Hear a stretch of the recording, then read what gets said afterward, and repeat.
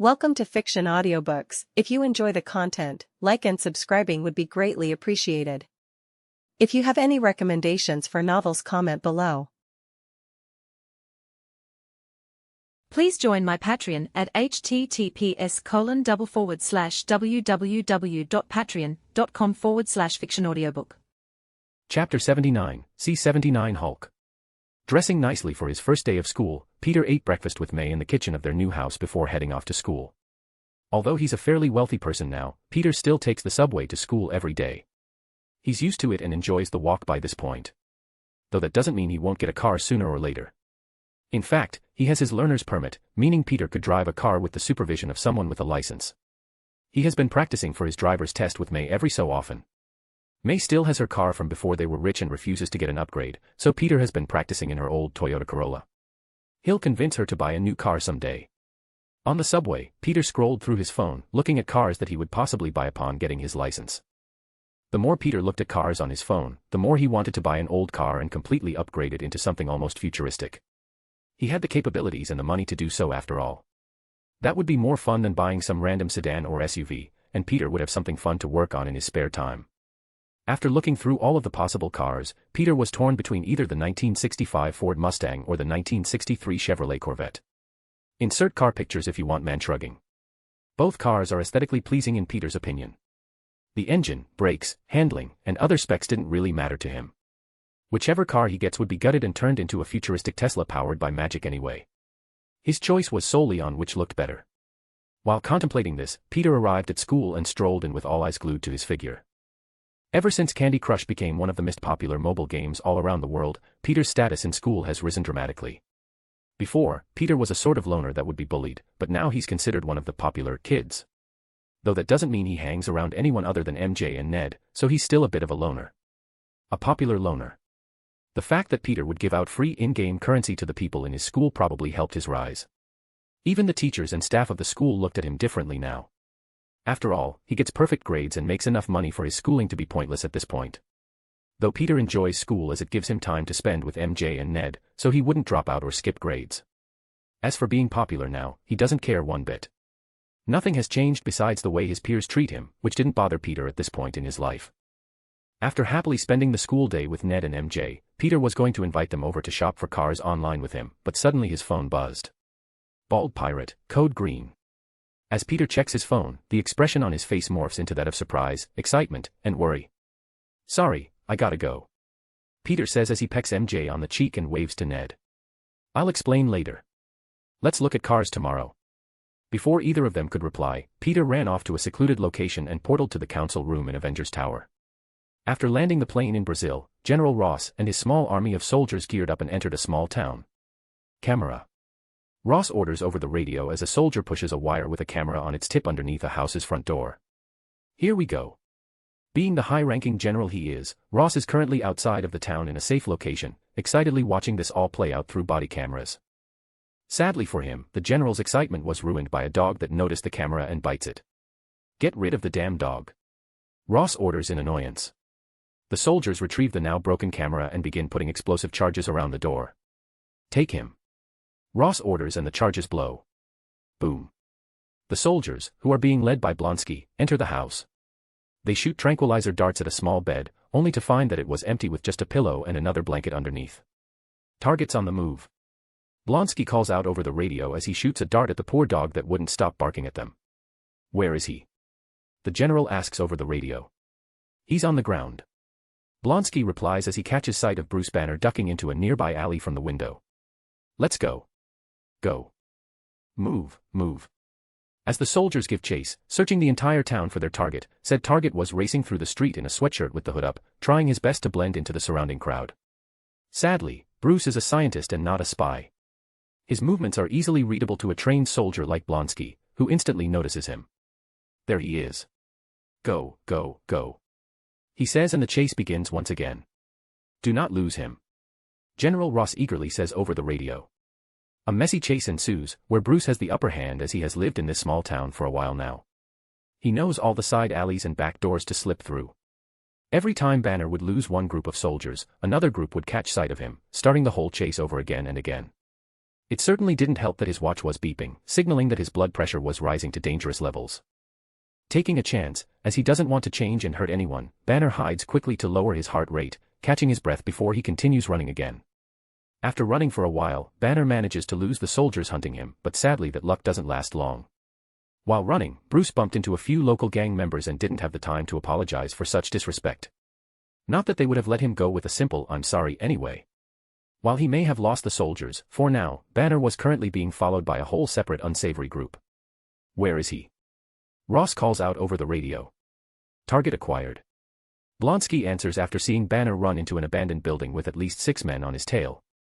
Bruce intended to hide here for a moment and calm down as his watch was beeping rapidly by this point, but that was soon interrupted. Gringo. The lead gangster yells as he and his men enter the building. Cornered by the tough guys that came out of nowhere, Banner was confused as they snatched his laptop from him like the criminals they are. Please. No. Not the computer. I need that for my research. Bruce calls out pitifully as he's pinned up against the wall. Not so tough now, huh? The leader calls out as they all start wailing on Banner. It started with punches but soon devolved to stomping as Bruce fell to the floor, taking each hit with gritted teeth as an angry expression slowly morphed onto his face. Stop. Please. Me, angry, very bad. Banner tries to reason with them but they didn't understand, nor did they care to. Yeah. Well, I very bad angry too. One of them jokes as they all laugh and continue beating him. Oh, no. You don't understand. Bruce says as his skin begins to turn green, shocking the gang members around him. What the? Is he sick? What's wrong with him? Yo. This shock didn't last long as silenced darts are shot from the windows of the building and hit each of the gang members. They all fall to the floor and pass out at the same time, but sadly, it was too late. Banner's watch was beeping crazily by this point. As he lay on the floor covered in bruises, his BPM hits 200, causing a loud angry roar to escape his lips. Arg. After the earth-shaking roar is heard, Bruce's body expands and grows into a giant muscle-bound green monster, destroying every bit of clothes he was wearing besides the pants, which turned into tight underwear that barely covered his privates. Insert a picture of the Hulk here. Anyone else seeing this? One soldier asks in fear. Not even bothering with the soldiers yet, the Hulk picks up the unconscious gang members one by one and throws them across the room, killing them as they impact the hard wall. We've got a bogey of some kind. Please advise. A soldier asks fearfully over the radio, unsure of what to call the monster before him. That is the target. Use every trank you've got. Do it now. Ross orders without a care for his men's safety. Following orders, as they've been trained to do, the commandos opened fire on the Hulk, only for their darts to bounce off of his skin. Feeling his skin itch, Hulk turns to see the soldiers with weapons drawn and charges at them in anger. Go live. Go live. Go live. Get out of the way. Move. The commandos begin to panic as the giant green monster closes in on them. Grabbing a soldier in his giant hand, Hulk squeezes him like a tube of toothpaste, killing him instantly and tossing him aside like a used toy. After seeing this, the frightened commandos open fire with actual rounds, causing him to only grow angrier and stronger with every bullet that impacts his skin. It's behind us. Move. Move. Get him. Shoot. Shoot. The soldiers spread out in and around the building and try their best, but nothing seems to break through the Hulk's skin. Seeing that bullets were of no use, Blonsky throws a grenade at the Hulk, temporarily stopping him for only a moment. Leave me alone. Hulk yells like an oversized and angry child. That grenade was the last straw. With an angry grunt, Hulk rushed around the building slaughtering the many soldiers with the ease of a child playing with their dolls. Wherever the Hulk would appear, blood and screams would soon follow close behind. No. No. General Ross yelled over the radio as his men were dropping like flies. Blonsky, being the smart and experienced soldier he is, instantly saw that this was a losing battle and scurried away, which saved his life. The rest weren't so lucky. A/N, 1769 words. Chapter 80, C-80 The Council convenes. Walking through a portal into the council room at the top of the Avengers Tower, Peter and Professor Xavier were met by Fury, Tony, and Magneto, who were sitting around waiting for their arrival. Peter always has to pick up Charles for meetings like this. He is the only one that doesn't live in the city and the X-Men don't have their cool jet just yet. Yo. Peter calls out as the portal closes behind him and the professor. Good, you're both here. Fury says as he plugs a flash drive into the table and taps a few buttons. Instantly, a hologram appeared in the center of the table. Videos begin to play, showing bodycam footage of a battle between heavily armed soldiers and a giant green monster. The massive muscle-bound green giant was decimating the soldiers with ease. It was more of a massacre than anything else. The soldiers were either torn apart, clobbered to death, or thrown away at speeds that would surely kill them upon impact. Suddenly, the video froze on a close-up picture of the green monster and a window popped up next to it. This window showed a picture of Bruce Banner with a lot of text below. For those that don't know, this is Dr. Robert Bruce Banner. He's a renowned scientist who is highly respected for his work in biochemistry, nuclear physics, and gamma radiation. Fury starts but Peter picks up where he left off after taking a seat. Banner was commissioned by the United States General Thaddeus Ross to recreate the super soldier serum that created Captain America. However, Ross elected not to inform Banner about what he was creating. During the experiment, Banner was exposed to dangerous levels of gamma radiation. As a result, the mild-mannered scientist found that when angered, provoked, or excited, his body and brain would transform into a huge, rage-fueled, primitive-minded creature known as Hulk. For 5 years, Banner remained on the run from the United States Army with the Hulk under control. Though it seems that they clashed recently, based on this video. Peter says, shocking Charles and Eric, who knew nothing of this. You would be correct. Ross lied to his superior and went down to Brazil to capture Banner. As you can see, that operation failed horribly, like many that involve Thaddeus.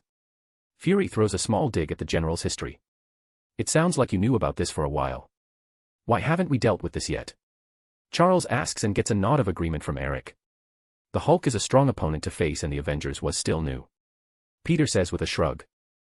He seemed to have the Hulk under control as well. It wasn't like he was in Brazil rampaging or something. This incident only occurred because Ross and his men tried to capture Banner. Fury clarifies. Should we mobilize some Avengers to take care of it? Eric asks, thinking this was a strategy meeting to kill Banner. No, Banner is a future member of the Avengers. Peter puts a stop to this line of conversation. Why? Charles asks confusedly. You said it yourself. When in this state, he's a rage-fueled and primitive-minded creature. Just looked at the footage. I'm not saying we have to kill the men, but recruiting someone like this seems like a liability to me. No one could argue with Professor Xavier's words. Especially after watching the slaughter from the body cams of the soldiers so easily defeated. So, how should we handle this? Tony asks with a glass of dark liquor in his hand. Maybe sedate the guy before he can turn and bring him back for testing. With enough time I could probably come up with some type of cure. I say we just kill the thing, but I know none of you would agree. Well, Fury might, but he's surprisingly sentimental at times. Eric says defeatedly. Huh. Fury grunts in confusion. How about this? Peter says with a sigh, as he knows that none of them see things his way. I admit that Banner's power is unpredictable and possibly uncontrollable, but I believe that Hulk can be reasoned with. Eric rolled his eyes at this, while everyone else in the room looked at Peter doubtfully. Even Fury was doubtful, and it was his idea for the Hulk to be an Avenger in the first place. Ignoring the looks from his colleagues, Peter continues speaking. We'll approach Banner and try our best to speak to him without the Hulk appearing. Though, if the Hulk comes out, give me time to talk to him too before we start fighting. That's all I ask. Peter says, and no one had it in them to turn him down. Do we even know where he is now? There's no way he's still in Brazil after this. Tony asks as he gestures to the hologram. His current location is unknown, but we know that his last heading was north. Fury says as he presses a button and a video of the Hulk leaping off the ground and launching over a jungle plays. I have a lot of resources looking for Banner as we speak. Do we know where General Ross's daughter lives? Peter asks, confusing everyone but Fury. Tony taps the table and a holographic keyboard appears for him to use. Betty Ross currently lives in Virginia. Why?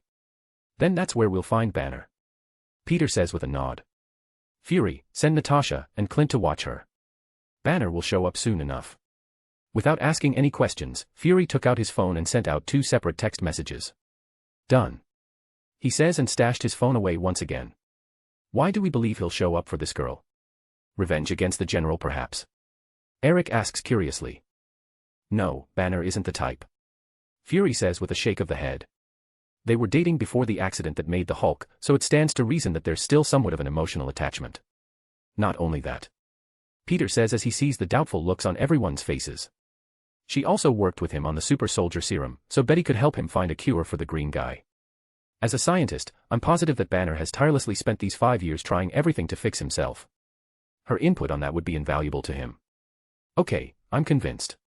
Charles says as he and everyone else see their reasoning now. Who should we send when he's found? That's right. Tony exclaims as he jumps to his feet excitedly. This will be the Avengers' first real mission. Did you just figure that out? Fury mutters with a roll of his singular eye. Oh, shut up. This is exciting. Tony responds with a grin. Even Fury's snide comments couldn't bring his mood down right now. This seems like something that Charles would excel at. Eric says as he looks toward his old rival. How so? Charles asks back. Can't you simply put this Hulk to sleep with your telepathy? If it truly has a primitive mind, then putting the thing to bed should be child's play for you. Magneto says as if it would be the easiest thing in the world. That could work, but we shouldn't count on it. Peter says, knowing it won't be that easy.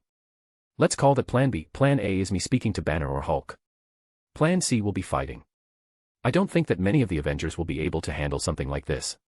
Tony says after a moment of thought. Storm is the only one that comes to mind. Kurt can act as support, but that's about it. We may have to handle this ourselves. Eric says with a thoughtful look. Chiapas, Mexico. A tired, dirty, and disheveled Bruce Banner could be seen walking the dirty streets without any clothes whatsoever, not even shoes. Thankfully, he still had what remained of his pants, which were mangled and didn't fit anymore, holding them over his private parts. Tired from his journey from Brazil, Banner took a seat in a crowded market with arms outstretched and his hands palmed together. After resting for a while, most people would see him and grimace in disgust before turning their heads away, thinking that he was just a beggar. Out of nowhere, a little boy runs over and drops a handful of pesos onto the ground in front of him. Before Banner could thank him, as everything he owned was either destroyed or left back in Brazil, the kid ran off and disappeared into the market's crowd. With his new funds acquired, Bruce first bought himself some clothes before filling his stomach and continuing the trek toward America with a tired but determined look on his face. A/N, 1482 words. Chapter 81, C-81 found. Before leaving the council room, Peter and everyone decided that the Avengers weren't ready to deal with someone of Hulk's caliber. He might as well be the living personification of rage given form in this universe, so people like Sabretooth, Nightcrawler, Wolverine, and Mystique would never stand a chance. Sorry, but it's just the truth. Even if they were to fight well in the beginning, the Hulk will only grow stronger with time. Anger and rage fuel his strength constantly after all. The anger from a drawn-out fight would be more than enough for the Hulk to beat them, which is why Peter and everyone else decided that the Avengers Council and a select few others will be the only people involved in this mission. The Avengers' first mission, that is. Iron Man, Magneto, Professor X, Storm, Nightcrawler, and last but certainly not least, Spider-Man. Obviously, Fury wouldn't be anywhere near this. He may be an amazing spy or secret agent, but he would have even less of a chance than the Avengers they're leaving out of the mission. Storm was an easy pick for the team as she's an Omega-level metahuman and could simply attack from a distance using her flight ability and lightning. Nightcrawler isn't nearly strong enough to deal with the Hulk, but he has a very valuable ability, teleportation. He won't get involved with any of the fighting, should it ever come to that, and simply use his teleportation to assist the team when needed. The rest were chosen because they're strong enough to deal with this. It was that simple. Well, all except for Tony. Most of the council didn't think that Tony's suit would hold up against the Hulk, but he managed to convince everyone that he had something planned for this. After all, Tony knew about the Hulk for a while now, so he has had time to cook something up for the Green Giant. Tony refused to say anything about it when they asked, but Peter thought it was probably the big Hulkbuster suit. Though, he didn't know that for sure. The world has changed with his influence, so Peter tries not to expect anything anymore. Not to mention the inclusion of the X-Men, which didn't even exist in the MCU. Peter just has to be prepared for anything and remain watchful for things that may stay the same. He hoped that a lot would stay the same, but rarely is anyone that lucky.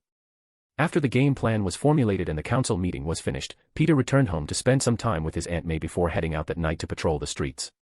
His crime-fighting schedule has lessened greatly due to the sale of Hand Ninja in the city, but Peter still likes to get out of the house for a few times a week and swing around saving people.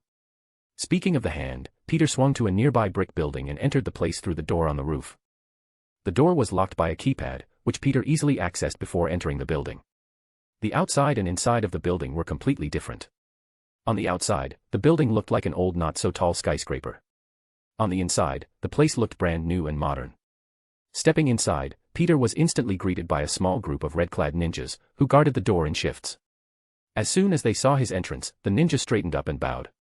"Keep up the good work," Peter called out as he descended the stairway. This building is the headquarters of the Hand, not just for New York City but the whole world. The Hand never had a true headquarters before Peter's arrival. Each finger of the Hand had their own home base, which usually changed frequently based on their whims or plans. The closest thing that they had to a headquarters was the temple where Peter fought the Beast, but that doesn't really fit the description. Peter had the hand move here about a month ago. He could technically portal to any location, but having his subordinates close by feels more comforting in a way. As Peter descended the stairs, he was met by his trusted second-in-command, Scythe, who rushed over as soon as Peter's code was used to enter the building. "Good evening, Black Sky," Scythe says as he bows similarly to the ninjas that were guarding the roof store. "Do you require any assistance?" "Yeah." Peter nods as he takes out a flash drive and hands it over. This contains the information of a man named Bruce Banner. He should be trying to enter the country from South America. He doesn't have a passport or any identification, so he'll most likely cross the border illegally. I want everyone looking for him.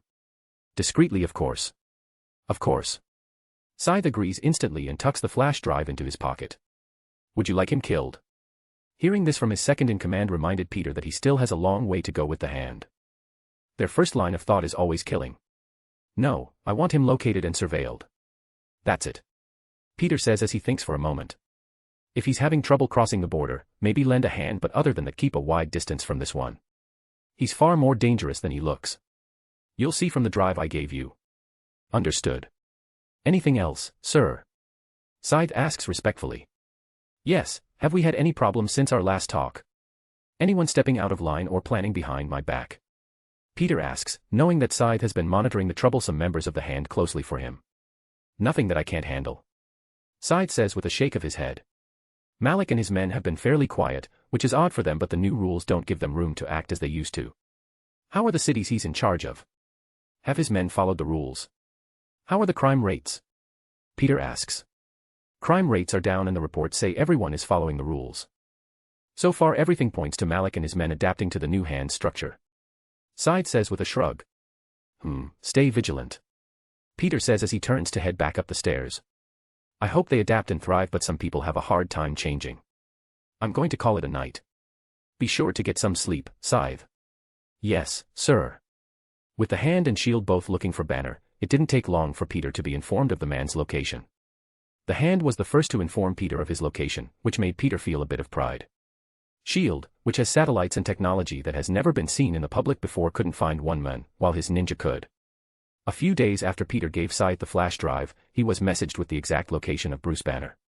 He was already in Virginia and would soon arrive at Culver University, where Betty Ross works as a scientist and professor. Damn, the guy moves fast. Peter thought. Barely an hour after Peter was informed of this by the hand, Natasha texted everyone about the same exact thing. Natasha, he's here. Culver Campus, Virginia. Outside of a pizza shop on the outskirts of campus, an elderly man waved off a group of children as he begins to close up for the night.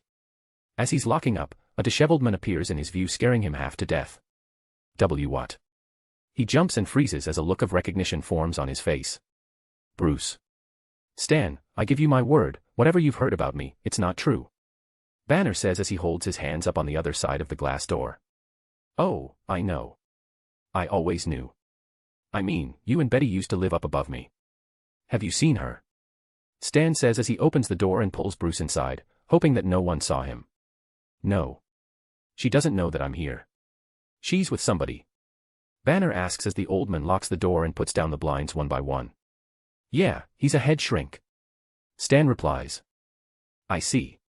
Bruce mutters dejectedly. Hopefully she's happy. What can I do to help?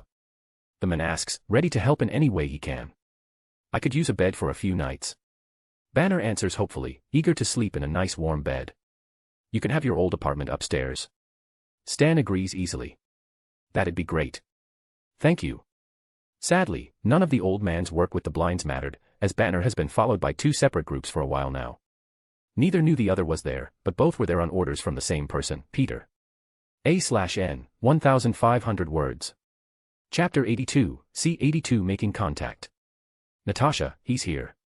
Upon receiving this text, the Avengers Council convened once again, but by this time they were informed that Banner was sound asleep in an apartment above some pizza place. Knowing that it isn't best to wake him up, as nobody is happy when someone wakes them from their sleep, they all agreed to give Banner his beauty sleep, as he may turn green without it. They would rely on Clint and Natasha to inform them when he's awake, and head over together at that time. Next day. Is this guy a bear or something? I didn't know humans could hibernate. Clint comments from his position in an empty shop across the street from Stanley's Pizza Parlor. It was already midday and there has been zero sign of Banner leaving the building. The shop had some traffic from customers coming to buy food, but there was no sign of their sleepy scientist. The second floor's curtains were shut tightly, so they couldn't see inside, not even a shadow was visible. Though this wasn't some trained agent that they were dealing with, so neither Natasha nor Clint were worried about Banner giving them the slip. Especially with Clint keeping watch of the building. They don't call him Hawkeye for nothing after all. From what I can guess, he most likely didn't sleep during the entire trip here. He's being hunted by a United States general. I'm sure the nerves have been hell for someone so untrained. Natasha answers from across the room, polishing one of her many pistols. Yeah, well hopefully he wakes up soon. I promised Laura and the kids that I'd be on a plane back by tonight. Clint says as he keeps his eyes trained across the street. Well, our job will be finished when the bosses arrive, so you could just leave as soon as they get here. Natasha says with a shrug. Are you sticking around? Clint asks with a raised brow. Yes, I'll stay in the area just in case they need some help. Natasha nods as she holsters her gun. Sigh, then I'll stay as well. Clint sighs defeatedly. Clint didn't have it in him to leave the mission when his partner would stay behind without him. If something happened to her after he left, then Clint would never forgive himself. His family would understand. After all, this isn't the first time that he would return home late. It certainly wouldn't be the last either. That's for sure. You don't have to. I doubt that they'll need my help. Natasha started speaking but she was soon cut off. Oh, we got movement. Clint practically jumps as he sees a much cleaner Bruce Banner walk out of the pizza shop with a couple of pizza boxes in hand. Where's he going? Natasha asks as she sees Banner walking toward campus buildings. I don't know. To deliver some pizzas. Let Fury and them know he's up and moving. Clint says and they slip out of the building, following Banner at a safe distance as not to cause suspicion. Culver University Science Building. Excuse me. Pardon me.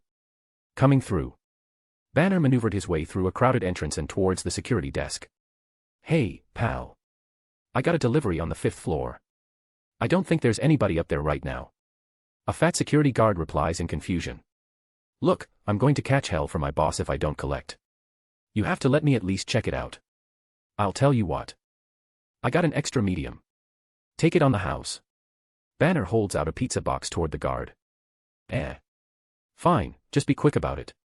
The guy snatches the free pizza and shoos Bruce inside. You're the man. Banner says thankfully as he walks past the guard. Both Natasha and Clint watched this interaction from close by but out of sight and were shocked. Did he just bribe a security guard with a pizza? Clint asks as he watches the sad excuse of a guard start inhaling pizza slices. Yeah, I can't believe that worked. Natasha says with a shake of her head. Navigating his way through the building, Banner finds a computer lab of sorts and he signs into one of the many PCs as Betty Ross. He still knew her login and password after 5 years apart. Thankfully she didn't change anything. Unfortunately, any and all work associated with the project that turned him into a monster was gone without a trace left behind. When he ran from the soldiers in Brazil a few days ago, he had a laptop with all of the research data from the Super Soldier Serum Recreation Project.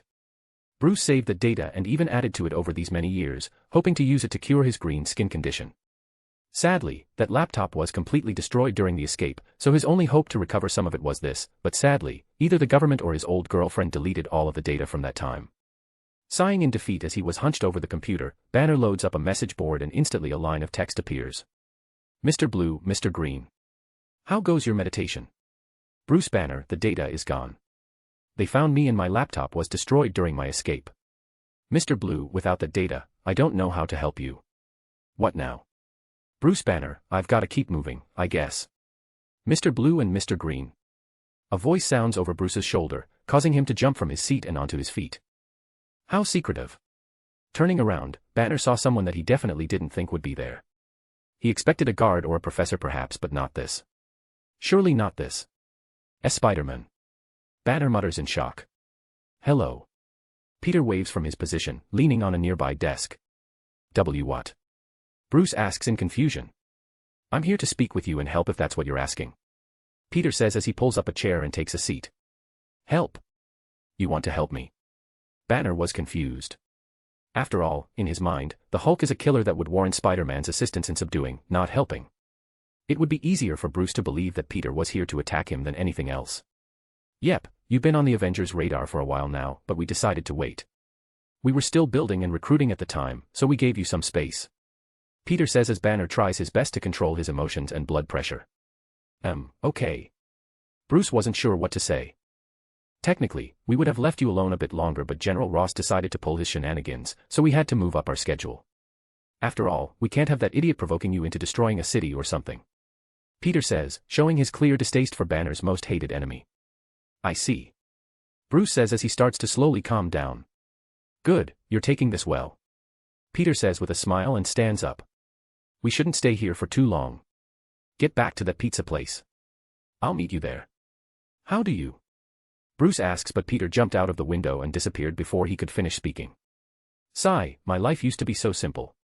Peter could have portaled Banner out of the building instead of splitting up like this, but he didn't want to reveal his portal ability to the Hulk just yet. He didn't know if the Hulk sees and knows everything that Bruce does after all. Portals will be Peter's best weapon against a being as powerful as the Hulk. Especially when it comes to trapping or moving him out of a crowded area. Though they technically didn't separate, as Peter stealthily followed Banner all the way back to the pizzeria, wanting to make sure the squirreless scientist didn't try to run. Not like it would matter as the Hand and Shield were still following him as well. Peter had to be careful dealing with Banner, so he refused to take any chances though. On top of that, the team of Avengers that arrived with Peter was watching and listening in on that whole first meeting, ready to pounce should the need arise. They would continue to remain hidden but close by, as too many people may scare or excite Banner into turning green, which wouldn't be good for the people and property in the area. A/N, 1431 words. Chapter 83, C-83 Lovers Reunion. Thankfully, when Banner returned to Stanley's pizza parlor, Sten was already closing up without a customer in sight. You're back. The old man greeted Bruce warmly. Did you get what you needed? No. Banner answered as he looked outside the windows for any sign of Spider-Man. What's the matter? Were you followed? Stan asks as he stops what he was doing and checks the windows as well. Probably. Bruce answers as the kitchen door swings open behind them, causing the two to swing their heads around. Hello again. Peter says as he waves to them and inspects the pizza that was still left out. Hey, this looks okay. Are you from New York? Too shocked to answer the question, the old man turned to look towards Bruce, wordlessly asking what was happening with his eyes. Don't look at me. I have no idea what's going on today. Banner said as he watched the Spider-Man carefully inspecting the leftover pizzas. I ask because usually, the pizza outside of New York is subpar at best, with a few exceptions of course. This looks like something I could get in the city. There's no way you're from Virginia. Peter says but soon loses interest in the pizza, as the old man didn't seem very talkative. Should we talk upstairs? Peter turned back toward Bruce and gestured toward the passing civilians outside. Yeah. Banner replies, not wanting to draw attention to himself. Are you gonna be okay, kid? Stan finally speaks. Yeah, I think so. Banner says as he follows Peter toward the kitchen, where they went upstairs to his apartment. As the kitchen door was closing behind Banner, the door to the shop opened, and in came a dark-haired woman with blue eyes and a middle-aged man with dark hair and eyes. Insert picture of Betty Ross here. As Betty entered the shop with her boyfriend, Leonard, she saw a very familiar backside of a man heading to the back room. She instinctively knew who it was but wasn't sure if her eyes weren't deceiving her. Bruce. She thought as Stan turned to see her with a look of worry on his face. We're pretty well closed here, Bets. I'm sorry. The old man says as he glances at the door, only increasing Betty's suspicion. Oh, come on, Stan. It's Friday night. She responded while studying Stan's odd behavior. Who just went in the back? Just a plumber. Stan lies but sadly she could see right through it. Toilet's broken. Bruce is fixing toilets now. Betty says with a raised brow, causing Stan's eyes to widen, which proves her suspicions right instantly. Ah. Stan was lost for words for the second time today. Bruce. Leonard questions with a confused look. Isn't he dead? Listen, you kids should really get going. Stan tried his best but Betty simply ignores him and marches into the kitchen. Wait. The old man calls out but she was already gone. Standing frozen with the old pizza shop owner, Betty's boyfriend's face slowly morphed into one of concern and jealousy. He always hoped that Betty's missing ex was dead, not because he hated the men, but because he loves Betty and knows how she feels for the other men. While Stan started muttering to himself about how he did his best and that this wasn't his problem anymore, Leonard walked out of the shop and took out his cell phone, making a quick call. Climbing the stairs to his temporary apartment, Bruce lets Peter inside and turns on the lights. The blinds were still shut tight, so they simply took a seat in the living room without worry. How can you help me? Banner asked skeptically. In his mind, the Avengers may be strong but they can't face the might of the United States military. First, the military isn't after you, Thaddeus Ross is. Peter says, confusing Banner. Ross is a general. If he's after me, the military is too. Bruce corrects Peter with a shake of his head. No, he lied to his superior about the reason for his trip to Brazil. The government thought that he was simply going to extract a scientist, nothing more. They didn't even know you were there. Most people think that you're dead. Peter said, causing Banner to raise an eyebrow. So, does that mean he's in trouble now? He asks hopefully. No, not yet. Peter said with a shake of his head. So you're telling me that after lying to his superiors and that whole mess in Brazil, Ross hasn't even been reprimanded and is probably still out there hunting for me? Banner raises his voice angrily. Say the word and we'll move in, webhead. Peter could hear Tony's voice through his earpiece but didn't reply. Well, his superiors don't know just yet. Ross has become very adept at hiding his misdeeds over the years, but that doesn't mean they won't find out. After all, the Avengers are involved now. Peter says as he turns his head, sensing someone coming up the stairs. Right. Banner says, but before he could continue, the door to the stairway flies open and hits the wall. Bang. Bruce. Betty exclaims as she marches into the room, determined to find out what was going on. Betty. Bruce practically jumps out of his seat in surprise as their eyes meet. Well, this just got complicated. Peter says, causing Betty to turn towards him next. Spider-Man. She mutters in shock. Yeah, hello. Pete says with a wave. I'm here to help Bruce. Help with what? After a long explanation, where Peter sat back and watched the two reunited lovers speak, Betty was finally up to speed on what's been going on. What is it like? When it happens, what do you experience?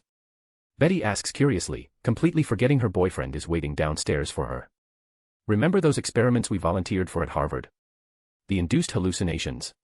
It's a lot like that, just 1,000 times worse. It's like someone poured a liter of acid into my brain. Bruce explains. Do you remember anything? She asks again. Just fragments. Images mostly. There's too much noise, I can never derive anything out of it. He says. But then, it's still you, inside of it. Betty says but was soon cut off. No. No, it's not. Bruce says resolutely. Okay, this is touching and all but it's getting late, so let's get this show on the road. The Avengers are willing to help and shelter you. We can deal with the military and help you research your condition. Are you interested? Bruce, I don't understand why we can't just walk in and talk to my father. Betty ignores Peter and speaks, trusting her father as she was raised by the men. No, he told me what he was gonna do. He wants it out of me. He wants to dissect it so he can replicate it.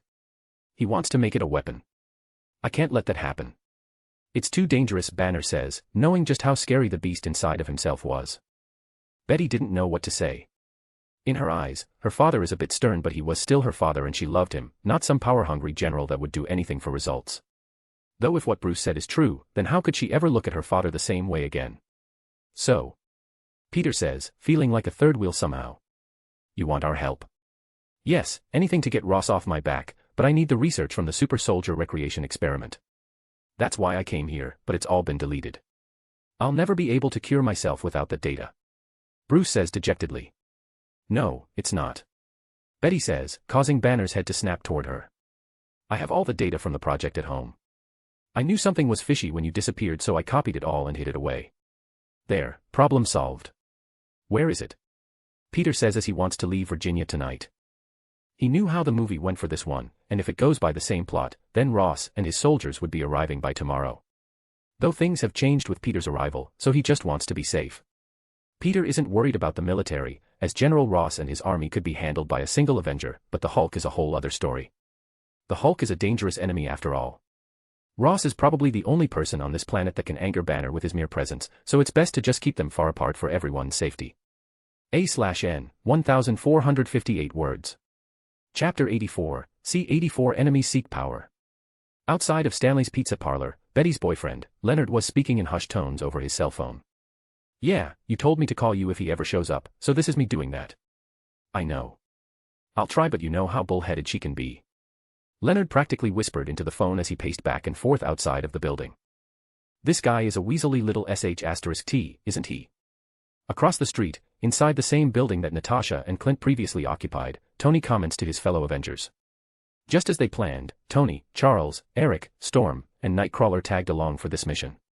They followed Peter and Banner at a distance and sneakily hid in the building, listening to the conversation thanks to the microphone that they placed on Peter's suit beforehand. Though that wasn't the most interesting conversation going on across the street.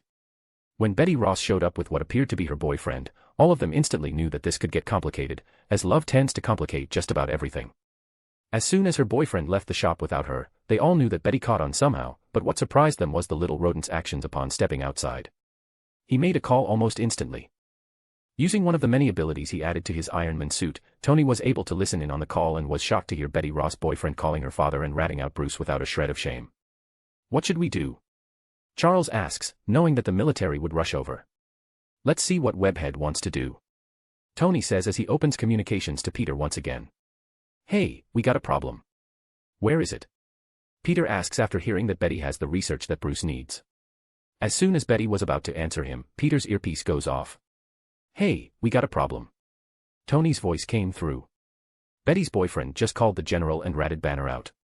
Furrowing his brows and going silent for a moment, Peter puts his hand on his ear, tapping the earpiece so he can speak back to Tony. "Did he say that I'm here as well?" Peter asks, confusing both Bruce and Betty, who wondered what was going on. "Who are you talking to?" Banner asks a bit anxiously.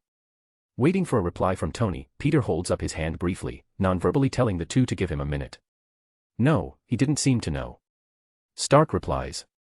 "Good, when he's off the phone, send Black Widow to sweep him up. We can't have the general know that we're involved just yet. He'll start backtracking and maybe go into hiding." Peter says and takes his hand off the earpiece. "You got it," Stark says, and the line goes quiet again. "Who's Black Widow? What's going on?" Betty starts asking as she saw that Peter was done speaking. "Why did you mention the general?" Banner asks suspiciously. "Calm down," Peter says to Banner and looks toward Betty. "Your boyfriend just called your father and snitched on Bruce, so now General Ross is on the way. I need to leave." Banner mutters as he instantly jumps to his feet and starts heading toward the door. As he reaches for the doorknob, Peter shoots a web at the door, sealing it shut and causing Bruce to whirl around and look at him dangerously. "Oh, calm down." Peter rolled his eyes at Banner's behavior. He only just found out and he's definitely not even in the state. It'll most likely take him hours to get here at the least. We have time, so relax. Taking a deep breath, Banner paces around the room and tries to calm himself down as he can feel his pulse was rising. Betty, on the other hand, was shocked and didn't want to believe that Leonard would do such a thing. Then she remembers what Peter said about sweeping him up and rushed to the door. Sadly, the door was blocked by webs and a normal human would never be able to pull them off. "If you're worried about your boyfriend, he'll be fine. We're just going to detain him until this is all wrapped up. He won't be harmed. You have my word," Peter says as he walks to one of the windows and peeked out just in time to see Natasha luring the men into an alleyway. As soon as they were out of the public eye, Natasha used a needle to inject him with something, causing the little rat to fall unconscious almost instantly. "Target detained." Peter heard Natasha's voice over the comms. "Since that's taken care of, let's go and get that research data. Then Banner can leave before the general arrives," Peter says, breaking the two from their thoughts. It's in my basement," she says, scared for Leonard. "Relax, we're the good guys. Your boyfriend will be released by tomorrow night at the latest. Now, let's go and get that data," Peter says as he walks over to the door and rips the webs off easily. As Peter walks down the stairs, both Bruce and Betty lock eyes and stare at each other for a brief moment before following after him. At an undisclosed military base, a middle-aged man in a blue shirt showed up out of nowhere and asked to speak to General Ross. He was almost turned away at the gates, but then he mentioned Bruce Banner's name, which immediately grabbed the general's attention. Insert picture of Samuel Stearns or Mr. Blue here. Dr. Samuel Stearns is a world-class cellular biologist who has been using his connection with Bruce Banner to study what happened to him, hoping to do something similar but more controlled to himself. "Dr. Stearns, are you telling me that you've been in contact with Banner and can make more like him?" Ross asks after hearing what the men had to say. As soon as Banner didn't have the research data anymore, his helpful friend Mr. Blue gave up on him and went straight to a different source, General Ross. "No, not yet. I've sorted out a few pieces, but it's not like I can put the same Humpty Dumpty back together if that's what you're asking. He was a freak accident, the goal is to do it better," the eccentric scientist explains. "I like the sound of that." A new voice echoes into the room as Blonsky comes strolling in. "Blonsky, I don't believe that I called for you." General Ross didn't like his subordinate acting so open in his presence. "Sorry, sir," Blonsky says respectfully. "But I would like to volunteer as Dr. Stearns' test subject." "Why? You're already enhanced?" Ross asks in confusion. After being the one and only soldier to escape the Hulk's clutches back in Brazil, Blonsky was enhanced with a knockoff version of the super soldier serum, which was still being tested by Ross scientists. Sadly, even compared to the original serum, the recreation used on him was about 50% weaker than the original, while the Hulk is well over 10,000% stronger than Captain America. Yeah, well, I want more. You've seen what he becomes, right? I can never measure up to that with just my current strength. Blonsky says, getting nods from both Ross and Stearns. I have, and it's beautiful. Almost godlike. Dr. Stearns comments with a far-off fanatical look. Make me that. It's the only way we can beat the Green Bee *starred. Blonsky says pleadingly. He wanted nothing more than to be a titan like the Hulk. A man that could move mountains with his strength alone. I don't know what you've got inside of you already. The mixture could become an abomination. Stearns comments after a moment's thought. Hearing this seems to anger Blonsky, who grabs Dr. Stearns by the collar and raises him into the air with ease. Stand down, Blonsky. General Ross orders with a threatening glare. Tisk, yes sir. Blonsky reluctantly dropped the scientist, who didn't expect it and fell on his backside. Good. The general says as he turns to Stearns and offers him a hand, pulling the scientist onto his feet once again. Abomination or not, we need all the help we can get. I never said that I was unwilling. Dr. Stearns looks over at Blonsky in fear. I just needed informed consent. I can get to work on him immediately. Ring ring ring. Get to work. I need to take this. General Ross shoos them out of his office and picks up his phone after seeing the caller ID. Leonard. Is there an emergency with my daughter? A/N, 1456 words. Chapter 85, see 85 stepping in. By the time they exited the pizza shop, Betty's boyfriend was nowhere to be seen. She peeked around for him but soon gave up as she knew that the Avengers had kidnapped him. Did you drive here? Peter asked as he gestured to the only car parked outside the shop. Why yeah, that's mine. She stutters, still shaken up by how quickly Leonard disappeared. Good, let's take your car then.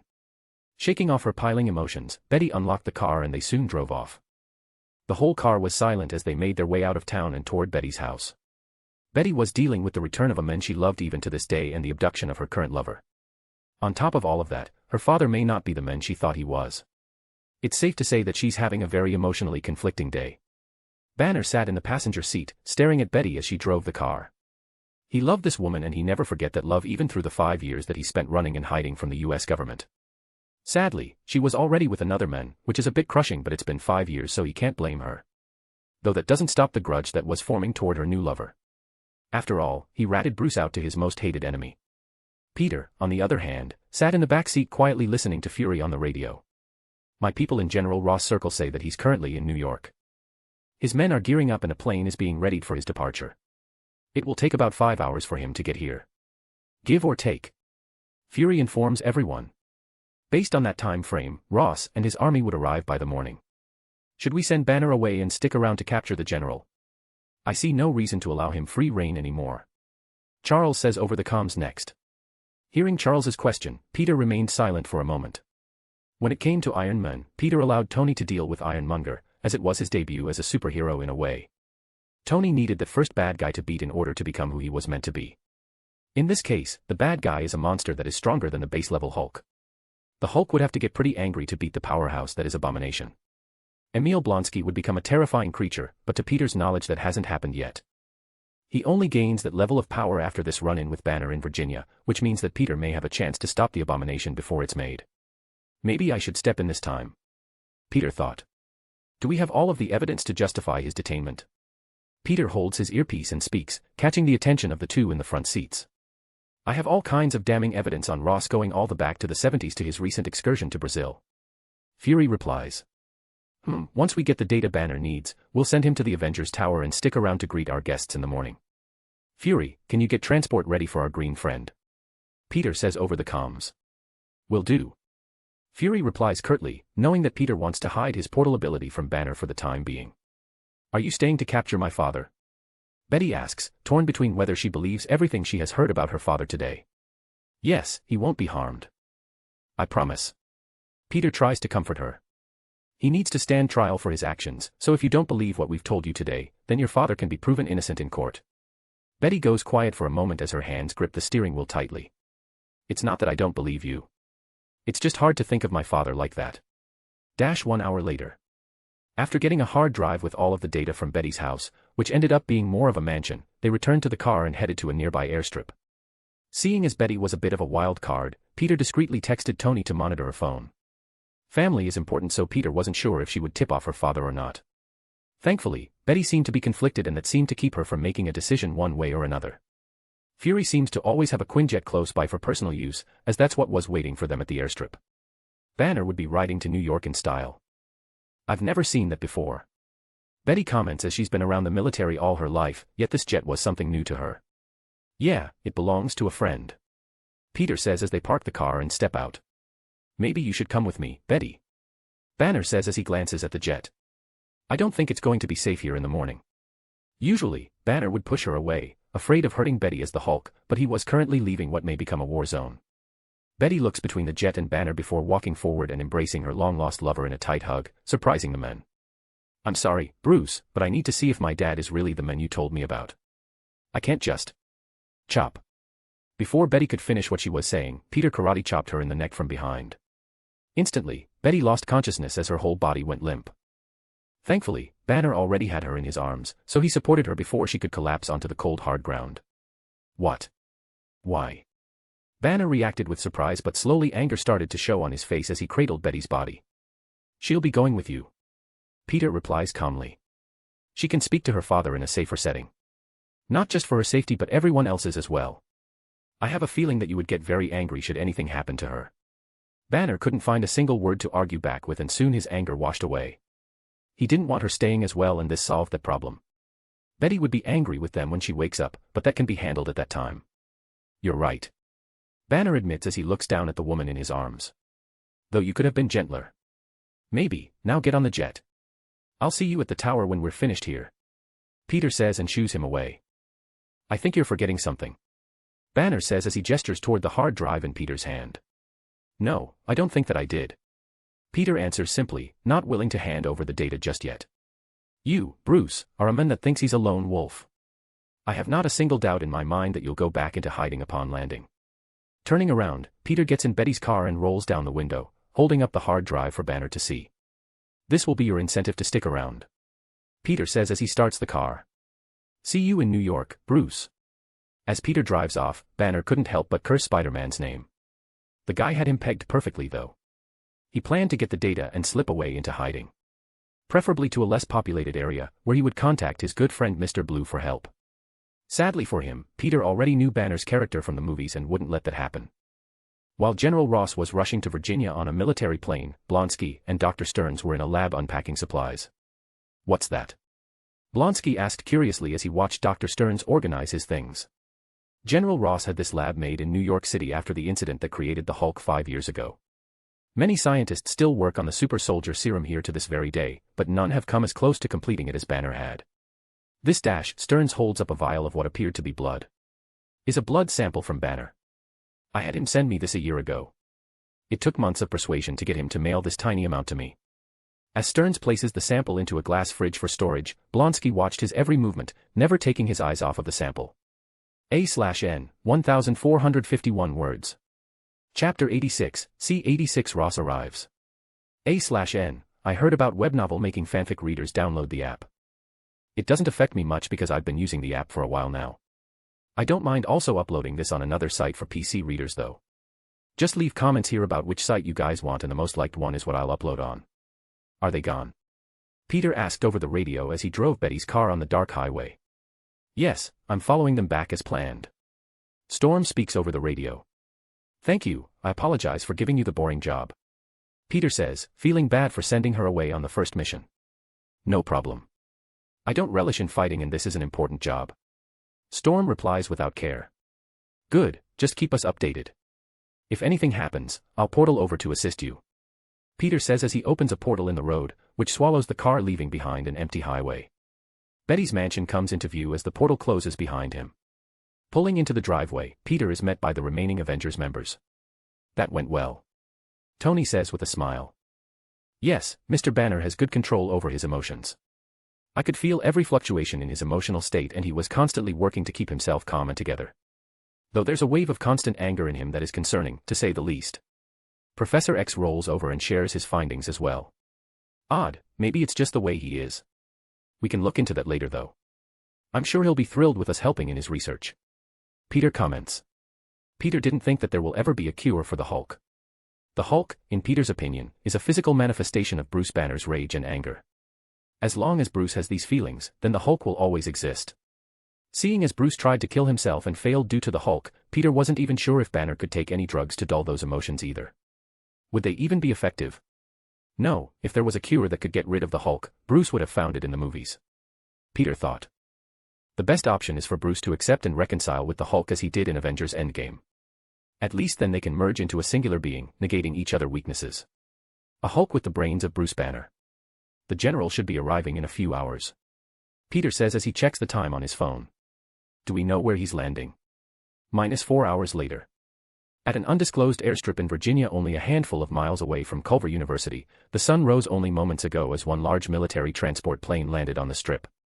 Though it wasn't the only one. One after another 4 planes landed in total. Each of them carrying able-bodied soldiers, vehicles, and equipment. When every plane landed, the soldiers from each plane hustled and bustled to get to their respective duties. Whether they be moving crates, driving vehicles, or simply securing the perimeter, these soldiers moved with purpose as they executed their orders perfectly. Was that the last plane? Peter asks over the comms from his hiding spot in a nearby tree line. Yup, no other planes are in the area. Tony answers him. Good, who wants to take the lead? Peter asks but no one speaks up. Well, Magneto seemed eager, but the man was a bit too hot-headed so everyone ignored him in this instance. Though he has been calming down as of late. It just takes time for someone that had a villain mentality to adjust to the hero's gig, but he has been adapting well so far. I guess I'll take lead then. Peter says with a sigh. Everyone wants the feeling and power of being in charge but they don't want any of the responsibility, which is something Peter has learned in the many months since making the Avengers. Even seasoned veterans like those on the Avengers Council would rather offload the work and responsibilities onto another capable person. Sadly or luckily, depending on how you look at it, this person was Peter. This made Peter a sort of leader in the Avengers. He still couldn't make decisions on his own or anything like that, but his words carried more weight than the others did for sure. After all, he does most of the work. Though he couldn't blame anyone for this. Tony is a lazy playboy, Fury is busy with S.H.I.E.L.D., Charles is busy with his school, and Eric is a bit extreme for a leadership role. Peter was the only option really and he didn't mind being the one to take control in a way. I'll head down there and speak to them. Peter says as he uses his webs to catapult himself out of the tree line and straight toward the airstrip. You guys get into position and be ready for a fight. Remember, no killing or maiming as long as you can help it. This is our first mission and we don't need the media freaking out about the Avengers killing American soldiers. Yeah, we got it. Just be quick. I haven't slept yet. Tony says crankily, getting some words of agreement from everyone else. They did stay up for the whole night waiting for General Ross to arrive, so he couldn't blame them for being tired. Peter wasn't all that tired, but that was probably because of his age. He is the youngest one here after all. Though they didn't know that. I thought you'd be used to all-nighters at this point, Tony.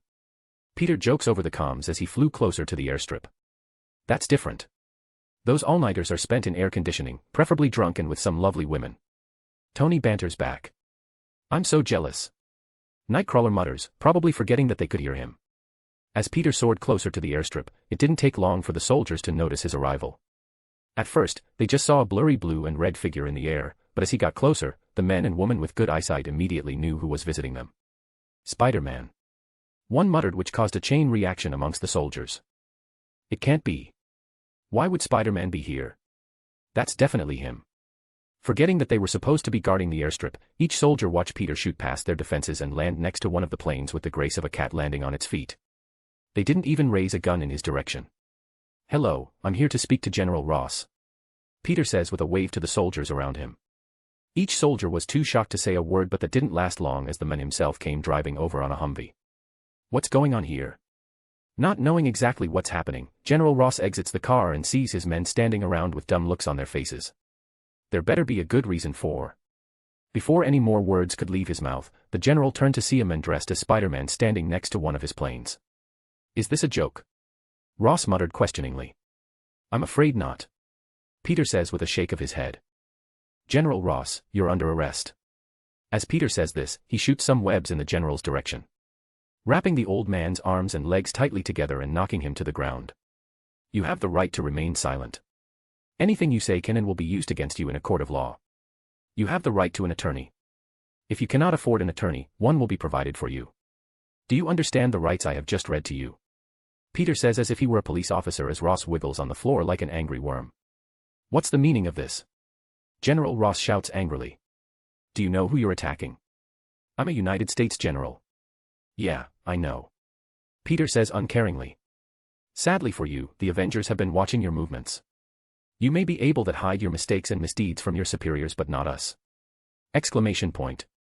General Ross instantly became alarmed as he stopped struggling and looked up at Peter in shock. As the shock wore off, the general's mind went into overdrive, trying to figure out a way to overcome this situation. It took only a split second for the general to make up his mind. Weapons ready. He shouts, causing every soldier in hearing distance to train their guns on Peter without a second thought. They were trained to follow orders and so they did. I'll warn you once. Ross says as he glares in Peter's direction. Leave and stay out of my business. You don't want me as an enemy. No thanks, I think I'll stay. Peter answers challengingly. Fire. The general ordered without a shred of remorse. Bang bang bang. Instantly, the sound of gunfire filled the airstrip as about 100 soldiers fired their weapons all at once. Kicking off the ground and into the air, each bullet passes under Peter, but that's not all. He was surrounded by soldiers, so these bullets that were supposed to only hit him were now heading toward friendly soldiers. Before any of the bullets could claim the lives of a single soldier, the tiny metal missiles were stopped midair, shocking everyone who thought they were about to die. When you said no killing, I never thought that I would have to stop them from killing each other as well. Magneto comments as he floats over and flicks his hand, which causes all of the bullets to fall out of the air. A/N, 1592 words. Chapter 87, C-87 Tussling the Army. A/N, I think Scribblehub 1. I'll upload chapters on there when I wake up and put a link in the next chapter. Of course, I'll continue uploading on Webnovel as the main place for my writing. I use and like the app so the weird change Webnovel decided to do doesn't affect me much, and I know many of you are in similar situations as me so don't worry. I'm not going anywhere. When you said no killing, I never thought that I would have to stop them from killing each other as well. Magneto comments as he floats over and flicks his hand, which causes all of the bullets to fall out of the air. Each soldier watched the bullets that would have torn them apart fall to the ground with frightened looks on their faces. Thanks, Eric. Peter says to Magneto as he lands on the ground beside General Ross, who was still tied up on the floor. No problem. Eric says as he stays floating in the air, looking down at the soldiers menacingly. Before the army could make another move, Iron Man and Professor X made their entrances next.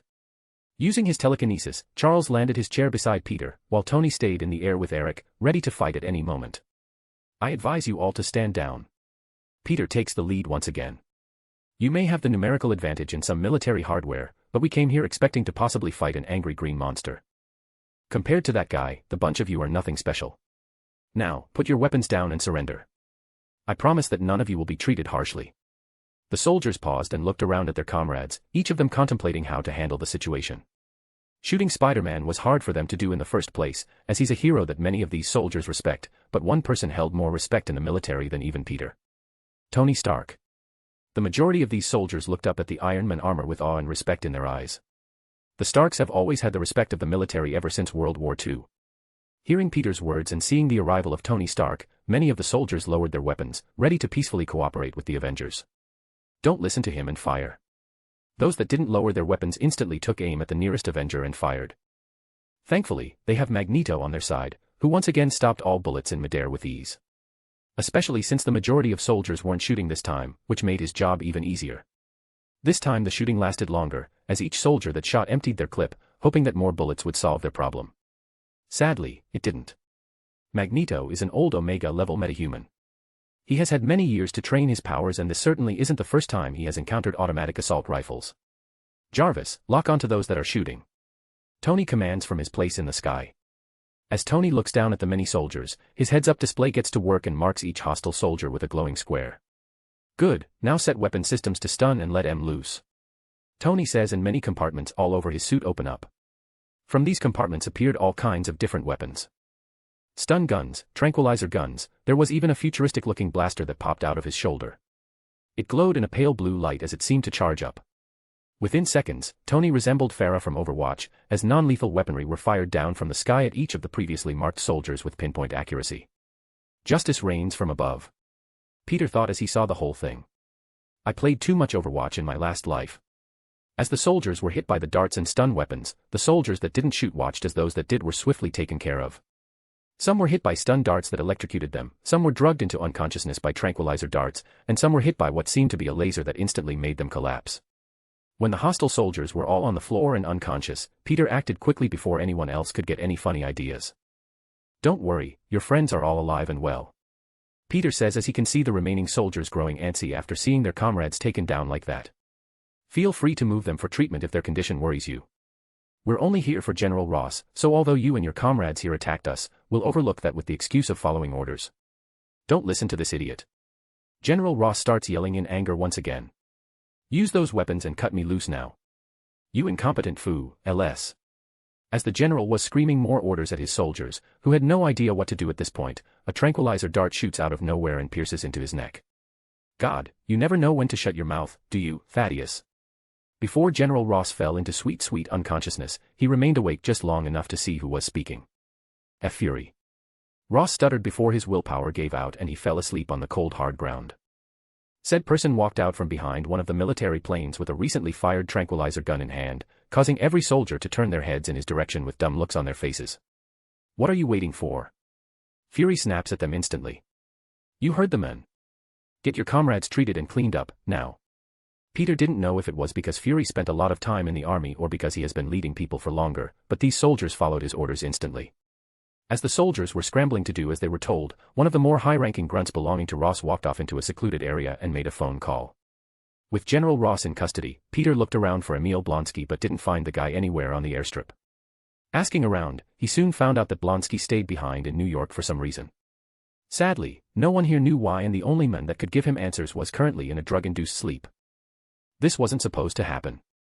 Peter thought as he and the Avengers left the area with the unconscious general in tow. Though, I knew this would happen sooner or later. Asshole. Betty yelled in anger as she kicked the door of the Quinjet from the inside. They were almost to New York, where they would land at the top of Avengers Tower. Bruce hoped that the whole ride would be peaceful, but that hope was crushed as his ex-girlfriend sprung up from her sleep. Once he explained to her what happened, Betty started cursing Spider-Man's name as she let out her anger on their poor transport. "You know, I know a few techniques that could help you manage that anger effectively." Banner offers but that seemed to only bring himself into the crosshairs. "You zip it." She snaps her head in his direction and hisses angrily. "Okay." In a fully stocked lab, both Dr. Stearns and Emil Blonsky could be seen sitting at a table by a phone. "You're ordered to halt all research for the time being and move everything to the location that I provided earlier. Wait there for further instructions. With the general captured by the Avengers, it's only a matter of time before they come snooping around. Do you understand?" A female voice says over speakerphone. "Yes, understood." Dr. Stearns answered. "Blonsky?" She asks as only one person answered her. "Understood, ma'am." He answers her through gritted teeth. "Good, I'll see you too soon," she says and swiftly ends the call. "Ah, she's an annoying B*TCH, isn't she?" Blonsky comments hatefully toward Major Kathleen Spar, who is a high-level aide to General Ross. "Why must you use such language constantly?" Stearns asks as Blonsky pulls out his pistol and rests the barrel on the scientist's forehead. "Now what could I have possibly done to deserve such aggression?" "It's not about what you've done, it's what you're gonna do." Blonsky mumbles agitatedly, causing Dr. Stearns to raise his head in interest. "I want what you've got off Banner, I want that." Blonsky points to the blood sample in the glass fridge. "Okay." Stearns agrees with a glimmer of interest in his eyes. "Good," Blonsky says, slightly surprised by the doctor's quick agreement. "Now, load me up." Holding out his arm expectantly, Blonsky waits as Dr. Stearns walks over to the fridge and pours Banner's blood into a syringe with a long needle attached to it. "Are you sure about this?" Stearns asks as he holds the needle centimeters from Blonsky's skin. "Just do it already." Blonsky answers back in annoyance. "Okay." Dr. Stearns mutters as the needle pierces the soldier's skin and he pushes the plunger at the end, injecting the blood. A/N, 1467 words. Chapter 88, C-88 Avengers Assemble. A/N, apparently the problem was solved so I won't be uploading anything on Scribblehub. Yay party popper. Finally. Betty comments as the Quinjet lands on the helipad at the top of Avengers Tower. "Yeah, I could use some food right about now." Banner says as they just spent hours on a jet without any food or water. "Same, let's hope that they have something to eat." Betty replies as they see a door on the roof but soon find that it's locked tight with a keypad on the side. Okay. I think that I hate Spider-Man. While Betty was having her realization of hatred, Banner tried to punch in some random codes on the keypad but nothing worked. They were stuck on the roof. As they were stranded, Betty did what she did earlier on the Quinjet and started kicking the door in anger. Truly, this was one of the worst days of her entire life. I can help with that. A voice calls out from above as the former lovers turn to see a white-haired and dark-skinned woman descend onto the roof behind them. Meanwhile. AF4. Ouru. As the blood was injected into Blonsky's arm, the reaction was almost instant. His body began to swell and turn a sickly green color. His skin resembled that of a lizard but also looked slimy and wet like a frog. Ow. Spiky bones grew out of his back where the spine was as his body grew to a size even bigger than the Hulk, breaking the ceiling and equipment around him. You see, this is what I've been trying to explain. Dr. Stern says as the abomination grows and begins to tower over him. I didn't know what you were already enhanced with. Blonsky's hair fell off as if he were a cancer patient, as odd-looking fish fin ears formed on the sides of his head. I mean, clearly it worked. Stearns cowers in fear as Blonsky's transformation was complete. Let's assume that you don't know what I'm saying, but if you'll just calm down. I can fix this. Insert picture of abomination here. All sense of reason seems to have left Blonsky, as he menacingly looks down at Stearns, who was practically huddled up in the corner. Orfer. Abomination growls as he backhands Dr. Stearns across the face. Instantly, a big gash opens up in the doctor's forehead as his body flies over to the glass fridge. As he smashes into the fridge, causing it to shatter, the vial that held only a few leftover drops of Banner's blood broke and a single drop managed to find its way into Stearns' open wound on his head. As the blood was absorbed into the open gash, Stearns' head seemed to morph and grow as a sickening smile formed on his face. Bang boom. With its creator out of the way, Abomination rushes across the room and smashes through the wall, breaking out of the building. Even at night, the roads and sidewalks of New York City were packed with cars and people. As soon as a bang was heard, everyone turned to see a giant lizard-like monsterman fall from a nearby building, barreling down toward the packed street below. What the? Someone muttered as the monster crashed down onto a taxi, flattening it with its giant body and most certainly killing whoever was inside. Agawugger. The abomination roared so loudly that it could be heard from multiple city blocks. When the shock of what they were seeing wore off, the people on the sidewalk ran and screamed as they do their best to just get the hell away from the thing that fell onto the road. Those in their cars tried to drive off at first, but with the New York City traffic that was impossible. Everyone trying to drive off at once somehow only made it worse, so they all gave up on their cars and ran away just like the people on the sidewalk. Luckily for these people, Abomination didn't even have them in his eyes. No, he turned his head and looked toward a tall skyscraper in the distance. The big glowing sign at the top of the building was like a beacon pointing him in the right direction to go. Avengers. Without giving the fleeing civilians a second glance, Abomination kicks off the ground and starts making its way toward the tower. In his drug and power-addled mind, Blonsky was looking for a fight and saw it in the Avengers. He even hoped that the Hulk would be there as well. This is the cafeteria. Storm acted like a good host and showed Bruce and Betty around the key spots of the Avengers tower. Yes. Finally. Betty says as she walks up to the counter and starts ordering some food from the chefs. Sorry, I don't think either of us has eaten anything in the past 10 hours. Bruce says as he joins his ex-lover in getting some long-awaited food. Ms. Monroe, there seems to be a disturbance in Harlem. The voice of Jarvis fills the room for all to hear. What is it? She asks. One moment please. Jarvis says as the room goes silent. What's going on? Betty asks as she and Banner walk over. Their orders were already made, so now they were just waiting for the food to be done. It appears to be a big green monster, ma'am. Jarvis reports back after searching social media and other sources for information. What? That's impossible. I'm right here. Banner says in confusion. Have a look, sir.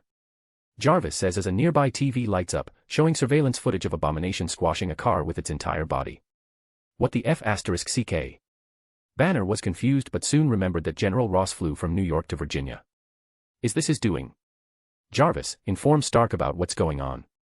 Storm says as clouds begin to form around the Avengers Tower. Already done. Jarvis says as the video on the TV shows the monster running in a certain direction. Ma'am, it seems to be headed in our direction. Good. Storm says as she walks to a nearby balcony with Betty and Bruce following after her. What should we do? Betty asks in fear. Stay here, Storm says as she turns to look Bruce square in the eyes. And stay calm. We'll take care of this. Rumble rumble rumble. As Storm ascends into the air and shoots off toward the sounds of roaring and destruction, lightning dances along the clouds and the sound of thunder fills the night air. Oddly enough, the stormy clouds seem to follow her as she flies off. "Sir, there seems to be a problem in New York." Jarvis' voice echoes from Tony's suit. After capturing General Ross, the Avengers team let the soldiers off for their attacks against them and carted off their captive to a secluded area. They planned to take a portal back to Avengers Tower without any prying eyes watching them. "What's the problem?" Peter asks as he and everyone else heard Jarvis speak. Did Blonsky do it or did Banner lose his cool? A big green monster appeared in Harlem. MS. Monroe is on her way to deal with it, but backup may be needed. Jarvis answers as a hologram appears from Tony's suit, showing exactly what Storm saw before heading out. Is it Banner? Charles asks in worry. After all, they just sent a man that could topple a city if angered to one of the biggest cities in the world. No, Mr. Banner and Ms. Ross are currently in the cafeteria of Avengers Tower. Jarvis answers negatively.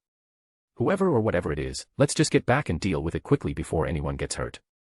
Peter says as he opens a portal to the hallway outside said cafeteria, still trying to keep that power secret from the Hulk. Let's go. Peter says as he walks through with the webbed general on his shoulder. Tossing Ross onto the hallway floors, Peter turns towards Fury as he steps inside. Get him to a secure location. We'll go and back up Storm. Peter says as he walks into the cafeteria followed by the whole team. Bruce, Betty, good to see you both again. Walking past them after a short greeting, Peter jumps off of the nearby balcony without giving them a chance to reply. Apparently, he was the only one with some manners, as the rest of the Avengers practically ignored them while following Peter off the building. Banner watched their backs as they jumped off of the balcony and into danger with an odd feeling. He almost felt as if he should be joining them but quickly does his best to squash that feeling. A/N, 1457 words. Chapter 89, C-89 Thunderous Battle. We'll take care of this. Storm says as she flies off into the distance, leaving behind both Betty and Bruce. She didn't know which direction the monster was coming from, but she didn't need that information in the first place. It only took Storm moments to find Abomination as it was hard not to notice where the animalistic roars and sounds of destruction were coming from. Heading that way and bringing the thunderous weather with her, Storm caught sight of a towering green figure barreling down the street toward the Avengers Tower, crushing cars and destroying anything in its wake. As she isn't a close-quarters fighter, Storm didn't bother landing or getting too close, simply deciding to follow Abomination from above. Closing her eye for a brief moment, Aurora seemed to exert herself for just a brief moment as the sounds of thunder intensified. Opening her eyes a moment later, an unnaturally bright blue light illuminated from her eye sockets.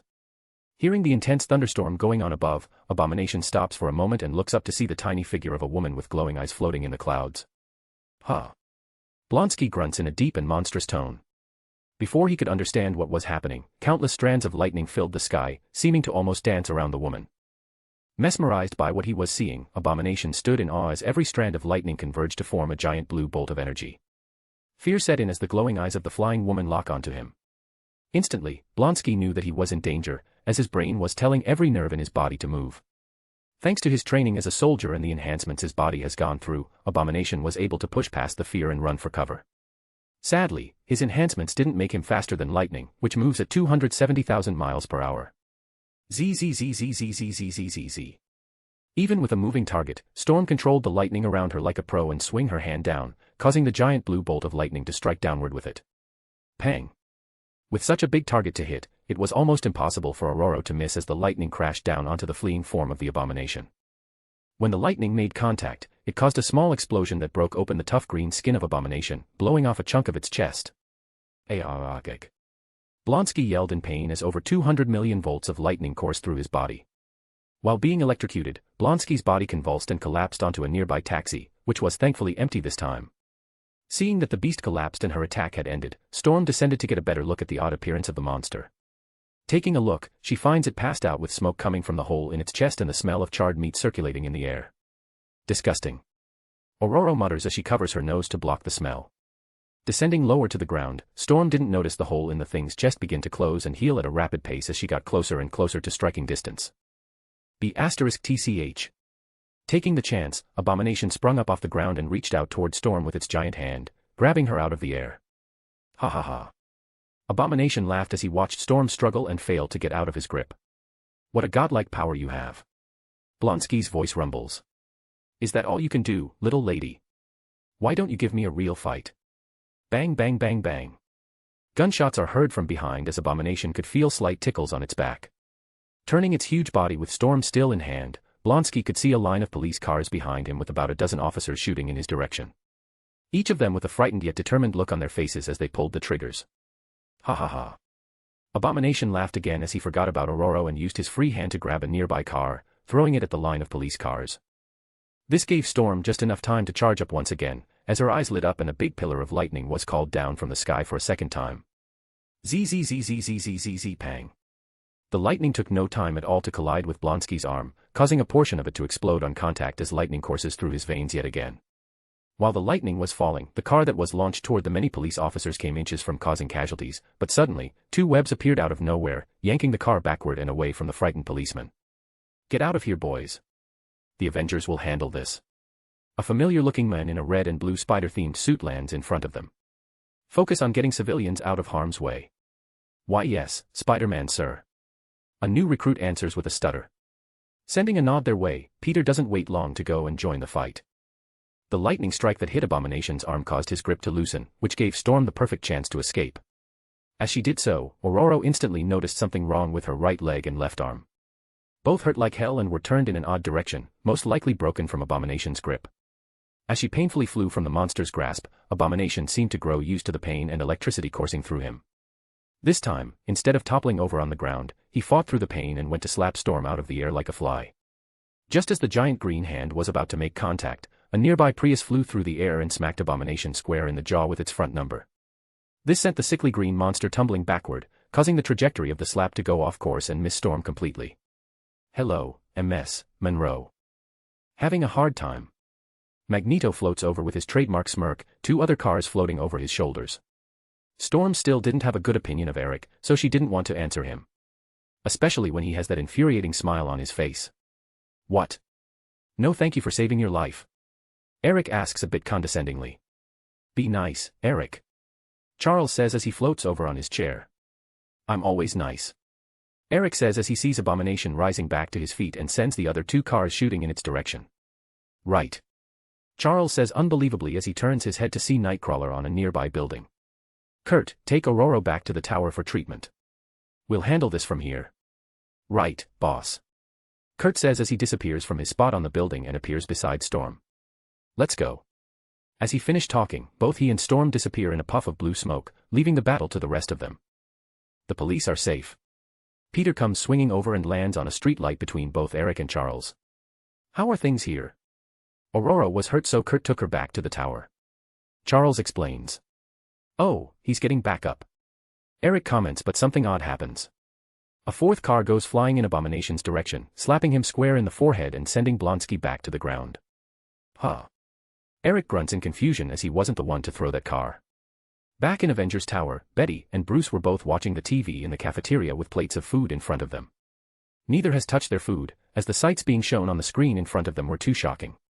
When Storm left, they asked Jarvis to continue showing them what was happening. At this point, both ex-lovers almost knew that this monster had to be related to General Ross. Most likely he was trying to make something like the Hulk and it just went out of hand. Watching the fight between Storm and Abomination, that same feeling that Banner felt earlier arose from deep within him.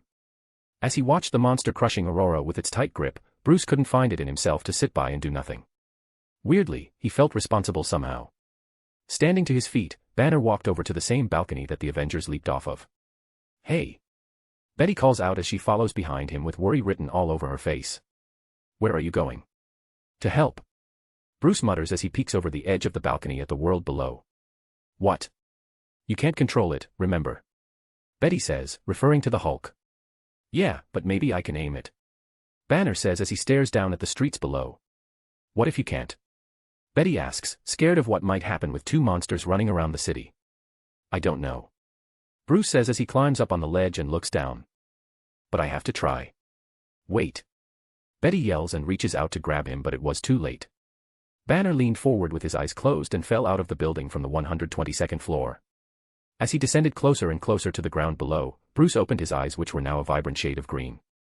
A/N, 1571 words. Chapter 90, C90 Hulk Smash. As the fourth car comes flying past Peter and the Avengers, smashing into Abomination who was just getting back to his feet from the other three cars sent his way, everyone turned to see where it came from. Hulk Smash. A new voice fills the air as a giant green mass comes barreling past the Avengers. The Hulk didn't slow down for a second as it ran up to Abomination and punted its head, sending its large body flying back and into a nearby building, which causes a good portion of it to crumble. This isn't good. Charles mutters as they now have two monsters to deal with. It's like a monster movie. A metallic voice says from above as Iron Man joins them. Where's Godzilla when you need him? I don't think it's as bad as you would think. Peter says as he watched the Hulk. Hulk came here and immediately started fighting Abomination. Even after Abomination was sent flying into the building, Hulk hasn't started rampaging and destroying everything. No, he simply waited to see what its enemy would do next. You think it's helping us? Eric asks skeptically. I think he's helping us. Peter corrects as Abomination bursts out of the rubble of the building and turns to see Hulk standing there. Banner. Blonsky yells in surprise but also joy. Yes. Ha ha ha ha. I've been waiting for this. Let's see which of us is the better monster. Come, ugly lizard. Hulk says as he motions for Abomination to come at him. Want help, big guy? Peter swings over to Hulk, hanging upside down next to his green head. Bug. Hulk comments as he turns to see the spider-themed suit Peter was wearing. Spider. Peter says as he points to himself. Don't ignore me. Abomination yells as he kicks off the ground and sprints toward Hulk. Incoming. Peter calls out as he pulls on his web and launches himself out of harm's way. Huh. The Hulk was a bit slower to react and took a punch to the jaw, which sent the big guy staggering backward. Capitalizing on his advantage, Blonsky moves forward to hit Hulk again. Pardon me. Peter mutters as he shoots a web at Abomination's fist and dives between the giant's legs, pulling the web along the way. The hand that would have hit Hulk for a second time instead was pulled under Abomination's body, causing the giant to almost do a front flip. Thanks to his newfound strength, however, Abomination was able to keep its footing and pull its arm back, yanking Peter back through his legs in the process. Hey, funny seeing you here. Peter says as he uses the momentum from the monster pulling him to kick off the ground and introduce his boot to Blonsky's chin. Peter wasn't as strong as the Hulk or Abomination, but a full power strike from him wasn't something to scoff at. Abomination took the hit directly and stumbled backward a single step, rubbing his jaw with a look of surprise and discomfort. You're pretty strong for a little guy. Abomination says as he begins to see Spider-Man in a new light. Hulk's strong too. Hulk says as he appears beside Blonsky with a car in each hand as if they were boxing gloves. Before Abomination could react, a car-wrapped green fist smashes into the side of its ribs, sending the monster flying away from Peter and Hulk. That's what I'm talking about. Peter says as he leaps onto Hulk's shoulder. Let's go kick his ass. Spider smash. Hulk asks as he turns his head to Peter. Yeah, buddy. Peter says with a thumbs up. Let's smash the hell out of this guy. Hulk looks at Peter suspiciously for a moment before reaching up and flicking him off his shoulder with a single finger. Hey. Peter says with a look of betrayal as he sent flying across the street and lands on his feet with ease. Hulk no trust humans. All puny humans are Hulk enemy, and Hulk will smash them all. Hulk says as he turns away from Peter and toward Abomination. Go. Hulk smash alone. Haha, that's what you get for thinking you know everything. Tony laughed from above as he watched his best friend get flicked away like a bug. He doesn't seem to want our help. Charles says as well. Should we just sit back and watch? Eric asked with an amused look on his face. No, we can't just do nothing while two monsters fight in the middle of the city. Peter says with a shake of his head as both Hulk and Abomination start exchanging blows once again. What should we do then? Tony asks as all three of them turn to Peter. Charles, see if you can put them to sleep with your telepathy, but be careful. Peter says as this was the reason he was chosen to join this mission in the first place. All right. Charles says as he places his hand on the side of his head and closes his eyes in concentration. Unlucky for him, Charles chose to start with Hulk, and that was just the worst idea he could have had. As he tried to project the feeling of being tired and sleepy into the Hulk's mind, Charles's consciousness touched a small portion of the monumental anger that fuels the Hulk's existence and power. Almost immediately, Charles's face scrunched up in pain and anger as Hulk's anger began to influence and cloud the professor's mind. It didn't take long for Charles to pass out from the weight of all that anger, causing the wheelchair-bound professor to fall from the sky. Meanwhile, Hulk wasn't affected at all. Huh. Eric grunts in surprise as he uses his metal manipulation to hold Charles by his wheelchair. Taking a closer look, they could see that Professor X was bleeding from the nose slightly, but other than that, he was thankfully still breathing and seemed alright. Okay, that was a failure. Peter comments as he opens a portal next to Charles. Send him through, Eric. Sure. Magneto says as he looks at his friend worriedly. Their time spent together lately has made it hard for Eric to see Charles hurt like this, which is understandable. Don't worry, he'll be fine. Pets say as he hops through the portal with Charles. Let those two fight for a minute but keep the civilians safe and destruction at a minimum. I'll be right back. As the portal closed, Peter used a quick healing spell on Charles before depositing him into a bed at Avengers Tower. They would have time to check on him after the situation was dealt with. By the time Peter returned, only a few minutes had passed and Hulk seemed to be on the losing end of the fight. Eric and Tony were following the two from above, using anything they could to contain the brawl to the street and away from any people or buildings. Peter thought about sending the two Goliaths to the mirror dimension, where they could fight to their heart's content, but then an idea formed in his head. Hulk was always one of the more controversial Avengers. He is less controlled and caused property damage like no one's business. Not only that, he was also fairly scary to the general public. That can all be changed with this situation. Abomination appeared and scared the hell out of everyone while causing who knows how much damage and casualties, and who comes to save the day? The Avengers. Of course, the Hulk would count as a member of the Avengers in the eyes of the public. After all, they are both fighting the same monster. Peter just has to get Hulk to accept his help and the people would love him. Especially after videos are shown of them fighting together. Speaking of video, Peter could hear and see multiple news helicopters in the air. They're all keeping a good distance though, which Peter was thankful for. At this point in the fight, Abomination was straddled on Hulk's chest and raining down punch after punch to the big guy's face, which was cut open in multiple places and swelling by the second. Hulk looked like a man that got into the ring with Mike Tyson. Oh no, you don't. Peter mutters as he shoots a couple webs on each side of the street and uses them to catapult himself toward the fight. Soaring through the air, Peter turns his body horizontally and goes in feet first. Just as Blonsky was about to smash Hulk's face in with another devastating hammer fist, Peter launches over like a torpedo and kicks him square in the face with both feet. The hit sends Abomination barreling backward and off of Hulk. Peter lands beside Hulk's head and slaps his bruised cheek a few times. Wake up, big guy. We got a monster to smash. A/N, 1495 words. Chapter 91, C91 Force Team Up. Feeling some taps on his face, Hulk groggily opens his eyes.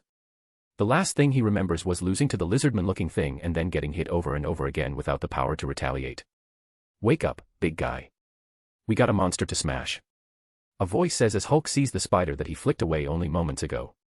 Thinking back, maybe he should have taken the spider up on his offer to work together, as only minutes after turning him down, Hulk was getting beaten so badly that he passed out for a brief moment. The only problem with accepting help from a human is the fact that every human Hulk's ever met has either been deathly afraid of him or attacked him with military-grade weaponry. Hulk has a very bad opinion of humans and that opinion is completely fair and justified. After all, ever since the day he was born, Hulk has had to fight his other half's battles for him. All of those battles against humans. Those that didn't attack him, cowered in fear or ran away, and that type of treatment to a newborn being certainly won't help in their development. It's safe to say that the Hulk has some problems. Not only does he have trust and identity issues, but he was also molded into a racist somehow. Racist toward the human race to be exact. He's a giant with the mind of a child, but no one has had the opportunity or inclination to ever find all of this out. They were usually too busy running in the other direction or shooting in his direction. Come on, big guy. Don't look at me like that. Peter says with an unseen pout as he sees Hulk's annoyed face. Let's be friends. We can beat that monster together and get some pizza afterward. My treat. Hulk has no friends. Hulk exclaims as he sits up and sees Abomination getting back up to his feet as well. That's right. Blonsky yells. We're practically gods. Friends, family, possessions. All we need is to know who's the strongest, and that's me. Hulk is strongest monster. Hulk corrects challengingly as he rushes at Abomination. Fine, let's do this the hard way. Peter muttered as he watched Hulk and Abomination go at it once again. As the two start throwing fists once again, Peter doesn't sit idly by any longer. Looking for an opening, he slips into the brawl and assists Hulk the best way he can. Using his webs or even his body, Peter redirects attacks that would otherwise hit the Hulk. He didn't need much power to do this. Only agility and dexterity. Both of which Peter had far more than either Hulk or Abomination. Annoying insect. Blonsky yells in fury as Peter kicks his arm at the elbow, causing him to only graze Hulk's chin with his fist. Go away. At this point, Peter has made him miss multiple attacks on Hulk, so Abomination had enough and turned towards the annoyance, ready to take care of him before finishing the fight with Hulk. What? Are you mad? Peter asks condescendingly with a tilt of his head. This had the exact effect that Peter was hoping for. Blonsky looked to get even more P** set off than he was before, as he turned his attacks toward Peter in an instant. Luckily, Peter was faster and smaller, making him hard to catch. That combined with Blonsky's angered state of mind makes every attack thrown Peter's way fairly predictable. Are you sure you're not mad? You seem angry. Peter antagonizes Blonsky more as he sidesteps a punch that cracks the concrete street upon impact. Meanwhile, Hulk stood off to the side with a dumb look on his face. All he could think about was how this human wouldn't take no for an answer. He asked Hulk to work together and he refused. He asked to be friends and Hulk refused again. After his many refusals, the same human just kept showing up and helping him and Hulk didn't like it one bit. In his mind, humans should either run away or attack him. They could do nothing else. Maybe you should calm down. Peter says the forbidden words, which makes Abomination's anger skyrocket to the point of no return. King annoyance. Just die already. Blonsky screams as he picks up a car and throws it at Peter. Using his senses and enhanced body, Peter jumps through the already broken window of the car, completely passing through the car without touching it. The car continues to soar past Peter and straight at Hulk, who was too caught up in his own thoughts to react as the car smashed into his chest. Oops. Peter mutters as he landed and saw Hulk get knocked back by the car. What's with these guys and using cars as weapons? Hulk, angry. Hulk says angrily as he staggers back while catching the car and tossing it aside. Hulk smash. Hulk has had enough of all of this. He only wanted to help and get rid of this monster as his other half wanted, but he was losing and then the spider started getting involved. Not to mention the two flies, Eric/Tony, that were overhead and interfering in his fight constantly. Whenever they would stray too far from the center of the street, they would be attacked from above until they steered closer to the road once again. Neither of the two could fly so they had to just take it as they slowly grew used to staying on the road away from buildings. Hulk had enough and it was time to let all of that built-up anger out. What better way to do so other than violence? Aowoof. Hulk exclaimed and sprinted over to Peter and Blonsky. Feeling the ground shake as Hulk grew closer, Peter does the smart thing and slips away just in time for Hulk to collide with Abomination. Hulk's spear tackled the bigger monster, which sent Abomination tumbling backward and onto a car with Hulk on top of him. Before Abomination could get his bearing back and retaliate, Peter, who was perched at a nearby light post, acted quickly to assist Hulk by shooting constant streams of his webs from his wrists at their enemy down form. As the web was sticking into place on Blonsky's arms and legs, Hulk didn't even notice due to his blinding rage. He started raining his large fists down on the face of his enemy just as Abomination did to him earlier before Peter stepped in. The tables turned as Abomination strained against the webs holding him down, taking fist after fist to the face. The power of these hits was enough to make it feel as if there was some sort of earthquake happening. The ground shook and cracked. Cars, trash cans, rubble, and even the light post that Peter was on shook with every punch that landed on Blonsky's face. Oh. Sleep. Hulk yelled over and over as he just kept punching away, causing a small crater to form in the street. At one point, Abomination almost broke out of Peter's webs, but sadly for him, Peter would just add more. That combined with the fact that Blonsky was getting his face beaten in, made it hard for him to think straight after a certain amount of time.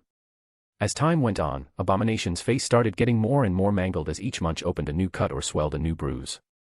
Soon, Blonsky stopped struggling against the web and seemed to pass out, but Hulk didn't stop.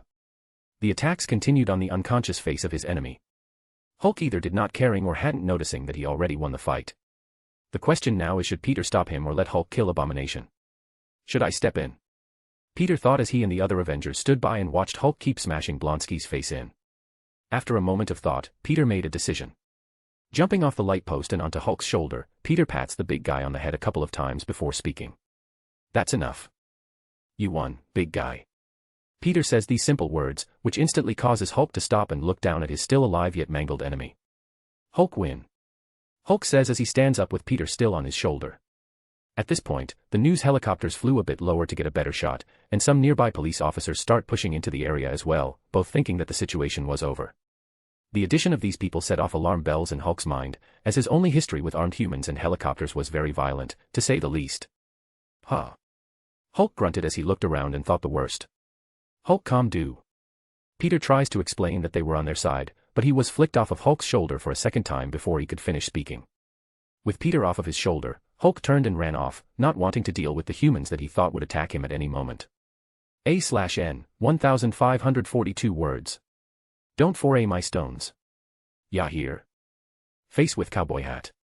Chapter 92, C92 wrapping up. Staring at the big fleeing back of the Hulk, Peter sighed and turned to Tony, who just landed beside the unconscious Abomination. His helmet opened as he bends a little to get a closer look at the monster. Tony, go follow Hulk. Peter says and instantly receives a reluctant look from Tony, who didn't want to do any grunt work. Don't look at me like that. Just follow him from a distance and bring Banner back to the tower when he switches back. Tony sighed as his helmet closed and he flew off to chase after the escaping Hulk. When Tony left, a few police officers came forward. Is that thing real? One of them asks as they look at the sleeping abomination. Is it alive? I don't think our cuffs are big enough for this. Don't worry about it. We'll be taking it into our custody, so you won't have to worry about anything. Peter says to the police as he turns toward Magneto, who was still floating above everyone. Eric, use the strongest metal in the area to restrain this thing. Feel free to go overboard. We can't have it escaping and destroying another part of the city, after all. Nodding his head, Magneto uses his powers to draw metal from the nearby rubble in the area and uses that to tie up Abomination in what looked like a complicated bondage style. That's very interesting, Peter says as he recalls seeing something similar in a Japanese P*RN video. Thanks. Eric replies with a smile, knowing full well what Peter was thinking. I had a lot of practice in my youth. Right. Peter says as he turns to the police officers, who stood around them without a clue as to how to handle this situation.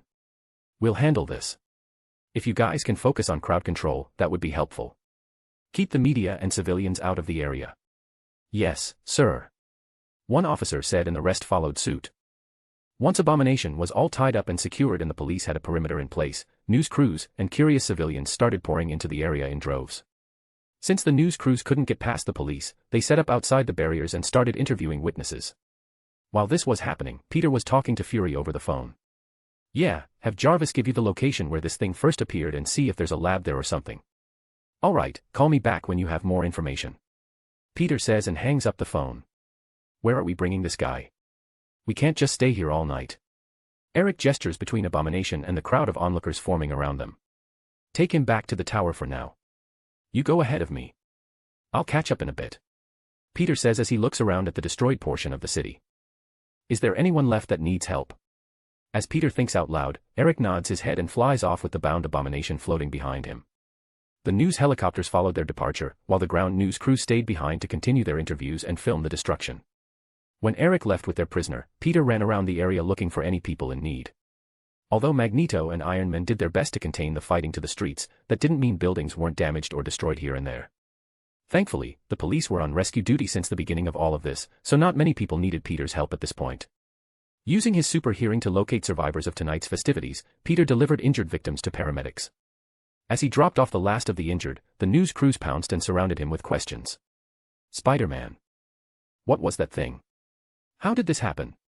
Was that second monster an Avenger? Spider-Man. Over here. Spider-Man.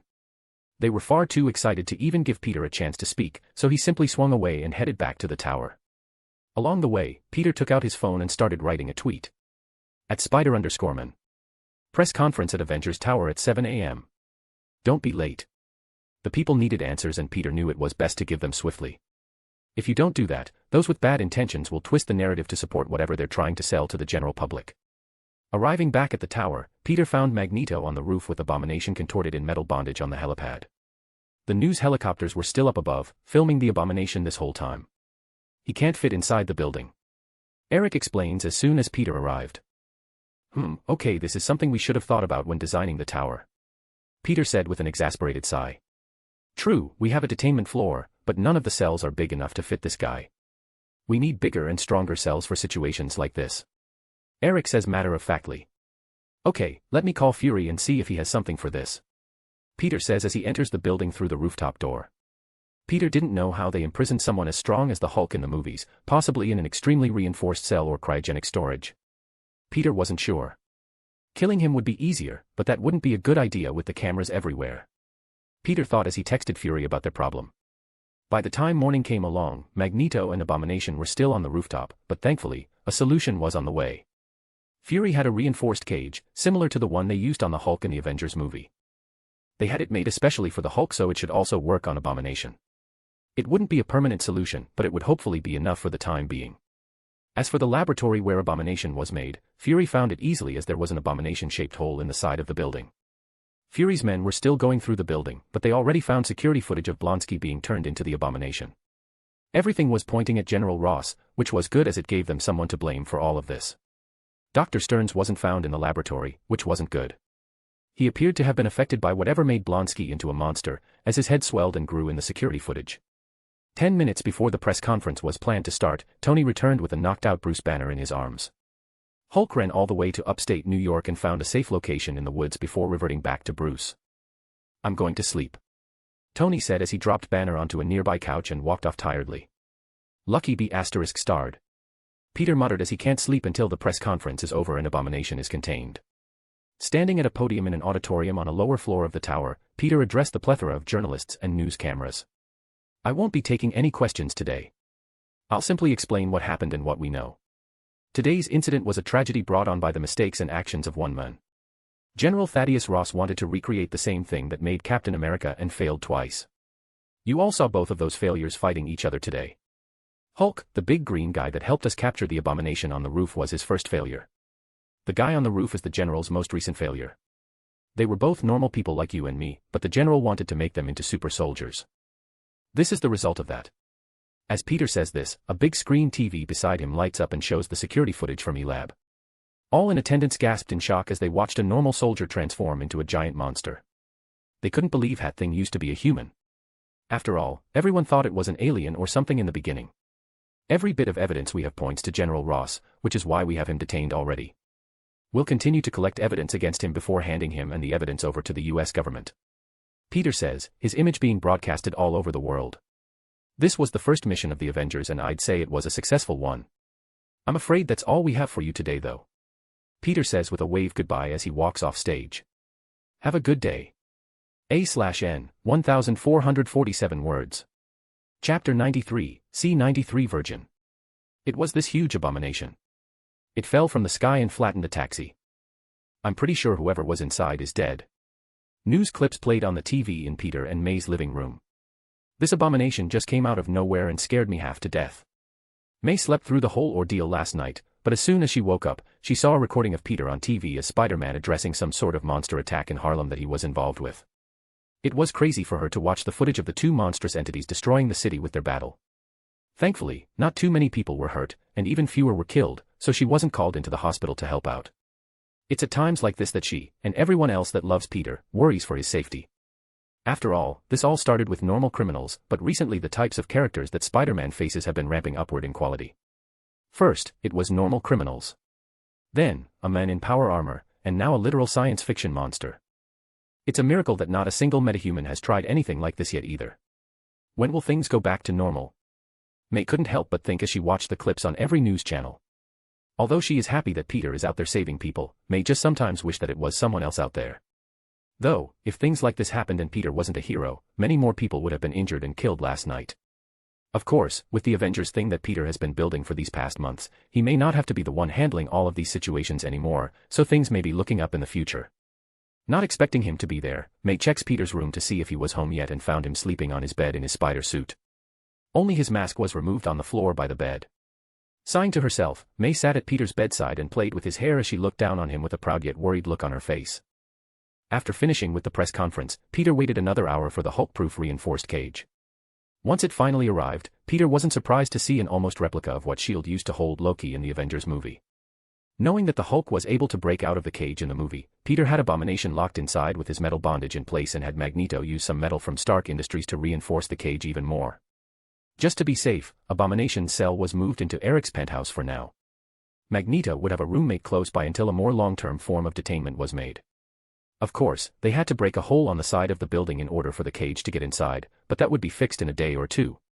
With the world informed and Abomination under lock and key, Peter was finally able to return home and sleep. The only one of the Avengers that wasn't sleeping by this point was him and Fury. Eric went straight to bed as soon as Abomination was plopped down into his living room and everyone else was lucky enough to not have any responsibilities. Magneto would usually be amongst this group, but his power came in handy today. Returning home through a portal, Peter texted Tony and told him to work on a good long-term way to contain Abomination when he wakes up. With Tony on it, Peter was sure that this problem would be solved within 48 hours. Possibly soon. Taking off his mask, Peter hopped into bed and fell asleep as soon as his head touched the pillow. By the time Peter woke up, it was dark outside and he could feel something on the left side of his chest. Not only that, but Peter could also hear the TV in his room on, which wasn't on when he was awake earlier. Opening his eyes, Peter turned to see MJ cuddled up next to him with her head on his chest, watching what appeared to be Game of Thrones. It was a Dothraki sex scene as well. I didn't know this world had Game of Thrones. Peter thought as he turned to see MJ watching the scene with a heated look. Her face was a bit red and she seemed to be very interested in the TV, still probably thinking that Peter was asleep. "Are you watching porn?" Peter asks with a teasing smile as he snakes his arm around his beautiful girlfriend. As soon as she hears his voice, MJ freezes in place and turns her head robotically toward Peter. Everything goes silent except the TV as moans from the mating of a Dothraki couple become louder and louder. Jumping into action, MJ uses the controller to change the channel and a SpongeBob episode begins to play, but she soon lowers the volume. Peter, it's not what you think," MJ says as she tries to explain what Game of Thrones is, knowing that Peter doesn't watch much TV. "I see," Peter says as he pulls her closer and puts his face into her neck. "You were watching that scene fairly closely though." "We haven't done that yet, but I'm ready when you are." I. MJ didn't know how to answer and soon all cohesive language failed her as Peter began kissing her neck. "It's okay." Peter stops and pulls back, resting his head back on the pillow. "Just let me know when you're ready." "Unless that time is now." Instantly, MJ started shaking her head. She may love Peter at this point, but the thought of sex scared her. She has heard a bunch of awkward first-time stories, not to mention the pain that comes along with it. Peter was a virgin in his previous life as well, so he was eager to do the deed, but he could wait. His hand is always a viable option after all. "All right, we can wait as long as you need," Peter says as he steals the controller and switches the channel back to Game of Thrones. "What's this show about?" Peter asks as he puts up the volume once again. Maybe this universe will end the series better than the last. Thankfully, the sex scene was over, so MJ wasn't embarrassed any further. Ignoring his phone, which blew up with texts from Tony, who was trying to weasel his way out of doing any work, Peter stayed up most of the night and caught up on the latest episode of Game of Thrones with MJ. MJ's mom didn't have a single problem with her staying the night and May was the same. They both thought that the two were having sex by this point in their relationship, but they were usually watching something or playing games. Within 2 days since the abomination appeared in New York City, Tony came up with a perfect way to detain the big guy. He created a cryogenic cage that would freeze Abomination's body just as Peter thought. Blonsky would live his life like a paraplegic. His entire body below the neck would be frozen solid, leaving only his head unfrozen. Normally, this would kill any living creature, as the heart wouldn't be pumping blood anymore, but Blonsky's body is enhanced by a large degree. He should be fine. Maybe. Tony said with a shrug. "Good enough for me," Peter says with a shrug of his own.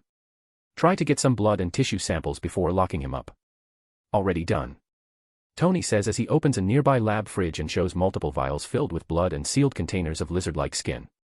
"Good, keep that locked up safe somewhere though.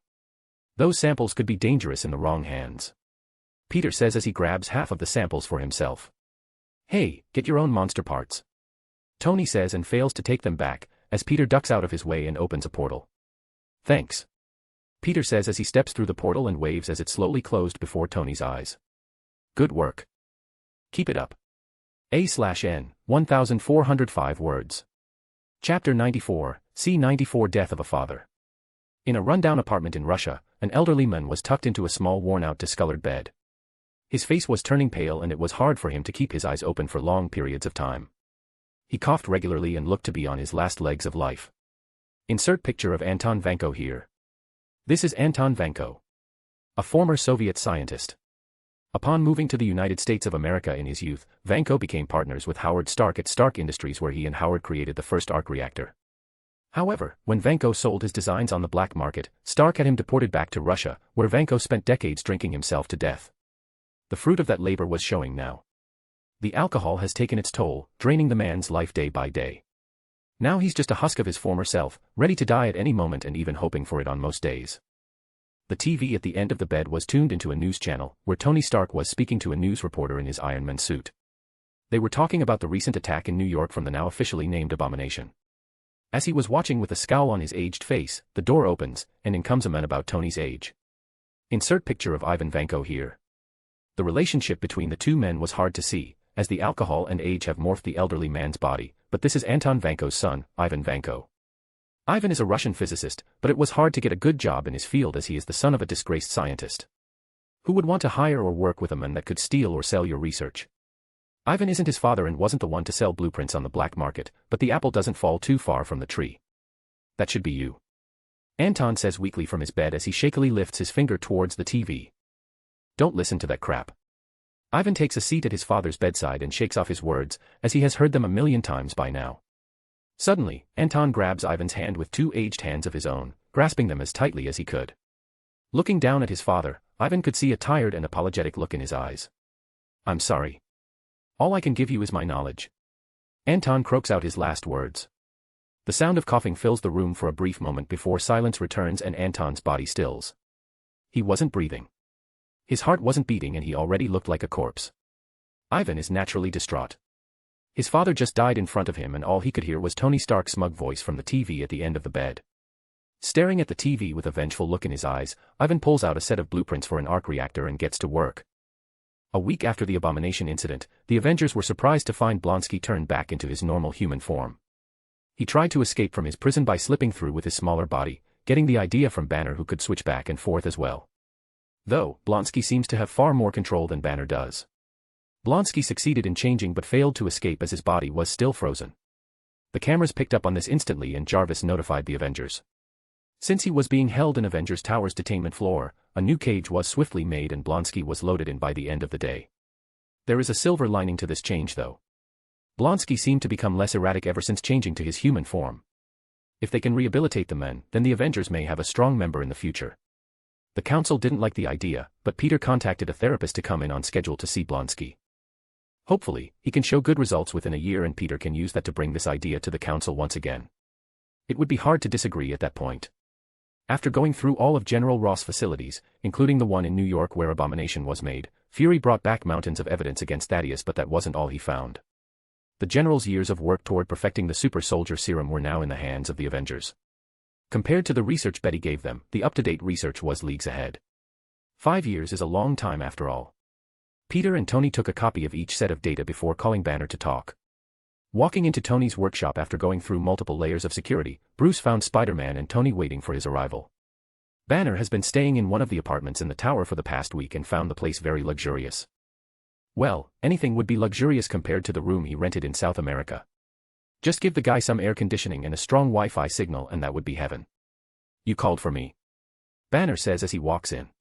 Bruce, take a seat. Tony calls out and gestures to a rolling chair at a computer desk. What's this all about? Bruce asks as he turns his head to Peter. Are you finally giving me the research Betty gave us? Yes, but we have to get through some things first. Peter says as he taps a button and the video of Abomination being made starts to play on a loop. Why are you showing me this? Banner says as he and everyone else in the world have seen this video 1,000 times already. Do you know who this is? Tony says as the video freezes on a full-screen image of Dr. Stearns. No idea. Banner answers after a moment's look. That is Dr. Samuel Stearns, otherwise known to you as Mr. Blue. Peter informs him. What? Banner exclaims with an incredulous look on his face. It seems like since your last conversation back when we first met, Stearns didn't see any progress in working with you anymore and went to your enemy. Peter says as the video switches to a zoomed-in image of the syringe Stearns used on Blonsky. Did you send your blood to Mr. Blue? Tony asks as Banner's eyes widen upon seeing the image. Yes. He answers as realization dawns on him. Is that my blood in there? Yes. Peter says as Banner starts cursing and pacing around the room, causing his watch to begin beeping. Bruce, calm down. All right. He says as he forces himself to sit and breathe like a meditating monk. Once he was finally calm, Peter got straight to the point. Listen, I have no problem giving you the research that you need and a place here to work on it, but you need to keep it to yourself. Stearns wasn't captured so he may contact you. If he does, pretend to not know of his involvement and alert us immediately. Peter says as Tony nods along beside him. We'll help with your research when we can as well. Your condition is interesting so I don't mind lending a hand. Tony says with an interested look in his eyes. Thank you. Banner says sincerely. With someone as experienced and skilled as Tony Stark helping him, then Banner felt like they had a chance to actually fix himself. Personally, I don't think you should get rid of the Hulk. Peter drops a bomb that shocks both Banner and Tony. Why? Bruce says incredulously. He's a monster. A monster that helped us a week ago. Peter corrects with a shrug. Does he have problems? Definitely. Though that's not his fault. You have to look at Hulk like a child. He's been fighting since his birth. I think that if we use meditation and therapy, you and the Hulk can form a friendly relationship. Both Tony and Banner looked at Peter as if he were telling them that the Earth was flat. Look, I'm not saying you can't continue your research, but maybe give the Hulk a chance while you're at it. You never know. He might just surprise you. Peter didn't plead this case any further. It would take time for Banner to accept the Hulk. All Peter is trying to do is plant those seeds early on. Will Banner and Tony find a cure before then? No, Peter didn't believe there is a cure for the Hulk to begin with. A/N, 1465 words. Chapter 95, C-95 Avengers SS Program. With Tony and Banner working on curing the incurable, Peter and Fury started focusing on organizing the evidence against General Ross. The man has a lot of connections in the government, so they wanted to be sure that the evidence was in order and easy to understand. After all, even those in power can be downright idiotic at times. Almost every day since Peter announced that they had General Ross in custody, different government officials called and tried to persuade them into handing over the general for an internal investigation or some other nonsense. Peter and Fury knew that these were just excuses to get the general out so they can minimize the damage as much as possible. After all, a high-level military scandal doesn't look good for the US government. Even Obama called to ask about the situation in depth. He didn't ask for the general to be released or anything, but he would have zero power to do so even if he tried. The Avengers are sanctioned by the United Nations as a whole, so it would take a big meeting and majority vote for anyone to tell them what to do, which would almost never happen. It took Peter and Fury a few days to get the evidence put together. They had some help from people like Natasha and Mystique, who offered their help in organizing everything, but most of the work fell on them for the most part. They separated the evidence into two parts, the evidence that would be released to the media, which would be unclassified information, while the rest would be given to the government. Of course, Peter and Fury wouldn't be handing over any of the research data on the super soldier serum. Neither of them trusted the idiotic politicians with something that could possibly produce more Hulks or abominations. With all evidence gathered, Fury called the military police to come and arrest General Ross, who has been in the tower's detention center all this time. He was imprisoned only a hallway away from Blonsky, who he could hear roaring and growling for the first few days of his detainment. Thankfully, Blonsky calmed down later on. Once the military police came and took him away with a flash drive full of carefully organized evidence, Peter tweeted out the unclassified evidence as they planned. At Spider-Man. General Thaddeus Ross has been officially detained by military police. Here's some unclassified evidence, smiley face. Link. Within minutes of pressing tweet, every news and political commentator pounced like hungry lions. News channels and live streams were going over the evidence live and giving their opinions of the whole situation. Peter wasn't fazed by the attention his actions would receive anymore. He could be tweeting about a burger he likes or evidence on a military general, but both tweets would end up being talked about in some way or another. Stashing his phone away, Peter and Fury watched a military convoy drive off with General Ross in tow. Is it done? Fury asks. Yeah, the evidence is public now. Peter says as the convoy turns away and disappears behind a building. Good, let's get to the meeting. They're probably waiting for us. Fury says and the two head back inside, taking the elevator up to the higher floors of the tower. They specifically called a council meeting for when the general would leave, as that would wrap up everything from the abomination incident. Arriving at the council room, Fury and Peter found the rest of the council members waiting for their arrival, not knowing the reason for the meeting except Tony, who seemed to vibrate with excitement. Finally. Charles says with a tired sigh. What's this meeting about? Charles has been a very busy man ever since Spider-Man endorsed his school. That was also magnified after taking in Magneto's problem children, who have caused nothing but trouble ever since their first day of school. The exasperated attitude that Charles was radiating throughout the room was due to those problem children as well. Getting straight to the point, the general is gone and now we need to vote on whether to continue his research into the super soldier serum. Peter says as he and Fury take a seat. Once again, Peter isn't the leader of the Avengers.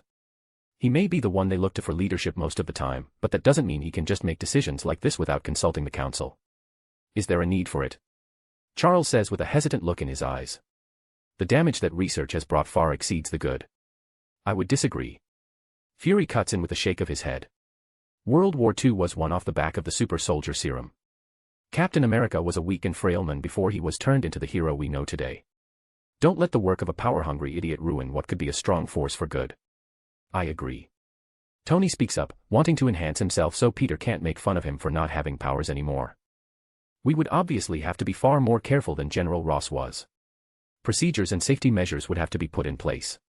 Testing would have to start with mice and other animals before getting anywhere near humans.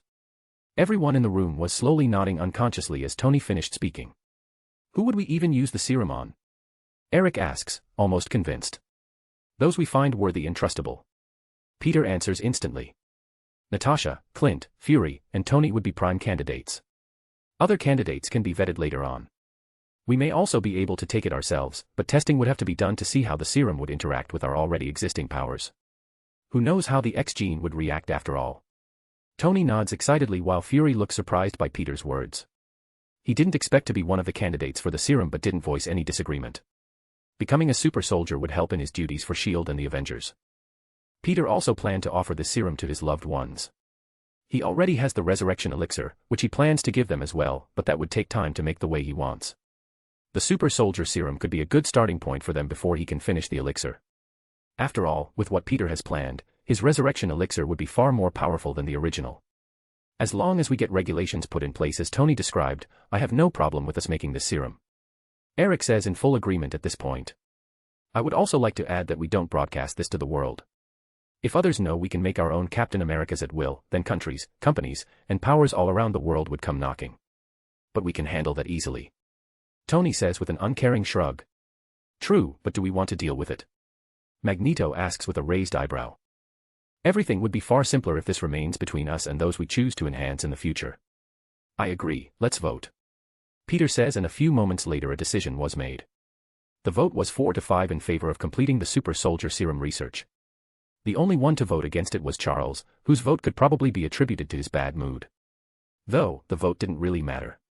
Peter knew that Tony and Fury would vote his way, so he already had enough votes to pass before walking into the council room. This was just a formality that needed to be done. With the vote passed, Peter and Tony decided to move everything super soldier serum related to Tony's workshop. It was the most secure place in the entire tower. Even more so than the detainment floor, which was built to hold superpowered criminals.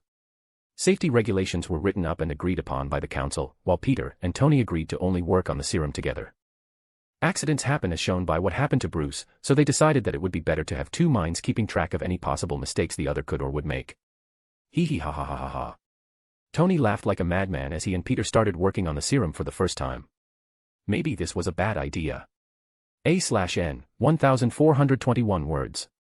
Chapter 96, C96 Stark Expo. We'll miss the expo if you don't hurry up. Peter reminded MJ, who was sitting in her room in front of a mirror doing her makeup. I'm almost done. Be patient. MJ says as she follows a YouTube tutorial to get her makeup just right. She wasn't always a fan of intricate makeup, usually going for a more natural look, but that all changed during the past summer. MJ went down a YouTube beauty rabbit hole, which sparked an interest in her. Now she likes to try new techniques and products, which Peter didn't mind. After all, it was nice to look at when she was done. Peter only wished that she would do it quicker, but doing her makeup became a time of relaxation for MJ. Not only does she enjoy the result but the time spent putting it all on as well. Not wanting to bother her, Peter whips out his phone and scrolled through Twitter. Today is the Stark Expo and Peter decided to go and enjoy the night with MJ. Tony invited him to tag along as Spider-Man, but Peter needed some time away from Tony for a night. They spent the last week locked in Tony's workshop, tirelessly working on the super soldier serum. Tony is a good friend but he can be annoying as hell. Especially when you spend every night with them and locked in a room for hours on end. He would still go to the expo to support his friend. Just not as Spider-Man, which means he would be able to enjoy the night without any responsibilities, hopefully. The Stark Expo was an event originally started by Howard Stark to display the latest and greatest technology that could potentially create the future. It's an event where Stark Industries can show off their many prototypes. Like hover cars and other attractions that would draw in the public. This year's expo is supposed to be very big for Stark Industries, as they have stepped away from their main revenue source, which was arms dealing. Tony and Pepper want to use this expo to show off the new things Stark Industries would be selling. Though Peter has no idea what that would be.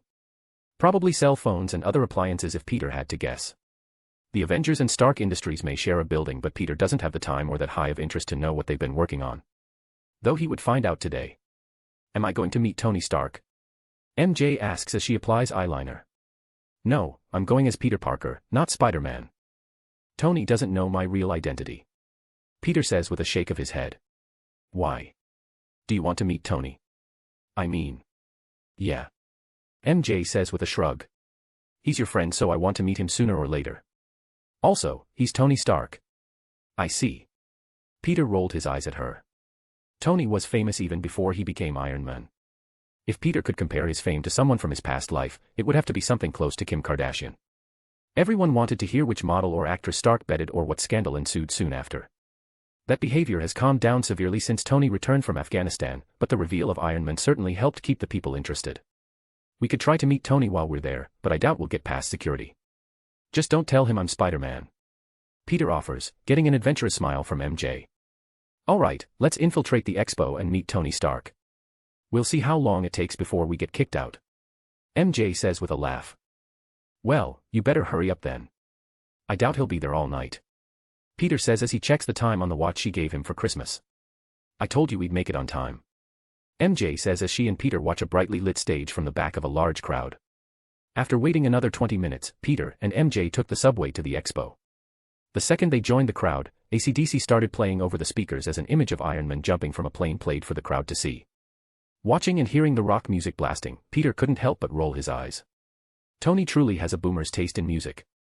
Peter couldn't count the number of times he has been subjected to listening to AC/DC on repeat while working with Tony, which is one of his friend's most annoying qualities. As the image of Iron Man falling continued, the crowd looked up and could see something falling from the sky toward the stage. The crowd put two and two together and begins cheering as Tony does your average superhero landing on the stage. Fireworks start flying and scantily clad women dance their way onto the stage, surrounding Tony as his mask opens and he smiles at the cheering sea of people. Tony. Tony. Tony. Tony. Pretty much the entire crowd was chanting by this point. It's good to be back. You missed me. Tony says as the crowd goes wild. Blow something up. One guy yelled over everyone else. I missed you too. Blow something up. I already did that. I'm not saying that the world is enjoying its longest period of uninterrupted peace in years because of me. I'm not saying that from the ashes of captivity, never has a greater phoenix metaphor been personified in human history. I'm not saying that Uncle Sam can kick back on a lawn chair, sipping on an iced tea because I haven't come across anyone who's man enough to go toe-to-toe with me on my best day. Tony starts bragging with a smug look. Man, his ego has gone through the roof. Peter thought as he planned to make fun of him for this later. Do you still want to meet him? Seeing Tony in person and hearing Peter's question, MJ couldn't help but second-guess herself. He is a bit of a tool, isn't he? MJ comments with a small laugh. Yup, that's Tony. Peter nods in agreement. He's a good guy at heart though. Whatever, let's continue the plan. MJ says as she drags Peter through the crowd. Put your powers to use and help me find the backstage entrance. Yes, ma'am. After pushing through a crowd of mindless Iron Man fans, Peter and MJ managed to find the entrance that lead backstage. It was guarded by a handful of very big and very armed security. They certainly looked serious and definitely wouldn't just let them pass. Come with me. Peter says as he drags MJ to a line of porta potties, where he dragged her into one and locked the door. What? You. MJ says as she covers her nose. It stinks in here. Without another word, Peter waves his hand and a spell circle appears, attaching to both of them before disappearing. What's this about? MJ asks, not used to seeing Peter do magic very often. You said you wanted to meet Tony. Peter says with a shrug as they exit the toilet and walk back to the security. Just walk by and don't say a word. The two passed by the security with ease. No one seemed to notice their entrance, which brought a smile to MJ's face. This is so cool. She thought as they maneuvered backstage, looking for Tony. Hi. And you are? Tony says flirtatiously.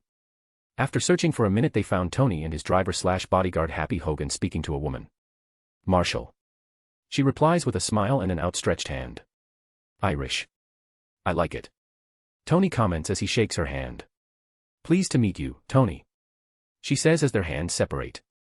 Where you from? Tony asks as Peter and MJ sit back and eavesdrop. Bedford. She answers. What are you doing here? Tony asks curiously, as his security would have notified him of her arrival, meaning that she snuck in. Looking for you. She says as she reached into her bag and pulls out some papers. Yeah. You found me. What are you up to later? Tony says with a flirty wink, causing Peter to roll his eyes once again. Meanwhile, MJ found Tony's behavior very entertaining. Serving subpoenas. She drops the bomb and hands over the papers. Yikes. Tony comments as he avoids touching the papers at all costs. He doesn't like to be handed things. Happy says as he takes the papers. I see, you're hereby ordered to appear before the Senate Armed Services Committee tomorrow morning at 9 a.m. A/N, 1,453 words. Chapter 97, C-97 Scheming Senator. After dropping the bomb that Tony was being called to appear before the Senate Armed Services Committee, the woman who called herself Marshall walked out after some more flirtatious words from Tony. Excuse me. She says as she passes Peter and MJ on her way out, which alerts Tony and Happy another visitor. Peter removed the spell that got them past the guards after getting backstage, so they weren't as stealthy as before. Who's there? Happy asks, annoyed that so many people have somehow made it past security. Hi.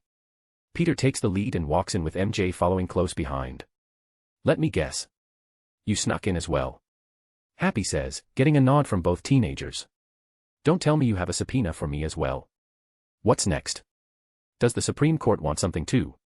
Tony jokes, but the annoyance from his last guest's gift was clear to see. No, we just came to meet you.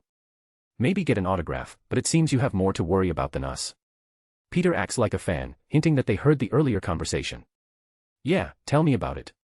Tony says as he looks at Peter weirdly for a moment. Do I know you? No, I don't think we've met. Peter says with a shake of his head, hiding his shock at how Tony somehow noticed him. I've been on the news a few times though, so maybe you saw me there. Really? What for? Tony asks curiously. I made a popular mobile game. Peter says with a shrug. Don't act like it's not a big deal. MJ says, joining the conversation. He made Candy Crush. Ned helped. Peter shrugged again, not thinking that Tony would care so much about a random mobile game. Really? My assistant is addicted to that game. Tony says with an impressed nod. Whenever I annoy her, she opens Candy Crush and ignores me. Everyone knows Candy Crush after all. It's the most popular mobile phone game in the world. Even Tony has played the game here and there during times of boredom. Well, it was nice meeting you. Peter says as he and MJ make their way toward the door. We know that you're busy, so we'll leave you alone. As they were about to leave because Peter didn't feel like risking Tony figuring out that he's Spider-Man any longer, not that he would really mind at this point in their friendship, Tony called out and stopped them in their tracks. Wait. Peter turns, thinking that Tony may have figured it out. You two wanted autographs, right?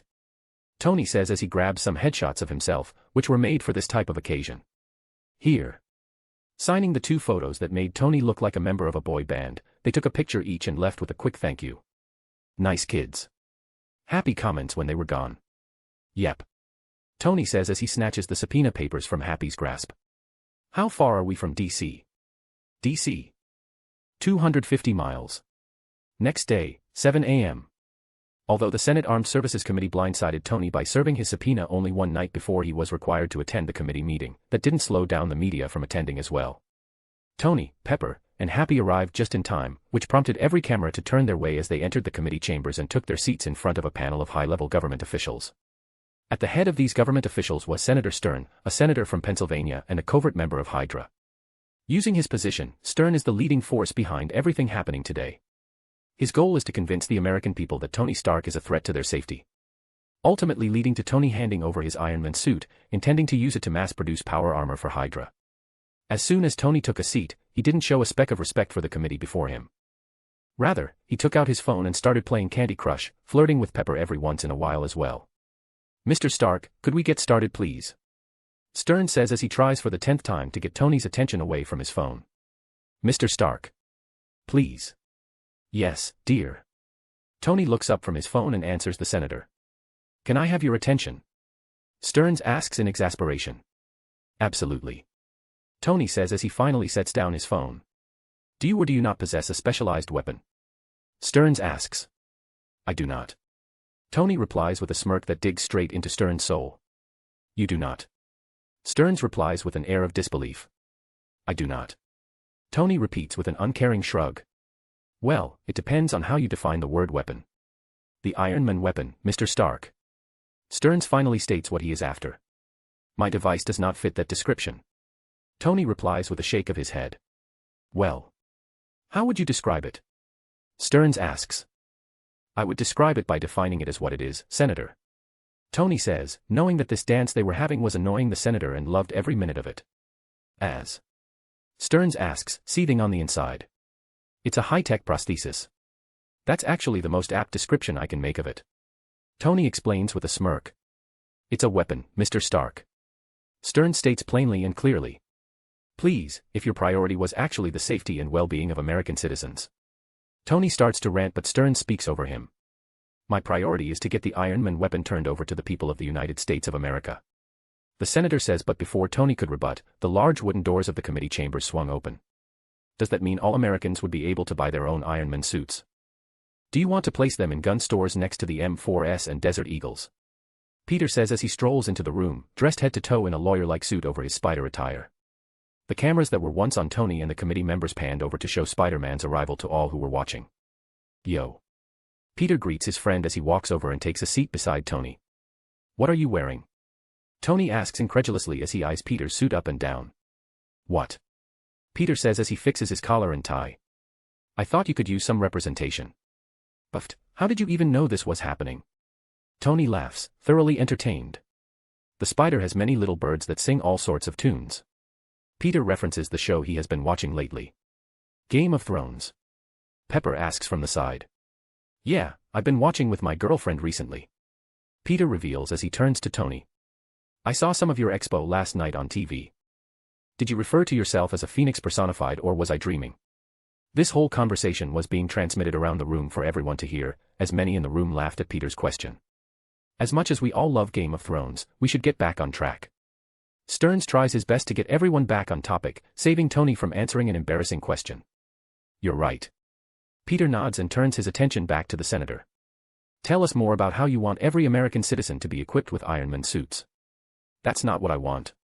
Stearns tries to clarify but Peter cuts him off. But it's what you said, Senator. Peter says as he leans back in his chair. Just to be clear, you don't want the Iron Man suit turned over to the people of the United States of America. No.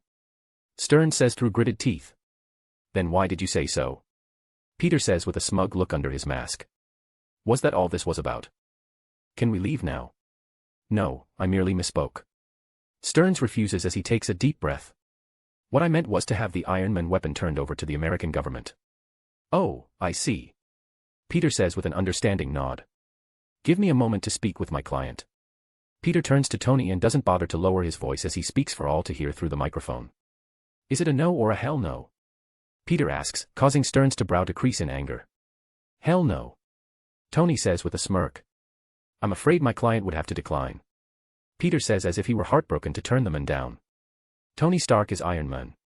To turn over the Iron Man suit would be to turn over himself. He just couldn't do it. Look, I'm no expert in weapons but we do have somebody here who is an expert. I'd now like to call Justin Hammer, our current primary weapons contractor, Stearns says as the doors open for a second time. A/N, 1512 words.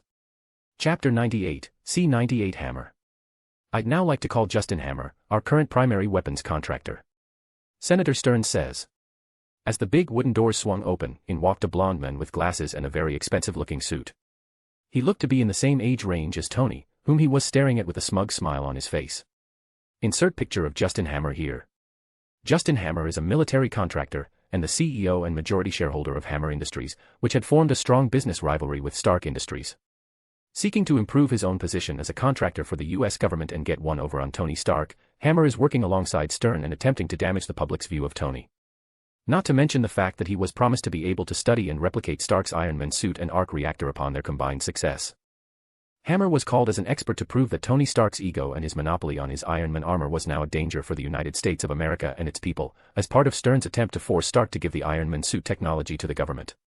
Though, in Peter's opinion, Stearns could have chosen a better partner in crime than Justin Hammer. Whilst overconfident, Hammer is also incompetent in terms of the quality of his technology, some of which are faulty altogether and even dangerous to the user. Even the normal guns that Hammer Industries sells have a 50-50 chance of jamming during usage. This is why, although Hammer sees Tony as a rival, Tony doesn't reciprocate that feeling whatsoever. In his eyes, Hammer is nothing more than a wannabe that couldn't make a working piece of tech to save his life. Let the record reflect that I observed Mr.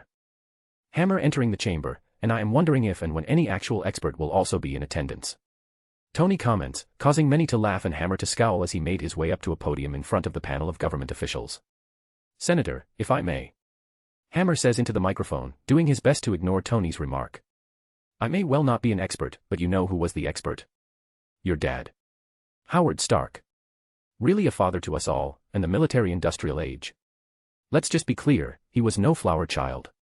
He was a lion. Senator, did you invite this man, who just admitted to not being an expert, here to monologue about his weird fantasy for Tony's father? Peter cuts Hammer off before he could continue rambling. Since he isn't an expert as you've said, maybe he should leave so we can finish this. Hearing Peter's words, Stearns didn't know how to legitimize Hammer being there anymore, which goes to show that he shouldn't have worked with Justin in the first place. The man is simply incompetent. Before Stearns could form a rebuttal for Peter's words, Hammer just steamrolled ahead, ignoring the opposition. We all know why we're here. Last year, Tony Stark created a sword with untold possibilities, yet he insists it's a shield. He asks us to trust him as we cower behind it. I wish I were comforted, I really do. I'd love to leave my door unlocked when I leave the house, but this ain't Canada. We live in a world of grave threats, threats that Mr. Stark will not always be able to foresee. You're right, but that's what the Avengers are for, not Tony or Iron Man. Peter cuts him off once again and turns to the senator. Senator, let's move on from this one.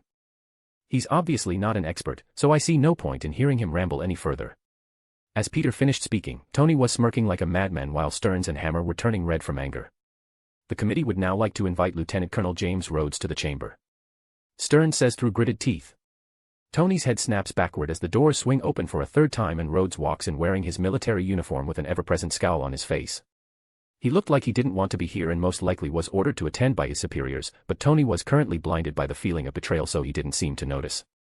I have before me a complete report on the Iron Man weapon, compiled by Colonel Rhodes. Colonel, for the record, can you please read page 57, paragraph 4? Stearns says as Rhodes takes Hammer's place at the podium. Shuffling through his report, Rhodes finds the exact paragraph and starts reading. Very well, as he does not operate within any definable branch of government, Iron Man presents a potential threat to the security of both the nation and to her interests. I did, however, go on to say that. Rhodes says but the senator cuts him off. That's enough, Colonel.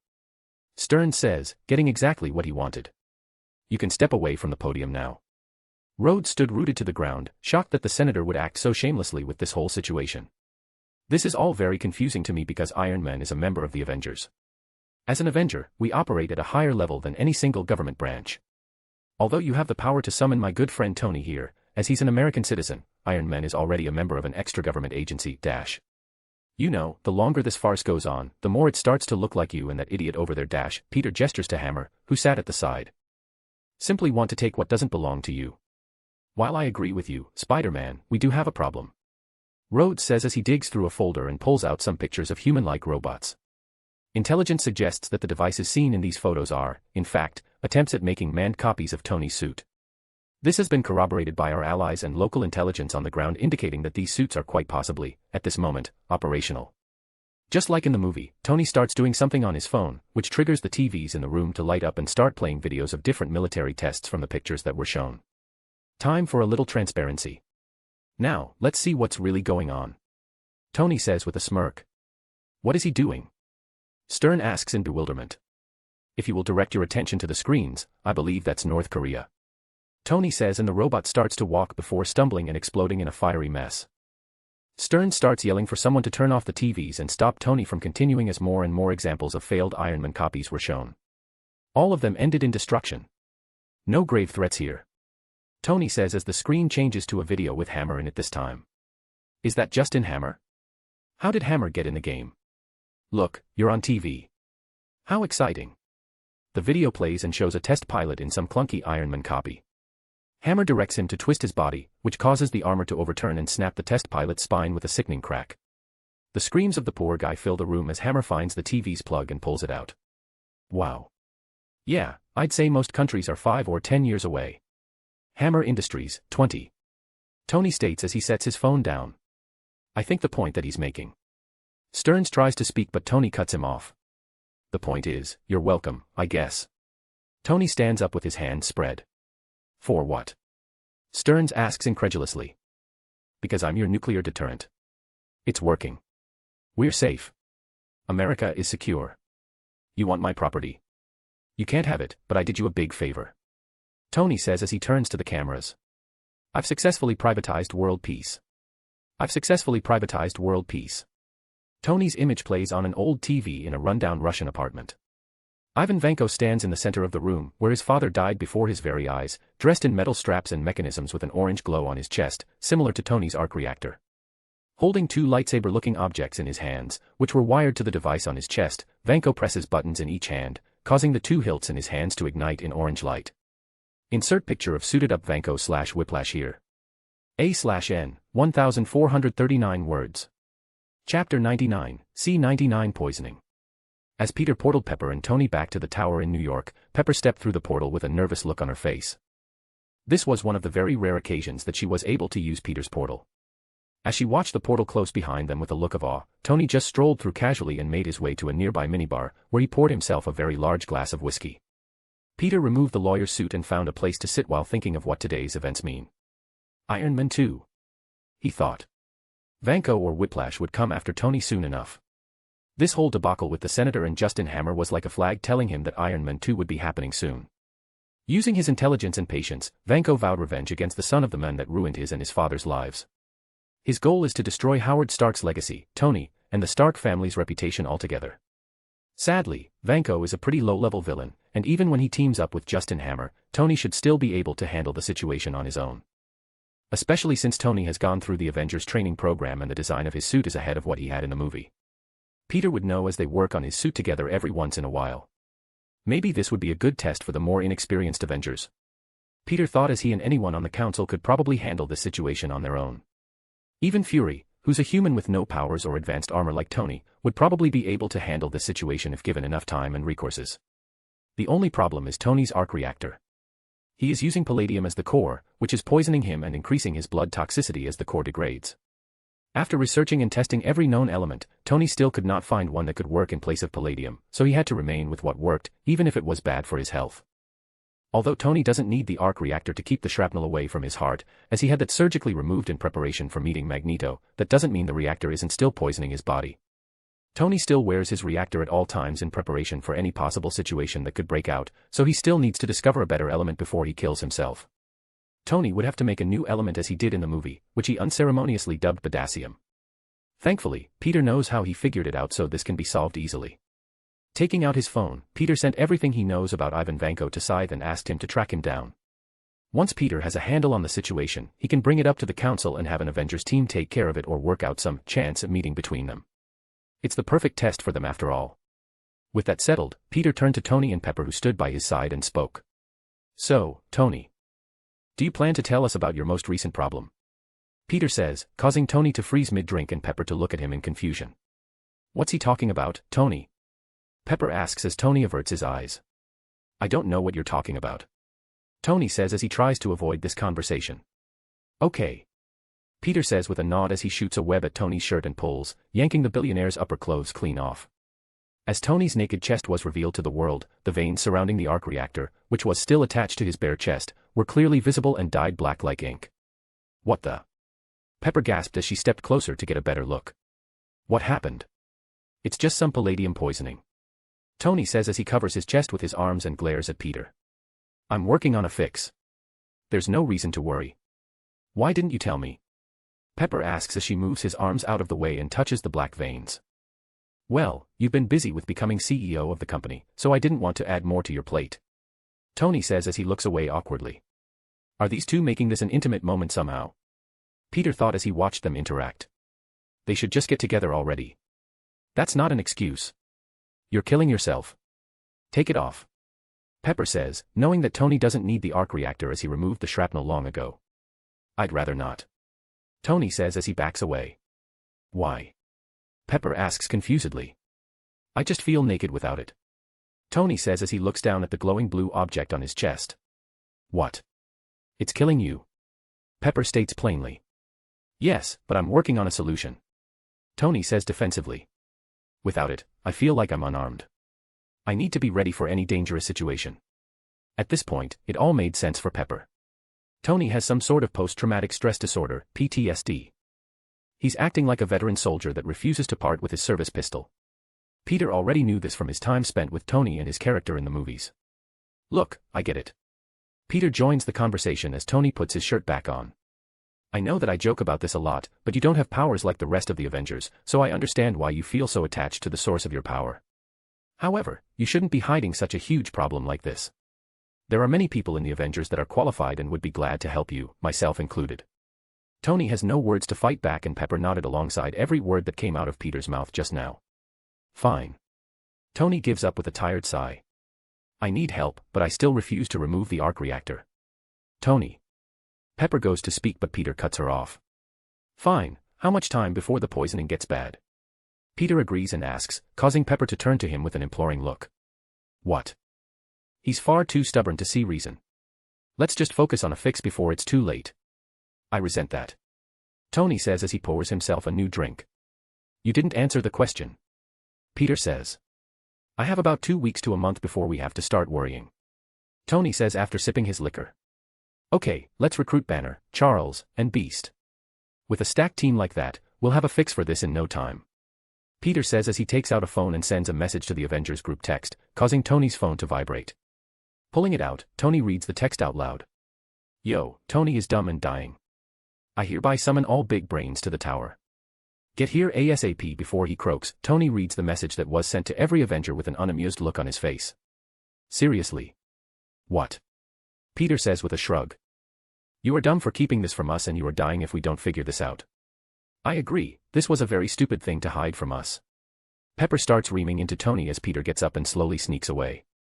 I may not be able to help but the Avengers could. You just don't think about anyone else. I mean really, how could you? You could have died. Why can't you just, so irresponsible of you. Tony was stuck there taking the sharp words from Pepper, while Peter snuck away to relax before they all got to work. Peter could feel the pleading look that Tony was giving him as he left, but simply ignored it and went on his way. He would have to get used to such treatment when they're in a relationship anyway. It would only get worse at that point. After sneaking off, Peter made his way through the tower, looking for the model of the Stark Expo that Howard Stark left behind, as it held the secret to making the element Tony needs. Howard believed it to be the key to limitless, renewable, clean energy. However, limited by the technology of his time, Howard was unable to create the element for himself and instead left the blueprints for the element hidden in the model that Peter is searching for, hoping that his son would complete his creation in the future. A/N, 1439 words. Chapter 100, C-100 Howard Stark. Within the next 2 hours, Bruce, Charles, and Henry, Beast, rushed to the top of the tower with confused and worried looks on their faces. At first, they thought this was a joke, but after getting some more information from Peter and Pepper, they fully understood the problem. Why can't you just take it off until we find a replacement? Banner asks as if it was a simple solution, which it was, but Tony was as stubborn as a mule and extremely paranoid from his recent experiences. I refuse. Tony says plainly, guarding his arc reactor against everyone's prying eyes. We refuse your refusal. Beast says as he tries to rush at Tony to take it off of him. Keyword tries. As soon as Henry's hairy blue form moves toward Tony, the floor opens up and a red and gold piece of tech flies. It attaches to Tony's outstretched hand and turned into a glove, matching the one on his Iron Man suit. Instantly, the center of his palm glowed blue and fired a blast of energy, which impacted Beast and launched his body across the room. As Henry impacted the wall, the putrid smell of burned hair fills the room, causing some to cover their noses to block out the smell. Peter just stood at the side watching the whole situation play out. If Tony wouldn't give up the reactor after Pepper pleaded to him, then he wouldn't give it up for anyone. Tony wasn't playing around and called the rest of his armor, which shot into the room and attached to his body one piece at a time. The only piece that didn't come was the helmet, leaving Tony's head as the only exposed body part. Ugh, my fur. Henry says as he stands back to his feet and sees the singe marks on his chest. Well, don't attack me again and you won't lose any more hair. Tony says as his palm thrusters pulse threateningly. I'll keep that in mind. Henry mutters as he brushes the singed hairs off his chest. As this was happening, Fury and Natasha walked into the room. Fury held a closed cardboard box in hand as Natasha walked up behind Tony and poked his exploded neck with a needle, injecting him with some sort of fluid. Out of reflex, the thrusters in Tony's palms fired and hit the floor as he turned to see Natasha with an empty syringe in hand. Oh, God. Are you gonna steal my kidney and sell it? What did she just do to me? Tony begins to panic as he looks around the room in dismay. What did we just do for you? That's lithium dioxide. It's gonna take the edge off. It'll help with the pain and discomfort. Fury says, which causes Tony to notice the ease in the pain he's been feeling recently. Give me a couple boxes of that. I'll be right as rain. Problem solved. Tony says as he points to the needle in Natasha's hand. It's not a cure, it just abates the symptoms. Natasha reluctantly informs him. You're still poisoned. That thing in your chest is based on unfinished technology, Stark. Fury says as he walks forward and hands the box over to Tony, who took it out of reflex. No, it was finished. It just wasn't particularly effective until I miniaturized it and put it in my chest. Tony rebuts as he looks down at the box as if to say, what's this? No. Howard said the arc reactor was the stepping stone to something greater. He was about to kick off an energy race that was gonna dwarf the arms race. Your father was onto something big, something so big that it was gonna make the nuclear reactor look like a AAA battery. Fury ignores Tony's look and gains the attention of all the scientific minds in the room. Okay. Tony says almost unbelievably. Well, I've tried everything. I doubt there's something the old man saw that I didn't. You haven't tried everything. Fury says as he walks to the door. What do you mean I haven't tried everything? What haven't I tried? Tony asks as Peter walks up and takes the box from him. Tony was too preoccupied with Fury to care as Peter walked over to the couch and started curiously going through the box. He said that you were the only person with the means and knowledge to finish what he started. Fury says as he keeps walking away. He said that. Tony asks as Fury stops at the door and turns around. How do you know my father so well? Howard Stark was one of the founding members of S.H.I.E.L.D. We worked together a lot before his untimely death. Fury reveals, shocking everyone, especially Tony. What?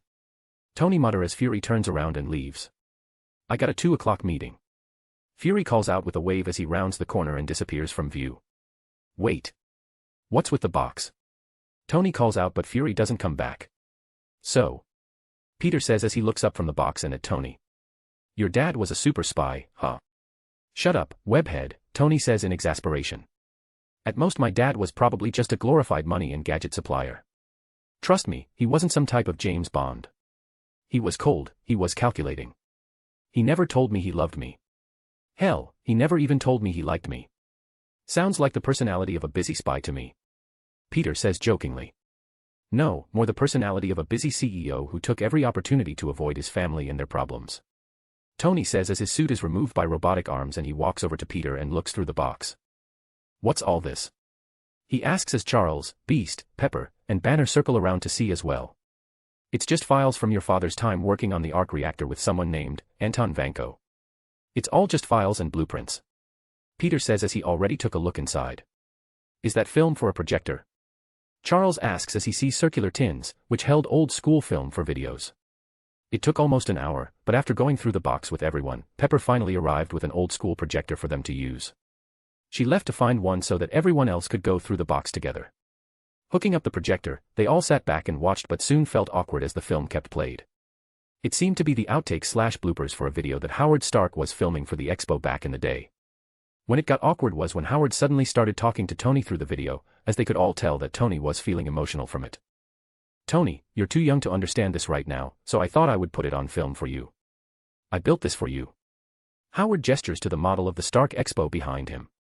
Someday you'll realize that it represents a whole lot more than just people's inventions.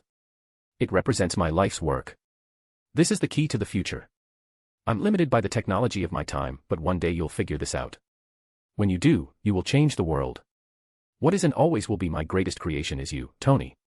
Remember that. As the video came to an end, Peter could see the mist appear in Tony's eyes but he did a good job at hiding it. That was nice of him. Peter comments as he finds the silence uncomfortable. Shut up, webhead. Tony uses that moment to laugh and wipe the mist from his eyes without anyone noticing. What, you said he was AD*CK, but now I think he was just what the anime community would call it Tsundere. Peter says, confusing everyone in the room. What the hell is a Tsundere? Bruce asks for everyone. Just think of it as someone that has a hard time showing their feelings. They use a hot and cold attitude to mask what they truly feel. Peter explains. Or he was just an A*shoal. Tony jokes. No, I think that video showed how much your father cared about you. Peter says as he walks up to the projector and rewinds the video. Now there's only one question. Peter pauses the video as it shows a good view of the model behind Howard Stark. Why is that miniature model so important? A/N, 1436 words. Chapter 101, C101 Potassium.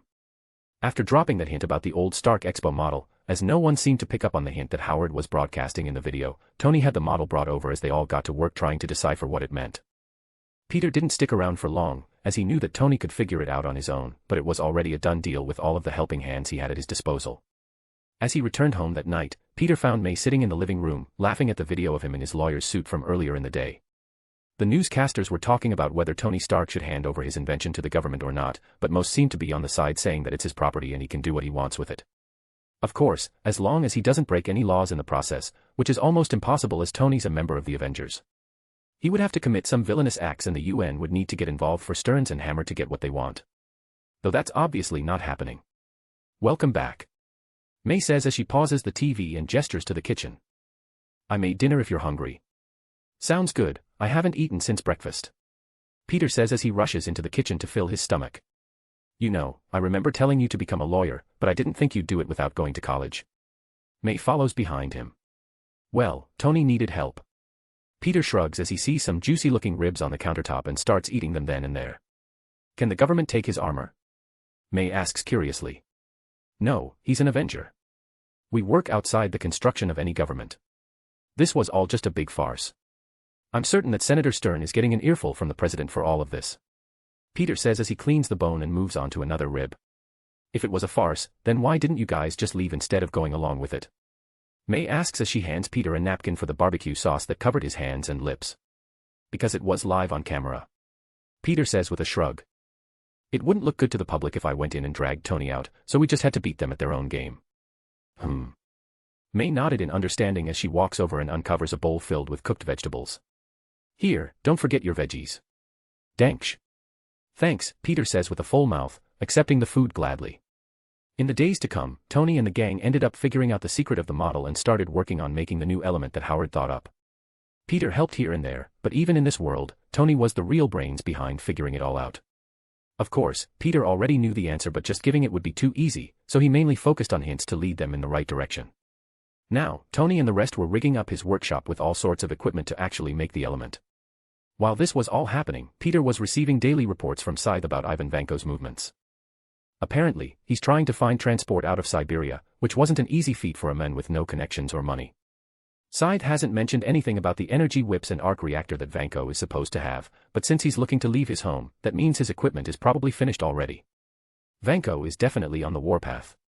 Now I just need to figure out where he'll attack Tony and make sure some Avengers are there to intercept. Peter thought as he still planned to use this as a test for the less experienced members. Vanko may be a villain, but he was fairly weak. In the second Iron Man movie, the public was in a frenzy about Vanko having similar tech to Tony's suit, as they were told everyone was years behind, but Peter always found that really dumb. Vanko's weapons were nothing more than some energy whips and an arc reactor, which happened to be a weaker version of Tony's. Not to mention that gap would infinitely widen when Tony upgrades his reactor with potassium.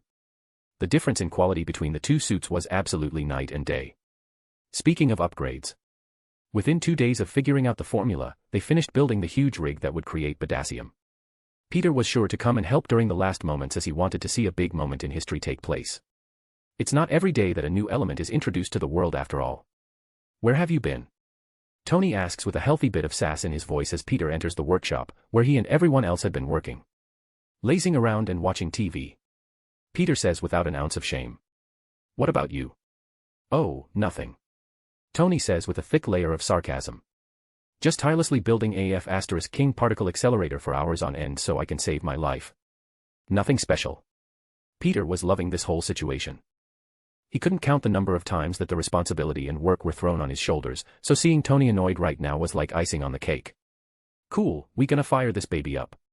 Peter acts oblivious as he walked over and admired their work. Wires were all over the place and there was a big metal tube that was connected in a circle around the entire room. Tony just looked at Peter for a moment before taking a deep breath to calm himself down. He knew that this was revenge for all the work he himself constantly ditches on, so Tony decided to take it in stride and move on. He has a new element to forge after all. Let's fire it up. Tony exclaims, gaining everyone's attention. Professor X, Beast, and Banner helped a lot so they would stay to see the results of their hard work. You do the honors. Charles says as he gestures to a lever that was connected to the whole rig through many wires. Walking over, Tony reaches out and grasps the lever, pausing for just a second before ripping the lever backward. Instantly, the whole thing powers up, and a blue laser shoots through the particle accelerator's tubing. When the blue laser made its way fully around the tubing, it reflected off a mirror-like piece of metal and shot out of the tubing and toward the center of the room. Suspended in the air where the laser was headed was a triangle-shaped piece of metal. As the laser hit the metal triangle, it seemed to charge up and glow brighter and brighter by the second. Soon, Tony flipped the lever a second time and the laser died off. Though the triangle was still glowing in place at the center of the room. That was easy. Peter commented, gaining a scornful look from Tony as he walked over to the triangle. Using some metal pliers, Tony took the glowing metal piece out of its holders and held it up for a closer look. Congratulations, sir. Jarvis says from the nearby speakers. You have created a new element. Without uttering a single word, Tony took the triangular element and placed it in a nearby arc reactor. The arc reactor casing closes and accepts the element, glowing a bright baby blue soon after. Sir, the reactor is compatible with the modified core. Jarvis' voice fills the room once again. I will run diagnostics. Nah. Tony says as he yanks his own reactor out of his chest and switches it out with the new one. Sir, we are unclear as to the effects. Jarvis tries to dissuade him but Tony doesn't listen. I don't want to hear it, Jarvis. Tony says as the new arc reactor glows brightly and the black veins on his chest begin to recede and disappear. Wait. Banner says as he runs over. That tastes like coconut and metal. Oh wow. Yeah. Tony exclaims excitedly as the arc reactor shines brightly. Peter stands at the side and watches without interfering. Tony was smart enough to know what he was doing and Peter knew how this would end from watching the movie. A/N, 1434 words. Chapter 102, C102 Monaco. Oh wow. Yeah. Tony exclaims as the light of the arc reactor blinds those in the room. Since every part of his body is enhanced, Peter could still see and was surprised to witness the black veins on Tony's chest recede and disappear. It was like the new reactor was affecting his body and cleaning the toxicity from his blood in some way. Peter didn't understand how it could actually do that though, and he wasn't sure anyone else in the room did either, including Tony himself. Once the light dimmed and they all could see, Tony stood there breathing heavily with a layer of sweat on his body. He looked far healthier than before. His skin was clearer and had a pinkish hue to it instead of the pale whiteness that it was before. The effects of palladium poisoning seemed to just disappear in mere moments. He almost looked a few years younger as well. I need to study potassium. It could help with both the super soldier serum and the resurrection elixir. Peter thought as he observed the shocking result. Tony. Banner asks as he makes it to Tony's side. Are you okay? Yeah. I think so. Tony replies as he checks over his body. Good.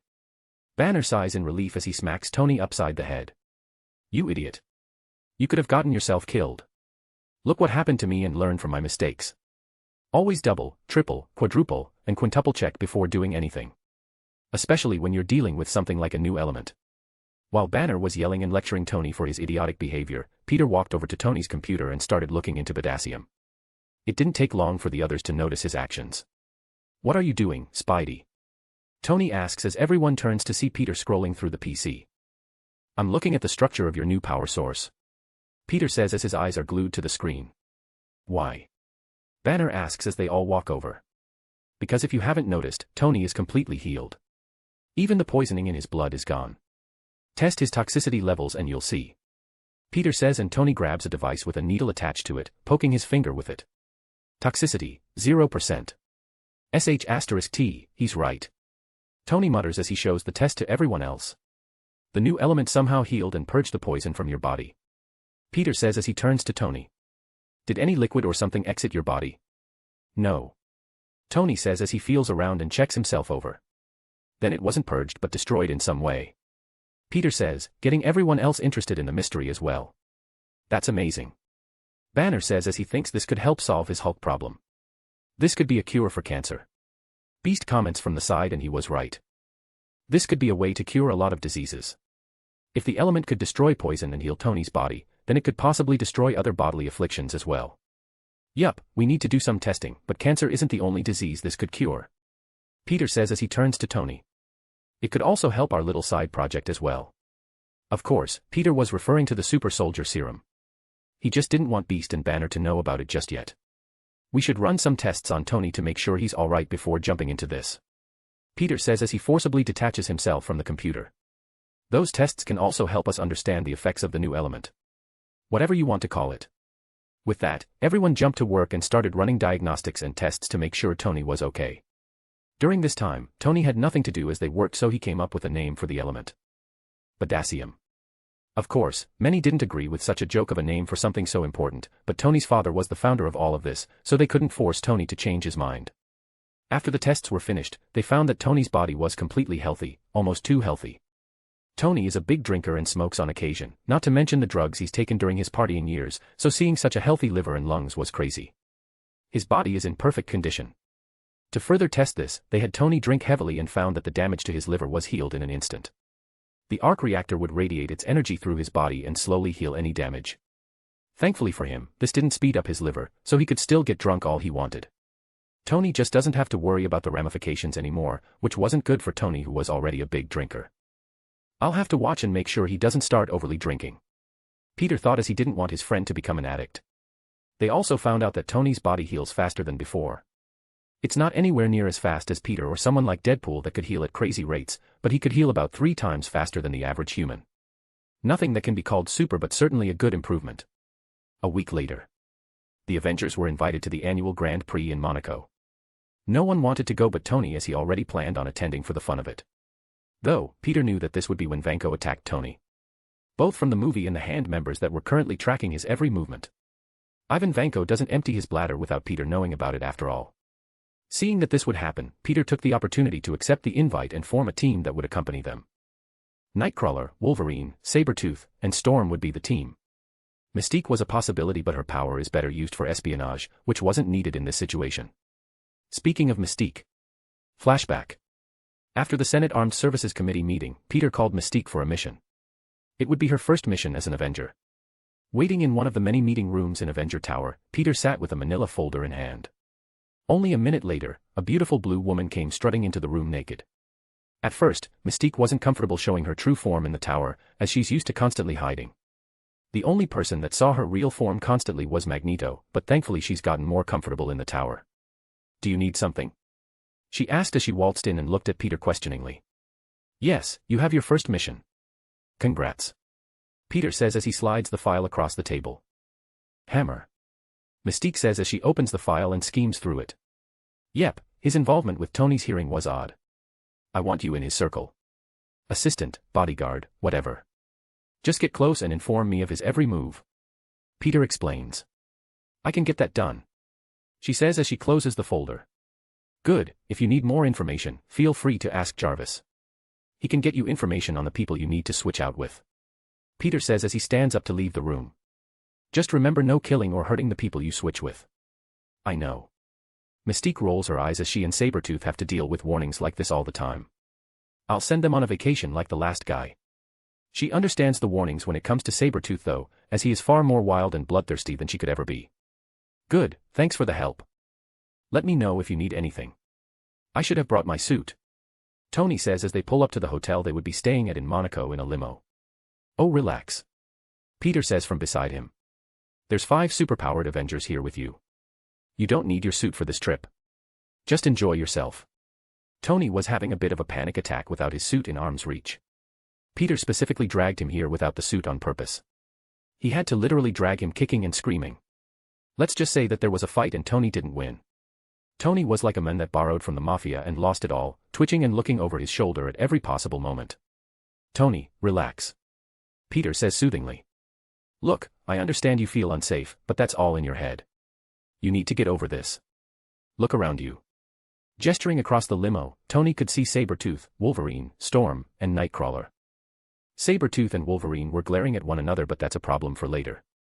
Including myself, we have enough power in this car to take over a country. Breathe and ask yourself, am I really in danger? Peter says as he pats Tony on the shoulder. You're smart enough to know this. A/N, 1515 words. Chapter 103, C-103 Brotherly Love. After Tony started to calm down, thanks to Peter's words, the group got settled into their hotel rooms. While this was happening, Peter had to constantly police Logan and his brother Victor. The two have had bad blood between one another long before Peter came around, not to mention the fact that Logan doesn't remember that Victor is even his brother in the first place. Logan was mad and watchful of Victor because of his experiences fighting Magneto's Brotherhood of Mutants, while Victor was set off that his own brother would completely forget that he existed. Yeah, they didn't have the best relationship. Victor was a very bloodthirsty and almost evil person, but they were brothers to the end. The fact that Logan, which wasn't even his real name, looked at him like a stranger constantly irked something inside Victor. So much so, that a fight broke out soon after they checked into the hotel. Since he knew that his friend was having a hard time, Peter decided to stick close to Tony. He wanted to prove that Tony was safe without the suit, but not go so far as to send him into a full-blown panic attack. While they were hanging out, as the race doesn't start until the next day, the sounds of destruction and animalistic grunts could be heard outside the hotel room. Those F***curs just won't quit. Peter mutters as he hops to his feet and runs to the door with Tony following behind. Outside in the hallway, Sabretooth merely threw his bag in his room and proceeded to make his way over to his brother's room, where he would lay in wait outside like some deranged stalker. This wait didn't last long as both brothers had an animalistic sense and could smell, hear, and sense the other nearby. Logan knew he was outside the door, but instead of acting rationally and contacting Spider-Man to resolve Sabretooth's odd behavior, he instead extended his metallic claws and growled as he rushed to the door, yanked it open, and leaped outside to fight. He knew why Sabretooth was there and was glad to give him exactly what he wanted. A fight. They both have been heavily guarded throughout the entire trip by Spider-Man, who wouldn't let them so much as argue, making this moment feel like a long time coming. Hours of tense staring and reprimands from their boss finally culminated in this very moment. Rarg. Logan roars as he leaps out of the room and stabs his claws in Victor's direction. Victor, being used to fighting his brother throughout the many years they'd been alive, saw this coming a mile away and retreated backward, causing Logan to embed his claws into the walls of the hotel hallway. Not letting this stop him for a single second, Logan ran at Victor with his claws still in the wall, cutting through it like butter as he closed the distance between him and his most hated enemy. Seeing his brother rushing at him like an angry bull, Victor's own bone claws ejected from his fingernails. Sabretooth didn't get the same adamantium upgrade his brother received all those years ago. Though that doesn't mean he didn't want it. Who would want to fall behind their sibling after all? No, Victor demanded the adamantium procedure be done on him as well. Sadly for him, he couldn't merge adamantium to his skeleton because the procedure would have killed him. Sabretooth's healing factor just isn't as powerful as Logan's. Wolverine's insane healing ability was the only reason he survived that procedure in the first place. As his brother rushed at him with the intent to kill, Victor glanced between Logan's metal claws and his bony ones and felt extreme jealousy even to this very day. I should have just forced Stryker to do the damn thing. Sabretooth thought as Logan's claws exited the drywall and swung towards his chest.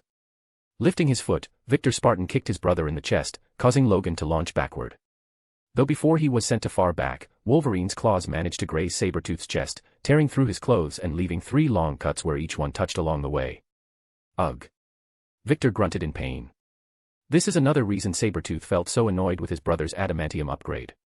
Not only does it give him an unbreakable advantage, but he couldn't block the damn things. Adamantium is the strongest known metal, and when sharpened to this degree it can cut through anything like a 1000-degree knife through room temperature butter. Every attack would have to be expertly dodged or redirected somehow. Blocking was simply a losing tactic. As Logan flew backward, he crashed back first into a hotel room door and broke the whole thing off its hinges, landing inside the hotel room. Ayaha. What the F***ck? A high-pitched female scream rang out as a man's voice cursed soon after. Logan looked to the side and could see 2 naked people on the bed. A beautiful blonde woman riding cowgirl on top of a balding middle-aged man. Not only that, but the man's arms and legs were handcuffed to the bed and the woman had a small whip in hand. Obviously, these 2 weren't praying to Jesus or reciting Quran in here. They were shameful sinners indeed.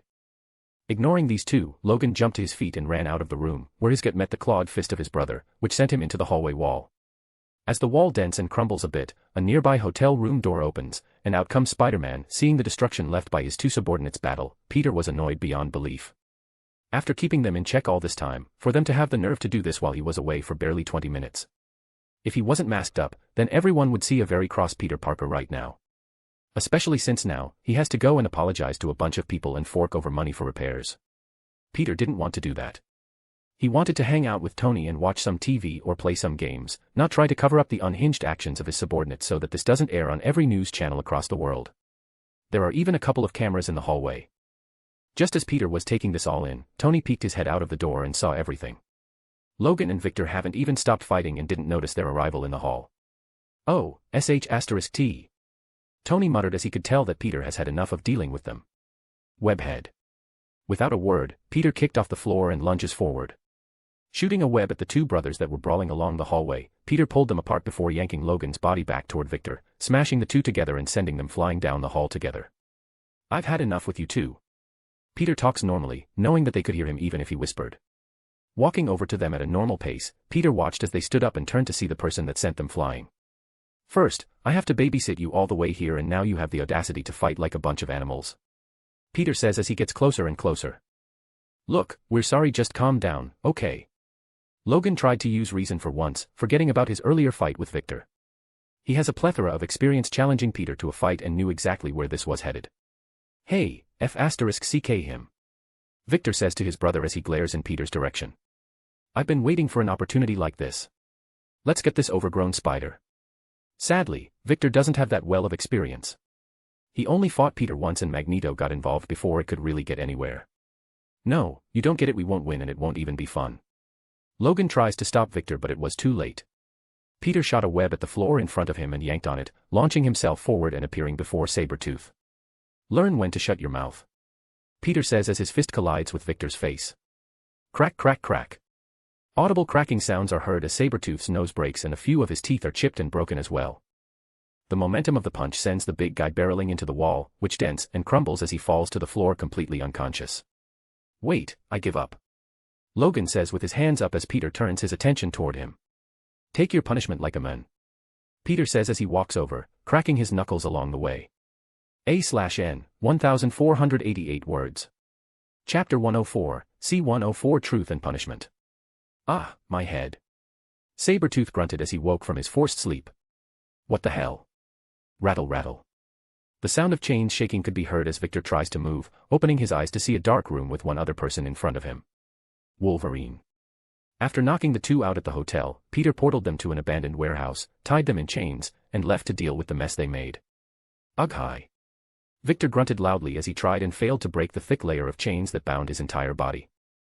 Trying for a while longer, Sabretooth gave up and looked toward his brother, who was still knocked out and tied in a similar way to himself. Hey, wake up. Victor called out but received no response. Motherf***ucker. Wiggling over like a worm, Victor positioned himself close to his brother and nudged his head with his foot, as it was his only body part besides his head that was unchained. Wake up, dumb *SS. Sabretooth yelled as Wolverine began to stir. What the? Get off me. Logan yells as he tries to move away but soon finds his body trapped in chains as well. What the F***ck? Even his hands were positioned in a way that made his claws completely useless. His hands were outside of the chains and angled in a way that he couldn't himself free. Good you're awake. Victor says as he turns to look at his brother. Now, help me figure a way out of this. Before either brother could say another word, a portal opened in the center of the warehouse, and out walked Peter and Tony. Peters held 2 VHS tapes in hand while Tony was tucking his checkbook back into his suit jacket's inner pocket. Ah, you two are awake, good. Peter says as he crushed the plastic, takes it in his hands and throws the remains at the two brothers. We just got done covering up the bullsh**t you idiots caused. Tony had to pay off the hotel staff, owners, and witnesses. Meanwhile, I stole the security tapes because you idiots decided to fight right in view of multiple cameras. F***CKU. Sabretooth says venomously as he wiggles in his chains. Unchain me so I can tear your head off and sh**t down your neck. You, kinky. Tony comments from the side. Yeah, no thanks. Peter says as he walks over. You two need to resolve your issues because this type of behavior can't happen during future missions. Are we giving them counseling now? Tony asks jokingly. If we have to. Peter says as Sabretooth starts wiggling in his direction, intending to bite his ankles. Seriously? What are you, a child? Whack. As soon as Victor brought himself in range, Peter wound his foot back and kicked his head like a pro soccer player, sending him rolling across the floor and crashing into Logan. Alright, I'll give you two a helping hand to kick this off. Peter says as he looks down at both of them. Logan, meet Victor, your brother. What? Logan exclaims in confusion as he looks at Victor. Hey, little brother. Victor greets as the damage to his face from the kick slowly heals away. If you'll remember, when you two were joining the Avengers, you were put through extensive tests and questioning. Peter explains as Logan looks to him for answers. Victor explained a bit of your backstory together during that. We also received information from his comrades. Not to mention your blood tests showed that you two are related. Half-brothers to be exact. I can't remember. Logan says in shock, causing Victor to scoff at him. Yeah, I know. Victor says in distaste. Well, it's probably for the best that you don't remember.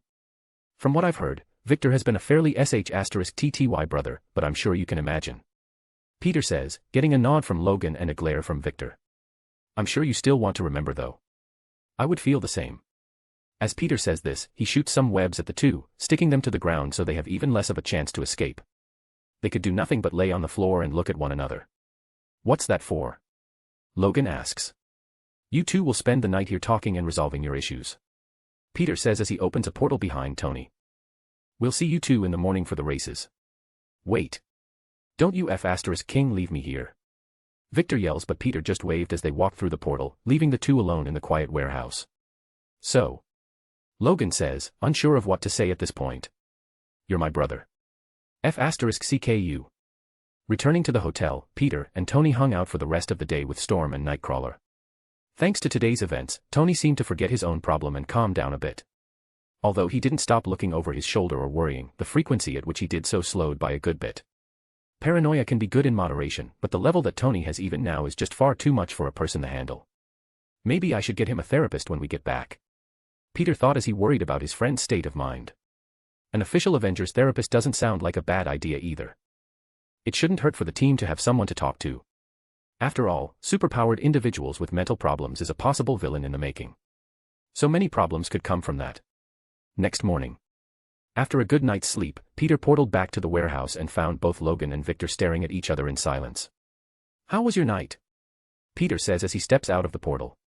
"Great, now untie me," Logan says as he's tired of staring at his long-lost brother's face. Victor doesn't say a word this time, which was odd, but Peter just let it go with a shrug.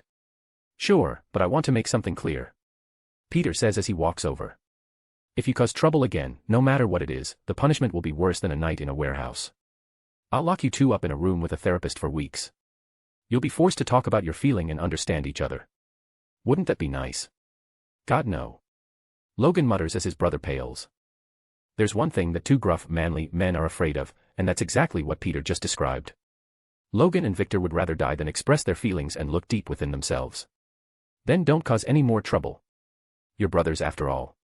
Act like it, Peter says as he breaks the chains that held them in place. "Let's go, you two need to get ready for the races." A limo pulled up to an expensive-looking restaurant, which was surrounded by photographers and press. This restaurant has the best balcony view of the race, where everyone who is someone or has connections would sit, eat, and watch the race. As the door to the limo opened up, a surprising group of people exited one after another.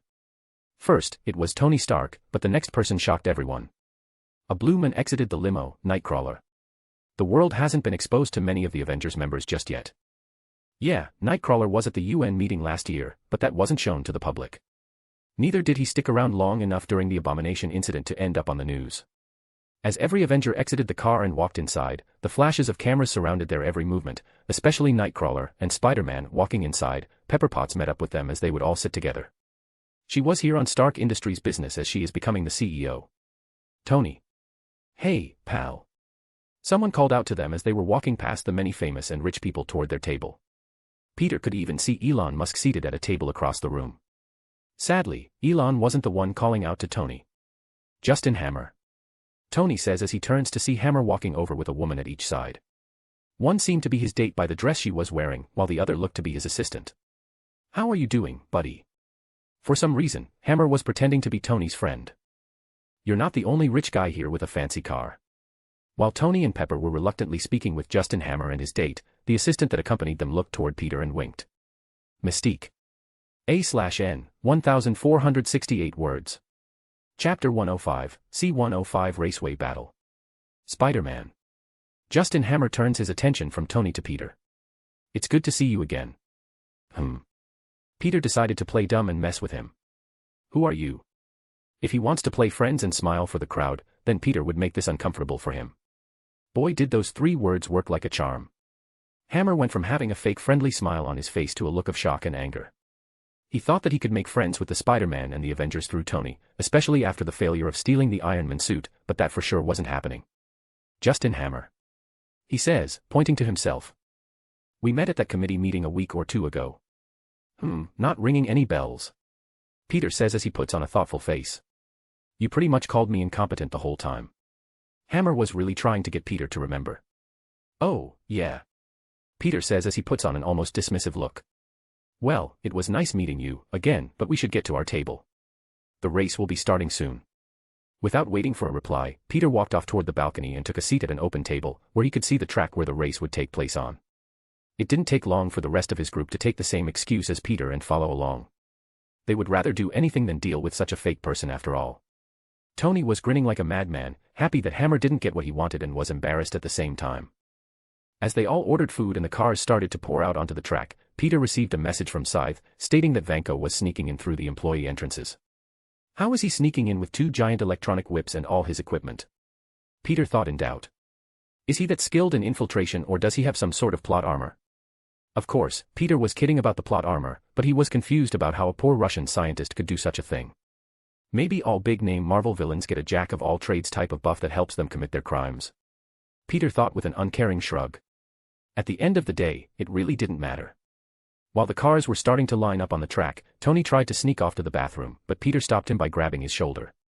"You are not racing," Peter says, knowing that this would put him in danger from his movie knowledge. "What?" I'm just going to the bathroom. Relax. Tony says with a laugh as he shrugs Peter's hand off and strolls away. Maybe I was wrong. Peter thought. Maybe the reason that Tony joined the race in the movie was that he was dying and fulfilling some sort of bucket list. Now that he's healed and running better than ever before, the thought of putting himself in a dangerous situation for the fun of it was stupid. After a while of waiting for Tony's return, Peter learned just how dumb he was to believe in his friend.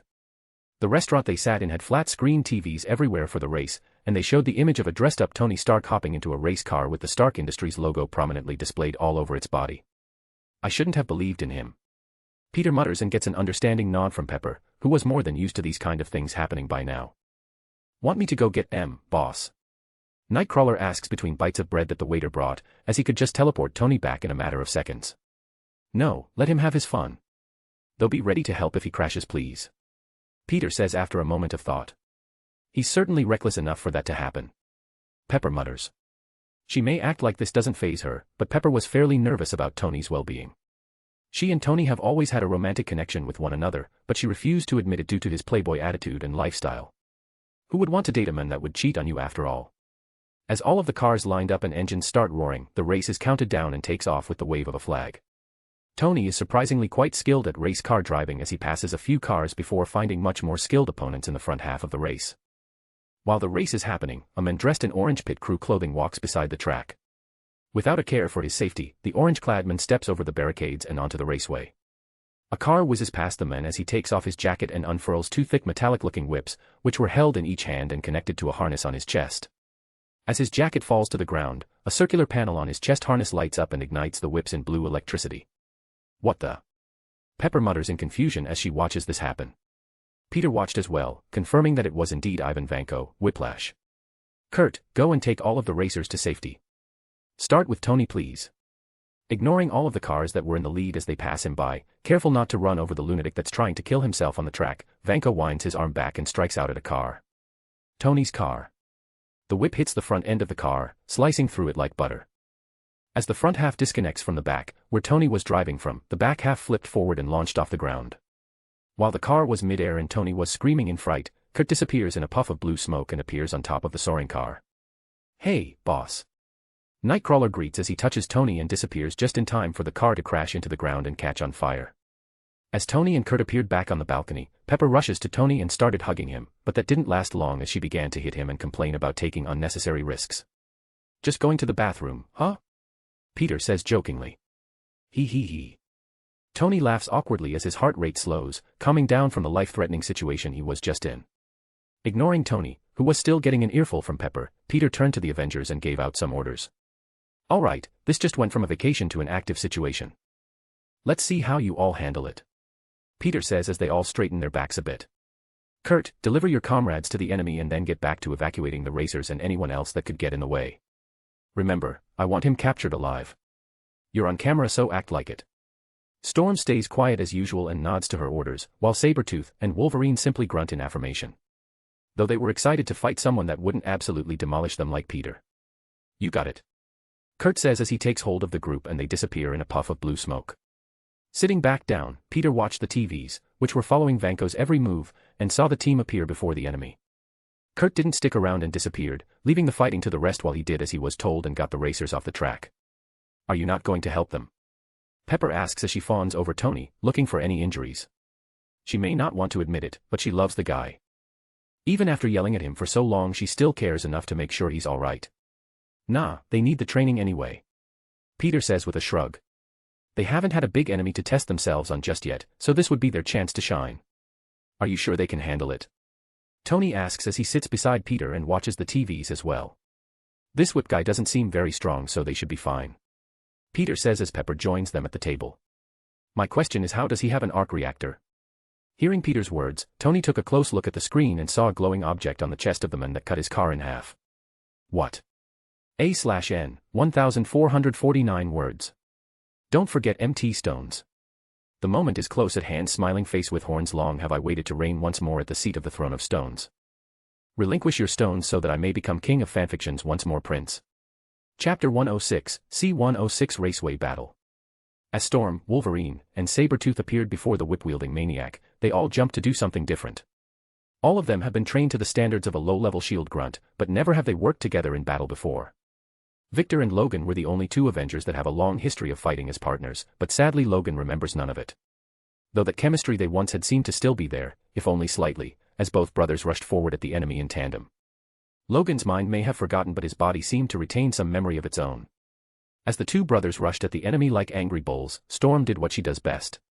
Using the wind to carry her body up above and out of range of the enemy's whips, she spread her arms and the weather changed in an instant. What was a clear and sunny day turned dark, cloudy, and windy at an abnormal rate. At this point, the thousands of people in attendance, who came to watch the races, broke from their shock and started running to the exits. Screams were heard as they all evacuated in messy groups. As this was happening, Logan and Victor began to close in on their opponent, claws out and feral grins on their faces. "I'm not here for you," Vanko says in a thick Russian accent. "Go away and bring me Tony Stark." With that said, Vanko wins a whip back and lashed out at both attackers, not noticing the swift change in weather up above him. As the whip swung horizontally toward the two animalistic metahumans, Logan dipped under while his brother jumped over, dodging the whip with ease. Vanko saw this coming and already had his second whip ready to go, bringing it down on the brother that had nowhere to go, Sabretooth. Victor took the high route and was now stuck in the air, unable to dodge. Logan was smart to simply duck under the first attack, as he could still use the ground to maneuver his way around any follow-up attacks. Glancing up to see the second whip, which was falling vertically towards his newfound brother, Logan acted quickly and kicked off the grounds as well. Swinging his clawed hand, Logan went to cut the electrified whip and did so easily. Sadly, the whip was in fact electrified and every bone in Wolverine's body, including his claws, was coated in metal. As Logan's claws sunk into the whip, the current of power from Vanko's arc reactor redirected its course, flowing down Logan's claws and into his body, spreading to every connected bone it could. As the foreign electricity invaded Logan's entire body, he convulsed midair and fell to the floor with blood leaking out of every orifice of his body. Though his efforts weren't in vain, Logan managed to cut the whip before it touched his brother, saving Victor from his possible death. After all, Sabretooth's healing factor is nowhere near as good as Logan's. As Victor lands and stops to look at his downed brother's form, Vanko speaks in his deep Russian accent once again. "You should have left when I gave you the chance," he says as he spins both whips like helicopter blades and walks toward Victor. "Now, you will die like your friend." As he draws closer to Victor, rumbling could be heard from the sky above. Neither Victor nor Vanko seemed to notice as the loud sound of the spinning whips drowned everything else out. When Vanko was almost in striking range, the cloudy sky lit up and a loud crashing sound could be heard. Asterisk crash. ZZZZZZZZ asterisk. Lightning fell from the sky and struck towards Vanko. Luckily for him, the helicopter-like whips caught it, saving his life. Though the outcome of that certainly wasn't a good thing for him. As the lightning hit the whip, all of the power from it shot through the whip and up to the arc reactor, causing it to crack and break. The light that once shone at the center of Vanko's chest flickered for a moment before going dim. His whips followed suit soon after, leaving Vanko powerless. "You're welcome," Storm says to Victor as she flew down and rushed over to Logan, who was unconscious but healing quickly. While that was happening. "What?" Tony exclaimed as he took a closer look at the glowing circle on the whip-wielding maniac's chest. "How could this happen?" Pepper asks in shock. "Did someone steal the blueprints or hack into your workshop?" "No, that's not possible," Tony says with a shake of his head. "Jarvis protects all of my systems and nothing related to the reactor has been stolen. At least, not to my knowledge, but it would take a very skilled and equipped thief to rob my workshop." "Jarvis?" Peter asks aloud, knowing that Tony was always connected to his virtual assistant. "Yes, sir," Jarvis answers from the speaker on Tony's smartphone. "Find out who that man is," Peter says plainly, and Jarvis gets to work. It used to be that Jarvis would have to confirm the orders Peter gave him with Tony, but that is now a thing of the past. Since it got annoying to constantly permit Jarvis every time Peter needed something, Tony made it so Peter had a small amount of control over Jarvis as well. Small because Peter can't use Jarvis to steal anything from Tony or look in areas that he's not permitted. Basically, if it hurts Tony or is filed under Tony's eyes only, then Jarvis wouldn't be able to help. Though, Peter didn't plan on doing any of that, so it didn't really matter. "Yes, sir," Jarvis says as he uses the cameras, which were still broadcasting the whole situation worldwide, to get a good picture of the Vanko's face. Not only that, but Jarvis also started going over the many security cameras in and around the building. Using that, Jarvis hoped to backtrack Vanko's movements leading up to his arrival. If there are enough cameras in this city, then Jarvis may be able to find where Vanko is staying or if he had any co-conspirators. Of course, Peter already knows all of this information thanks to his trusty ninja organization, but he won't volunteer any of it. He would rather keep the hand a secret from his fellow Avengers. At least, for now. Facial recognition confirmed, Ivan Vanko. Jarvis says after only a few seconds. Why does that sound familiar? Tony asks with a questioning look. Wasn't Vanko the name alongside your father's in the original arc reactor blueprints? From the box that Fury gave you, remember? Peter drops a major hint, which causes Tony's eyes to widen in realization. Wasn't it Anton Vanko though? Pepper says as she remembered. Correct, Anton Vanko was his father. Jarvis says over the phone speaker. Okay, then why is the Sonneman that worked with my old man attacking the Grand Prix? Tony asks in confusion. He's not attacking the Grand Prix per se. Peter hints as Pepper begins to realize. He's attacking Tony. Pepper blurts out her thought. Exactly.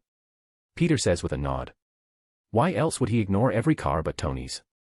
At least 3 cars passed him before Tony came along and all were left unharmed. Peter says, happy that they were all finally on the same page. Why would he want to attack Tony? Pepper asks in confusion. I don't know. Peter said with a shrug.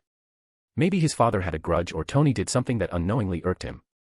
Jarvis, any ideas? Tony asks, knowing that Jarvis is looking into it. Yes, Anton Vanko was deported back to Russia after selling Stark Company secrets on the black market. This is all the information I have at the moment, sir. Jarvis explains. Makes sense. Peter says with a nod. What makes sense? Pepper asks questioningly. Well, if he was deported for selling Stark secrets, it makes sense that Howard was involved in that process. I'm sure Anton wasn't happy about that. Now, a father's hate is being acted out by his son. Peter says, getting a nod from Tony. Though there may be another reason. This one is the most likely. Asterisk crash. ZZZZZZ asterisk. The sound of lightning striking breaks them from their conversation. Looks like they're done. A/N, 1406 words. I didn't want to draw the fight out too long so I made it quick. Peter wasn't fighting so I knew it wouldn't be as interesting if I made it more than one chapter. Chapter 107, C-107 wrapping up. Making their way through the fairly empty raceway, Peter walked up to the group of Avengers that have gathered around the now detained Ivan Vanko. Logan was awake and sitting on the ground with a tired look on his face. He may be able to heal extremely quickly but the pain and experience of having his entire skeleton electrified seems to have taken a toll. At least mentally. Victor, Nightcrawler, and Storm were standing guard over Ivan, who was tied up in his own whips with a conflicted look on his face. On one hand, he completed what he set out to accomplish. Proving Tony's words at the committee meeting wrong. I'd say most countries are 5 or 10 years away. Hammer Industries, 20. Tony said before the world that no one would be able to copy what he has created. In Peter's humble opinion that's still true, as the only piece of equipment that resembles Tony's Iron Man suit is Vanko's arc reactor, but the public probably wouldn't see things that way. Those with ulterior motives would come out of the woodwork and start making a fuss, which would then rile up those with similar opinions and sway those that are susceptible. On the other hand, he also wanted to injure the son of the man that ruined his and his father's lives. He knew that the odds were against him, as Tony's suit was far better than his own. After all, the man had more money, time, and resources to put into his suit. Although killing him wasn't possible just yet, injuring him was certainly plausible. If he could make God bleed, people would cease to believe in him. There will be blood in the water, the sharks will come. The truth is, all I have to do is sit here and watch as the world will consume you. Ivan said in the movie.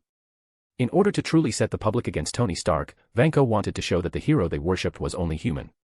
Sadly, he didn't even get the chance to fight who he wanted. Peter made sure of that. Hello, Ivan Vanko, correct? Peter says as they stroll over with Tony and Pepper following closely behind him. Huh? What do you want? Vanko says in distaste as he turns to see Tony standing beside Peter. Stark. The son of a thief finally shows himself. Tony doesn't reply just yet as he walks over and takes a look at Vanko's equipment. Pretty decent tech. Cycles per second look a little low. You could have doubled up your rotations. You focus the repulsor energy through ionized plasma channels. It's effective. Not very efficient, but it's a passable knockoff. Tony says as he examines the broken arc reactor on Vanko's chest. I don't get it. A little fine-tuning and you could have made a solid paycheck. You could have sold it to North Korea, China, or Iran, or gone onto the black market like your father. I'm sure he would be happy to share his connections with you. My father is dead. Ivan says as he glares at Tony. He's the reason you're alive. Well, my condolences, I guess. Tony says, unsure of how to answer that. You come from a family of thieves and butchers. Vanko didn't care for Tony's condolences as he spat in his direction. Now, like all guilty men, you try to rewrite your own history. You forget all the lives the Stark family has destroyed. Mine and my father's are only small pebbles in that mountain. Okay. Tony says as he doesn't know whether to feel bad for him or not. Well, have fun in your prison cell. I'll send you a bar of soap and some porn magazines. After stripping Vanko of his equipment and confiscating it, they handed him off to the police and went on their way. Of course, Peter dispatched some hand ninjas to follow and keep an eye on things. Just in case. I was at a hearing where Mr. Stark, in fact, was adamant that these suits can't exist anywhere else, don't exist anywhere else, never will exist anywhere else, at least for 5 to 10 years, and here we are in Monaco realizing that these suits exist now.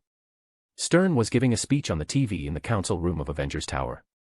Just as Peter expected, the clowns came out of the woodwork to capitalize on this incident. The snakes are out. Tony mutters as he came to the same conclusion. Yeah, but they can do nothing. Peter says as he gets a text and checks his phone. I have to go. I'll be back soon with a present for you. In a pristine private airplane hangar, armed security patrols the area as Justin Hammer sits at a fancy dinner table with a glass of red wine in hand. Standing beside him like a sort of attendant, Hammer's beautiful assistant waits patiently to help with any of her boss's whims. Moments later, a line of blacked-out SUVs drives in past the security and park one by one beside a private jet. The doors open and similar-looking security guards come pouring out and escort a bound and blindfolded man to the dinner table, seating him across from Hammer. Ripping off the blindfold, the man is revealed to be Ivan Vanko, freshly broken out of prison. Hey, there he is. What an absolute pleasure. Welcome. Hammer tries his best to make a good impression, but Vanko looks at him as if he were an idiot. Oh goodness gracious.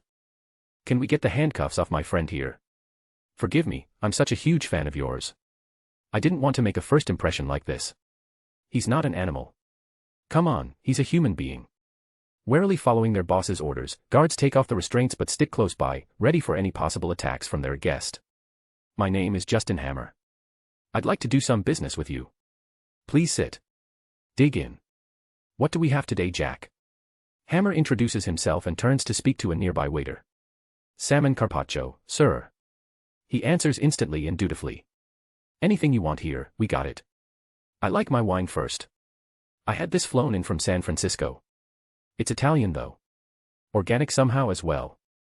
I have a bit of an obsession. Apparently, you do too, for Tony Stark. I couldn't bear to have you shipped off to God knows where. It would have been such a waste of talent, but if I might make a suggestion. You shouldn't just go and try to kill the guy. Go after his legacy. That's what you kill. Then you can off him later on.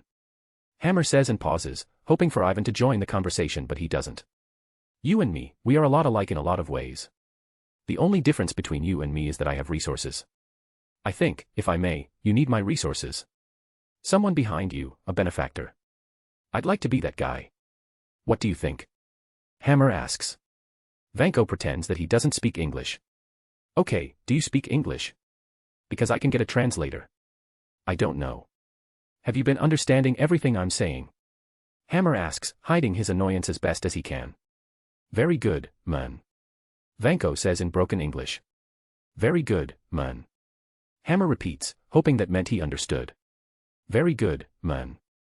Vanko repeats one more time with a nod. Cheers. Hammer holds up his glass toward his new partner. Ivan grabs the wine bottle and clinks it against the glass before taking a big swig of it. As Hammer was celebrating internally, Vanko spoke up. I want my bird. Vanko says in his fake broken English. A bird? You want a bird? Hammer asks in confusion. I want my bird. Ivan clarifies. I can get you a bird. I can get you 10 birds. Hammer says, hoping to solve this quickly. I want my bird. He clarifies a bit more forcefully this time. Well, okay. Nothing's impossible. I could. What are we talking about? Is this a bird back in Russia? As they were talking, a blue and red-clad man in a spider-themed suit walks down the runway toward the heavily guarded hangar. He walked in a casual manner as one by one the guards noticed his arrival and cocked their guns, aiming them in his direction and calling out over the radio. A/N, 1445 words, smiley face. Chapter 108, C-108 wrapping up. Sir, we have a problem. A security guard rushed over to Hammer and Vanko, interrupting their dinner. What? Hammer asks in annoyance as he was doing his best to sway his guest to his side. Spider-Man is here. The guard says with a wary look on his face. Hammer whips his head to stare at the guard, unsure if he heard correctly. Say that again. Spider-Man. He's here, sir. He repeats, gripping his assault rifle tightly in hand. What? Hammer drops the glass of wine he was holding and stands up. Where is he? We need to go. As Hammer comes to this realization, the sound of shouting could be heard outside. This is a restricted area. Turn around and leave now. One of the more confident security guards tried to shoo Peter away. This didn't seem to work because only seconds later the sounds of painful screams and gunfire filled the air, frightening Hammer more than he already was. While Hammer started panicking and ordering around his guards, Vanko, who was thankfully unrestrained by this point, stood up and stealthily walked to the back of the hangar, hoping to find a backdoor exit to slip through. As the sounds of screaming and gunfire grew further and further away, Vanko found a door with a red sign above it that read, "Emergency Exit." Hee hee, my luck is good. Vanko chuckles lowly as he paces to the door and reaches out to push it open. Not so much. A female voice says from behind as the sound of a taser gun firing could be heard. Asterisk pew. ZZZZZZZ asterisk. A group of small metal darts fires out of a bright yellow gun. Each metal dart is connected to a long and thin wire that connects back to the gun.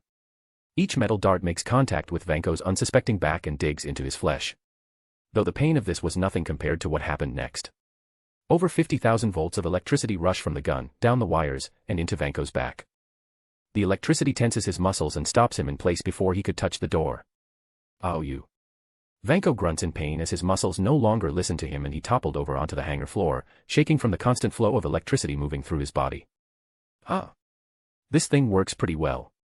Hammer's secretary mutters as she walks over and makes eye contact with Vanko, her eyes flashing yellow for only a brief moment. Where do you think you're going? Shut your mouth, bitch. Vanko squeezes out through the pain, but shuts his mouth as he sees her eyes change. How rude. She says and stomps on Ivan's head, knocking him unconscious. Load up the plane. Quick. Quick. Quick. Hammer instructs some guards as the sounds of gunfire and cries of pain outside the hangar lessen by every passing second. No, we don't need that. Just get the plane running. We don't have time. While his employees were working in overdrive to get their boss out of the situation they'd found themselves in, Hammer noticed that someone was missing. Vanko, who was the whole reason that he came here in the first place, was nowhere to be seen. Sir, the jet is ready to go. A guard says as he runs over to Hammer's side. Where's Ivan? We can't leave without him. Hammer asks his nearby guards. Sir, we don't have time. It's either stay and get caught by Spider-Man or leave now. One guard says it how it is. Sadly, Hammer knew that Vanko was the key to finally outdoing Tony Stark and would do anything for that to happen. He was tired of living in the shadow of that pompous windbag. Now that he has a chance to step out of that shadow, Hammer would do anything to cling to it. Oh. A scream is heard as a guard comes flying into the hangar and crashes into the diner table a few feet away from Hammer.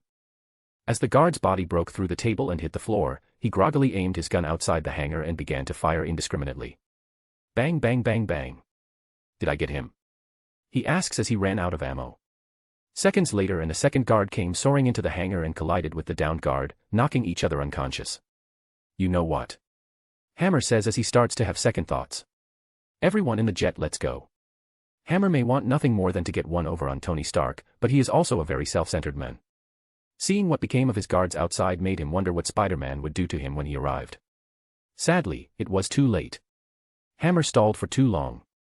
He should have taken off in his jet when the guard said it was ready. As the group of guards surrounded Hammer and rushed to the plane, a web hit the fold-out stairs leading into the plane and yanked it closed, sealing the plane's entrance shut. F***CK. Get this open. Now. Hammer orders frantically, but none of his guards would be able to get the door open with Peter's web sealing it shut. What's the rush? Stay and chat with me. A voice says from behind, causing Hammer and his guards to turn around. Seated in the center of the hangar, where Hammer and Vanko were supposed to eat dinner, Peter sat with one leg crossed over the other. Beside him were a few unconscious guards, while countless other guards were sprawled out on the floor outside the hangar as well. Out of reflex, the guards surrounding Hammer raised their guns and aimed them in Peter's direction. None of that, please. Peter says as he gestures outside the hangar. It didn't work for them, so do you really think it will work for you? Peter could see the wavering looks appear on the guards' faces as one by one they lowered their weapons. They knew that their only hope out of this was escaping, but now that wasn't possible. Fighting Spider-Man is like fighting the ocean, sooner or later they would only end up drowning. Good, now bring Justin Hammer to me. Peter orders as he reaches over and grabs the chair that Vanko was sitting on earlier and places it in front of him, patting the seat welcomingly. What? No. Hammer yells as his guards look at each other for a moment before dragging him toward the seat. Stop. You work for me, you idiots. Dragging him by the arms, the remaining guards place a thrashing Justin Hammer into the seat. Restrain him. Peter ordered, and they chain him up in the same restraints that Vanko wore only moments ago. Once Hammer was restrained to the chair, the guards stepped to the side and waited for further orders, not daring to do anything that could anger the superpowered individual. It's good to see you again, Justin. Peter says in the same fake friendly manner that Hammer used on him at the Grand Prix. No reply. Okay, where is Ivan Vanko? Vanko? You mean that maniac from the race? Hammer asks, hoping to weasel his way out of this. There must be some sort of mix-up. I don't have that guy here. I thought he was in jail. Just as Hammer was spewing lies to cover his A**s, the sound of high heels click-clacking on the hangar floor could be heard. Looking over Hammer's shoulder, Peter could see a familiar secretary strutting her way over while dragging a knocked-out Ivan Vanko behind her by the back of his shirt. Turning his head, Hammer saw this as well and couldn't help but curse his secretary internally. Why did you have to bring him back? You stupid B***tch. Hammer thought. Only moments ago he was ready to give up everything to get Vanko back, but now the man's presence only brought him pain. Good work, Mystique. Peter says as the secretary's whole form shifts and changed into her original blue appearance, shocking everyone in the room. Especially Justin Hammer, who just found out that his most trusted secretary was some sort of alien spy. Mission complete. She says as she drops Vanko at Peter's feet and hands over a flash drive as well. What's this? Peter asks as he takes the drive. All the evidence you'll need. Raven reveals as she turns her back and walks out of the hangar. I'm going home. Sure, I will need a mission report by the end of the week though. Peter calls out as she gets further away. I know. She says with a wave over her shoulder and turns the corner, disappearing outside of the hangar. Turning back to Justin Hammer, who was caught red-handed in his lies, Peter gestures toward Vanko. You were saying. A/N, 1,500 words, smiley face. Chapter 109, C-109 King. Hammer Industries owner and CEO, Justin Hammer, was arrested today. The police have made a statement, saying that Justin facilitated a prison break for the maniac who attacked the recent Grand Prix in Monaco. The escaped prisoner, Ivan Vanko, and Mr. Hammer were detained and brought in by none other than New York's favorite hero, Spider-Man. Watching the TV with a smirk on his face, Tony still couldn't believe that this was happening. When Peter left and promised a surprise present on his way out, Tony didn't think he would deliver such an amazing and thoughtful gift. Justin Hammer has always been a sort of fly that kept buzzing around Tony's head. A constant annoyance that refused to just leave him alone. When Peter came back to the tower with both Vanko and Hammer unconscious and dragging behind him by the back of their shirts, Tony didn't know what to think. He especially didn't think that Justin Hammer would have the balls to execute a prison break and work with a criminal. All just to finally beat him. Well, good riddance. Tony muttered as he toasted his glass of whiskey toward the TV, which showed the mugshots of both Vanko and Hammer. After dealing with both Vanko and Hammer, Peter went through the evidence before handing Hammer off to the proper authorities. Vanko, on the other hand, will be kept in the tower's detainment floor. Peter could have let the rest of the Iron Man 2 movie events play out, but he didn't see a valid reason for it. Yeah, he could have used it as more training for the Avengers, as both Wolverine and Sabretooth failed spectacularly in Monaco, but he can just cater a new training program based on teamwork for all Avengers to go through. There's no reason to risk anyone's safety for the purpose of training. Monaco was doable because Vanko was so weak at that point. Allowing him to upgrade and expand wouldn't be smart. Vanko would stay in the tower's detainment floor indefinitely, as Peter and Tony didn't want his knowledge to be used against them. Who knows how many other people would kill to have that knowledge? After all, every country and weapons manufacturer around the world was currently striving and failing to make a fraction of what Vanko and Tony could easily create. Leaving Vanko in a random prison somewhere is simply asking for trouble. Of course, Peter sent his hand subordinates to retrieve all of Vanko's blueprints and data. From his home in Russia to any location he stayed or visited along the way to Monaco, Peter made sure everything was searched and confiscated. He can't have someone finding blueprints for all of Vanko's equipment and using them for nefarious purposes or selling them to someone that would then use them for nefarious purposes. Meanwhile, in the large decorative throne room of Asgard, the ceremony to name the new king, Thor Odinson, was underway. Seated on a majestic throne in the back of the room, Thor's father, Odin Borson, sat in his golden armor with his trusted spear, Gungnir in hand. Insert picture of Odin Borson here. Standing at the bottom of the steps leading to the throne, Loki Odinson, Odin's second son, stood among other high-standing members of the Asgardian kingdom. Insert picture of Loki Odinson here. Where is he? A high-status Asgardian whispers to Loki. He said he'd be along soon. Loki answers without a care, happy that his smooth-brained brother was late for his own crowning. Sif, the only female member of the prestigious Warriors 3, realizes the truth and shakes her head in disapproval. He wants to make an entrance. She mutters loud enough for those near her to hear. Well, if he doesn't show up soon, then he shouldn't bother. Odin looks like he's ready to feed him to his ravens. Someone says.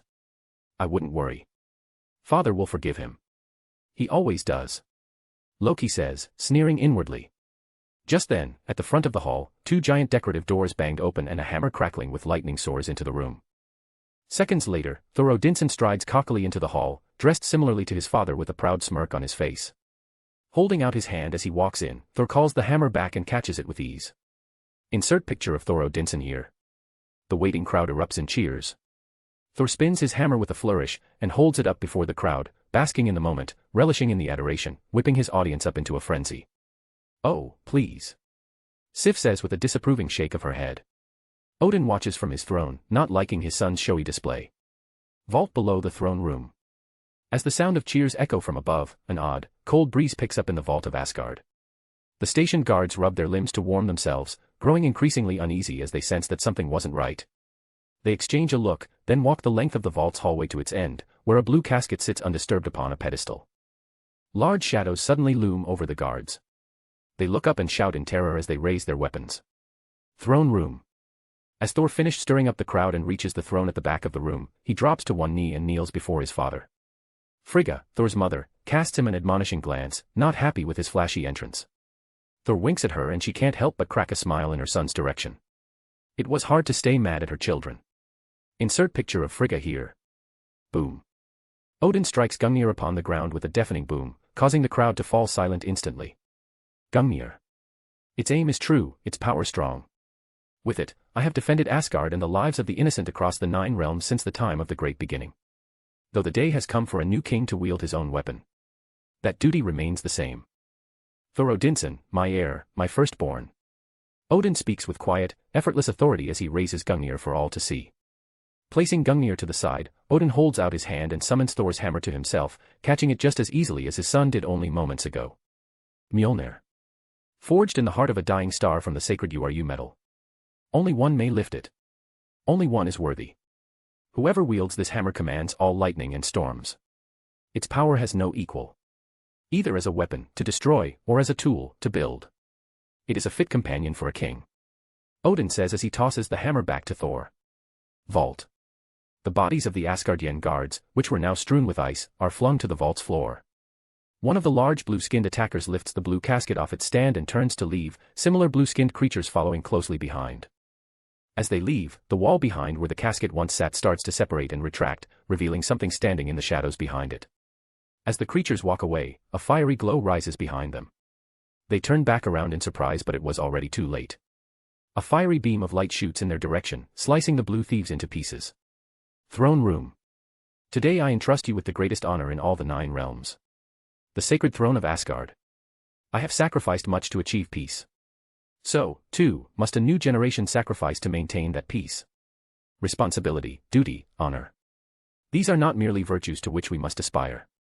They are essential to every soldier and to every king. Odin speaks down toward Thor as a cold chill begins to fill the room. The crowd starts to shiver and rub their limbs for warmth in the increasingly cold air of the hall. Thor Odinson, do you swear to guard the 9 realms?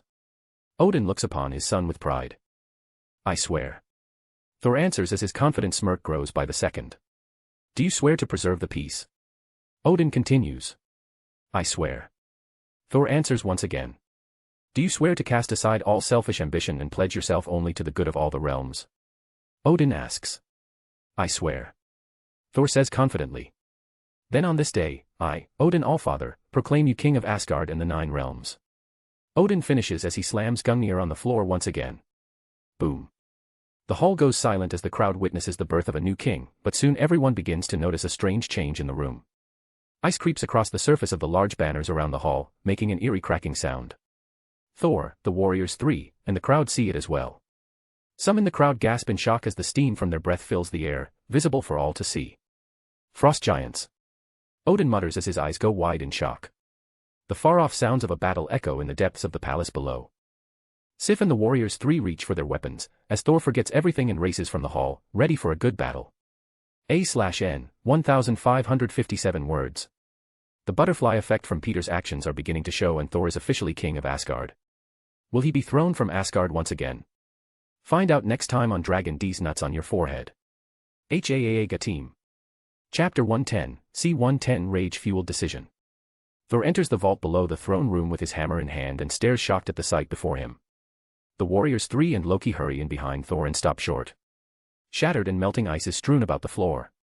The smoldering and twisted remains of the tall blue-skinned humanoid thieves lay sprawled out all over the floor. The blue-skinned thieves just lost a savage battle, without a single survivor among them. Amidst this horrific scene, shrouded in the shadows, stands a black metal creature, a fiery glow coming from within it. Insert picture of the destroyer here. The destroyer is an enchanted Asgardian automaton used primarily to guard Odin's vault, though it could also be used as a weapon against its master's enemies. The destroyer unquestionably obeys the ruler of Asgard and wielder of Gungnir. It holds the blue casket, which the thieves tried to steal, safely in hand, awaiting its master orders. The destroyer. Sif mutters in fright as she lays eyes on the shadowy figure. The Tesseract. Loki mutters with an interesting look in his eyes. I thought it was just a legend. Of course he was mistaken, as the Tesseract is on Earth, but the two are oddly similar in appearance. The Jotuns must pay for what they've done. Thor exclaims as he sees the dead bodies of the Asgardian vault guards. They have paid with their lives. The destroyer did its job, and the casket is safe. All is well. Odin placates as he walks over, frowning sadly at the dead Asgardian soldiers. All is well. They broke into the weapons vault.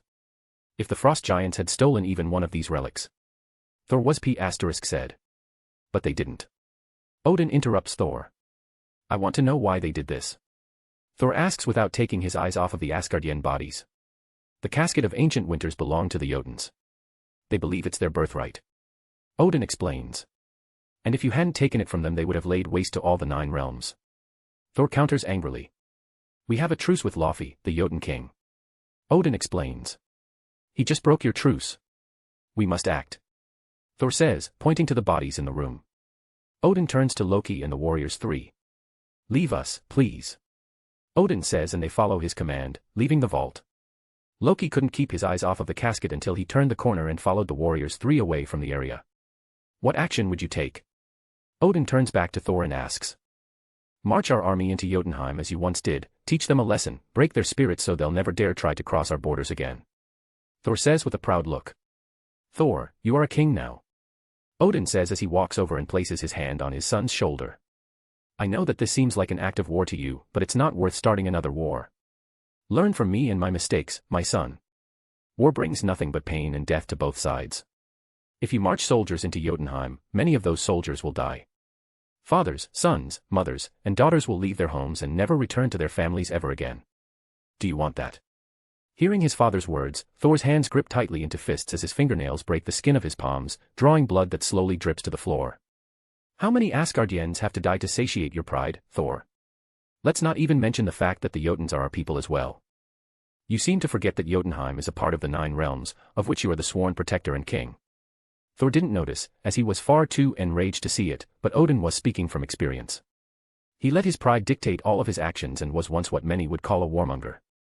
Millions have died at the tip of Gungnir's spear. They got this far. What am I supposed to do? Thor grits his teeth, unsure of how to act as a king in this situation. We will find the breach in our defenses. It will be found, and it will be sealed. Odin says as he pats his son on the shoulder and walks off. That's it. Thor asks with a scoff. Yes, decisions made in anger and without thought are detrimental to any ruler. Go and calm yourself. Once you're calm, we can come up with a less violent way to handle this situation. Odin says as he turns the corner, leaving Thor standing alone among the dead bodies. Odin left the area thinking he got through to his son and helped steer him in the right direction, but he was only half right. If I can't send the army, I'll just go myself. Laufey will answer for this. Thor thought as he left the vault, grasping his hammer tightly in hand.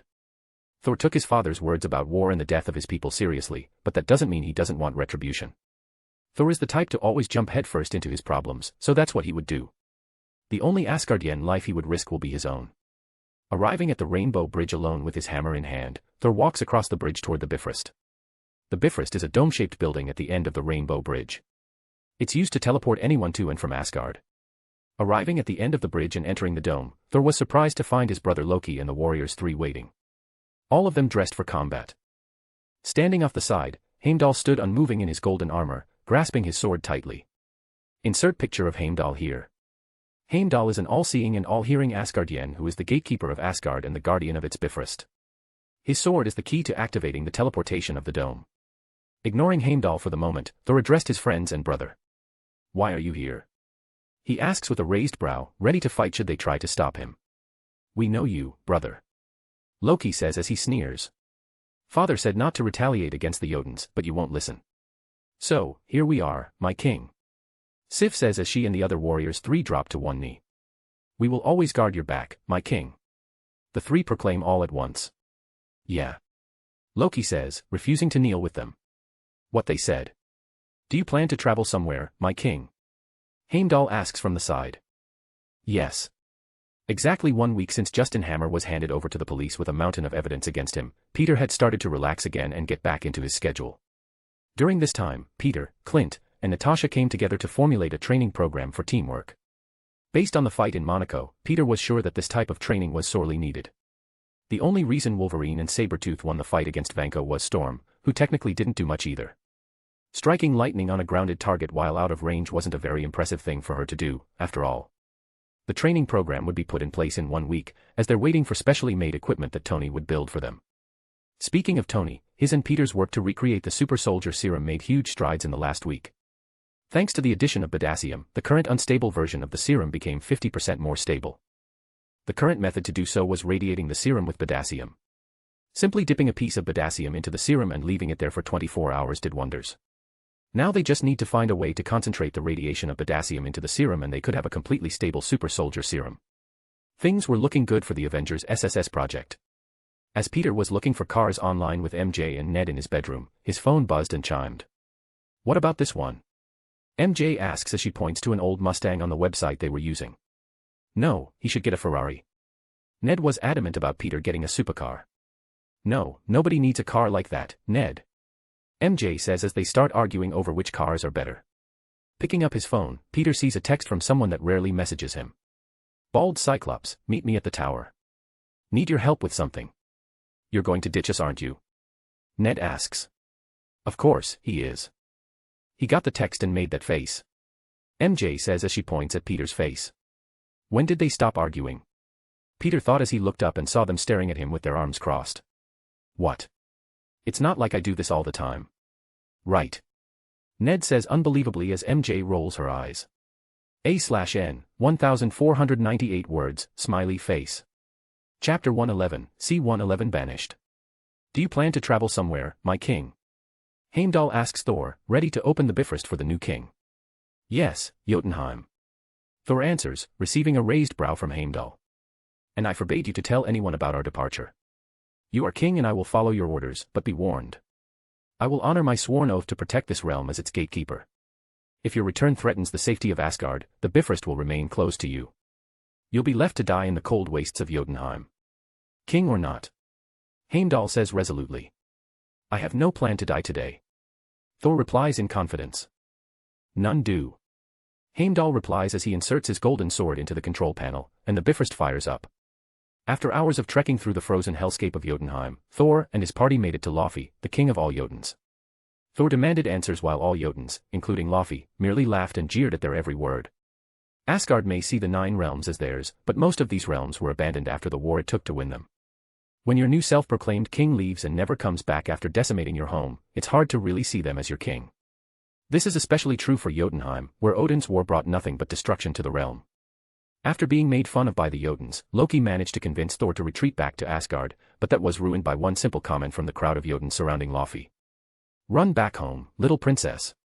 How could the hot-headed Thor allow these words to go unpunished? Especially since he was a king now. Not a prince or even a princess for that matter. This started a huge battle, which was certainly unwinnable. Thor and his compatriots may be strong, almost godlike in power, but this was a fight against an old rival of Odin, Laufey, and every Jotun in the area. The Asgardians started off strong but they soon found themselves losing to the numbers advantage and Laufey hadn't even joined the fight. Simply choosing to sit back and watch with an amused smile on his blue face. As the thought of their own deaths appeared in the minds of the Asgardian invaders, the bright light of the Bifrost shot down from the sky. As the light dimmed, Odin Allfather appeared in his war armor with Gungnir grasped tightly in hand. He rode an 8-legged horse which was also in its own set of golden armor. Odin may be old but his imposing figure caused all Jotuns to back away and cower behind Laufey, who glared in Odin's direction. Laufey, end this. Odin says resolutely. We aren't the ones that started it. Laufey replies, which causes Thor and the rest to duck their heads in shame. The new king of Asgard comes to Jotunheim seeking war, should we not give it to him? The Jotuns at Laufey's back gained some confidence from the words of their king as they jeered and prepared to fight. I understand, but these are the actions of an overzealous boy. Treat them as such. We can stop this before it spirals out of control. Odin replies diplomatically. Sadly, Laufey wasn't going to listen. After all, Thor gave him exactly what he wanted. A reason to go to war with Asgard and Odin, his most hated enemy. We are beyond diplomacy. After dropping those fighting words, Laufey and his people stormed forward, but their advance didn't last long. Not wanting to cause more bloodshed, Odin slams his spear to the ground, creating a shock wave that knocks the Jotuns back. Raising his spear, he signals Heimdall and the Bifrost shoots down once again, taking every Asgardian out of Jotunheim. Laufey and his men, who stood in the cold wastes that they called home, looked down at the imprint left by the Bifrost with sneers on their blue faces. As they all return safely to the Bifrost at the end of the Rainbow Bridge, a huge argument begins between an angry father and son. Thor wanted to stay and fight, while Odin was fuming at his son's actions and the fact that he didn't seem to understand what he had done wrong. You're a vain, greedy, cruel boy. Odin says as the argument rises to its peak. And you are an old man and a fool. Thor replies in kind, though he would later wish he had kept his mouth shut. The whole world seemed to stop at Thor's words. Odin falls quiet as if he realized something. When he spoke again, there was something terrifying beneath the calmness of his words. A fool, yes. I was a fool to think you were ready.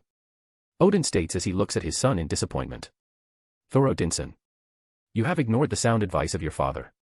Through your arrogance and stupidity, you have opened these peaceful realms and innocent lives to the horrors of war once again. The Allfather says as he plunges Gungnir into the Bifrost's control panel. The Bifrost energy begins building as it activates.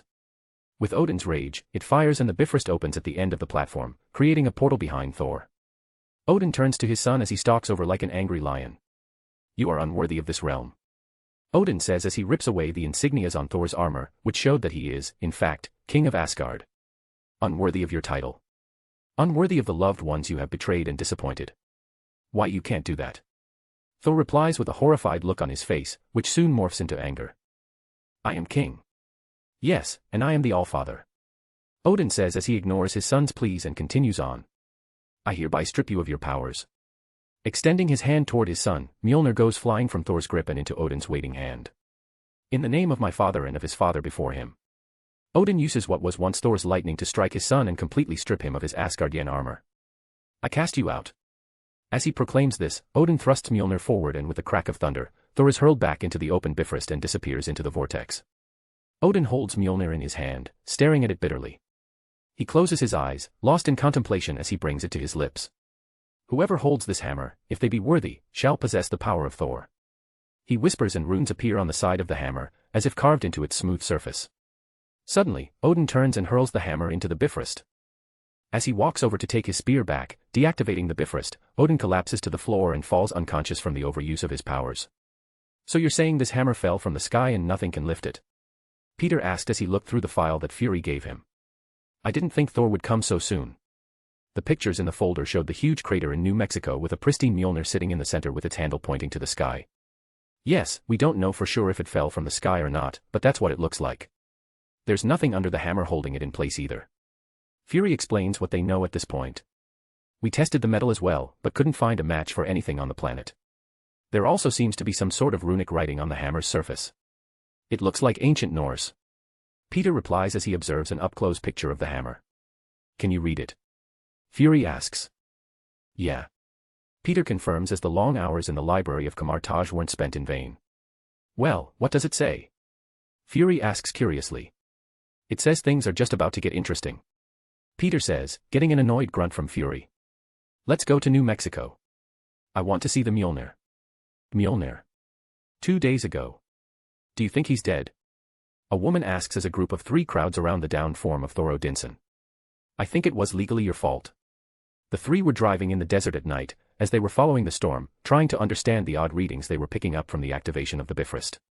Though they didn't know that was the cause. During the drive, a man appeared out of nowhere and was swiftly hit by their car. "Darcy, shut up and get the first aid kit from the glove box." Another woman, who seemed to be in charge, says in exasperation. "Jane, we need to get him to a hospital." A man says as he looks down worriedly at Thor. "Hammer." Thor mutters as his eyes groggily open. "Yes, we know you're hammered." Darcy jokes as she returns with a first aid kit in hand. Climbing to his feet, Thor stares up at the sky and starts yelling. "Father. Heimdall. I know you can hear me. Open the Bifrost." Thor calls but receives nothing in return. As the two scientists and assistant try to calm the obviously drunk and brain-damaged men, Thor gets a bit heated, which makes Darcy pull a taser from her purse. "You dare to threaten Thor, king of Asgard, with such a puny?" Thor says as he looms over Darcy, causing her to act in order to defend herself. Tzzzzzzzzzzzz. Darcy touches the handheld taser to Thor's exposed stomach, making him convulse and fall to the floor unconscious. Her two friends and employers looked at her with shocked gazes. "What?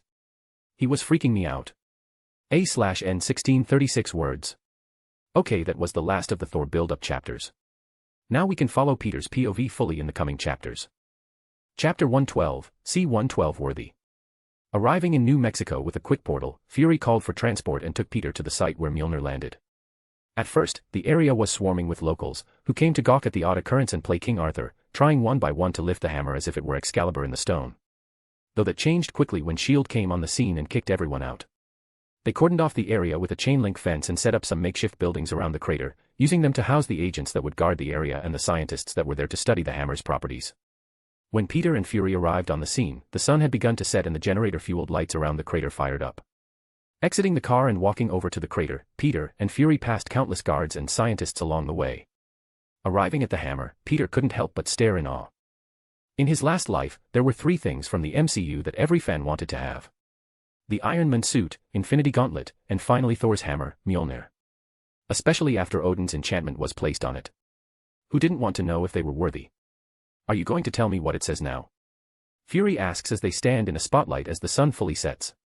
"Or do you plan to keep being cryptic and annoying? Whoever holds this hammer, if they be worthy, shall possess the power of Thor." Peter says, causing Fury to raise a single eyebrow in doubt. "As in the god of Norse mythology?" Fury asks in disbelief. "Maybe." Peter says as he walks up to the hammer. "What are you doing?" Fury asks as Peter stands only inches from the hammer. "Trying to see if I'm worthy." Peter says as he eyes the hammer up and down. In Peter's mind, he doesn't know why he wouldn't be worthy. If a person like Thor, who drank with the thirst of a dozen alcoholics and was as stubborn as a mule, could wield the hammer, then Peter thought his chances were good. Though, if he could wield Mjolnir, then Peter wasn't sure if had it in him to give it back to its rightful owner. Staring down at the hammer, Peter bent slightly and reached out toward the handle. Before he could even touch the hammer, Mjolnir begins to give off a subtle glow, and a bolt of lightning cracked across the sky above. Pulling his hand back, Peter looks at the hammer and then at the sky with a questioning look on his face. "Agents down. We've got a perimeter breach." The radio of a nearby S.H.I.E.L.D. agent goes off, signaling everyone to jump into action. Soon enough, the sounds of a fight could be heard from behind the building on the opposite side of the crater. Is Thor here for his hammer? Peter thought as he turns to Fury. "Tell them to let the intruder through. I want to see if he's worthy." Of course, if this was the moment he thought it was, then Peter knew that he wouldn't be, but maybe something changed. Staring at Peter in contemplation, Fury sighs in annoyance as he walks over to the nearest S.H.I.E.L.D. grunt and snatches his radio. "Clear a path and let him through to the crater." Fury orders and his men jump to action, knowing not to argue with the director. Walking off to the side, Peter stood at the edge of the crater alongside Fury and a few other S.H.I.E.L.D. agents. As the intruder makes his way to the edge of the crater on the opposite side of Peter, spotlights brighten and sweep towards him, illuminating the once shadowy figure. A casually dressed Thor Odinson appeared for all to see, which was an odd sight as the Asgardian was wearing earthly-styled clothing.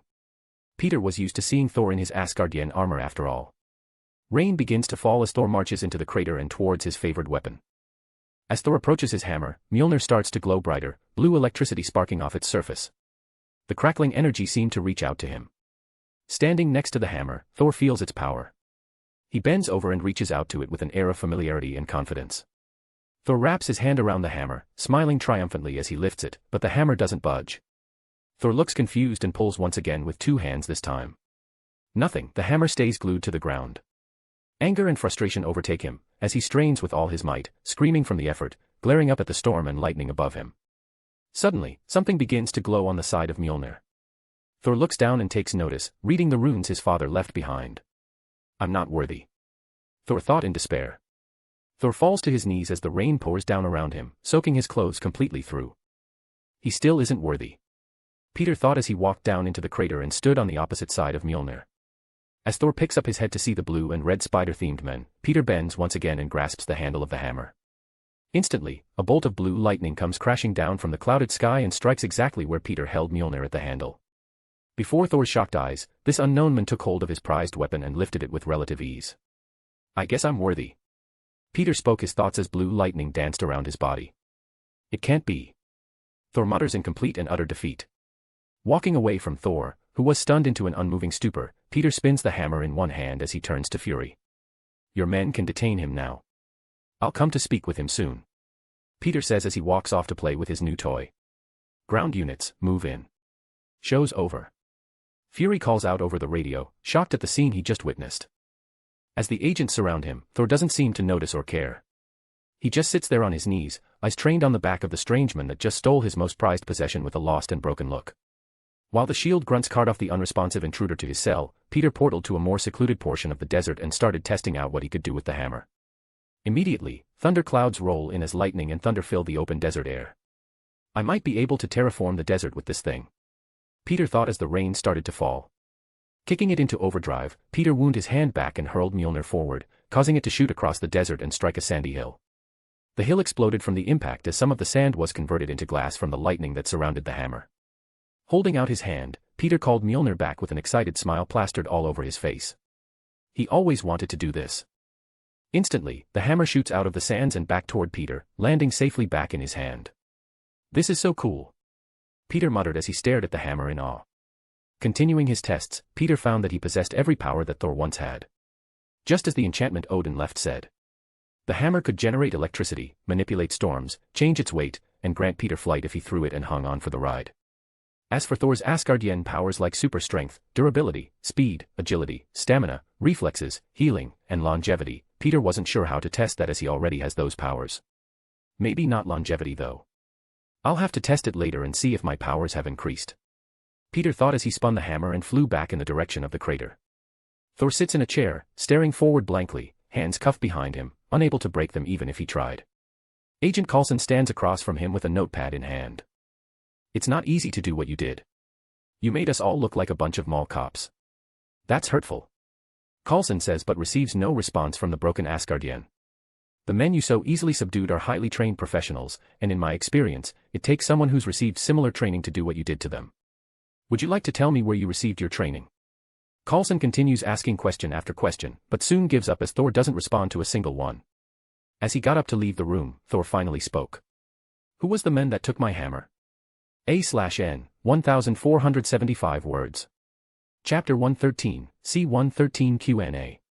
Just as the thunderstorm cleared over the impromptu shield base around the crater, a figure covered in blue lightning came flying across the desert, bringing yet another storm with it. This immediately alerted the shield agents that were guarding the perimeter.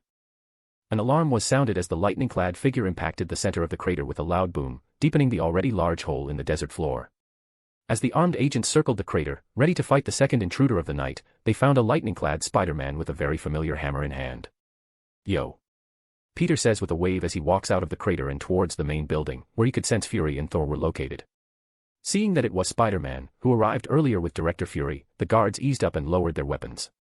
Even if Spider-Man was an intruder, none of them believed they could do anything to stop him. I'm back, Peter calls out as he enters the building and sees Fury waiting there for his arrival. Done playing with your new toy? Fury asks as he eyes the hammer in Peter's hand. Yeah, when the hammer said, shall possess the power of Thor, it really meant it. I have powers like Storm now, Peter says as he spins the hammer casually between his fingers. Right, so gods are real? Fury asks, unsure of what to make of all of this. I wouldn't go that far, but it's possible, Peter replies as he turns to see a window, showing another room with Thor restrained inside. Learn anything from our guest yet? The window was probably a one-way mirror, as neither Thor nor Agent Coulson, who was currently questioning the banished Asgardian, seemed to react to Peter's arrival. No, he hasn't spoken a word since you left, Fury replies with an annoyed tilt to his voice. Do you think he's related to the hammer or just some crazy that showed up to test his luck? If I had to guess.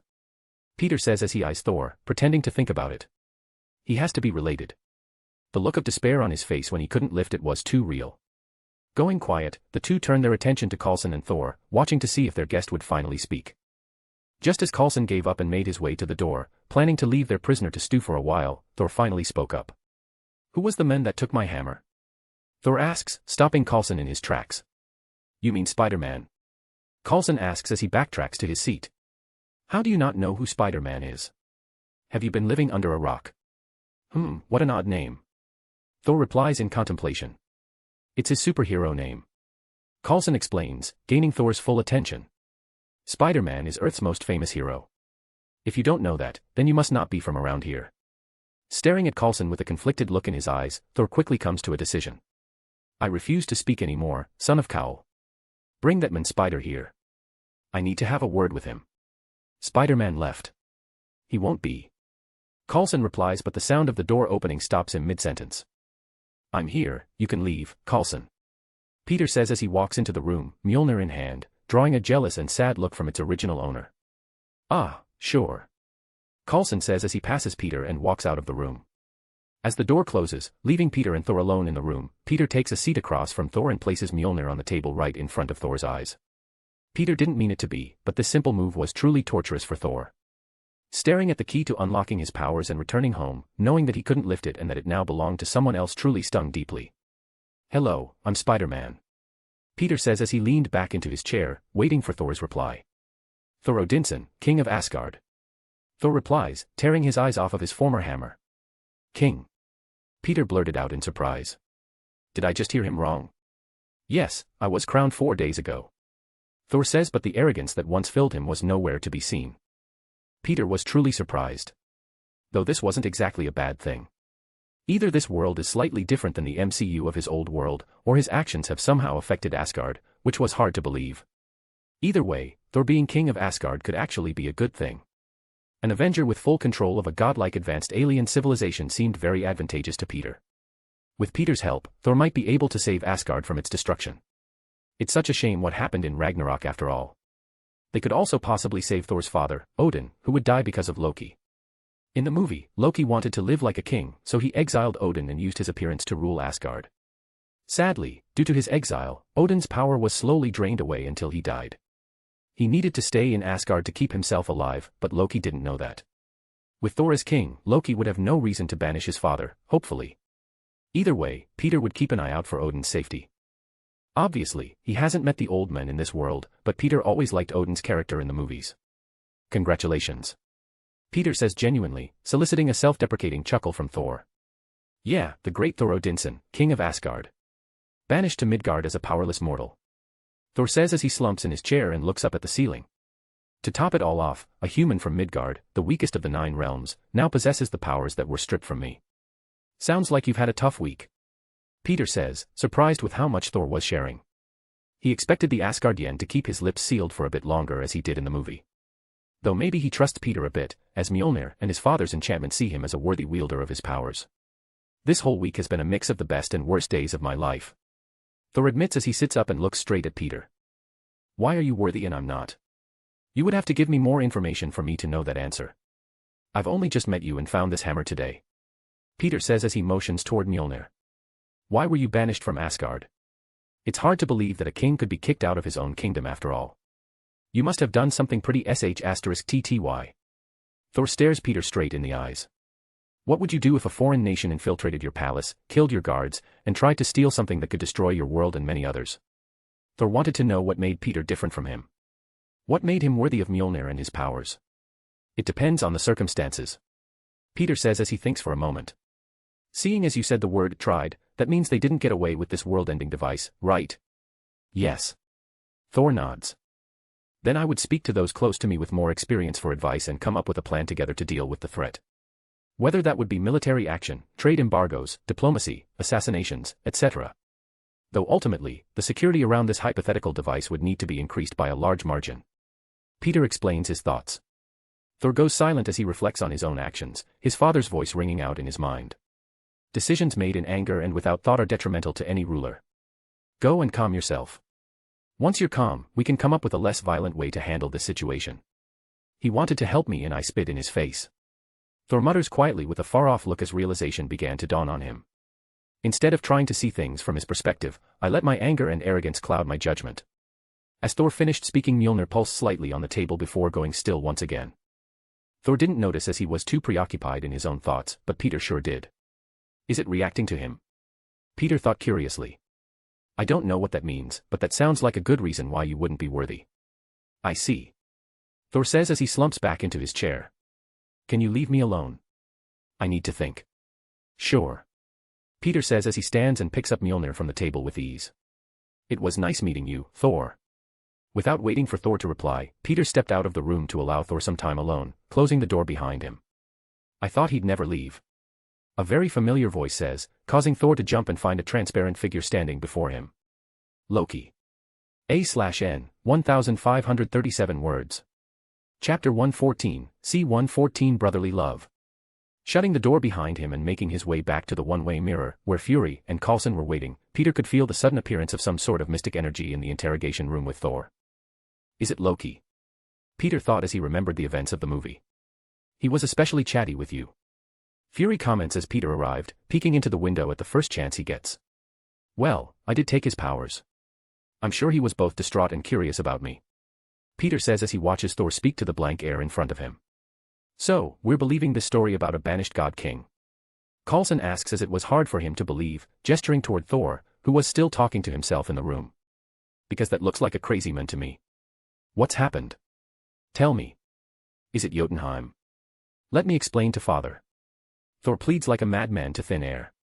Ignoring Coulson's words, Peter tries to move some eldritch energy to his eyes, which is a trick that the Ancient One told him about. Turning his head away from Fury and Coulson so they couldn't see, Peter's eye glowed in a faint golden light. Instantly, Peter could see a mass of energy in the interrogation room, standing in front of Thor. Loki was far more skilled in the art of magic than himself, so this is the best Peter would be able to get without actually using a spell, and he would rather not alert the godlike trickster by doing so. Especially since Fury and Coulson would see him using magic as well. After confirming that it was Loki, sending down an illusion to speak to his brother, Peter put some eldritch energy in his ears this time, making it possible to hear the other half of the conversation going on inside the room right now. Your banishment and the threat of a new war was too much for father to bear. He died shortly after you were banished. Loki lies like a master. A horrified look appears on Thor's face. It reminded Peter of the face he showed when he saw Mjolnir pick a new wielder before his very eyes. Only magnified by 10 times. Thor thinks he is responsible for his father's death after all. He's truly having the worst week of his life. Peter thought in pity. You mustn't blame yourself. Loki says in fake pity, smirking inwardly at his brother's pain. I know that you loved him. I tried to tell him so, but he wouldn't listen. Though it was cruel to put the hammer within your reach, knowing that you could never lift it, and especially cruel of him to allow some weak human to steal your powers. Thor stares ahead, falling deeper into the abyss of despair. Loki was loving all of this. He's always had an inferiority complex when it comes to Thor, so this is all some twisted form of vindictive revenge or payback to him. Peter didn't understand why he would do this though, as Loki seemed to be treated well by his family in the movies. Especially Frigga, who seemed to love him just as much as Thor. Maybe they treated him differently in this world. Peter thought curiously. Or perhaps Thor was a bad brother in his younger years. Although Loki was enjoying this situation, he was definitely worried about Peter, who somehow now possessed the powers of his brother. Though it did make it harder for Thor to return to Asgard, which was great for him. The burden of the throne has fallen to me now. Loki says, causing his brother to look at him with hope-filled eyes. Can I come home? Thor asks as he just wanted to go and see his mother and apologize for what he's done. The truce I've brokered with Jotunheim is conditional upon your exile. Loki continues spinning his lies. Couldn't we find a way to? Thor says, but Loki cuts him off. I'm afraid mother has forbidden your return, brother. Loki says, knowing his mother would never do such a thing. Reality sets in as Thor lowers his head like a beaten dog. He would be forever stranded in Midgard until his dying days. This is goodbye, brother. I'm so sorry. Loki says, not sorry at all. No, I'm sorry, Loki. Thank you for coming to see me. Thor says, unwilling to look his brother in the eyes any longer. With that, the two brothers said their farewells, and all signs of the human-shaped bundle of energy that Peter was watching disappeared. He seems to be done talking to himself. Coulson says as he turns to Peter and Fury. Should I call a psychologist? No, don't bother. Peter says as he walks back toward the room, leaving Fury and Coulson standing there in confusion. Hello again. Peter calls out as he enters the room once again to find an especially sullen-looking Thor. Thor doesn't even bother replying this time around. Shrugging uncaringly, Peter walks behind the restrained Asgardian and rips his metal bindings off with ease. Seeing this, Thor looks up at Peter in confusion. Come on, we're leaving. Peter says as he walks over to the door and opens it, motioning for Thor to walk through before him. Thor just sat there and stared at him with dead eyes. Oh, come on. Peter says as he shoots a web at Thor, throwing him through the open door. Ah. Thor bellows as he shoots through the door and into the waiting hallway wall outside. Bang. Now up you go. Peter says he sees Thor laying on the ground, looking up at him with a look that said, "The fuck? If you're going to live with the rest of us mortals, then you need to get a job and a place to live. Let's go." Grabbing Thor by his shirt, Peter pulled him to his feet and guided him down the hall, where Fury and Coulson were waiting with questioning looks. I got this. Peter says as he and Thor walk right past them. I'll fill you in later, Fury. Fine. Fury sighed as he let them go without a single complaint. After borrowing a car from the S.H.I.E.L.D. base, as he didn't want to reveal his portal ability to Thor just yet, Peter drove Thor back into the nearest town. As they drove through the empty highway, Thor couldn't keep his eyes off the car's dashboard, where Peter placed Mjolnir. It was almost like the hammer was his old lover, and Thor hadn't gotten over the breakup just yet. After a while of silent driving, Peter pulled the car up to a diner, which happened to be the same one that Jane took Thor in the movie. Follow me. Peter says as he hops out of the car. Walking inside the diner with Thor following behind him, Peter noticed a help wanted sign in the window and smirked under his mask. Instantly, a bell on the door rings, and everyone in the diner turns to see Spider-Man walk in, which especially shocked these small-town people. Hello, I'm here to help my friend apply for a job. Peter calls out to a nearby waitress. There's nothing like working a low-paying minimum wage job in the service industry to give you a wake-up call on life. Ah. Sure, honey. The waitress replies as she eyes Peter up and down, unsure of whether he was really Spider-Man or not. Follow me. After a short interview in the back of the diner, where Peter proved who he was, Thor was hired off the books and would be paid minimum wage. They probably wouldn't have hired him if Peter wasn't helping, as the staff remembered him from earlier in the day, when he broke multiple cups and plates by purposely smashing them on the floor. Asgardian culture is different after all. He had to be hired off the books as Thor didn't have any identification papers or bank accounts. Though that's fine as he wouldn't be working there for long anyway. All right, thank you. Peter says as he and Thor leave the diner. He'll be here bright and early tomorrow morning for his first day. Hopping back into the car, Peter drove over to a rundown motel and bought Thor a room for an entire month. After receiving the key, they made their way to the room and opened it up. Looks nice. Peter mutters as they see the room. Yeah. Thor says as sees a cockroach crawl under the bed. Well, I'll leave you to it. Peter says as he walks off. Get to bed early. You have work in the morning. A/N, 1472 words. Chapter 115, C-115 Borrowed Time. As Peter left Thor in poverty with his shitty living conditions and low-paying job, he couldn't help but feel bad for the guy. Was it necessary to give him such poor housing along with a low-paying job? No, but this would be a quicker way to rehabilitate the spoiled Prince of Asgard. Thor wasn't just the prince of a place here on Earth, where you get born with a golden spoon in your mouth and live like a billionaire for your whole life. No, Asgard is one of, if not the strongest and most advanced kingdoms in the whole universe. Thor was born with a godlike power and a diamond-encrusted platinum spoon in his mouth. He needed to be taken down countless pegs in order to see things from a normal person's perspective. Living life as a coddled godly prince since birth certainly won't make a well-rounded person, which is the reason why Peter is doing all of this. After returning the car to the S.H.I.E.L.D. base at the crater, Peter explained to Fury and Coulson about what he did before returning home. It was pretty late by this time, so May was already fast asleep. Plopping down on the couch, Peter placed Mjolnir on the coffee table and just stared at it in silence. Peter never thought that he would be worthy of the standards that Odin set, but here he is as the new wielder of Mjolnir. This is the dream of many Marvel fans back in his original world, and he was living every second of it. After staring at the hammer for a good while, Peter came to a saddening conclusion. I'll have to give it back when Thor is ready. Peter knew it. There's no way that Odin would make it so his son can't take his hammer and powers back. After all, this whole ordeal is to teach Thor a well-deserved lesson. Once that lesson is learned, Peter was sure that the hammer would default back to Thor. To test his logic, Peter took the hammer in hand and opened a portal to Kamartaj. He, obviously, isn't an expert in Asgardian enchantments, so a more skilled hand was needed to analyze what Odin did to Mjolnir. Stepping out of his portal, Peter expected to appear in the same room where he met the Ancient One for the first time, but instead, he arrived in some sort of waiting room. Taking a closer look, Peter found that there were no windows, doors, or any other ways out of the room. Using some spells to check what was happening, Peter came to the conclusion that he was trapped in some sort of prison dimension. The whole dimension was nothing but this small waiting room. Weird, did I trigger something at Camartage? Peter questioned, as this has never happened before. Using his sling ring, Peter tried to open another portal, but that seemed to be impossible. Well, *T. Peter thought as he took a seat on the couch. *T, indeed. A familiar voice appeared in the room. Looking across from him, Peter found the Ancient One seated there with her legs crossed in all of her grand baldness. Your body and energy signature has changed. The Ancient One says as she snaps her fingers and teleports them both out of the dimension and into a room with a similar setup back in Camartage. Would you like to explain why? It's good to see you too, teacher. Peter says with mock annoyance. I've been good.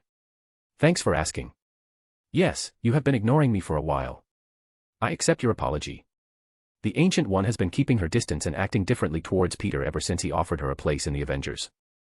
The Ancient One just stares at Peter, ignoring his tangent and waiting for a reply to her earlier question. Fine, be that way.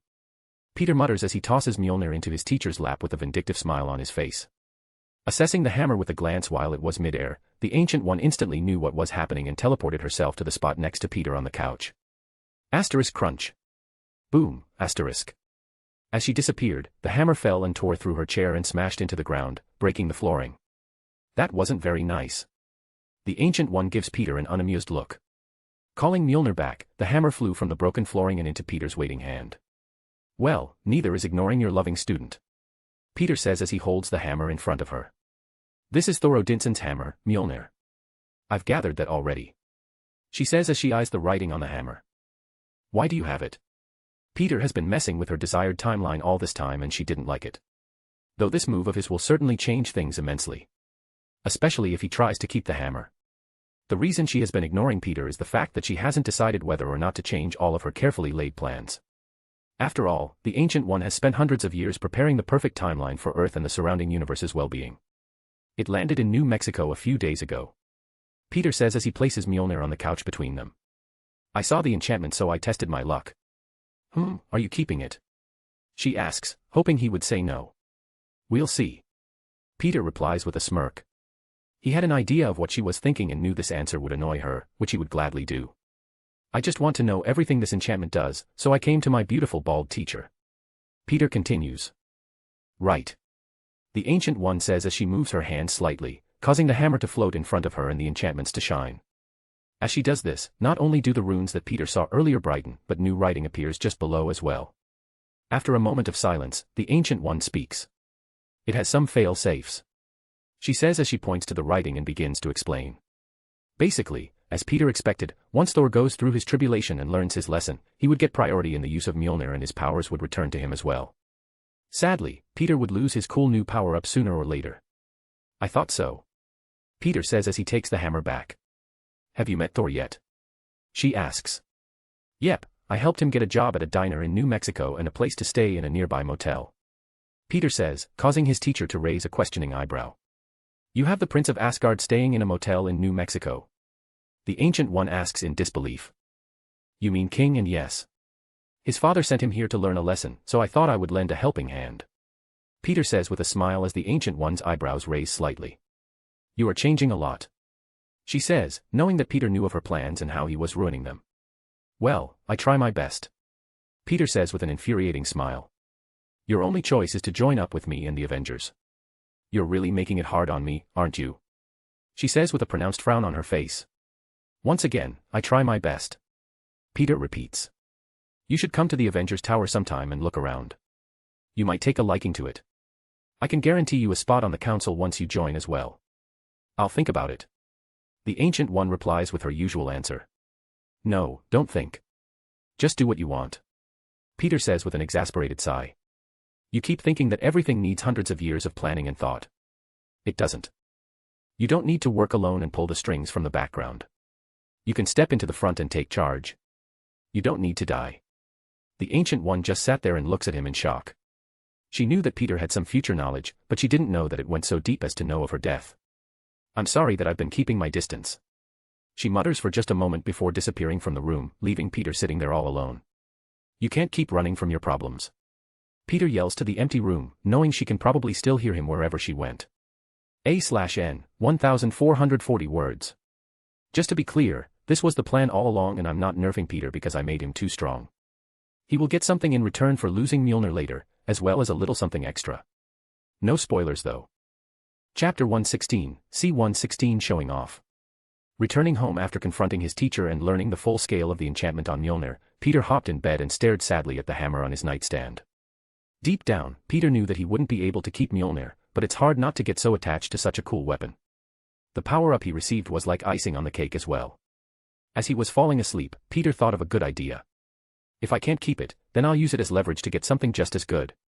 Of course, Peter wouldn't outright blackmail Thor or Asgard with the hammer, as that would ruin their relations and possibly lose a future Avenger.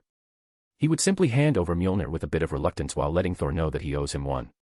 After all, Peter would be giving up godlike powers for him, so Thor would hopefully accept that debt, allowing Peter to cash it in soon after. There are two things that Peter would ask for. First, Peter could study the magic system of Asgard. Though that all depends on whether he can use Asgardian magic. After all, they probably use a different sort of energy than Kamartaj. For all he knows, only Asgardians can use such magic. Though technically Loki isn't an Asgardian and he can use their magic. I'll have to figure that out later on. Peter thought in interest. Secondly, Peter could ask for a weapon. A weapon for a weapon is a fair trade after all. Not just any weapon either, but a weapon created by the dwarves in Nidavellir. Nidavellir is a neutron star in one of the 9 realms, which is orbited by a multi-ringed megastructure that serves as the homeworld of the dwarves. The dwarves of Nidavellir are an ancient race of skilled forgers and blacksmiths who are ruled by King Eitri. They are close allies of the Asgardians, and after being asked by Odin they created the mighty weapon that's currently next to Peter's nightlight, Mjolnir. Getting a specially made weapon similar to Mjolnir would be the best-case scenario, as Thor may allow Peter to learn Asgard's magic after joining the Avengers and getting closer to one another. Peeking at Mjolnir one last time before falling asleep, Peter closed his eyes and dozed off into his pillow. Whatever, I'll just enjoy my time as a god of thunder for the time being. The next morning, Peter went to school as usual, but once classes were over he just had to show off his temporary godly powers. What's going on? Ned asks as he and MJ sat in his room, wondering what Peter was so excited about. Are we looking at cars again?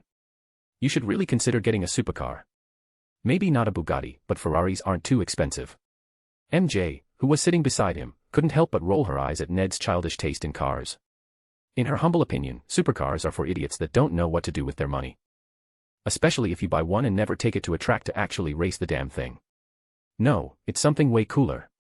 Peter says as he holds out his hand and Mjolnir comes flying into his grasp from under his bed. What? Ned practically jumped out of his seat. Is that like a soul weapon from Bleach? Ned has been going down the anime path recently so he couldn't help but see the comparison. In a way. Peter answers with a slight tilt of his head. Though it's not connected to my soul. At least, I don't think it is. Does it upgrade like Shirkai and Bankai? MJ asks, causing Ned to turn to her with a questioning look. What? I watch anime sometimes. No, but it does do this. Peter says as lightning starts to dance around the hammer, which instantly spreads and wraps around his body next. Wow. Ned mutters as MJ just watched in awe beside him. Yeah, now look outside. Peter says as he gestures toward the window. When they turned to look, what was once a beautiful clear day had changed. Dark clouds and lightning filled the air as the sounds of rumbling thunder could be heard. Why you changed the weather? MJ asked with a dumbfounded look on her face. You can't be serious. Cool, right? After showing off to his girlfriend and best friend, Peter donned his superhero clothes and went to show off to his other best friend. Texting him beforehand, Peter told Tony to wait on the roof of Avengers Tower, which he did with reluctance as there was a thunderstorm overhead. After waiting only a few moments, Tony could see a familiar figure clad in lightning, soaring just under the storm clouds. Tony watched with a raised brow as this figure fell from the sky and performed a superhero landing right in front of him. Yo. Peter said with a wave of his hammer. What the F***ck was that? Tony exclaimed in shock, which was just what Peter was going for. After explaining everything, Tony was amazed and annoyed that Peter would leave him out. He wanted to go to New Mexico as well. Maybe he would have been able to lift the hammer before Peter. Though that was just wishful thinking on his part. Mostly, he wanted to meet Thor, the god of thunder. I wouldn't go so far as to call him a god. Peter corrects Tony before he decides to convert to a new religion. Asgardians are just a very advanced civilization of long-lived aliens with metahuman powers. Yeah, they're a bit godlike, but that doesn't make them gods exactly. After explaining everything fully, Peter promised to let Tony study Mjolnir. Of course, Peter would be involved with it, as Tony would have a hard time handling a hammer that he can't lift. Though he certainly tried. Ahaug.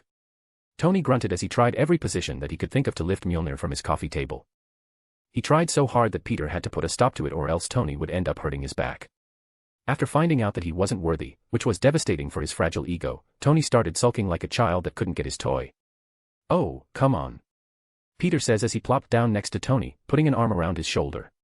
"Cheer up, not everyone can be worthy of godlike power like I am." "I hate you," Tony said as turned to look Peter in his eyes, knowing that his masked friend had to be smiling right now. "I love you too, buddy." New Mexico.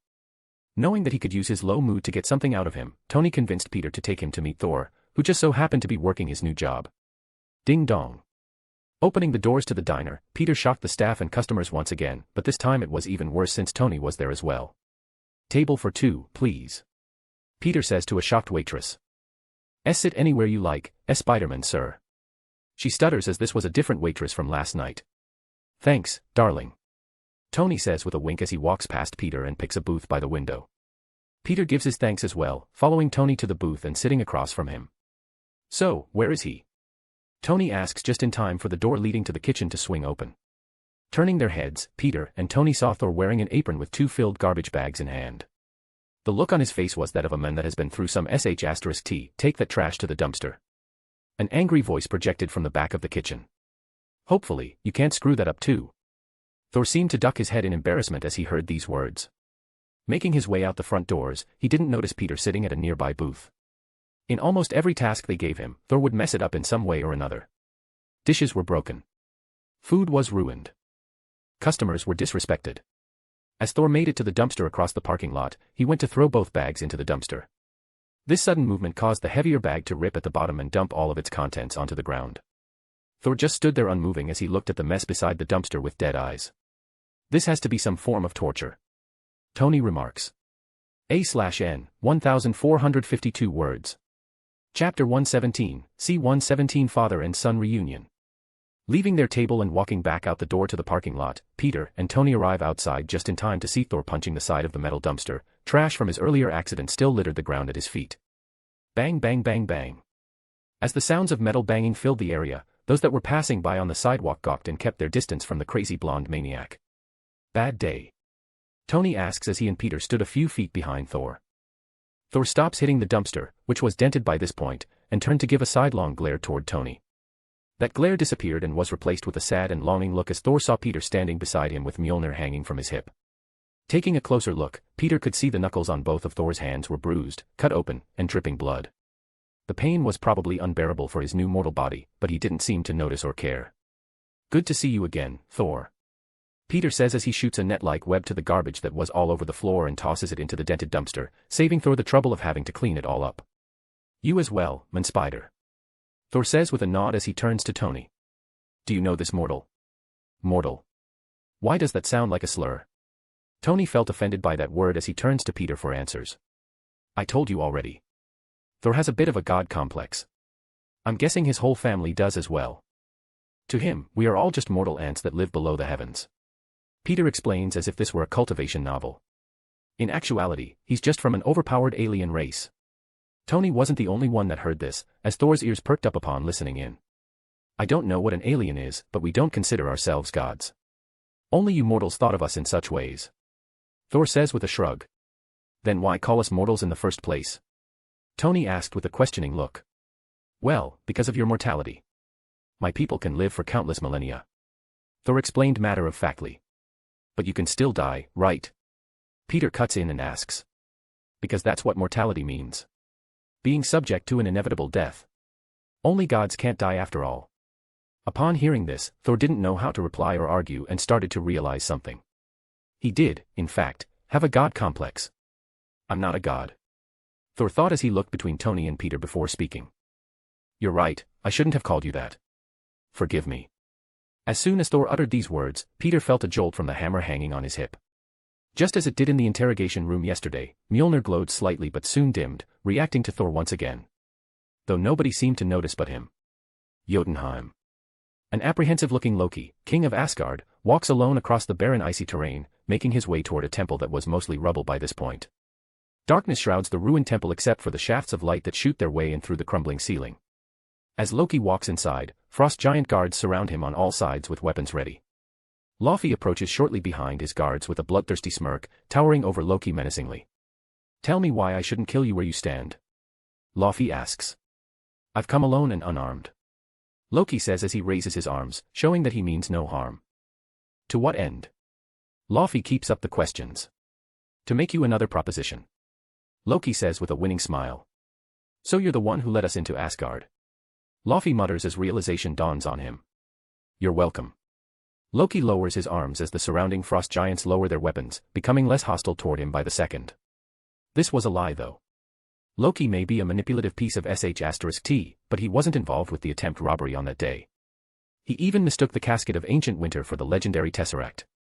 Ever since he took charge of Asgard as king, Loki and his mother, Frigga, have been working hard to find out how the Jotuns got into Asgard during Thor's crowning ceremony. After some digging, the mother and son duo found that one of the palace's Vanir sorcerers, who happened to be skilled in the art of magic, allowed them entry in exchange for a few artifacts that the frost giants had on hand.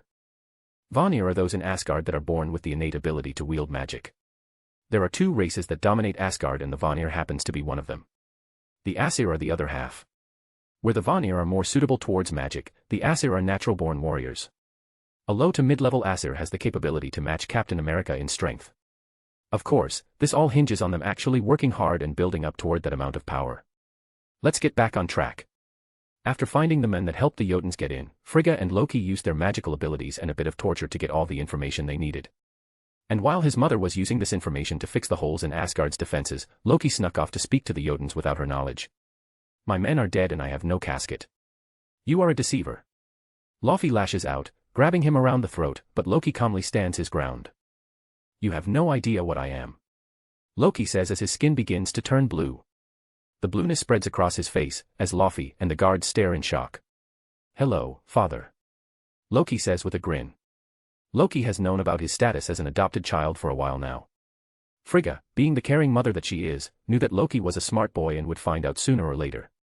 Knowing this, she pleaded with her husband to sit Loki down and explain things together, but Odin was a stubborn man that didn't see the need to do such a thing. In his eyes, Loki was his son. Adopted or not, it didn't matter, which is why he thought that telling him would be useless and possibly cause pointless drama. Seeing that her husband didn't understand, Frigga spent a day with a much younger Loki and explained everything, sneakily going against her husband and king's wishes. Upon seeing this, Laufey releases Loki with a look of complete and utter surprise on his face. Stepping back a few steps from his biological father's rather huge form, Loki fixes his clothes as his body turns back to normal. Intrigued, Laufey sizes up his newfound son. "Ah, the bastard son. It's all coming back to me now. I thought Odin had killed you. That's what I would have done. He's as weak as you are." Laufey scowls in disgust. "I'm no longer weak. I now rule Asgard, until Odin awakens. Perhaps you should not have so carelessly abandoned me," Loki says with a look of contempt. "Or perhaps it was the wisest choice I've ever made," Laufey says as he pauses for a moment. "I will hear what you have to offer." "Good, now we're getting somewhere," Loki says with an overly dramatic sigh. "I will conceal you and a handful of your soldiers, lead you into my father's chambers, and let you slay him where he sleeps. The throne will be mine, and you will have the casket." Laufey studies his long-lost son's face, looking for any sort of deception but found none. Too bad he didn't know who he was dealing with exactly. Loki could convince mathematicians that 1 + 1 = 3 and they'd eat it up with smiles on their faces. "Why would you do this?" Laufey asks with a raised eyebrow. "When all is said and done, we will have a permanent peace between our two worlds. Then I, the bastard son, will have accomplished what Odin and Thor never could," Loki says with a trademark evil smirk. Silence filled the rundown temple before Laufey started to chuckle in a low rumble. "This is a great day for Jotunheim. Asgard is finally ours," Laufey proclaims. "No. Asgard is mine," Loki corrects before the Jotuns could get too far ahead of themselves. "The rest of the 9 realms will be yours, as long as you do as you're told." Laufey stops laughing as the joyous atmosphere melts away. The king of Jotunheim considers Loki's words for a moment before opening his mouth once again. "I accept." A/N, 1469 words, smiley face. Chapter 118, C-118 Alcoholic Therapy. After receiving their apology from Thor, Peter and Tony invited the fallen Asgardian king to eat dinner with them. He was reluctant at first, as Thor was already reprimanded multiple times for slacking off on the job, but they soon found out that Thor's first work shift at the diner had come to an end. "You're done for the day, darling." A waitress, who seemed to be overlooking Thor throughout the day, said as she ran off to continue her work. As soon as Thor heard those beautiful words, his shoulders slumped down in relaxation as a small smile graced his lips. He just finished his first day of actual work. Never in his entire life has Thor even lifted a finger to clean up after someone else or wait on them hand and foot. He was the one getting waited on and needing the cleanup, not the other way around. Hell, Thor hasn't even cooked his own food before. The palace in Asgard had teams of cooks that would provide him with the most luxurious of feasts, yet they had him in the kitchen cooking for mortals today. Don't use that word anymore. Thor reprimanded himself internally. Though he did feel an odd sense of accomplishment as soon as his work ended for the day. Thor hated every one moment, but he powered through it and worked hard. Even after multiple failures, he never gave up. "I worked a human job today," Thor thought as he sat down at the booth with Tony and Peter. "I wonder what Loki would think. You truly mix well with those mortals, brother." Thor laughed inwardly as he imagined what his brother would say. After ordering their food, Peter was the one to break the silence at the table. "So, I heard from the waitress that you came here with a group of people a few days ago. How did you meet them?" Peter asks, wondering if Thor would still fall in love with Jane after all of his meddling. With that question, Thor started to explain how he got hit by a car upon exiting the Bifrost and the humans he met on that day.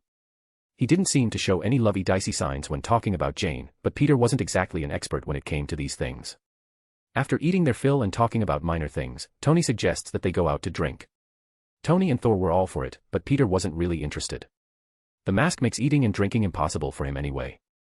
Peter didn't even get to eat dinner with them, so drinking didn't sound very interesting either. "Come on, it'll be fun," Tony pleaded as he tried his best to convince his spidery friend to join them.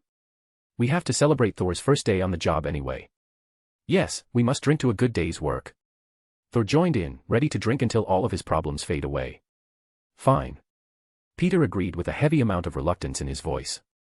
Sitting on stools at the bar of a local place down the street from Thor's job, Thor and Tony drank themselves stupid while Peter sat by and enjoyed the show. "I had it all backward. I had it all wrong." Thor spills all of his woes as he gulps down his 12th pint of beer. Peter watched him with interest. Due to being completely sober and alcohol-free, Peter became the babysitter of two very wasted men children. You know, it's not a bad thing to find out that you don't have all the answers. Because that's when you start asking the right questions. Tony says as he knocks back yet another shot of tequila, somehow even more intoxicated than Thor. Thor takes in all of Tony's drunken wisdom and starts drinking another beer before speaking again. "For the first time in my life, I have no idea what I'm supposed to do," Thor says as he looks at Peter and points to the hammer on the bar in front of him. "I lost Mjolnir, I lost my powers, I can't go home, and worst of all, my father is dead and it's all my fault." Thor admits everything to Peter and Tony as he downs the rest of his pint and slams the glass back down onto the bar top. Thankfully, he didn't break the thing. "I'm sorry to hear that. What was he like?" Peter asks, not knowing how to explain that Odin is alive. "At least he should be. Father was a patient, just, and wise king," Thor says as he stares down at the bottom of his empty glass. "If only I was the tiniest sliver of the man he was, then I wouldn't be here and he wouldn't be dead." Then strive to embody those characteristics and make his memory proud. Your father may be gone, but you can be a better man to the people that were left behind. Be a better son, brother, person, king. Peter says as Thor's grip on his empty glass tightens. You can't go back and fix the past, but you can move forward and make a better future. Silence filled the group as Tony took another shot and slammed it down on the bar top as well. And that's why he's Spider-Man. Saving the world one drunk bastard at a time. Tony says as he pats Thor on the back a few times. It'll be alright, big guy. My daddy's dead too. Okay, I think Tony's had enough. Peter says as he turns to the bartender and hands over $100 bill. Let's cut him off for the night. Hey. I can still. Whoa. Tony stands up and tries to argue, but soon gets dizzy and sits back down. Hey, I know you, man. An intimidating yet drunk group of locals enter the bar and one of them calls out to Peter's group. You're Spider-Man. Don't be an idiot. Spider-Man would never come to this sh*tty town. He's just a fake. Another calls out, which riles up the group of drunkards. As the group approaches, belligerent and looking for a fight, Peter could smell the heavy scent of liquor following them. He doesn't like where this was going. You think it's funny impersonating a superhero? Someone in the group calls out as they surround Peter's group at the bar. What a bunch of violent idiots. Peter couldn't help but think with an annoyed look under his mask. We have no quarrel with you. Thor turns and addresses the drunken mob. Leave us to our drinks and we'll leave you to yours. You should shut the hell up, princess. A random drunk calls out to Thor. Run back home, little princess. The words that started his downfall in Jotunheim ring out in Thor's head upon hearing this. Thor's fists tighten as he takes a sharp breath inward. Peter looks over at Thor, concerned that he's going to lose it. Though, to his surprise, he remains unaffected by the drunken mob's baiting. I will not fight. Thor says as he is now a changed man. Leave us be. As Thor says this, Mjolnir pulses and lights up for a third time before dimming down once again. Peter couldn't help but shake his head at this. You're really getting ready to leave me so soon, huh? Peter thought as he looked at his temporary hammer. Then it'll be easier to kick your ass. Another dumb *SS says as the group laughs amongst themselves. Out of nowhere, Tony stands up and steps in front of the mob of drunken fools. Ladies and gentlemen, let the bar fight begin. Tony speaks like an announcer at a boxing match as he winds his arm back and sucker punches the closest guy, knocking him out as he hits the floor. I guess I will fight. Thor mutters as he can't just leave his new friend to fight a whole group of drunkards alone. The sounds of breaking wood and glass could be heard from the bar as Thor and Tony issue out a well-deserved beatdown. Peter, on the other hand, just sat at the bar and watched the fighting. He wouldn't get involved unless they needed his help, and by the way things were looking, he wouldn't have to get up. You going to help your friends? The bartender asks Peter without much worry. He was far too used to this group of local idiots coming in and causing trouble. Nah, they got it. A/N, 1433 words, smiley face. Chapter 119, C-119 Hangover. The bright mid-afternoon sun shone through the windows of a small living room. The whole place was trashed with pizza boxes, beer bottles, and shot glasses. Even some questionable stains could be spotted all across the carpet as well. Two men could be seen sleeping huddled together on the same couch, which also happened to have a few stains on them as well. Beer stains to be exact. If someone were to take a picture and post this image online, the world would wonder why Iron Man was sleeping in the arms of a muscle-bound blonde man. Camera flash. That was about to become a reality, as a blue and red spider-themed man took the perfect photo. I'm posting this on Instagram. Peter mutters as he instantly posts it without an ounce of shame. It's what they deserve. A voice called out from the kitchen. Turning, Peter could see Jane Foster standing there in her pajamas with a cup of coffee in hand. Last night, after drinking themselves stupid and getting into a bar fight, Thor ended up dragging them to meet his current love interest, Jane Foster. And boy was she surprised when the crazy yet handsome man she met and hit with her car showed up unannounced in the middle of the night, and to make matters even more shocking, he brought Spider-Man and Tony Stark along as well. Jane wanted nothing more than to kick them out and go to bed, but how could she possibly turn two living superheroes away? So, Thor and Tony brought their two-man party to Jane's living room, while Peter and Jane supervised and tried their best to keep them under control. It didn't take Jane long to get used to Peter and Tony's presence, as she was too busy keeping her living room intact to worry about anything else. Ugh. My head. Tony muttered in pain as the light from the window hit his eyes, waking him from his drunken slumber. As soon as Tony noticed the big strong manly arms wrapped around him, he freaked and rolled off the couch. Bang. Ow, F***CK. Tony yelled as his body and face smacked into the floor. Morning sunshine. Peter says in a loud and excited fashion. Ah, please, for the love of God stop talking. Tony says as he holds his aching head. Quiet. Thor begins to stir awake from all the commotion. Are all of you humans this loud in the morning? Although Thor would usually be able to wake up on the day after a drunken bender without much consequence, the godlike king of Asgard was currently powerless, so he felt everything that Tony was feeling at this very moment. How do these mortals deal with this? My mouth is completely dry and my head is killing me. Thor thought and instantly reprimanded himself for using the M word. Good morning, your royal highness. Jane says loud enough to make Thor flinch. She just had to get her revenge for everything that happened last night. Lady Jane. Thor asks in realization as he turns to see her standing in the kitchen. What are you doing here? This is my place. She replies and takes a sip of her coffee. Well, it's a rental. I'm only staying here for research purposes. Right. Thor mutters as he turns to see Tony stand up from the floor. How did we get here? You're asking the wrong guy. I was just as drunk as you last night. Tony says as he walks over to the windows and starts closing the blinds one by one. Ah, that's better. You wanted us to meet who you called the fair maiden Lady Jane Foster, so here we are. You guys drank, ordered pizza, and did your very best to trash the place. Peter says Tony paced into the kitchen and started drinking water directly from the sink's tap. I'll pay for the damages. Tony says as he stops drinking for only a moment before going right back at it again. Yeah, you will. Jane nods matter-of-factly. I also charge a steep babysitting fee. Tony doesn't even stop drinking as he gives her a thumbs up, not caring about how much he had to pay. You have a child. Thor was instantly alarmed, not understanding the joke. No, she means you and Tony. Peter says as Thor calms down. Knock knock. Jane. Are you ready? We need to get going if we want to make our flight. A man's voice calls out from the front door. Flight. Thor questioned as Jane opens the front door, and in walked her research partner Professor Eric Selvig and assistant Darcy Lewis. Selvig is an older man with gray hair, while Darcy is a dark-haired woman that seemed to be a few years younger than Jane. What the hell happened here? Darcy asked as she saw the wrecked living room with Thor still on the couch. Thor. Hello. Thor said as they entered the room. What are you?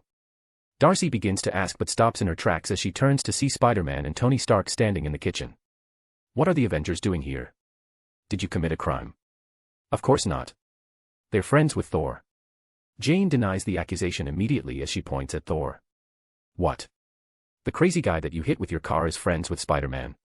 Darcy says in absolute disbelief. I'm not a crazy man. Thor refutes as he stands up and walks to the kitchen, taking Tony's place at the sink as he downs as much water as possible. While everyone was settling in and Darcy got her autographs, Selvig spoke up. Jane, unless you want to stay in New Mexico, we have a flight to catch. He says as he motions toward his watch. You're leaving. Thor asks after Tony explained what a flight was. Yeah, those men in black, whatever they are. They took all of my research and even if I stay to try and build it all back up from scratch, they'll just come and take it all away again. Jane says sadly as she stares down at her coffee mug. You mean S.H.I.E.L.D.? Peter asks. I think that's what they called themselves. Selvig says with a nod. I can get your research back for you, but you'll have to miss your flight. Peter says, getting a happy smile from Thor, who didn't want Jane to leave. You can really do that? Jane asks in hope. Sure, I know the big boss of S.H.I.E.L.D., so I can just call and ask. He shouldn't have a problem with you getting your stuff back. Peter says as he takes out his phone and sends Fury a text and received a reply only seconds later. There, he said he'll have some men bring your stuff back to your workplace later today. That was easy. Darcy mutters. He's Spider-Man, Tony says as he opens the fridge and starts looking for some food but found nothing appetizing. He could call up anyone and ask for a favor and they'd most likely say yes without thinking, but enough of that. I need food. Yes. I could go for a feast as well, my friend. Thor agreed as he was in the same position as Tony. After deciding to stay and cancel their flight plans, everyone decided to go out and get some food, as both Thor and Tony were hungover and starving. As they were eating at the same diner once again, some oddly dressed characters made their way down the street. Four towering warriors in intricate Asgardian armor walked down the center of the road, obstructing traffic along the way. Though they didn't seem to understand that they were doing so. These warriors are the Warriors 3, Hogan, Fandral, and Volstagg, alongside the beautiful and deadly Lady Sif. Townsfolk stared in wonder at the four warriors, as they strolled down the street in all their Asgardian splendor. A group of children in a nearby park hit a baseball, which happens to roll under a parked car. One kid runs to retrieve it, but couldn't reach it no matter how hard he tried. Suddenly, the side of the car rises into the air. The boy looks over with his mouth dropping open at what he sees. Volstagg easily holds the car up with one hand. Volstagg picks up the boy's ball and drops the car back down, handing the ball back to the boy and pats his head. There you go, lad. He says as he walks off with the other Asgardians, leaving a shocked child behind. Is it just me, or does Earth look a little different to you? Volstagg asks as he takes in the surroundings. It has been 1,000 years. Sif replies as they keep walking. Things change so fast here. You leave for a millennium, and it's like the whole neighborhood's gone. Volstagg remarks. Maybe we should split. Sif says but stops as she sees a familiar mane of golden locks through a nearby window. Inside the diner, Thor was eating and talking animatedly with Jane, doing his best to woo her when suddenly there was a knock on the window to his left. Turning their heads, the group saw what appeared to be some sort of cosplayers outside waving at Thor with smiles on their faces. My friends. A/N, 1581 words, smiley face. Chapter 120, C-120 Destroyer. Asgard. Loki stands with Gungnir in hand, surveying his kingdom from one of the many balconies on Asgard's royal palace, when an Einherjar guard quickly approaches him, out of breath from rushing through the palace halls. The Einherjar are a group of Asgardian warriors that serve as the army of Asgard and are the warrior class of its society. They are tasked with protecting Asgard and quelling conflicts within the 9 realms. My liege, the warriors 3 and the Lady Sif have gone missing. The armored warrior states. Loki's eyes narrow towards the rainbow bridge in the distance, knowing exactly who is responsible for this. Gathering some soldiers, the king of Asgard made his way straight to the prime suspect. Approaching Heimdall on the rainbow bridge with a small army of Einherjar guards at his back, Loki stands menacingly before the all-seeing gatekeeper of Asgard, who doesn't even flinch upon seeing the forces surrounding him. Tell me, Loki, how did you get the Jotuns into Asgard? Heimdall asks in an accusatory tone. I had nothing to do with the attempted robbery of the weapons vault. Though there are secret paths between worlds to which even you with all your gifts are blind to. Of course, I have no use for them anymore, now that I'm king. Loki says truthfully, knowing that he wouldn't be believed. And as king, I say, for your act of treason, you are relieved of your duties as gatekeeper of Asgard. Your citizenship has also been revoked. Then I need no longer obey you. Heimdall raises his massive sword and strides toward Loki. Before he could get too close, the army of guards slam the butts of their spears onto the ground and swiftly point them in the direction of the former gatekeeper in unison. Although this causes Heimdall to stop his advance, the confident look in his eagle-like eyes doesn't lessen for a single second. Not wanting to lose any of his men in a fight with one of Asgard's most skilled warriors, Loki reaches out with both hands and takes hold of something invisible, which was hovering in midair before him. As it quickly fades into view, Heimdall is shocked to see the casket of ancient winters appear in Loki's grasp. The blueness creeps from his hands and up his arms, as Loki opens the casket towards Heimdall, who is standing still in the center of dozens of spears. From inside the casket, all hell breaks loose. The fury in the casket is instantly unleashed as its wind screamed. Ice, snow, and darkness come flying straight toward Heimdall. An icy chill covers his body, freezing him slowly but surely. The guards keep him from moving forward as the casket completely freezes Heimdall into a living icy statue. You may return to your duties. Loki shoos away the guards as he closes the casket and vanishes it once again.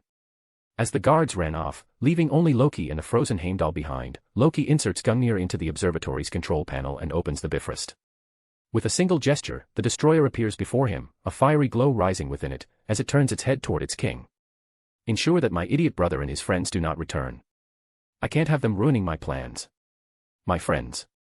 Thor happily races out of the diner to greet his comrades. Peter follows him out with Tony following closely behind, both interested in meeting the warriors 3 and Sif. Especially when they find out that Peter has all of Thor's powers. I don't believe it. Who are they? He can't have been telling the truth. Jane and her group were shocked and in denial. They still didn't believe that Thor was the banished king of an alien race of godlike beings. Though they would believe soon enough. My friends, I've never been happier to see anyone, but you shouldn't have come. Thor says, knowing that he deserves his exile. We're here to take you home. Sif reveals. Jane did not appear melancholy upon hearing the news of Thor leaving. She wanted to spend more time with the big muscle head. You know I can't. My father is dead because of me. I must remain in exile. Thor says woefully, causing his fellow Asgardians to exchange puzzled looks. Thor, your father still lives. Volstagg says, wondering why Thor thought Odin was dead. But. Loki said. Upon uttering these 3 simple words, Thor knew exactly where he went wrong. He lied. Believing in his brother, Loki, will always be Thor's greatest downfall. Thor, why does this oddly dressed mortal have your hammer? Sif asks as she points to Peter, who walked over with Mjolnir in hand. Yo. Peter says with a wave of his hammer. I'm Spider-Man. Yo. One of the warriors 3 repeats in confusion. Father Playston. Thor tried to explain, but before he could get into it, the Bifrost storm began to form in the distance.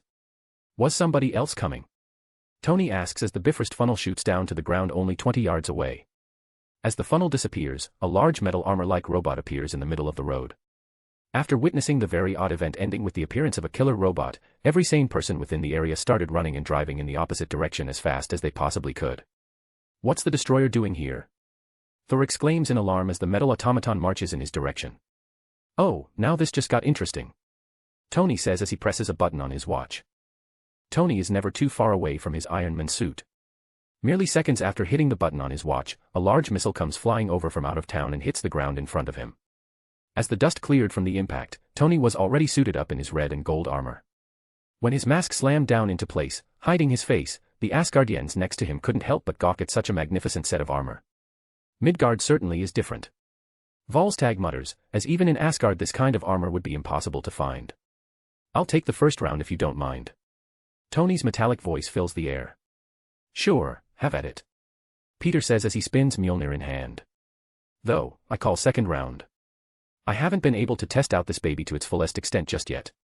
You got it, webhead. Tony says as his hands and feet light up and he shoots toward the incoming robot. Turning to the side, Peter could see Thor looking intently at Mjolnir. Unless you think you're worthy. Peter remarks as he drops the hammer at Thor's feet, which causes the sidewalk to crack in a spiderweb pattern. What does he mean by that? One of the warriors three asks in confusion, wondering why Thor would need to be worthy. Clang. A loud metallic banging sound fills the street as Tony's metal fist collided with the destroyer's fiery face. The force of the punch sends the Asgardian robot reeling backward but doesn't knock the thing off its feet. You're a hefty piece of machinery, aren't you? Tony comments after scanning it and seeing that it wasn't alive.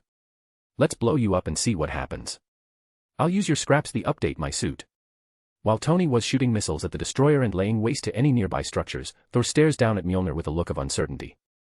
After a few more explosions went off as he watched the retreating forms of the nearby weak and frightened humans, Thor's resolve grew as he became determined to fight. Hammer or no hammer. Powers or no powers. Mortal or not, Thor would do his best to protect these people. Leave this town now. Thor says as he turns to look Jane in the eyes. Get yourself and your friends to safety. What about you? She asks worriedly. I must stay and fight. Only the king of Asgard can command the destroyer, which means my brother is the one who sent it. It's my responsibility. Thor explains.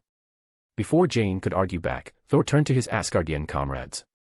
I'm still a warrior, and I will fight by your side. Thor exclaims as he stares down at Mjolnir. Good luck. Peter says, feeling that this is the moment he loses exclusive use of Mjolnir. It was good while it lasted. Bending down as Tony clashes with the destroyer, Thor reaches out and grips the handle of Mjolnir with a single hand. I can do this. A/N, 1446 words, smiley face. Chapter 121, C-121 vs. Destroyer. Asgard Bifrost. Laufey alongside two towering frost giant warriors appear out of the Bifrost and step onto the golden platform. As the enemies of Asgard arrived, their skeptical and wary looks instantly disappeared. After all, Loki could have used this opportunity to send him and his men into a nearby sun, or perhaps slaughter them with surprise and numbers upon their arrival. Loki may be Laufey's son, but he was not raised as such. In the Jotun king's eyes, Loki was an Asgardian and that wouldn't change. Though perhaps he was a trustworthy Asgardian, as the only person that was there to welcome their arrival was Loki. Not a single Asgardian soldier was in sight. The godlike trickster pulled Gungnir from the control panel, ceasing the activation of the Bifrost. Father, welcome to Asgard. As Peter watched Thor bend down and grasp the handle of Mjolnir with a resigned look on his face, thunderous clouds fill the sky at an abnormal rate. Seeing these clouds, Peter knew that his time with Mjolnir was over, but he wasn't angry or resentful about it.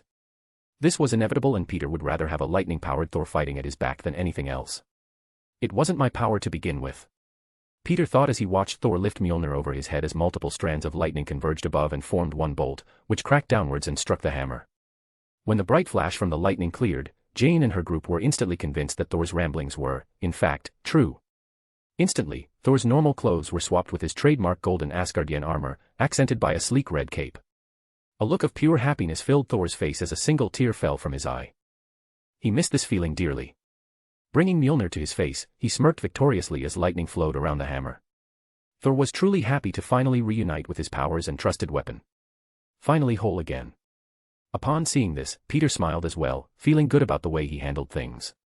I could have kept Mjolnir if I really wanted to, but this is a far better outcome. Although Odin made it so the hammer would default back to Thor once he learned his lesson, Peter could think of multiple ways to keep it within his grasp.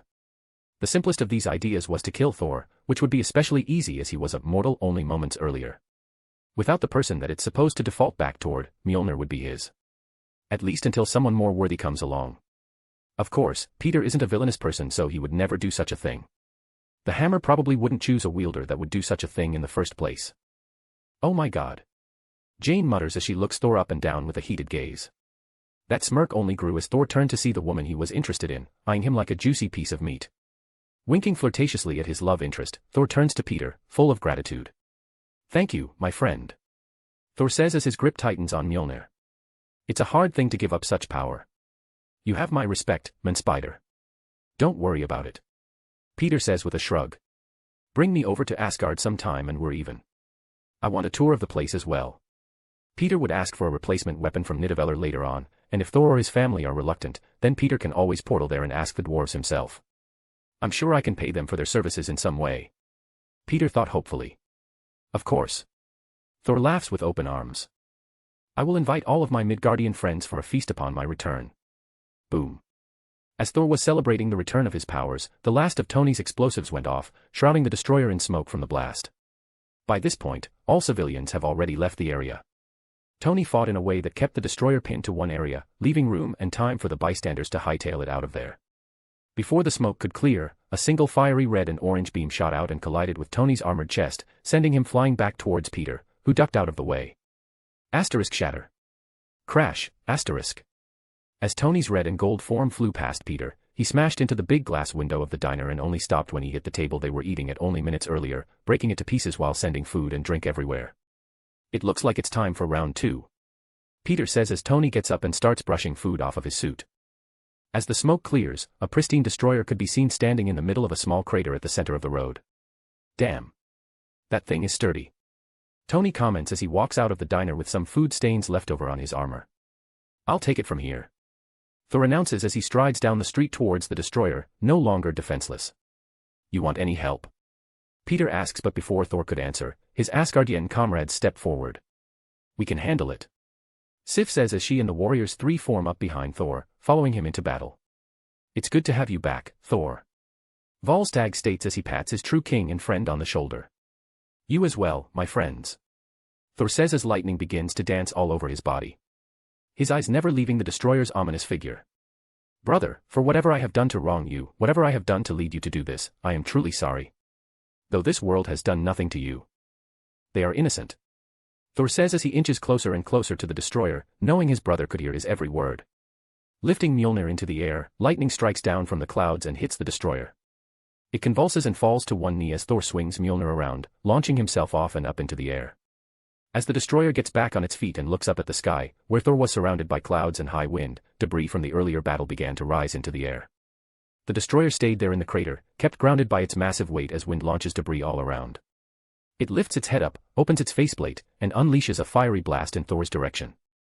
Not fearing anything now that he has his powers back, Thor dives downward straight at it, holding Mjolnir in front of him. Mjolnir collides with the destroyer's fiery energy beam as the two forces meet midair. After only a few seconds, Thor and Mjolnir start to gain some ground, overpowering and pushing the destroyer's blast back. Forcing the beam downwards at the destroyer. Thor slams his hammer down onto the side of the destroyer's head, knocking the behemoth off its feet. Instant, the warriors 3 and Lady Sif were ready and surrounded the downed destroyer, pinning it down by its arms and legs. The destroyers flailed and pushed against the weight that kept it pinned to the ground, lifting Thor's friends momentarily as they barely keep the giant automaton from returning to its feet. As if angered, the destroyer starts firing off its fiery face beam into the open sky, tearing through the thunderclouds wherever it blasted. Landing beside his friends, Thor made his way to the head, looking down at the destroyer as if it were a dying animal. Arriving at the head of the Asgardian robot, Thor winds his hammer back and smashes it down into its open faceplate, jamming the hammer deep into the destroyer's head. Retreat. Thor calls out to his friends. Leaving Mjolnir behind, for the time being, Thor and his fellow Asgardians run for cover. With the weight off of its body, the destroyer could finally get back up to its feet, but sadly, it was already too late. Not being able to escape due to Mjolnir, the fiery energy within the automaton builds up inside of its body and explodes within it, firing out of every orifice of its metal body. Although there was an explosion, the destroyer was completely intact as it fell to the ground without a single piece missing. The fiery energy within it was completely extinguished, leaving the metal robot lifeless like a puppet without strings.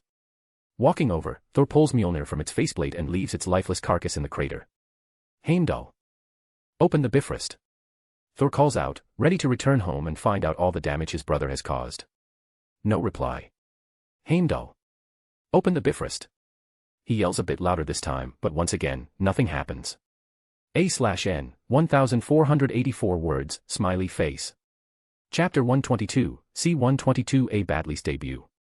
Asgard prison. Heimdall. Open the Bifrost. In a cramped prison cell, Heimdall stood frozen like a large armored popsicle as Thor's voice rang out in his head. Although the former gatekeeper of Asgard was frozen solid, he could still see and hear as he usually does. Nothing escapes his all-seeing eyes and ears. Unless, of course, some sort of magic was in place to do so, as Loki did when he visited Jotunheim.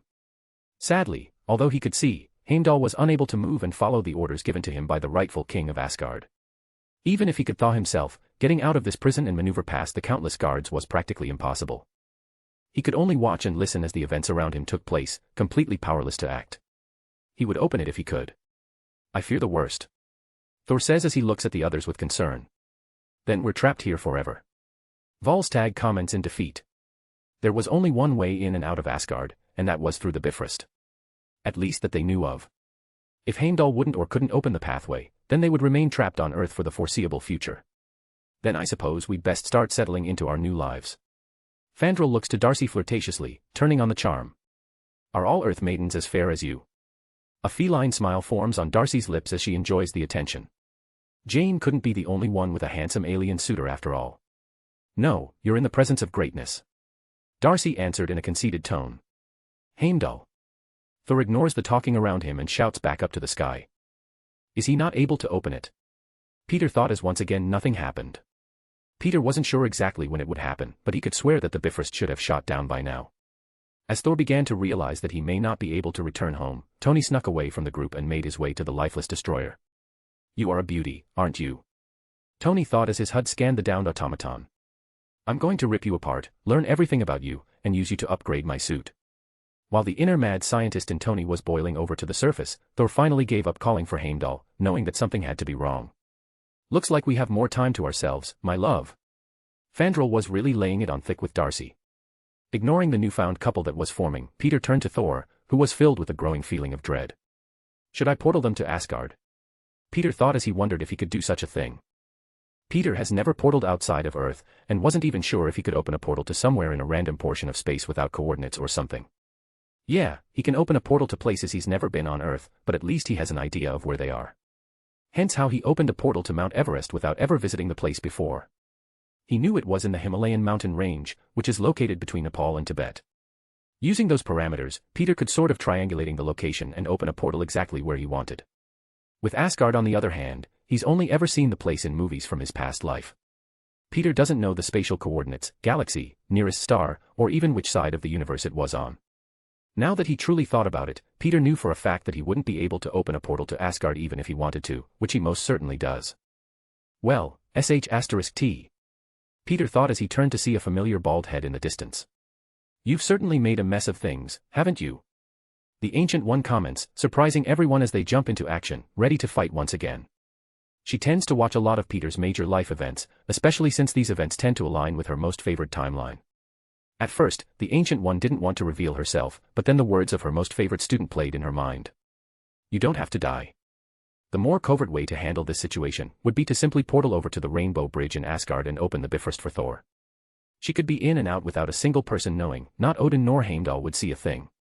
Obviously, she didn't do that and truthfully she didn't know why. Yes, her student's words may have swayed her judgment, but he was young and reckless.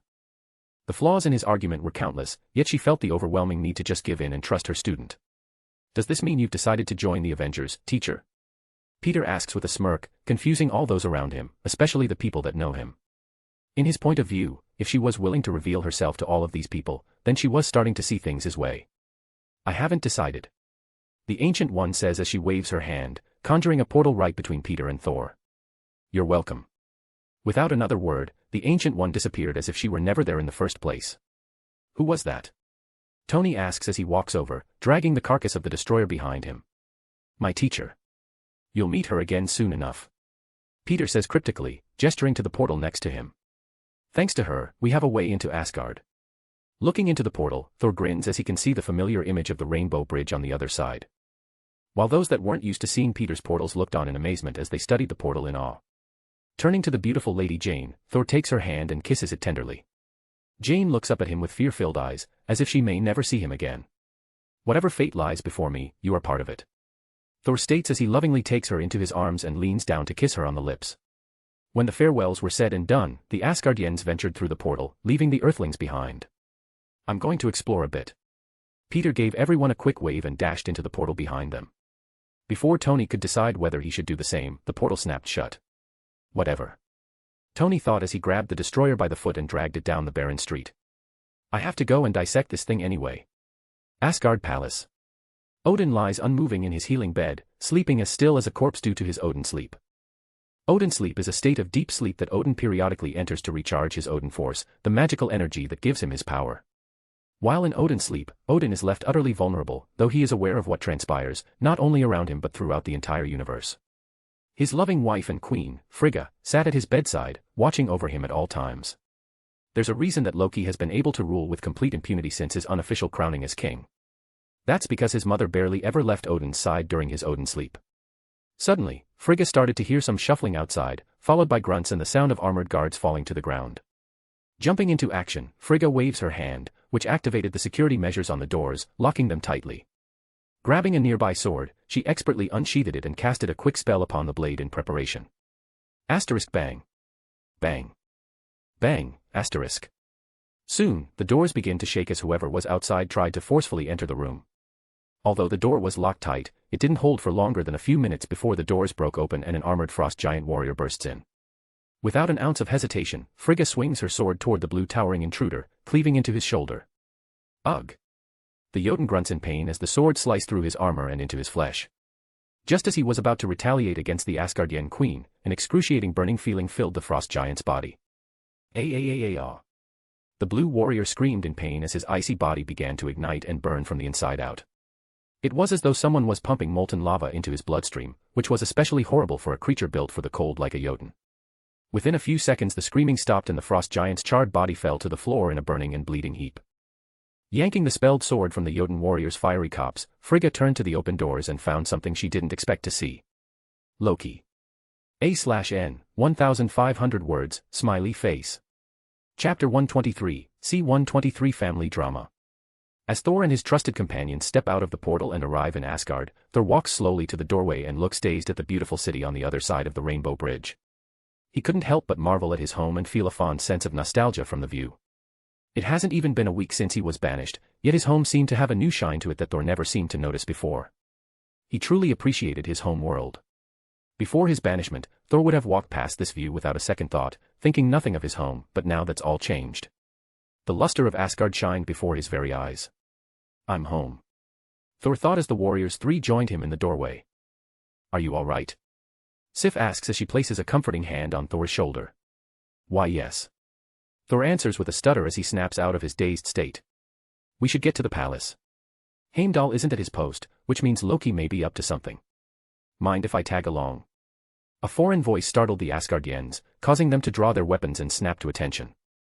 When they turned to find out who was speaking, Peter stepped into the room as the portal closed behind him. Yo. Peter says with a wave as he admires the place. Man Spider, why are you here? Thor asks as they all lower their weapons. I couldn't miss the opportunity to see an advanced alien civilization, so I hopped in the portal before it closed. Peter says as he walks up to Thor and admires the view of the city behind him. Whistle. Damn, that is some beautiful architecture. Peter comments as he admired everything from the city skyline to the mountains and the waterfalls that seemed to drop out into space. This place is a flat earther's heaven, isn't it? Asgard wasn't a planet like most places. No, it was a legitimate disc-shaped flat earth in the middle of space with waterfalls dropping off into the empty void of space. I don't know what a flat earther is, but yes, Asgard is a very beautiful place. Thor smiles, happy that his newfound friend appreciates the beauty of his home. You don't need to know. Peter says with a shrug. Just some oddballs that think my planet is flat like yours. I see. Thor nods in understanding. After all, every civilization has its fair share of crazies and Asgard was no exception. So, should we get going? Peter says as he motions toward the city. After realizing that they had wasted even more time after Peter's arrival, Thor swings Mjolnir and launches himself into the air toward the city, leaving behind those that couldn't fly. Looks like we're running. Volstagg mutters. Nope, you're running. Peter says as he shoots a web that sticks to Thor's red cape. See ya. Giving the warriors three and Lady Sif a quick wave goodbye, Peter is pulled by Thor's momentum and launches off behind him. As Thor rides the winds over the bridge, speeding towards the palace, Peter holds on tight and admires the city below. Maybe I should buy a house here. Peter thought, wondering if Asgard would allow such a thing. I could always just stay with Thor when I visit. Loki. Frigga exclaims in shock as Loki appears at the doorway to Odin's healing chambers. Take a nap, will you? Her son's voice appeared in her right ear as the Loki at the door faded away like a mirage. Loki somehow appeared behind his mother and grasped the back of her head with a glowing white hand. Instantly, Frigga became extremely lethargic and sleepy, passing out and collapsing into her son's waiting arms. As Loki moved his mother's body out of sight and into a corner behind a convenient pillar, Laufey strolls into the room with a confident smirk on his face. His only remaining frost giant guard followed closely behind, ready to pounce at the nearest enemy that would threaten his king. Seeing the helpless form of his worst enemy, sleeping peacefully in the center of the room, the Jotun king felt that victory was upon him for the first time in a long while. It said you can still see and hear what transpires around you, even in this state. I hope it's true, so that you may know your death came by the hand of Laufey. Laufey taunts as he walks up to Odin, who was helplessly laying in his bed. Raising his hand, an icy dagger materialized in the palm of Laufey's hand. Seeing this, Loki sneakily maneuvers along the edges of the room and positions himself behind his biological father, careful not to alert the remaining guard to his movements. As Laufey stabs down toward his defenseless enemy, Loki stabs the pointed end of Gungnir into his back and through his icy heart. Immediately, the dagger of ice in Laufey's hand shatters as he coughs up a mouthful of blood, which landed on Odin's chest, staining his clothes. Traitor. Laufey stutters in pain as he turns to look his killer-son in the eyes. Loki watched as the life drained from his biological father's eyes without so much as blinking. As Laufey's lifeless body crashes to the ground, Thor and Peter arrive just in time to see Loki pull Gungnir from the Jotun king's corpse. Know that your death came by the hand of the son of Odin. Loki repeats Laufey's earlier words with a sneer on his face. Enraged by his king's surprising and quick death, the last Jotun in the room materialized a big icy hammer and swung it toward Loki. Suddenly, the warhammer-wielding frost giant stops dead in his tracks and his eyes go wide. Aya. Just like his fellow guard, the last Jotun in the room screamed in agony as his body ignites into flames. After a few moments, the charred frost giant falls to the ground, and his icy hammer shatters into snowy pieces. Standing behind him with an angry look on her face, Frigga pulls her enchanted sword out of the Jotun's back and looks to Loki for answers. My son, what have you done? Frigga asks, not noticing Thor and Peter standing at the door. That's what I would like to know as well. Thor makes his presence known as he walks into the room with Mjolnir in hand. Thor. Frigga exclaims in happiness as she rushes over to Thor and wraps him in her arms. Thor returns his mother's hug, but his eyes remain fixed on his brother and the spear in his hands. Likewise, Loki looks at Mjolnir in his brother's hand with wary eyes. The drama is about to start. Peter thought as he opened a portal to his snack stash and grabbed a bag of popcorn to enjoy the show. Found its way back to you, did it? Loki comments as he gestures toward Mjolnir. No thanks to you. Thor answers back with a bit of sass in his voice. Frigga immediately picks up on the tension building between her sons and tries to figure out what's going on. What does that mean? She asks in confusion. Why don't you tell her, Loki? Tell our mother all about how you told me father was dead and I had killed him. How mother forbade my return because of it. How you sent the destroyer to kill our friends. To kill me.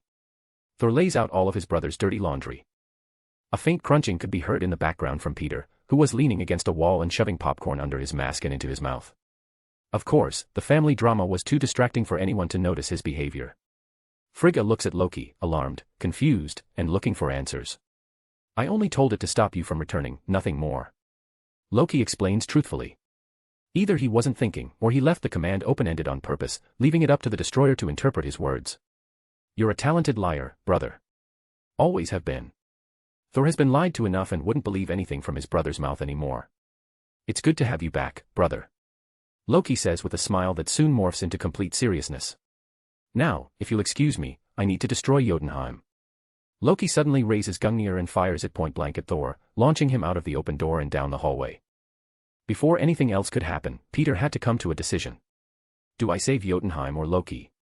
Maybe both. A/N, 1452 words. Chapter 124, C-124 Decision. Do I save Jotunheim or Loki? Maybe both. Peter thought as he had to decide now. In the first Thor movie, Loki overloads the Bifrost power in order to destroy Jotunheim and all of its inhabitants. However, Thor destroys the Rainbow Bridge before the realm could be completely destroyed. Of course, partial destruction is probably worse than complete destruction.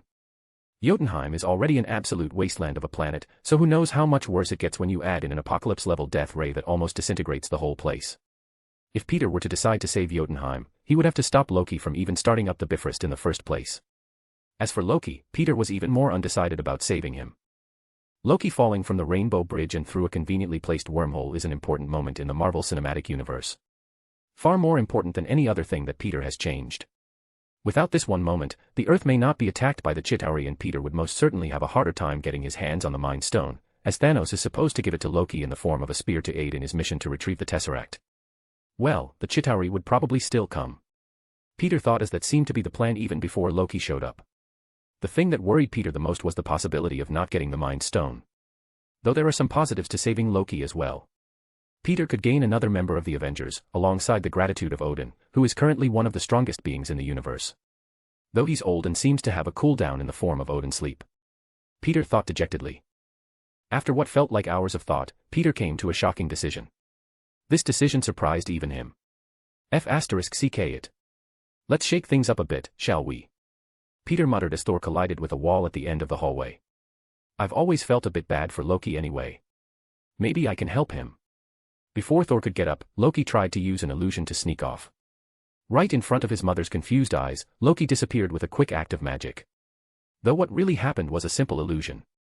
Loki made himself appear invisible and tried to sneak out of the room. Thankfully, Peter knew how to counter this and poured some eldritch energy into his eyes. Instantly, he saw a human-shaped mass of magic energy try to pass by him. Where do you think you're going? Peter calls out as he sticks his foot out and trips Loki, as the godlike trickster didn't expect anyone to see him. As soon as Peter's foot made contact with Loki, his invisibility spells was cancelled and he tumbled to the floor with a bewildered look on his face. Why don't you stay and console your mother? She seems upset. Peter advises as he shoots a web at Gungnir and yanks it back. Loki seemed to see this coming as red energy surrounded the spear and melted the web away upon contact, stopping Peter from snatching it away. Stay out of my affairs, mortal. Loki demands as he rolls over to his side and fires a blast from Gungnir in Peter's direction. Kicking off the ground, Peter leaped to the ceiling and stuck to it, dodging the energy blast with relative ease. That's one way to say hello.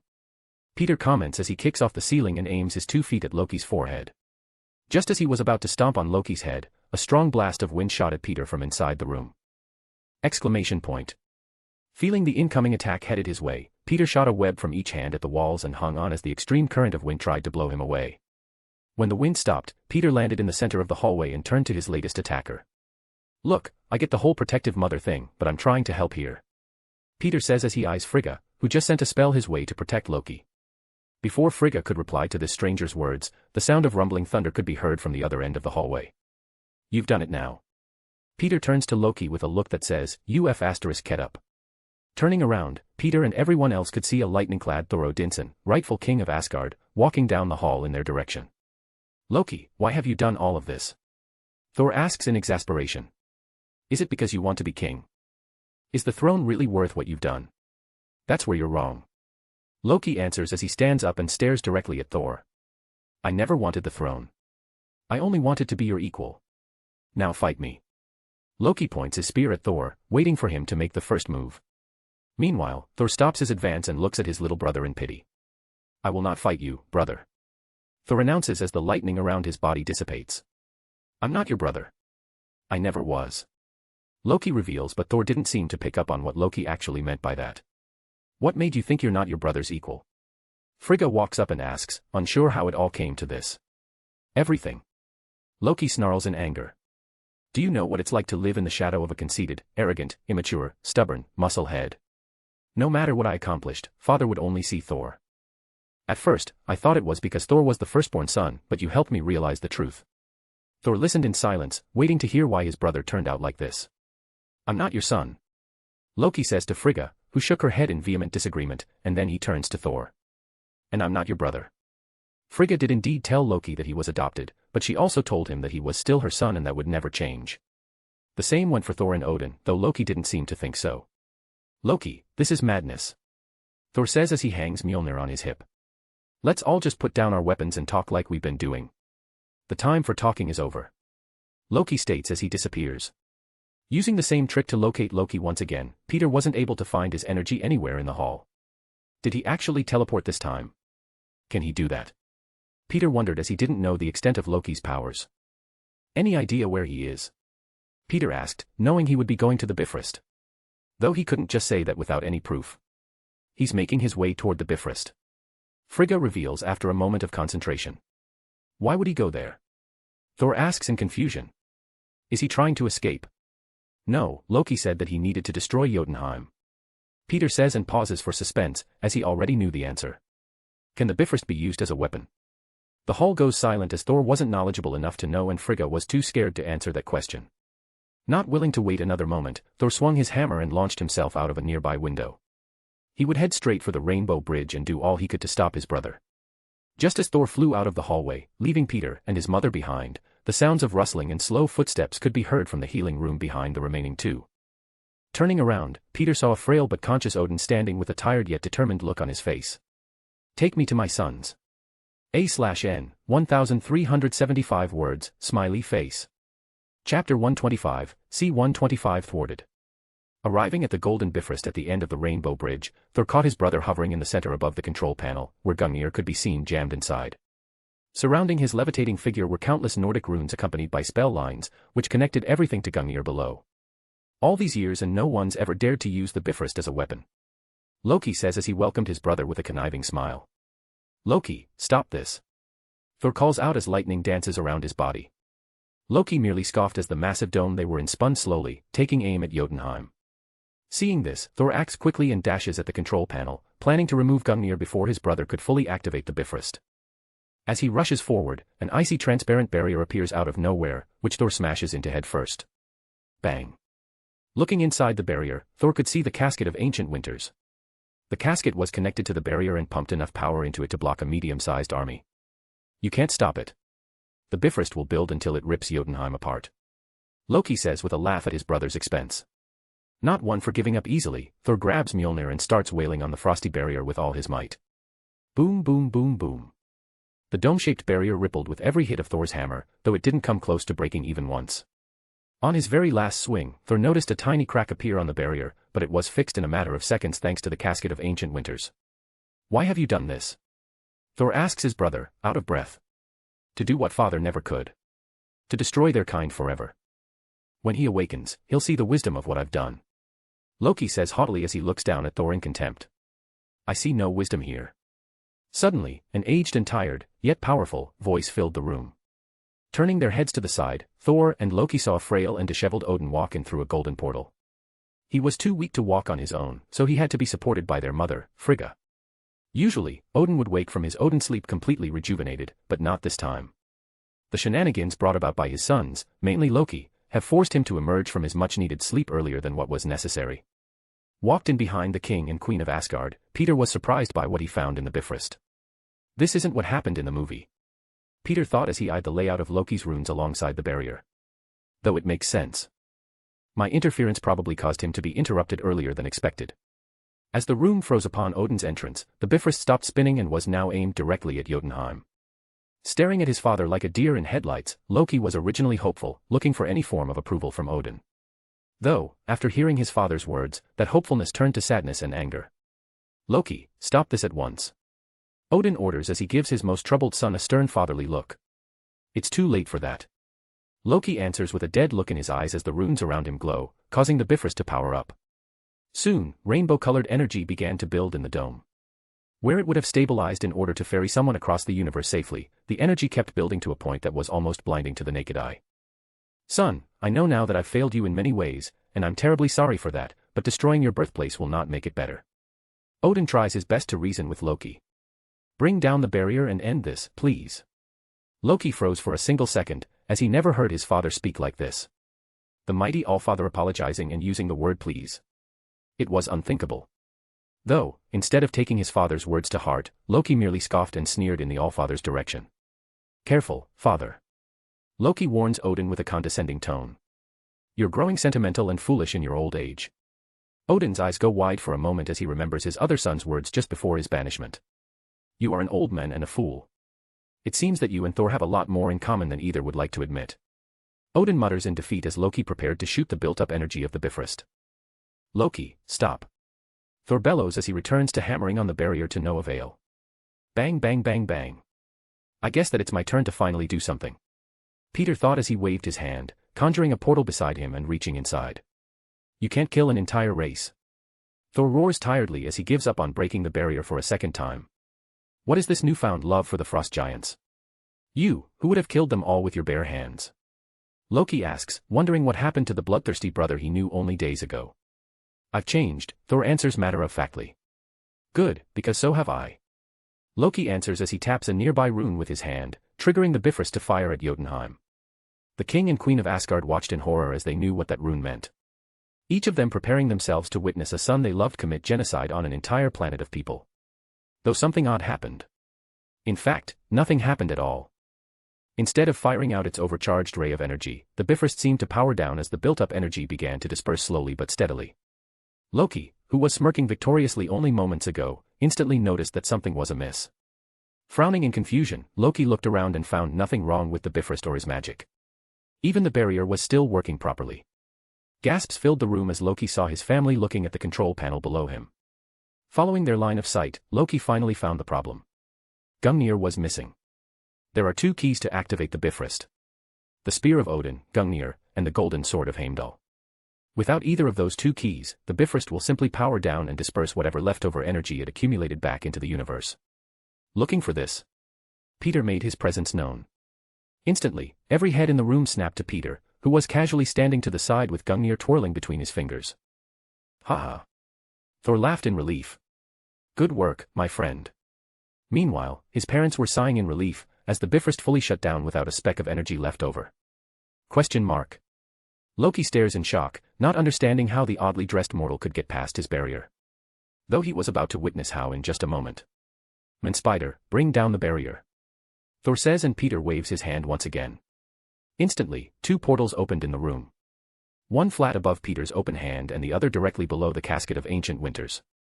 Before everyone's eyes, the casket fell through the portal and into Peter's waiting hand, which in turn caused the barrier around Loki to lose its power source and fade away. No more running now, brother. Thor says as he walks past where the barrier once was. Surrender peacefully. Fine. Loki says as he gives a side-eyed glance towards Gungnir in Peter's hand. Descending toward the ground, Loki feigns accepting his defeat as Thor walks up to him. Just as Thor was about to grab his arm, 2 daggers drop from Loki's sleeves. Grabbing them by the tips, Loki dashes to the side and threw the 2 knives toward Thor, who stopped for a moment to sidestep one dagger while swiping the other away with Mjolnir. Since Thor was busy blocking his attack, Loki used his magic to disappear in a puff of smoke and appeared at Peter's side, ready to snatch Gungnir back from him. Thanks to his spider senses, Peter saw this coming and easily backstepped away from Loki's outstretched arm. Picking his leg up, Peter sent a powerful Spartan kick to Loki's chest, launching him across the room and into the wall of the dome with a loud bang. Finders keepers. Peter says as Loki glares at him from the floor across the room. Get your own spear. Seeing that there was still some fighting spirit left in Loki, Peter decided to put an end to this. Hold this. Peter says as he tosses the casket to Thor and turned back to Loki. Let's put you in timeout, shall we? An evil smirk appears under Peter's mask as he waves his hand, creating a portal above and below Loki. Huh. Loki grunted as he fell through the bottom portal and continued falling through the one above as well. This repeated over and over as he only started falling faster and faster, stuck in a loop that never ended. Loki's screams were choppy as they would cut out for a brief second every time he would enter and exited the portals. This reminds me of the game Portal 2. A/N, 1550 words, smiley face. Chapter 126, C-126 like brother. Loki continued falling through the 2 portals infinitely as everyone watched from the sidelines. Odin was watching Peter with a curious gaze, while his wife and queen, Frigga couldn't help but feel like her youngest son was being bullied at the moment. As for Thor, he was watching his brother's plight with a smile from ear to ear. There have been many times when Loki used his magic to harass him, so Thor felt that this was more than deserved. Especially after all that Loki has done lately. Turning his head away from the falling trickster, Thor walked over to his father and mother with a fond smile on his face. Mother, I missed you so much. Thor says as he hugs Frigga with one arm, as the other was still holding the casket of ancient winters. Turning to his father, a single tear dropped from Thor's eye. Loki told me I had killed you. Thor says as he wipes the tears from his eyes, chuckling in self-deprecation. I was so stupid to believe him. I know. Odin nodded, as he watched Thor's entire journey on Earth while in Odin's sleep. I saw it all. I should have known you would be watching. Thor seemed genuinely happy to be with his parents once again. From all that I saw, I know you'll be a wise king. Odin declares, showing Thor a proud look that only a father could give. If Loki weren't falling endlessly, then he would be quite jealous right about now. Peter thought as he laughed inwardly. There will never be a wiser king than you, father. I have much to learn. I understand that now, but someday, perhaps, I will make you proud. Thor looks to his father in determination. You've already made me proud. Odin reveals, only brightening Thor's smile more and more. Frigga, who was currently supporting her husband so that he could stand and walk, watched all of this with a happy smile on her face. In her mind, this is how their family should have always been, Loki included of course. "Father, I would like to introduce you to my friend from Midgard, Manspider," Thor says as he gestures to Peter. "Manspider, this is my father, Odin." "Yo," Peter says with a wave to Thor's parents, not caring to treat them as royalty, as he isn't from Asgard. "Nice to meet you. Thor has told me a bit about the both of you." "Yes, I've seen you along with my son in Midgard," Odin says as he nods toward Peter. "Thank you for helping him." "No problem. What are friends for, right?" Peter says with a shrug. "Indeed." Frigga nods in agreement, happy that Thor has made a trustable friend. "May I?" Odin asks as he gestures toward his spear. "Oh, yeah," Peter mutters as he hands over Gungnir to its rightful owner. "Here you go." Grabbing Gungnir and using it as a sort of walking stick, Odin could finally stop leaning on his wife. Although he was still weak and needed more time in his Odin sleep, having his trusted weapon in hand made Odin feel empowered once again. "Thank you for your help in this situation and for retuning Gungnir and Mjolnir," Odin says as he looks at Peter with gratitude. "Asgard owes you a debt that will be paid." "Ayaha." Loki's screams break everyone from their conversation. Turning back to look at his most troubled son, Odin had no idea what to do with him. Thor may have dove headfirst into Jotunheim and started a war, but at least he didn't try to completely annihilate the place. If Loki succeeded, countless men, women, and children would have all perished without any hope of escape or salvation. What Loki did was far too extreme for Odin to look past. "Call the guards," Odin says to Frigga, who was still looking at Loki in pity. "Have them prepare a special prison cell for Loki. It needs to be able to withstand his magic and keep him trapped." "Do we have to imprison him?"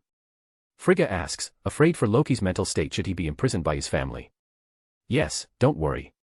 You may visit him at any time," Odin says with compassion toward his wife. "Sadly, Loki's crimes can't be overlooked this time. Might I make a suggestion?" Peter inserts himself into the conversation, as Loki continues to scream and fall. "Speak." Odin nods easily.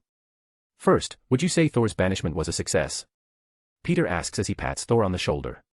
Both parents go quiet and observe Thor before smiles adorn their faces. "Yes, I would say Thor's time in Midgard has done wonders for him," Odin replies, receiving a nod of agreement from his wife. "Then why not give Loki the same treatment?" Peter asks, getting reluctant nods of agreement from both Thor and Frigga. A temporary banishment to Midgard would be a far better punishment than being imprisoned in a dark and lonely jail cell under the palace, though Odin didn't look fully convinced. That sounds good, but Loki is far more skilled in the art of magic than most could ever hope to achieve. It wouldn't be long before he put together a spell to cause his usual chaos, even as a normal human. Odin says with a shake of his head. Is there not a way to cut him off from the energies that he could use?" Peter asks and the room goes silent in contemplation.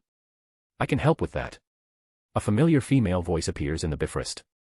Thor instantly got back into battle mode, as he turned around in a flash with lightning dancing around his figure once again.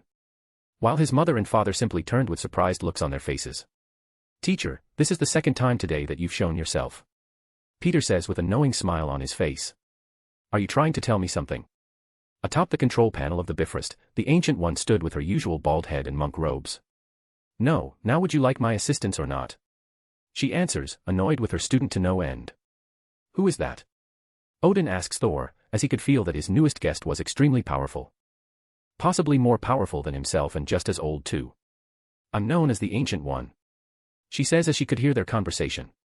"She teaches the mystic arts on Earth," Peter reveals, knowing that Odin would find out soon enough. "I've learned everything I know from her. If you have a solution, then we would gladly accept your help." Frigga looks to the Ancient One for help. Without another word, the Ancient One turns to the still falling Loki and waves her hand. Immediately, countless spell circles surrounded the two portals. In just a few moments, the spells converged into a singular spell circle, which then floated in between the two portals like a sandwich. As Loki fell from the top portal and passed through it, the spell circle wrapped around his falling form, disappearing into his body. Done. Loki won't be able to harness any of the universe's energies from here on out. Though my spell will dissipate when you return his powers," the Ancient One says as she fades away, leaving an impressed Asgardian royal family behind. "I have many questions, but that can be handled later," Odin says as grips Gungnir tightly and looks toward Peter.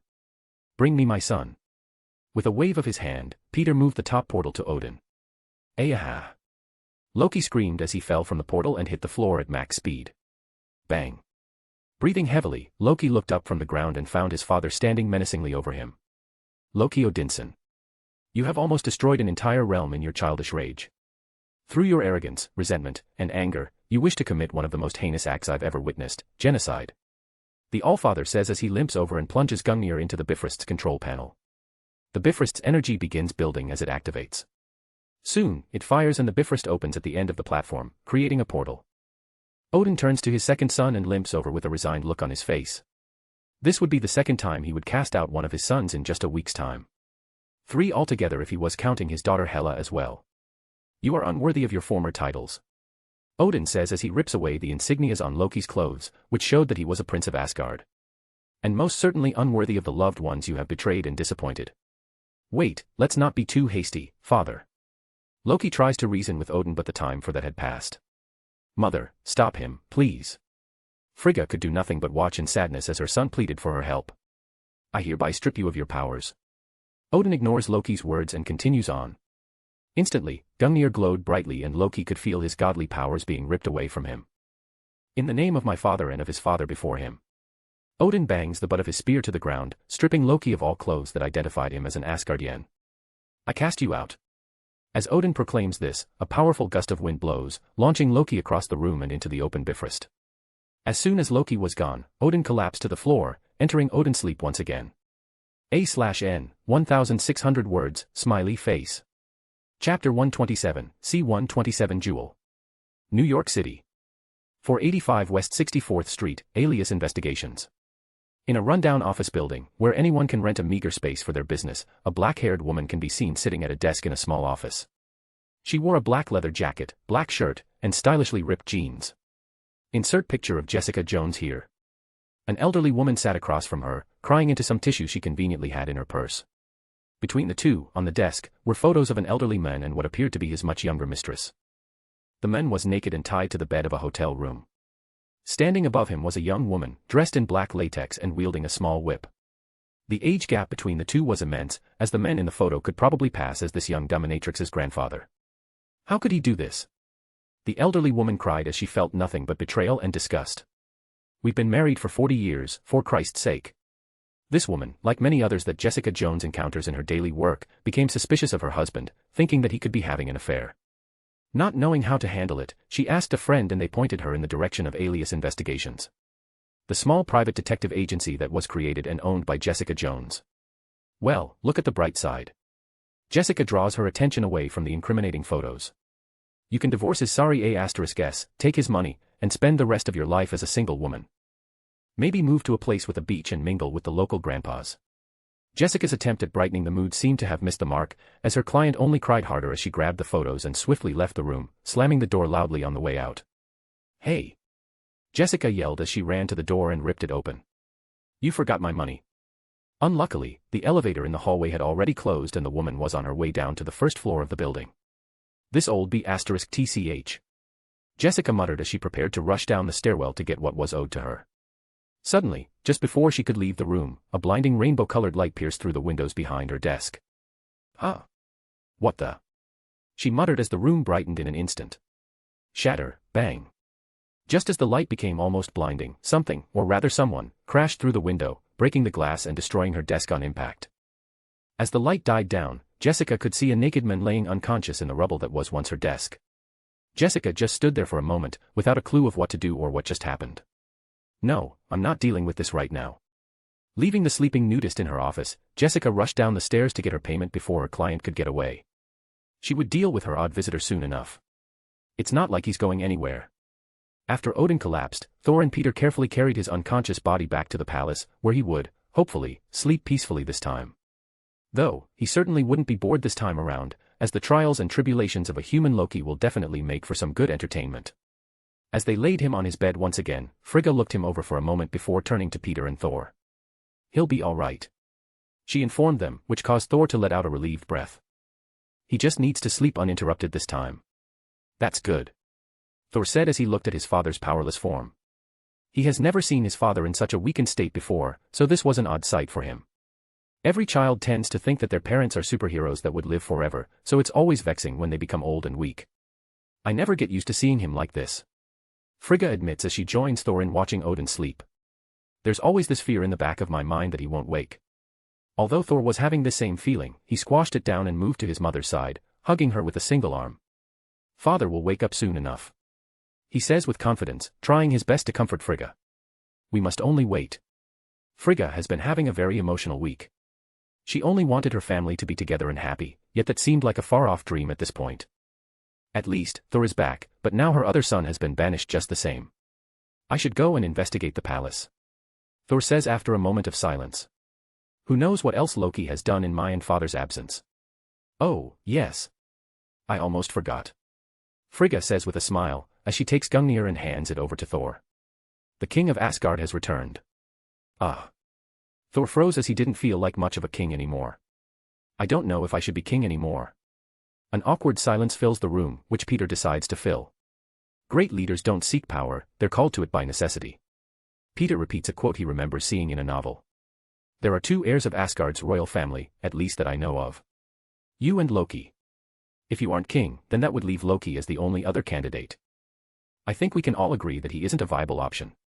Frigga wanted to speak and defend Loki but decided to keep quiet, as her second son's latest actions were hard to overlook. Then father can remain as king. Thor argues back. Oh. Peter raises a challenging eyebrow under his mask. You mean the man that seems to go into a forced coma every once in a while? Tell me, how long until this happens again and Loki takes control of Asgard? Thor's face scrunches as Peter hits him with a big helping of reality. Like it or not, this place needs you. Grow up and get your head out of your A*S. Peter says harshly, hoping to get through to him. You're right. Thor mutters as he takes the spear from his mother. Though, I'll return Gungnir to father once he awakens. I have Mjolnir after all. Good, just don't expect me to treat you any different. Peter says as he pats Thor on the back. I'm not an Asgardian citizen, so you ain't my king. Thor didn't seem to care as he laughed at Peter's words, happy that his new friend wouldn't treat him differently. Make your father proud.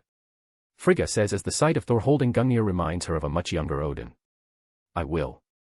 After taking back his rightful place as king of Asgard, Thor started investigating all of Loki's actions while he was away. It didn't take him long to find Heimdall, thawing in a cell in the dungeons of the palace, among other high-level palace members, such as ministers and royal guards, who refused to follow Loki's orders. While Thor was freeing these people and investigating, Peter was seated in the palace's library, reading anything that sparked his interest. He knew, thanks to the movies of his past life, that the universe was vast and full of intelligent life, so Peter wanted to learn all that he could about the different races, planets, and empires that were out there. Dwarves, light and dark elves, frost giants, fire demons, titans, Cronins, Sakaarans, Chitauri, Xandarians, Krylorians, Kree, and the list goes on and on. Sadly, this library doesn't hold any magical knowledge, but that was okay. It still held a plethora of useful information. The most useful being the location of a planet that Peter needed more than anything. Morag. At least, he hoped the location of planet Morag would be here, as there are just so many books to go through. Looking up at the countless towering bookshelves, Peter couldn't help but wish that he had some sort of cloning ability. Staying in the library deep into the night, Peter kindly refused to attend the return feast that was held for Thor. He knew that he was close as he opened yet another book with a title related to foreign worlds. Skimming through it, Peter finally found what he was looking for. Morag is an oceanic planet located in the Andromeda Galaxy at the eclipsing binary star M31VJ00443799 plus 4129236. Some inhabitants of this planet were the rodent-like Orloni and aquatic crocodile-like creatures. He read as a triumphant smirk appeared on his tired face. Time to get my first Infinity Stone. A/N, 1470 words, smiley face. Don't forget my gemstone power gemstone stones. Chapter 128, C-128 Expedition Prep. Upon finding the spatial coordinates of Morag, the planet that holds the power Infinity Stone, Peter started formulating a plan to find the damn thing. Finding the planet itself was a good start, but based on his memories, narrowing down its location on Morag would be a challenge. Due to the extremely destructive capabilities of the Power Stone, a containment device known as the Orb was used to house it. Without the Orb keeping the Power Stone's unlimited power locked away, Morag would have probably been completely disintegrated long ago. So tracking its energy signature would be impossible. Peter thought dejectedly. Not only that, but the Orb has been hidden for millennia in an underwater temple vault on the planet, where receding tides allowed access only once every 300 years. Something tells me it's not that time just yet. Peter knew this would only happen around the time that Peter Quill/Star-Lord came along, which means Peter would have to go diving in an alien planet's ocean. Maybe I can predict the movement of the tides and use that to aid in my search. The most important factors in predicting tides on any planet are the positions of the sun and moon, depending on if Morag even has a moon, their distance from Earth, their direction in space, and how they're moving. Though the most accurate predictions require even more information than this, such as the contours of the seafloor, for example. I'd have to set up a base on Morag so I can study all of this. Peter thought out loud as he snapped the book he was reading shut. It shouldn't be too hard, hopefully. Must you tamper with the Power Stone? A familiar voice filled Peter's small corner of the library. I've told you many times already, teacher. Peter says as he looks up to see the Ancient One sitting across from him. I plan to change a lot, including your death. The Ancient One remained silent as her brows knit together for just a moment. You could make this easier and lend a helping hand like you've been doing lately. Peter says, hoping to skip past the tedious research needed to find the orb. Where is the temple that holds the orb? Peter knew for a fact that the Ancient One knew exactly where every Infinity Stone is located. The question is, would she help him in his collection of them? I think I've helped enough lately. She says as her form shimmers for a moment and disappears, leaving Peter alone in the library once again. It was worth a try. Since Peter had the actual space coordinates for planet Morag, he could go there in an instant, but before that, he would need to get some supplies for the creation of his base. Leaving a note for Thor, saying that he would be back soon, Peter portaled over to the Avengers Tower. Bang clank bang clank. As the portal closed behind him, Peter could hear the loud sounds of metal being struck over and over coming from Tony's workshop. Giving in to his curiosity, Peter made his way into the workshop and witnessed Tony, standing over the lifeless destroyer. He wore a metal welding mask and wielded a sledgehammer, which he was using to forcibly take the giant thing apart, piece by piece. Yo! Peter called out over the loud banging. Resting the hammer on his shoulder with one hand and pulling up his face mask with the other, Tony looks at Peter with an annoyed look on his face. You ditched me. The first words out of his mouth were a complaint. Well, the next time a portal to an advanced alien civilization opens up, hop in before it closes. Peter gave him some advice. Right. Tony said sarcastically. So, is everything in Valhalla good? Asgard, but yeah. All of Thor's problems have been solved. Peter says as he goes on to explain everything that happened in Asgard. You're telling me that Thor's evil brother is walking around somewhere on Earth? Tony asks, receiving a nod from Peter. Any idea where he is? Nope, but I can probably ask Thor later. He might know. Peter says with a shrug. Okay, want to help me take this thing apart? Tony motions toward the huge robot between them. I could use your super strength. This thing is hard to break open. Sure, but I need some help procuring some supplies. Peter says, knowing that it would take Tony only a fraction of the time to get everything he needs for Morag. Supplies for what? Tony asks curiously. I'm planning an expedition to an abandoned alien planet. Peter says as he lists off the different equipment and materials he needed. I can easily get all of that by tomorrow on one condition. Tony says as he holds up a single finger and smirks. I get to tag along. Sure. Peter answered easily, as he didn't see a problem with having Tony's help. I don't mind. Putting their minds together would only quicken his search for the Power Stone. Of course, Peter wouldn't be sharing the treasure he finds with Tony this time around. Usually, Peter wouldn't have a problem with sharing, especially with his friends, but the Infinity Stones are far too dangerous for that. There's a reason that the Power Stone was placed into the orb. Its power is immense and never-ending. Just its mere presence will cause the destruction of any person or planet, no matter how strong. Even Thanos can't handle the limitless power of the Infinity Stones without using his gauntlet as a medium. Not to mention the Power Stone, which is the most destructive of all 6 Infinity Stones. Sadly, Peter barely trusted himself with the Power Stone, as he planned to leave it in the orb until his own medium could be made. Maybe I should ask the dwarves to forge me an Infinity Gauntlet. Peter thought, but he would need to draw up some blueprints for them to use as reference. It would be hard to convince them though. Peter would probably have to ask Thor for help in convincing them. Even then it would still be hard to get it made. The dwarves would certainly understand what the gauntlet is for when they see the blueprints. Whatever, if they decline then I can try my hand at forging. It would be difficult though. Peter thought as Tony made some calls for his supplies. Looking down at the powerless destroyer, Peter put these thoughts to the back of his mind and started tearing it apart as promised. Up, hey, ake up. Loki Odinson groaned in pain as he heard a voice calling out to him.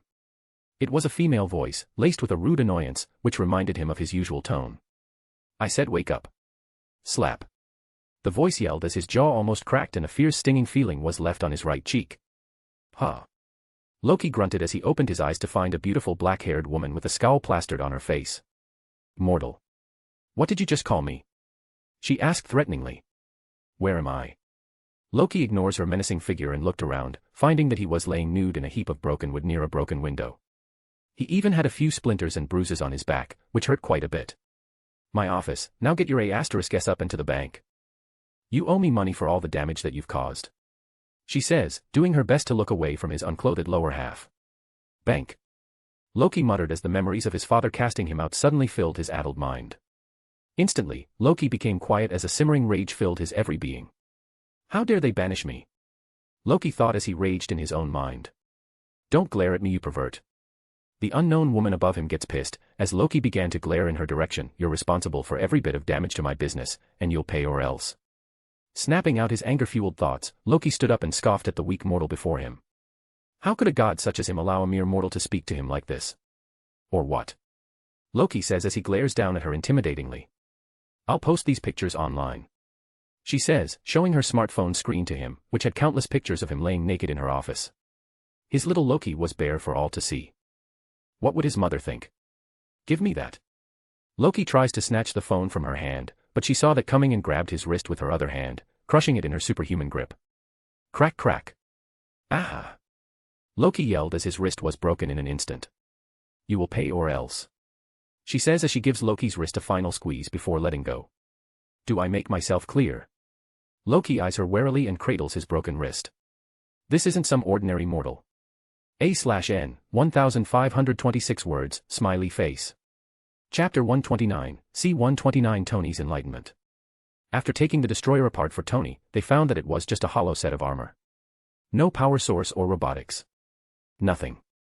It was completely empty, though they did find something interesting. What appeared to be Nordic runes were carved all over the inner portion of the armor. While the outside looked sleek and smooth, the inside was covered with lines and symbols. Seeing this, Tony couldn't help but stare in awe as he finally had his first run-in with magic. Peter knew this would happen sooner or later, so he heaved a heavy sigh and opened a portal. I'll be right back, he said, confusing Tony as he stepped into the portal. Only a minute later, Peter returned with a stack of old books in hand. Tony watched in curiosity as his spidery friend placed the books in front of him. What's this? Tony asked as he picked up one of the books. Runic magic for dummies, seriously? Remember when we first met and you asked how I made the portals and I said magic? Tony nods so Peter continues. Well, I didn't lie. Magic is a thing. Tony asks as realization started to set in. That bald woman taught you, didn't she? Yeah, she's probably the strongest person on this planet and possibly the universe. Peter brags a bit about his teacher's strength. She's called the Ancient One. I've been trying to recruit her to join the Avengers for a while now. Huh. Tony grunts as he plops down into his desk chair in shock. This is a lot, I know. Peter tries to finish Tony's words but got them wrong for once. So cool. Tony practically jumps out of his seat and starts pacing around the room. I could use the metal from the destroyer to create a new suit and add these runes to it. Tony started monologuing his every thought as he planned to make the ultimate magic-infused Iron Man suit. Peter thought it would take Tony a bit longer to wrap his head around magic being real, but it seems he underestimated him. Just as Peter was thinking this, Tony started trying to write the runes that were on the destroyer. Acting quickly before his friend killed himself or some other accident happened, Peter snatched the pen from Tony's hand. Hey! Tony shouts as he turns to Peter. Runes are too dangerous for you to be writing without any knowledge.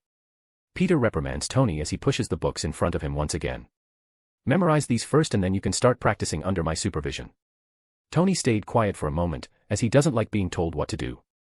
Though after some thought, he understood that magic was new to him and he would have to take Peter's advice. After all, Tony has studied for years to be able to create the things he does in his workshop. Diving headfirst into something new and dangerous wouldn't be smart. Especially when he has someone so willing to help him get started. Is your teacher okay with you showing me this? Tony asks as he holds up one of the books. Magic is supposed to be a secret, right?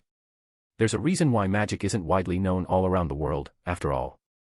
Someone has been keeping it under wraps. That someone being the Ancient One herself. She shouldn't mind. Peter says with a shake of his head. You discovered the runes on your own. I'm only stepping in so you don't accidentally cause some sort of catastrophe. If you say so. Seeing as Tony had some reading to do, the study of the destroyer was put aside for the time being.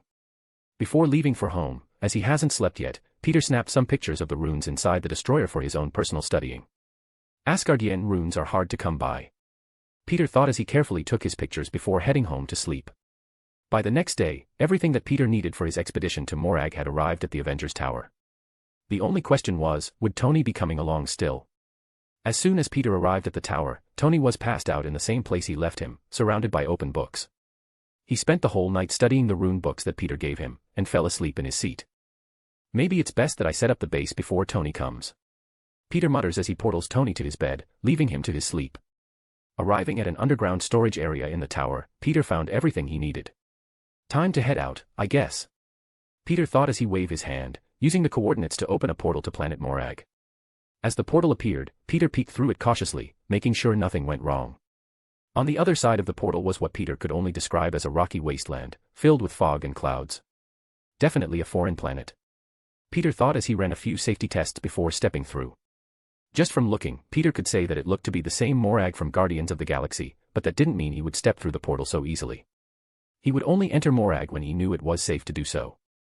Almost an hour later, Peter had used both magic and a few of the devices that Tony procured for him to test things like Morag's air quality, temperature, radiation, etc. From the movie, Peter knew that Morag's air was at the very least breathable, as Star-Lord was able to walk around without his mask, but this is the real world so he would be careful. At the very least, Peter would die without air to breathe. Once everything had been tested, Peter found that the planet was barely habitable, as he suspected. The only thing wrong with the place was the fact that it was nothing but a rocky wasteland alongside some ocean, which made it clear why the planet is empty now. I can see why this planet was abandoned. Peter thought as he eyed the place. I doubt anything could grow here either. With that all out of the way, Peter started carrying materials through the portal. Metal sheets, beams, concrete bags, and other materials that he would use to build a small base in a safe and elevated location. As he made his first step onto a foreign planet's soil and breathed in its air, Peter felt a sense of accomplishment. Yeah, he visited Asgard already, but that wasn't really a planet. Morag just had a different feel to it. Let's get to work. Waking up from his exhaustion-induced sleep, Tony saw the time and cursed as he found that he slept for most of the day. Looking out the nearby window, he saw that the sun was already beginning to set. Jarvis, did Webhead's order come in yet? Tony asks as he gets up and heads for the bathroom. Yes. Jarvis answered as he goes on to explain what Peter has been doing in the tower while he slept. That motherf asterisk cur. Tony cursed as he rushed downstairs, not wanting to be left behind. He was already left behind when it came to Asgard, so he wouldn't be ditched again. Entering the underground storage area, Tony rushed to Peter's open portal and froze as he saw the barren otherworldly landscape of an alien planet. Over on a nearby hilltop, Tony found what appeared to be a metal structure being built by a familiar blue and red figure. Without thinking of his safety, Tony steps through the portal and walks up the hill, not thinking to run any of the tests that Peter did earlier in the day. Boom. Hearing someone walking his way, Peter dropped a heavy metal beam to the ground and hopped off the partially built base to greet them. Yo. Peter said with a wave as Tony made it up the hill, out of breath from the walk. Have you been slacking on your training? Shut up. Tony breathes heavily as he glares at Peter. You left me behind again. No, you stayed up all night reading about runes. Peter says with a shake of his head. If you wanted to visit an alien planet bright and early in the morning, then you should have gone to sleep and woken up in time. I also left the portal open for you. Whatever, so what are we here for? Tony asks as he recalled all of the different devices Peter asked for. Obviously, you want to predict this planet's tides for some reason, but why? Because I need something that's under the ocean. Peter says cryptically as he lifts the giant metal beam once again and returns to the partially built base. What might that be? Tony asks curiously. I'm not telling you. Peter calls out over his shoulder. If you knew what it was, you'd want me to share, and that's not happening this time around. Don't be like that, Webhead. Tony yells back. Didn't your mother teach you that sharing is caring? A/N, 1542 words, smiley face. Chapter 130, C-130 Capsicle. In an icy tundra, two warmly dressed U.S. government agents step out of their truck to meet a lone man. They were called in to investigate a large unidentified object that was found by a research team in the Arctic, which was a job no one wanted to do. After all, it was a frozen wasteland out there. Though they couldn't just leave it, as it could be something important, like a Russian spy satellite or something. It could even be aliens. Of course, no one actually believed that. Was it you who called it in? One of the agents yells over the loud icy winds. Yeah, I think it's a weather balloon or something. The lone man answers. All right, lead the way. The other agent called out as they trudged through the wind and snow. Whatever it is, it's buried halfway into the ice. We only found it a few days ago. The man that was leading them explained as they walked. How long before we can start craning it out? One of the agents asks. I don't think you quite understand. What appears to be a very large airplane wing comes into view, peeking out of the icy floor. You guys are going to need one hell of a crane. What the? After getting over their shock, the agents worked with the research team to find a way into the airship, or whatever it was. Almost an hour later, while working in the freezing winds, they managed to thaw out a hatch that one of the researchers found. With it thawed, the agents cracked it open and rappelled down, entering the unknown object. The inside was dark and covered in thick layers of frosty ice. The agents had to use flashlights to see as they maneuvered around, exploring what they now could say for sure was an old-school bomber airplane. After only about 10 minutes of exploring, the two agents found the cockpit of the ship, which was huge with a giant glass window that was somehow still intact. Through the glass window, the agents could see the dark ocean under the ice they walked on moments earlier. While one agent was enraptured by the dark ocean view, the other turned his flashlight to investigate further. Sticking out of the ice by the control panel of the ship, the agent's light reflected off of a frosty red, white, and blue circular object. Holy sh*T. Morag. We're finally finished. Tony says as he admires the metal base. What do you mean, we? Peter says with a bit of sass in his voice. I did all of the work. You just sat around and did nothing the whole time. Hey. I helped with the door. Tony tries to defend his laziness. You handed me a screwdriver. Peter gives Tony a deadpan look under his mask. Whatever, let's explore now. Tony changes the subject in an instant, ready to venture into an unknown planet. I want to take some samples and see if there's any life on this rock. No, we're headed back for now. Peter says as he just wants to rest after a long day's work. Oh, come on, webhead. Tony starts acting like a spoiled child. There's a whole alien planet for us to explore. Not all of us woke up an hour ago. Peter says as he creates a portal next to Tony. We can do everything you want tomorrow, but until then, I want to do nothing but stuff my face with food. Fine. Tony gave in as he wasn't brave enough to go off on his own, not that Peter would allow him to do Southwest in the first place. As the two returned to Earth through the portal, Peter and Tony's phones instantly started going off like crazy. There was no service on Morag, so as soon as they arrived, every missed call and text message came in at the same exact time. I can't go away for a single day, can I? Peter complained as he checked his phone, expecting the usual problems. Huh. Every text and call he received was from Fury and Natasha, who were people that would never spam his phone like this. Usually, it's complaints from staff about the more problematic Avengers, like Magneto's bunch. -9 missed calls. -17 text messages. Bald Pirate, call me. Bald Pirate, answer your phone. Bald Pirate, call me. Important. Natasha's texts were about the same, but hers made up the majority of them. Same for you, huh? Tony says as he snuck a look at Peter's phone. Moving his phone from Tony's sight, Peter ignores him and calls Fury. Ring ring ring. Where have you been? Fury asks angrily as he answers the call. Off planet. Peter says, knowing Fury wouldn't believe him. Why have you been blowing up my phone like an angry girlfriend? Fury could hear Tony laughing in the background, which annoyed him to no end. Get to the council room. Fury ignores Peter's words and hangs up the phone. He seems cranky today. Isn't he always? Arriving at the council room, Peter was surprised to find every council member in attendance. What's going on? Peter asked as he and Tony took their seats, waiting to hear what this was all about. Tapping a few buttons on the table, a holographic image of a giant airplane appeared above the table. A team of S.H.I.E.L.D. agents was deployed to the Arctic to investigate an unknown object in the ice. They found this. Fury explains as he gestures to the hologram.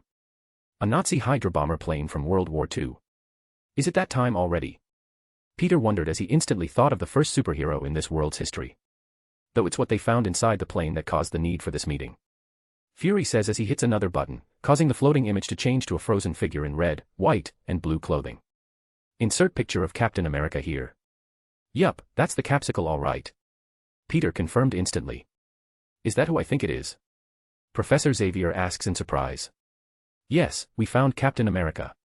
Fury confirms as he switches to a close-up of Steve Rogers' frosty face. I see the importance of this, but why are we here? Magneto asks in annoyance, as he was in the middle of something before this meeting was called. Give the guy a proper burial and call it a day. That's the thing. Fury says as he hits another button and a video plays of a sleeping Steve Rogers in a hospital bed. He's still alive. The room goes silent as everyone watches the video, spotting the active heartbeat monitor connected to Steve's hand. Not only that, but his chest would rise and fall ever so slightly as he breathed in and out. That's impossible. Charles mutters in disbelief. No, the ice must have preserved him. Tony says as he starts thinking of an explanation for this. The super soldier experiment must have made it possible for him to survive for all this time. Do we know if he'll wake up? Peter asks, knowing the answer to his own question already. No idea. The doctors are still running tests. Fury says with an unknowing shrug. Once the tests are finished, I'll have him moved here. How should we handle him if he wakes up? Charles raises the question everyone was thinking. He's practically a time traveler. The world has changed significantly and everyone he knew is most likely dead by now. Let's worry about that later. Peter says as he turns to Fury. Have the doctors keep him sedated for the time being. We can't have him freaking out when he wakes up. He might accidentally kill a nurse or something. It's always best to err on the side of caution when dealing with superpowered individuals. Already done. Fury says as his phone suddenly goes off. Checking his phone, Fury reads a quick text and stashes it away again. The tests are finished. All vitals are normal, including brain activity, and transport is on the way to bring Rogers here as we speak. Fury recounts the message he just received. Well, then we should get ready to welcome our time traveler. A/N, 1,400 words. Chapter 131, C-131 Awakening. We'll send out rescue ships. We'll find you. Peggy Carter's voice plays out over the radio. I don't think there's going to be much left to find. Steve tells her in a resigned tone as the Hydra bomber he was currently in nosedives toward the icy ground. The love of his life, Peggy Carter, didn't reply. He knew she was using every bit of her brilliant mind to think of ways to save him. Insert picture of Peggy Carter here. Peggy. Steve calls her over the radio. I'm here. Peggy answers with a shaky voice as if she were crying. Steve stares at a photo of Peggy as the nose of the plane grew closer and closer to the ground. I'm going to need a rain check on that dance. He says with a fond smile. All right. Next Saturday. The Stork Club. She stutters, hiding her crying as best as she could. Okay. You got it. Steve agrees, ignoring his impending doom while enjoying his time with the woman he loves. 8 o'clock on the dot. If you're 3 minutes late I'm leaving, do you understand? Peggy warns him jokingly. I still don't know how to dance. He laughs in self-deprecation. I'll show you. I'll show you everything. Just be there. She tells him pleadingly. Clouds whip past the windows as the plane plummets. Steve pockets the picture and slides his mask over his face as Arctic ice rushes up at the cockpit window. Maybe the band could play something slow, I'd hate to step on your dash. Boom. In a futuristic-looking hospital room, Steve Rogers could be seen shaking in his sleep. He tossed and turned for a few moments, before shooting up out of the bed with a loud gasp for air. Heavy breathing. Peggy. Steve's first thought was for the woman he loves. While he was getting his breathing under control, Steve looked around the room for any sort of information. Where am I? He mutters as he sees the futuristic medical equipment and a flat-screen TV on the wall. New York. Jumping out of bed and to his feet, Captain America turns to see a masked red and blue man sitting in corner of the room with a glowing device in hand, smartphone. Who are you? Steve asks, ready to fight at any moment. Spider-Man. Peter answers as he points toward the window behind Steve. You may want to be careful. Even in today's age, hospital gowns are rather revealing. Freezing in place, Steve feels a cool breeze on his backside. The captain acts quickly and does his best to cover up, not taking his eyes off the strange masked man. There are clothes on the nightstand by the bed. Peter says as he stands, which causes Steve to fidget in anticipation of a fight. I'll be waiting outside. I've seen enough of America's A*S for the day. Without waiting for a reply, Peter walks out of the room, leaving a very bewildered Captain America behind. As soon as the masked stranger left the room, Steve rushed to get dressed in an Avengers-branded sweatsuit and sneakers. With clothes to cover himself, the captain took a moment to search the room for clues of his whereabouts. Once again the futuristic appliances and design of the room surprised him. Though what surprised him the most was the view from the floor-to-ceiling windows. Instantly, he knew the men from earlier wasn't lying. This was New York City, for sure. He was too high up to see the people and cars below clearly, but the architecture of some of the buildings was somewhat recognizable. Some even had these neon lights, which caused them to light up the night sky. What's happening? Steve muttered as he worked up the courage to walk out the door. As he stepped out into the hallway, Steve found the same stranger from earlier leaning against the wall across from him. "Welcome to Avengers Tower, Cap," Peter says as he kicks off the wall and strolls down the hall. "Follow me." "Look, I don't have time for whatever this is," Steve says as he chases after Peter. "I have to get in touch with the military and debrief." "No, you don't," Peter says as he stops to look Steve in the eye. "Just follow me. It'll be easier if you see for yourself." Steve reluctantly followed along into an elevator that went all the way to the ground floor. Due to Captain America's late awakening, the lower portion of the tower was empty, as the large majority of Stark Industries employees clocked out of work hours ago. Seeing that he was being taken to the ground floor, Steve was more at ease, as it would be easier for him to escape this way. As the elevators opened, Peter took Steve to the main entrance, where the security greeted Peter with the utmost respect, surprising Steve. After all, Peter looked like some sort of masked criminal to him. "Stark Industries," Steve muttered as he saw the sign in the lobby. "Yep, the lower half of the tower is the headquarters for Stark Industries, while the upper half is the Avengers headquarters," Peter explains as they step out of the building and into the sidewalk. Avengers, Steve thought in confusion. Although it was late, New York was known as the city that never sleeps, so the passing pedestrians instantly recognized Spider-Man and whipped out their phones to capture this rare moment. "What are they doing?" Steve asks in confusion. "I'm a bit famous. Don't mind them," Peter says as he motions to the waiting black car. "Hop in." "What model is this?" Steve asks as he admires the modern car. Did Howard start making cars? Only a Stark could make something so futuristic after all. "No. Now hurry up. If we stay for too long a crowd will form and I'll be stuck here for days signing autographs and taking pictures," Peter says as he pushes the captain into the back of the car and hops in behind him. "Get us out of here, Happy." "You got it, Spider Boss," Happy replies as he drives off. "Take us to Times Square," Peter tells him as he sits back and watches Steve, who had his eyes glued to the window. "Are you going to tell me what's going on now, Spider Guy?" Steve turns to Peter and asks. "Spider-Man, and the fact that you haven't figured it out yet is worrying," Peter says as he takes out his phone and pulls up the captain's medical report. "Maybe you do have brain damage." "Hey!" Steve exclaims with a disgruntled look on his face. "I've been extremely patient with whatever this is. I will not dash. We're here." Happy calls out from the front seat. "Look out of the window again," Peter instructs. Modern cars honk and roar in the street. Towering plasma screen billboards play advertisements. New age people rush here and there with cell phones in hand. Futuristic architecture and art fill Steve's eyes, causing him to stagger in his seat. "Who are you, really?" Steve turns to Peter once again. "Spider-Man," Peter answers simply, smiling under his mask. "The others wanted to put up a show and break it to you slowly, but I thought it best not to beat around the bush." "Break what?" Steve asks pointedly. "You've been asleep for almost 70 years, Cap." Peter reveals the truth. Steve turns back to the window, stunned by this realization. 70 years. Steve mutters in dread. "What about the war?" Steve turns back to Peter. "Did we win?" "Yup. Unconditional surrender." Peter nods as he motions back out the window. "If we didn't, then you would be seeing a very different world right now.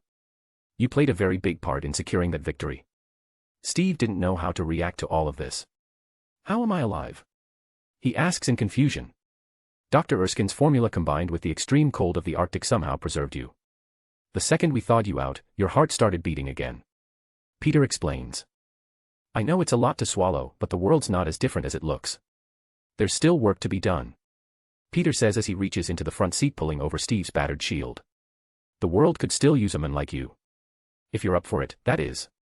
He would make a good director of the Avengers," Peter thought as he handed the shield back to its rightful owner.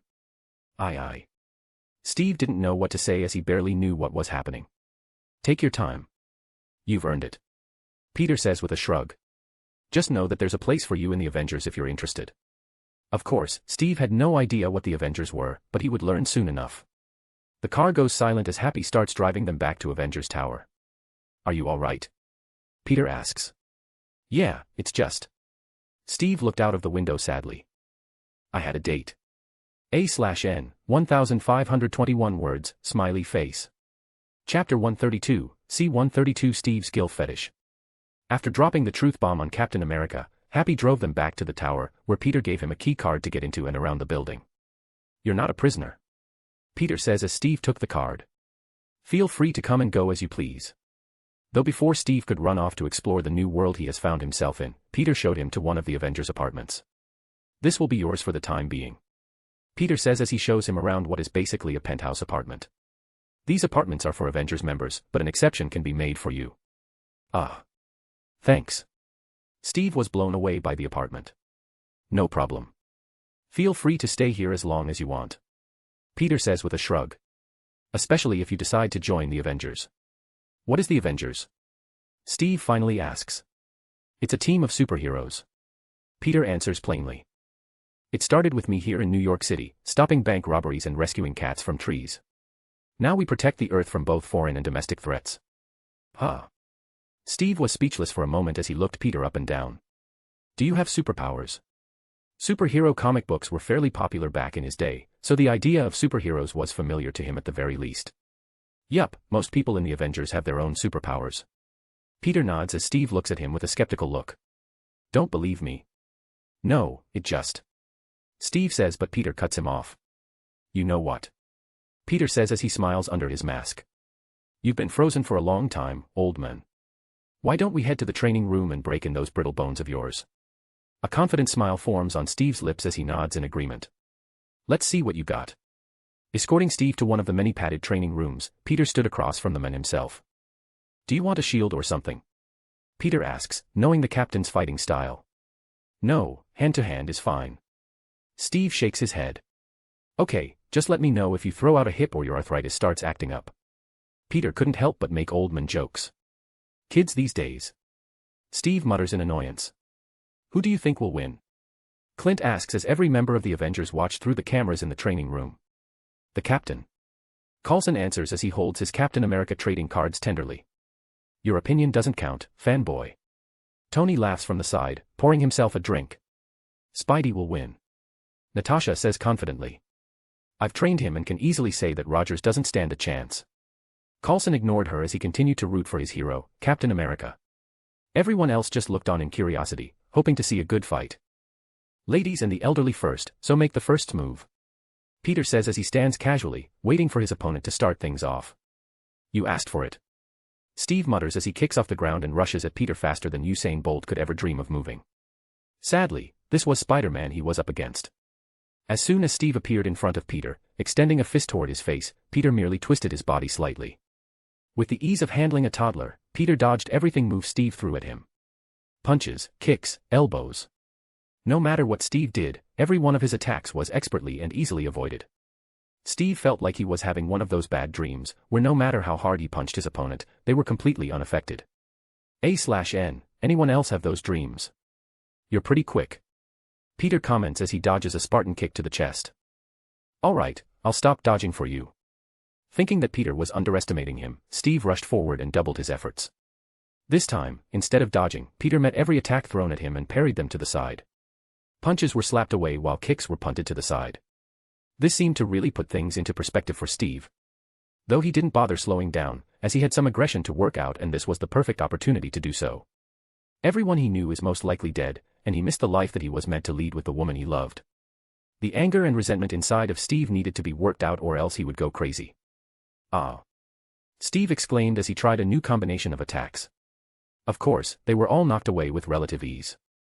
I think it's time to end this, Peter says as he drops down to the floor and spins, sweeping the captain off of his feet and onto his back. Heavy breathing. Good fight, Cap, Peter says genuinely, but Steve felt a sting in those words. Good fight, he says, still catching his breath on the ground. I didn't even put up a fight. That's only because I have more training and superpowers than you, Peter says with a shrug. Now, go get some rest. You have a date tomorrow. Huh. Steve grunted in confusion as he picked himself up off the floor. What do you? You're about 70 years late, but I'm sure she won't mind too much, Peter says as he walks out of the room, leaving a shocked Captain America behind. Peggy's still alive. In a bedroom with a hospital bed in place of a normal bed, an aged white-haired Peggy Carter lays in bed, smiling at the handsome young man sitting at her bedside. Insert picture of old Peggy Carter here. You should be proud of yourself, Peggy, Steve says as he eyes the many pictures at his old lover's bedside. I have lived a life. Peggy turns her head to the photos before looking at Steve sadly. My only regret is that you didn't get to live yours. Steve goes silent for a moment as he looks down at the floor. What is it? Peggy asks, reading him like an open book. For as long as I can remember, I just wanted to do what was right. Steve says as he stares off into the distance. I guess I'm just not quite sure what that is anymore. With the war long over and the world at relative peace, at least for the time being, Steve didn't know what to do with himself. He was engineered in a lab to fight the good fight, yet here he is in a peaceful future without a clue of what to do with himself. You're always so dramatic. Peggy laughs at her young lover. Look, you saved the world. Yeah, I've heard. Steve smiled in her direction. Grabbing Steve's hand and pulling him closer, Peggy looks him straight in the eyes. The world has changed and none of us can go back. Peggy says as regret and sadness fill both of their faces. All we can do is our best, and sometimes the best we can do is stay over dash. Cough cough. Peggy breaks out in a fit of coughs as Steve rushes to get her a glass of water. As he turns back to hand her the glass, Peggy stops coughing and freezes. She looks at Steve with shock and surprise written all over her face. Steve.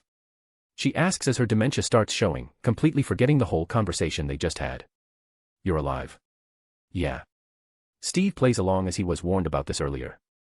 You came back. Peggy begins to cry and weep as she gripped his hand. It's been so long. Well, I couldn't leave my best girl, not when she owes me a dance. Steve holds back his own tears as he smiles warmly in her direction. The conversation continued for a short while as the two reminisced, but soon Peggy's dementia started acting up again, causing her to forget who he was completely. At that point, Steve's presence seemed to make her uncomfortable, so he said his goodbyes and left, promising to visit again on his way out.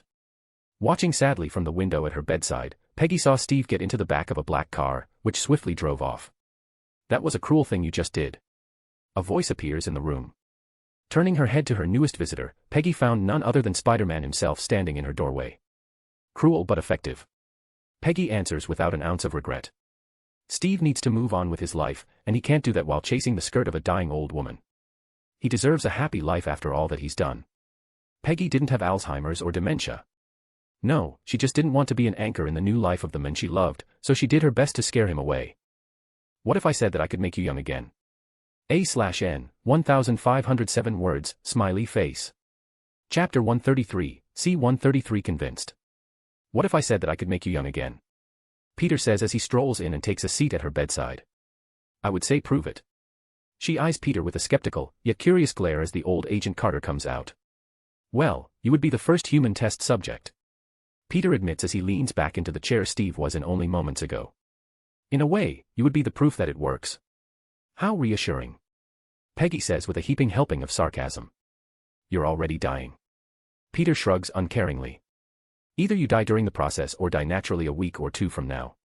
At least my option has a chance of survival, not to mention the perk of regaining your youth. Why? She asks. Why what? Peter asks back. Why are you offering me this? Peggy clarifies. Well, if things go as I plan, Steve will become the director of the Avengers, running the day-to-day operations, but he isn't exactly the administrative type, is he? Peter says, causing Peggy to unconsciously smile for a moment. No, he isn't. She admits fondly. Though that doesn't mean he'll make a bad director. In fact, I think he would be the best person for the job. Peter admits with a shrug. What does this have to do with me? Peggy asks with a raised eyebrow. You want to make me young so that Steve can have a secretary? Although she said that jokingly, Peter nodded in agreement. Yup, though you would be the vice director, not a secretary. He says, shocking her into a silent stupor. Peggy just stared at him for a moment before speaking. You want to use me as a test subject so you can hire me? Pretty much. You helped build S.H.I.E.L.D. and even became its director, a similar position to what I planned for Steve. I also happen to need a test subject as well, so it's a win-win situation. Peggy goes silent for a moment as she weighs her options. On one hand, she has a chance to be with the men she loves. Peggy is already dying and truthfully doesn't have more than a few weeks left, so dying from a failed experiment a couple of weeks earlier isn't that big of a deal to her. On the other hand, she didn't fully believe Peter's words. He says that he's doing this to hire a younger Peggy Carter and use her as a test subject, but she can't shake the feeling that there's more to why he's doing this. Peggy would be correct in that assumption, though it's not as sinister as she presumed. The main reason behind all of this, other than what's already been mentioned, is two things. 1. Dragon bones are extremely rare and Peter refuses to test them on someone that isn't worth the loss of such a rare material. Not to mention the fact that test subject would gain countless new years of life and some minor superpowers. 2. Peter planned to change what happened in Infinity War and Endgame. Meaning, if things go the way Peter is planning, then Thanos won't win and there would be no reason for any time traveler shenanigans. Without time travel, Steve would never get to spend a long and happy life with the woman he loves, Peggy Carter. Seeing as his interference would ruin Steve and Peggy's happy ending, Peter thought it best to do the couple a favor. Fine, how do we do this? Peggy finally gives her answer. I'm happy you agreed. Peter smiles under his mask as he stands up and walks to the door. I'll be here tomorrow night to pick you up. Make sure you're alone by 7 o'clock. Peggy didn't expect it to happen so fast, so she was stunned into silence as Peter left. What did I just get myself into? As Peter portaled home, he grabbed all of his research for the resurrection elixir alongside the needed amount of crushed dragon bones and portaled to his old secret lair. I haven't used this place since the Avengers Tower was finished. Peter muttered as he admires his old makeshift extreme gym. The tower had better gym equipment, so Peter didn't need this old place anymore. Though seeing it all dusty and abandoned gives him a sad nostalgic feeling. Maybe I should buy this place and turn it into my own base away from the Avengers. Peter thought as this abandoned warehouse held a lot of fond memories from when he first started his hero work. Saving that thought for another time, Peter got to work. He only had until tomorrow night to put everything together after all. First, Peter needed a sealed coffin that wouldn't leak if it were filled to the brim with liquid. He already had plans for this, so at the corner of the room were materials and tools to build it himself. Peter ordered them a few weeks ago, when he figured out how to fix the blood problem for the elixir. The problem was simple, Peter needed fresh blood in large quantities and didn't want to hurt others to get it, so he went to Camartage to, hopefully, find a magical solution to his problem. Sadly, blood-related mystic arts seemed to be looked down upon by most of the sorcerers of Camartage, so he couldn't find anything in their library. Maybe some masters had helpful books in their private collections, but Peter didn't have access to those. Since that was the case, Peter scavenged the library for anything that could be useful, and eventually, he found something interesting. It was a simple spell that was built to infinity multiply the amount of water you had on hand. The spell would be placed on a jug or canteen, and the water inside would never run out. Masters use this spell when traveling to dimensions that don't have water, as they need water to survive like any other human being. Peter took this spell and spent a good amount of time studying and tweaking it. It only worked with water at the beginning, but after some fine-tuning, Peter was able to make separate spells that worked for different liquids. Not only did he make one that works on blood, but Peter has other spells like this that work for all of his favorite beverages. It's safe to say that the Parker residents don't pay for their drinks anymore. The fridge is filled with enchanted bottles filled with infinite soda, milk, juice, water, etc. Not only that, but the magic also keeps everything from spoiling, so it's always as fresh as the day it was bottled. This was something that was needed for the blood, as the resurrection elixir only worked with fresh blood. With his infinite source of fresh blood, Peter solved the only problem blocking him from utilizing the elixir. When he told Peggy that there was a chance of her dying in his little experiment, Peter was exaggerating by a lot. Based on his tests and the proof of success from the hand, Peter was about 99% sure of Peggy's survival. The remaining 1% was just there for the off chance that something went wrong, which wasn't likely. The only reason he said that to her was that he didn't want to reveal anything about the hand to Peggy. Without using the hand as a reference, then his little experiment seems extremely risky. As Peter built the metal coffin that would hold Peggy in her bath of resurrection elixir, he was undecided as to which blood to use for her. Peter has 3 sets of blood, which he could mix with the dragon bone powder for Peggy. First, is normal human blood that Peter stole from a blood drive. With it, the elixir would have the same effect that it's always had. Superhuman strength and endurance alongside a longer lifespan. Possibly some chi-related powers as well, but Peter would have to see about that. Second, Peter's own blood. Due to his enhancements, the effects of the elixir would most likely change dramatically. The possibility of minor spider-related powers emerging would be highly likely. Third, Steve's blood. Before taking the captain off of his sedatives, Peter took a sample of his fresh blood, which he immediately placed in a spelled jug. Once again, the effects of the elixir would most likely change. Minor super soldier-related powers would be likely to develop. If she's going to be with Captain America, then why not use his blood? Peter thought as he finished the coffin alongside a tube, where the elixir would pour in from a connected container. Once he was finished with that, Peter didn't have anything else to do for now. He couldn't make the elixir just yet, as it had to be fresh. That would have to wait until tomorrow. If this works, I can finally give MJ and Ned their superpowers, though maybe I should wait and give them the super soldier serum first. Peter muttered in thought. After all, the elixir might freeze them at their current age, which wouldn't be good. I'll have to run some tests on Peggy after tomorrow.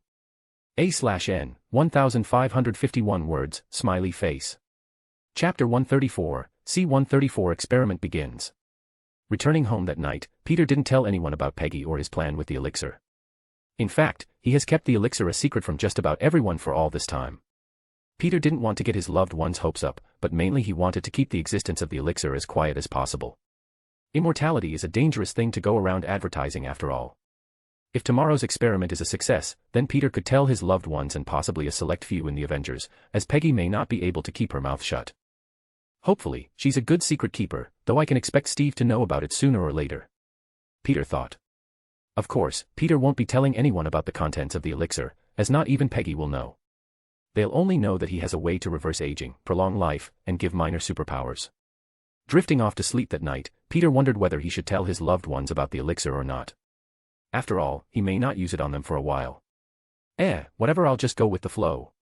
Peter thought as he texted MJ good night and fell asleep. Waking up the next day, Peter attended school as usual, before rushing over to the Avengers Tower to pick up Tony for their Morag exploration. He still had a few hours before Peggy's experiment, and Peter promised Tony that they would explore today, so he couldn't just ditch. Before heading to Tony, Peter checked in on Steve and found him working out his inner feelings on a heavy punching bag. Asterisk bang bang bang. Boom, asterisk. He threw a combination of punches that ended in a haymaker, which launched the heavy bag off of its chains and into a nearby wall. Maybe he needs more alone time. Peter thought as he slipped away. Sometimes people just need to be left alone to work out their feelings, so Peter would leave Steve be for the time being. Heading toward the elevator, Peter arrived just in time for Tony to step out with his Iron Man suit on and his face mask open. Good, you're here. Tony says excitedly. Quick, open a portal. I want to fly around and explore that planet. How did you know I was here? Peter asks with a tilt of his head. Jarvis told me. Tony answers with a shrug. Now let's go. I want to discover some alien life forms. Once again, Morag is an abandoned planet. There's nothing left on that rock, but you're welcome to try, I guess. Peter says as he opens a portal. Without even acknowledging Peter's words, Tony shoots off into the portal, leaving Peter behind as he flies off into the distance to explore Morag. Peter watched and sighed in annoyance as his friend used him as a glorified taxi service only to ditch him seconds later. At least he has his suit. Ignoring Tony's behavior, Peter enters the metal base he built and starts running tests with the equipment he brought. He needed a lot of data in order to start understanding and predicting this world's ocean tides. Why does it always turn out like this? Peter muttered as he got to work. Tony gets to run off and have all the fun while I do all of the work. Sadly for Tony, their time on Morag was cut short, as Peter's alarm went off, letting him know that it was 6:30 p.m. Only half an hour before he had to go and pick up Peggy for a procedure. After spending a good 10 minutes to find Tony, Peter had to drag him back to Earth kicking and screaming, which was annoying as hell to deal with. Leaving a disgruntled Tony Stark behind, Peter escaped before he could hear any more of his friends be *ching.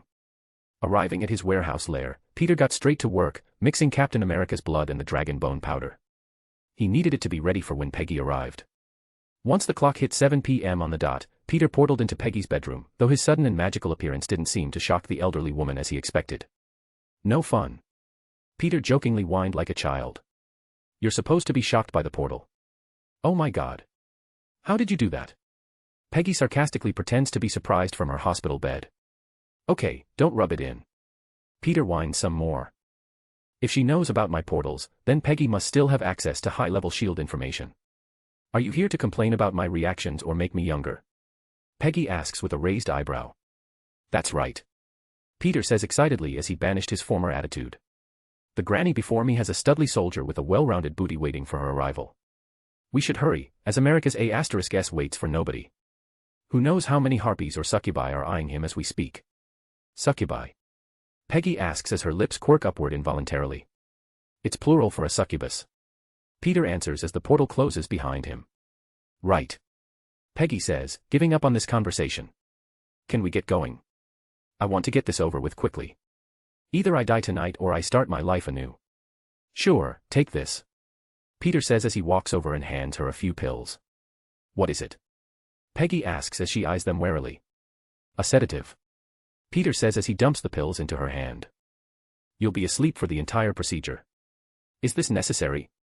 She looks up from her pills and asks. Yes, you'll have to be asleep for the procedure anyway, but mostly, I'd like to keep the whole thing as secretive as possible. Peter answers as he motions for her to take the pills. Sighing in defeat, Peggy pops the handful of pills into her mouth and grabs a nearby glass of water to wash them down. I don't know why I'm trusting you. Peggy mutters under her breath, but Peter heard her loud and clear. Because I'm your friendly neighborhood Spider-Man, Peter says with an exaggerated thumbs up. Sure. Peggy mutters as she starts to get drowsy and leans back into her soft pillows. Just don't cut me open and sell my organs on the black market. Yes, ma'am. Peter says as her eyes slowly droop shut and her breathing becomes even and repetitive. Seeing that Peggy was fast asleep, Peter opened a portal to his warehouse lair and carefully carried the elderly woman inside. As the portal closed behind them, Peter walked over to the metal coffin he created yesterday and gently placed her inside. She's so old that this feels like a weird funeral. Peter thought as he looked down at her sleeping figure. Though she won't be old for long, I suppose. Without further ado, Peter starts cutting off her clothes with a pair of sharp scissors, as he didn't know if clothing would affect the process whatsoever. Throughout the whole process, he did his best to be quick and not look at her old and wrinkled body, though that was easier said than done. In order to be as respectful as possible, Peter shut the lid on the coffin as soon as he was done stripping her naked. I don't know if I can ever get the image of wrinkled, saggy, granny breasts out of my head. Peter thought as he did his best to erase what he saw from his mind. Maybe I can ask the Ancient One to erase my memories later. Pushing all of these thoughts aside, Peter quickly gets to work. Connected to the coffin by a small pipe was a big metal oil drum, which was currently filled to the brim with a thick black liquid. This liquid is the resurrection elixir. Peter carefully mixed the elixir only moments before leaving to pick up Peggy, so everything was ready to go. All he has to do is turn the lever beside the pipe and the coffin would fill with the elixir, starting the process. Good luck. Peter muttered as he turned the lever. Instantly, black liquid from the oil drum flowed through the pipe and into the coffin, slowly covering Peggy's sleeping body. Within moments, the oil drum was empty and the coffin was full. Peggy's body was completely submerged, drowning in the thick viscous liquid. It's nothing but waiting now. Peter muttered as he found a place to sit and took out his phone. Are there any new YouTube videos out today? A/N, 1444 words, smiley face. Chapter 135, C-135 Success. After hours of watching YouTube videos beside Peggy's coffin, Peter started to get worried that she may not survive the process. Maybe the reproduced blood doesn't work for some reason. Peter muttered as he started pacing around the metal coffin. It was already morning, meaning Peggy spent the entire night submerged in the elixir. Peter wasn't sure if she was still alive or not. It's not like he had anyone that he could call and ask about this either. All of the people that knew the ins and outs of the resurrection elixir are nothing but little specks of ash in the ocean. The dragon bones had become a very rare and finite resource for the hand, so the only people that were allowed the use of them were the fingers, who are long gone. I'm starting to regret killing all of them right about now. Peter thought as he now knew that he should have at least kept one of them as a prisoner for information. Though sacrificing them did stop a 1,000-year war with the chaste, so I don't regret it too much. At this point, Peter started to second-guess himself and was thinking of opening the coffin to check on Peggy. Though, for all he knew, doing so could interrupt the process and mess everything up, possibly killing her along the way. Peter battled these thoughts up until midday when he couldn't take it anymore and gave up. Walking up to the metal coffin, Peter reached over and slowly lifted it open. Just a peek won't hurt, right? Peter thought as the lid fully opened, revealing a rectangular box full of thick black liquid. Just as Peter was leaning in to get a closer look, the black elixir rippled as if someone had dropped a stone inside and disturbed the calm liquid. Huh. Peter watched the elixir move in confusion. Does that mean it's working? Just as Peter thought this, a black tar-covered Peggy Carter emerged as swift as a bolt of lightning, gasping for air. Heavy breathing. Oh, sh*T. Peter exclaimed as he was jump-scared by the sudden occurrence. I can't see. Peggy spoke in fright as she starts to catch her breath. You should be able to see. Peter says as he rushes to get her a nearby towel. You're only having trouble because of the liquid. Peter was careful not to use the word elixir, as he doesn't want Peggy to know anything more than she has to. What? Peggy asks as her ears were also clogged with the black substance. Giving up on speaking, for the time being, Peter starts wiping her face with the towel, which she grabs from him out of instinct and takes over. After a few moments, Peggy's face was somewhat clean, but her eyesight was blurry and she still couldn't hear a thing. Though from what Peter could see, the process seemed to be a success. Peggy's face was far more youthful than it was before. Her skin was much tighter and without a single wrinkle in sight. Peter couldn't tell for sure, as there were still a few black smudges on her face, but Peggy looked to be in her mid to late 20s. Okay, I didn't fully prepare for the cleanup portion of this, so let's just take you home so you can shower. Peter says, but she didn't respond, as everything sounded like she was underwater. Was it a success? I feel different. Peggy says loudly, as she can't hear her own voice either. As Peggy says this, she grabs the sides of the metal coffin with each hand in order to stand up. Tightening her hands on the coffin for stability, the metal instantly bends and twists in her grip as if it were nothing but a thin piece of paper. Huh, I was right about the power-up due to the blood. Peter thought as he opened a portal straight into Peggy's shower back at her house. The second Peggy stood up, she slips and fell out of the coffin, hitting the concrete floor. Bang. If you were still old, that fall would be life-ending, Peter said as he reached over and helped her up. Thankfully, her entire body was covered in a thick layer of elixir, so he couldn't see any of her naughty bits. Peter is a taken man and Peggy is a taken woman after all. It was different when she was old and unappealing. Knowing that she couldn't hear him, Peter guided her through the portal, which led directly into her shower, turning it on immediately. As the water washed over her skin, the bloody black elixir started to wash off and make its way down the drain. Peter took this as a sign to get the hell out of there. She could figure out the rest herself, but from what little he saw on his way out, Peter knew that the experiment was a complete success. Her body was younger and the power-up was obvious from what she did to the coffin only moments earlier. As he left the bathroom, Peter closed the portal as well. He didn't want Peggy investigating his secret lair after all. I guess it's just waiting now, Peter muttered as he walked into her living room and turned on the TV. Peggy POV. Although her sight was blurry, Peggy knew where Peter brought her. It's hard not to recognize your own shower after all. Though Peggy has been on a strict sponge bath routine lately, as she didn't have the strength to leave her bed anymore, so it has been a while since she's been in her own bathroom. Thank God I'll never have to do that again, Peggy thought as she stood on her two legs without any signs of fatigue. She couldn't remember the last time her body felt so young and spry.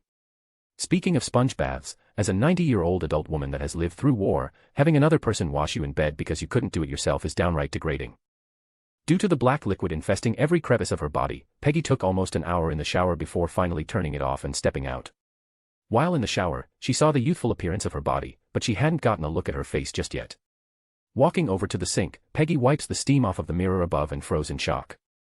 It's one thing to look down and see a pair of arms and legs, but it's a whole other to see the face you once had 70 years ago. Insert picture of young Peggy Carter again. I am young again, Peggy exclaims as her eyes go wide and she clasps a hand over her mouth. I sound so different. Before, Peggy had the shaky and broken voice of a dying 90-year-old woman, but now she looked and even sounded young again. After staring at her naked form in the mirror for a long while, Peggy grabbed a nearby towel and covered herself as she rushed out of the bathroom. Peter POV.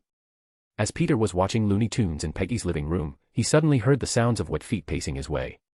Lowering the volume and standing up, Peter turned just in time to see Peggy rush in with nothing but a towel on. It worked. She practically screamed as she ran over to Peter and wrapped him in a hug. Thank you so much. Ah, no problem, Peter says as he keeps his arms at his sides. As I said before, this is a win-win for both of us. I just hope that you accept my job offer. Yes, of course. Peggy nods as she releases Peter and straightens her towel. I would be more than happy to become the vice director of the Avengers. Anything beats laying in a hospital bed every day until my eventual death. Soon, an awkward silence fills the room as Peggy looks down and realizes that she was only wearing a towel. I'll be right back, she blurts out and rushes toward her bedroom. A few minutes later, Peggy returned in clothes that would only fit the style of a 90-year-old granny. How do I look? Peggy asks, unsure of her current wardrobe. Like you spent the night at your grandmother's house and had to borrow her clothes, Peter answers truthfully. But all of my old clothes are in storage back in the UK, she says with a defeated sigh. Well, you can't go meeting the love of your life dressed as an old granny, Peter says as he came to the only logical conclusion. You need to go shopping. A/N, 1473 words, smiley face.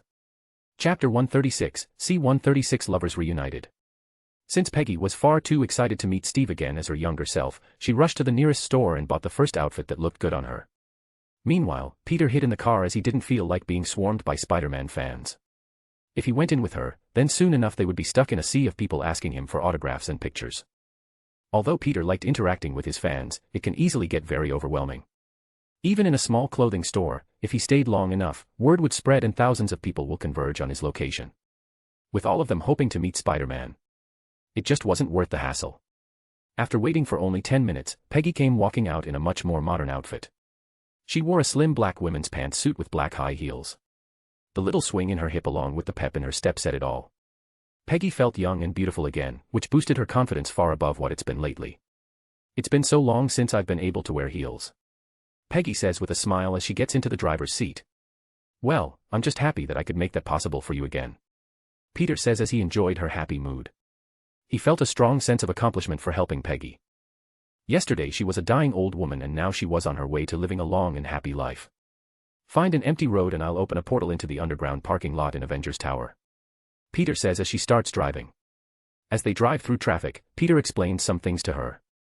Alright, I know we're kind of rushed, so let me explain a bit about your new body. He says as she listens carefully while keeping her eyes on the road. First, you should have a much longer lifespan than a normal human. It's not infinite, but you'll live for a long time. How long is a long time? Peggy asks curiously. I'm not sure. Peter says with a shrug. I'll have to run some tests to find out, but that can wait for another day. Okay, anything else? She asks as they stop at a red light. Yes, you may not have noticed it yet, but you have super strength. Peter says, causing her to turn to him with a raised eyebrow. Really? Peggy asks with a small hint of excitement in her voice. Yup, you should have more than just super strength as well. Peter says as he explains her earlier destruction of the thick metal coffin. You should have other powers too, but I would have to run some tests to find out exactly what they are. Peggy got quiet as she looks down at the steering wheel and gripped it tightly. Instantly, the wheel started to bend and crack. Before it could break and ruin their current mode of transport, Peggy released the wheel and stared at her own hand in shock. Asterisk beep. Beep. Beep, asterisk. The sounds of car horns break Peggy from her stunned silence. The light turned green and the drivers behind them were getting P** said that they were blocking a lane. Pressing the accelerator, Peggy starts driving as she contemplated the fact that she now had superpowers. Not only did he give me my youth back, but superpowers as well. Peggy thought as she glanced at Peter through the rearview mirror. Peggy would never be able to repay him. The car remained silent until Peggy found an empty road, where Peter opened a portal big enough for her to drive through. When they passed through it and entered the underground parking lot, the portal snapped shut behind them. I don't know if I can do this. Peggy mutters nervously as she parked the car. I've waited 70 years for him. What if my stunt the other day ruined everything? What happened to the confident Agent Carter? Peter taunts with a tilt of his head. You have 70 more years of life experience compared to Steve. This should be easy for you. Hell, you could probably just stroll up and kiss the guy without a word and that would be enough. Peggy goes quiet as the steering wheel cracks under her nervous grip. You're right. Good, let's go. Peter says as they get out of the car and walk over to a nearby elevator. Putting in his security code, Peter presses the floor number that Steve is staying on. No turning back now. He says as the elevator doors close. Steve POV. Pow pow pow. Ever since Steve visited Peggy and witnessed what time had done to her, he couldn't shake this feeling of rage within himself. Steve was angry, which is why he spent every waking moment in the tower's gym, destroying countless punching bags. Asterisk bang. Boom asterisk. With one fully powered punch, Steve knocked the punching bag off of its chains and sent it flying into the wall. This would be the 5th bag he has done this to. Thankfully, the gym had another 5 for him to use. At least until he broke those as well. Although Steve was angry, that anger was placed on no one but himself. His mind kept replaying the moments leading up to the crash, finding all sorts of ways that things could have gone different. Thoughts littered with the phrases could have and should have filled his mind constantly. All of these thoughts lead to the same outcome. Steve makes it back in time to take Peggy out on their planned date, but thoughts of what could have and should have can't change the past. No, the past is set in stone. He is stuck with the stupid decisions that he made, and the punishment for that is the loss of the love of his life. Steve may not be the brightest mind in the world, but he could see that Peggy didn't have much time left. The fact that she made it all the way to her 90s is already impressive. So, how does an angry super soldier deal with all of these emotions and realizations? He trains until the equipment can't handle his strength anymore. Hence the pile of 5 broken punching bags in the corner of the room. With another punching bag destroyed, Steve decided to call it a day and started walking back to his apartment. Along the way, his mind continued formulating alternate plans that would have reunited him with the love of his life 70 years sooner. It's all my fault. Steve muttered as he walked with his gaze sullenly pointed downward. What's your fault, Captain? A familiar female voice filled the hall. Huh. Steve grunted in confusion as he looked up to see a very familiar woman, which shocked him into a frozen stupor. It wasn't the arrival of the woman that shocked him, but the fact that she didn't look as he remembered seeing her only a couple of days ago. What's the matter, soldier? She says with a teasing smile. Cat got your tongue. Aye. Steve stuttered as he was lost for words. Standing before him is the spitting image of the Peggy Carter he remembered from 70 years ago. His heart pounded as he took in her image with his mouth hung open in shock. Let me help you with that. Peggy says as she walks up and takes Peter's earlier advice. Grabbing Steve by the scruff of his shirt, Peggy pulls him down and smashes her lips onto his. The already shocked Captain America was clueless as his eyebrows shot upward. Before he had the time to reciprocate the kiss, Peggy pulled back and admired the stupid look on Steve's face. God, I missed that look, she says with a fond smile. How? Steve finally gets a word out. Spider-Man helped me, Peggy replies as he pulls her into a tight hug. It's a long story. Well, I have all the time in the world, Steve says as he refused to let her out of his grasp. You're sweaty, Peggy mutters as she notices his wet clothes. Yeah, I've been in the gym all day, Steve explains, still refusing to let her out of his hug. Suddenly, Peggy shoved him backward with a bit more strength than he was prepared for, which caused him to release her and stumble back a few steps. How did you do that? Steve asks as no normal human could do that to him with a simple shove. I'll tell you after you get cleaned up, Peggy says as she grabs his hand. You still owe me a date after all. A/N, 1465 words, smiley face. Chapter 137, C-137 Fury finds out. Peter watched from down the hall as Peggy revealed herself to Steve. As soon as they started to kiss, he knew that they should have some alone time and walked away. Peggy has already been told to keep the details of her youthful reemergence a secret, though Peter said that she could tell Steve as long as he keeps it quiet as well. Of course, Peter allowed them to say that it was his doing, as the building's cameras have already seen them enter together. Anyone who looks into it would see that he was the one to bring Peggy into the building in the first place. Peter also instructed her to contact him or have Steve contact him in case of any emergencies related to the procedure. You can never be too careful. Truthfully, she should be under a sort of house arrest right now, so that Peter could study her body and make sure everything went smoothly, but he knew that wasn't going to happen. Peggy is a very headstrong woman. Nothing would keep her away from Steve right now, which is why Peter allowed her some time directly after the procedure. She'd better enjoy it too, because as soon as the next day arrives, her life will be nothing but medical tests for at least a week. Blood tests, X-rays, CT scans, biopsies, etc. Peter would run every test he could dream of in order to understand what the elixir actually did to her body. Thankfully, as Peggy was an old and dying woman, her medical history is filled with such tests, so he would have a good reference to see what changed. Leaving the two lovebirds in the tower, Peter returned to his warehouse lair and started cleaning up. There were small pools and trails of black blood elixir alongside an open coffin full of the stuff. Of course, he did keep some samples of the used elixir for testing, though he already knew that the chi was completely gone by now, as it was absorbed into Peggy's body. Once the place was completely clean, Peter could finally return home to get some sleep. After all, he spent the whole night watching over Peggy throughout the whole process. Peter may have superpowers and could go days without sleep, but those days wouldn't be very happy for him and especially those around him. A tired Peter Parker is a moody mess of a man. Just as Peter laid his head onto the soft pillow of his bed, ready to close his eyes and go into a 12-hour-long coma, his phone started ringing. Ring ring ring. Mother f*** cur. Peter cursed as he grabbed his phone and answered it with his eyes still closed. What? Someone's cranky today. The voice of his beautiful girlfriend was heard over the phone, which woke Peter from his tired stupor. Sorry, I spent the whole night working on something for someone and now I'm trying to sleep. Peter says truthfully but doesn't go into detail. I can explain more later if you want, but I'm too tired for that right now. Truthfully, he expected it to be Tony or Fury calling him about Peggy, not his girlfriend. Okay, I'll let you sleep then, MJ says understandingly. You could come over and sleep with me. Peter offers but soon realizes the innuendo in his words. Well, not that kind of sleeping. I mean actual sleeping and not sex. I mean, you said you're not ready yet so. MJ couldn't contain herself anymore and broke out in a fit of laughter. She loved the way Peter could go from the smartest person she knew to a blabbering idiot like flipping a switch. Hey, don't laugh at me, Peter protests as he turns in his bed. I've been awake for like 40 hours. Sorry, you're just so cute, she says, completely ruining his manly image. Hey, never call a man, Peter says seriously, though he could hear her laughing again. I'm handsome, rugged, or dashing. Never cute.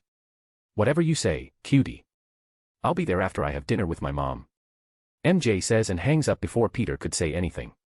I'm not cute, Peter muttered as he put down his phone and closed his eyes to sleep for a second time. Ring ring ring. Is she calling again? Peter thought in annoyance as he grabs his phone once again. My love, stop calling me. I'm trying to sleep. Well, sorry darling. A surprisingly manly and sarcastic voice answers back, shocking Peter out of his bed. I was just sitting here wondering what you did to the former director of S.H.I.E.L.D., Peggy Carter. Fury. What do you want? Peter asks as he feels a bit embarrassed. What about her? Don't play dumb with me. Fury wasn't in the mood to beat around the bush. She's young again. Explain. Maybe she started a new skin routine. Peter may be tired, but he's always happy to annoy Fury. She told me that you were responsible, though she refused to go into detail. Fury says suspiciously. Well, she is 90 years old. Who knows what delusions are going on in that head of hers? Peter says it gets ready to hang up. Anyway, I'm heading off to bed. Have a good night, Baldy. Don't you dare dash. Just as Fury started to yell, Peter hit the red phone symbol, cutting the call. Hee, messing with Fury never gets old. Peter muttered as he put his phone on, do not disturb, and finally was able to sleep. Don't you dare hang up on me. Fury yelled, but it was too late. Sat across from him were both Steve Rogers and Peggy Carter. Though maybe it would be Peggy Rogers soon. The two spent a grand total of about 30 minutes together before they bumped into Fury, who was shocked to see his mentor and predecessor in perfect youthful shape. Of course, now they had some explaining to do, as Fury wouldn't just let them go. He had tons of questions, yet almost none of them could be answered. Peggy kept her word, though she didn't know much in the first place, and only said that it was Spider-Man's doing, while Steve didn't have time to ask, so he knew about just as much as Fury. Motherf asterisk cur. Fury muttered angrily as he put down his phone and stared straight at Peggy. I told you he wouldn't say anything. Peggy knew calling Peter would be a waste of time. Just give me something. Fury was practically begging at this point. Truthfully, I don't know much. Peggy reveals and receives a skeptical eyebrow raise from both Steve and Fury. It's true. He was very secretive about the whole process. I was asleep before even leaving the house. Why though? Fury asks. Yeah, he doesn't even know you. He barely even knows me. Steve joins in on the questioning. He said that I would be the vice director of the Avengers. Peggy explains with a shrug. That's it. Fury asks with some heavy skepticism. We don't even have any director candidates yet. Hearing this, Peggy looked over at Steve. This action didn't go unnoticed by Fury either. I see. Fury nods, confusing Steve, who didn't notice Peggy's look. It's not the best reason, but at least things are starting to make sense. Right. Peggy stands from her chair, pulling Steve up to his feet with her. Steve and I have an overdue date, so if you'll excuse us. Dragging Steve to the door, Peggy didn't want to wait any longer. Wait. We need to run some tests. Fury tries to stop them, but a very pointed glare from his former boss stops him in his tracks. I was a dying old woman yesterday. Do you know what's the worst part about that situation? Peggy asks out of nowhere. Fury didn't answer. It's the regret. She answers her own question. My biggest regret was missing my date with this big idiot. I've already wasted my precious time here and I refuse to waste a single second more. Grabbing Steve's arm, who wasn't sure how to feel about being called an idiot, Peggy pulls him out of the office, leaving a disgruntled bald pirate behind. A/N, 1,400 words, smiley face. P.S. The next chapter is the first smut chapter I've ever written. Hopefully it's well received. Chapter 138, C-138 Sexy Time. R-18 Warning. While Peggy and Steve went out for their long-awaited date and Fury was wondering how to explain this to the World Security Council, as they would find out about Peggy sooner or later, Peter slept like an oversized baby. As a busy person, sleep is one of the most important aspects of his life.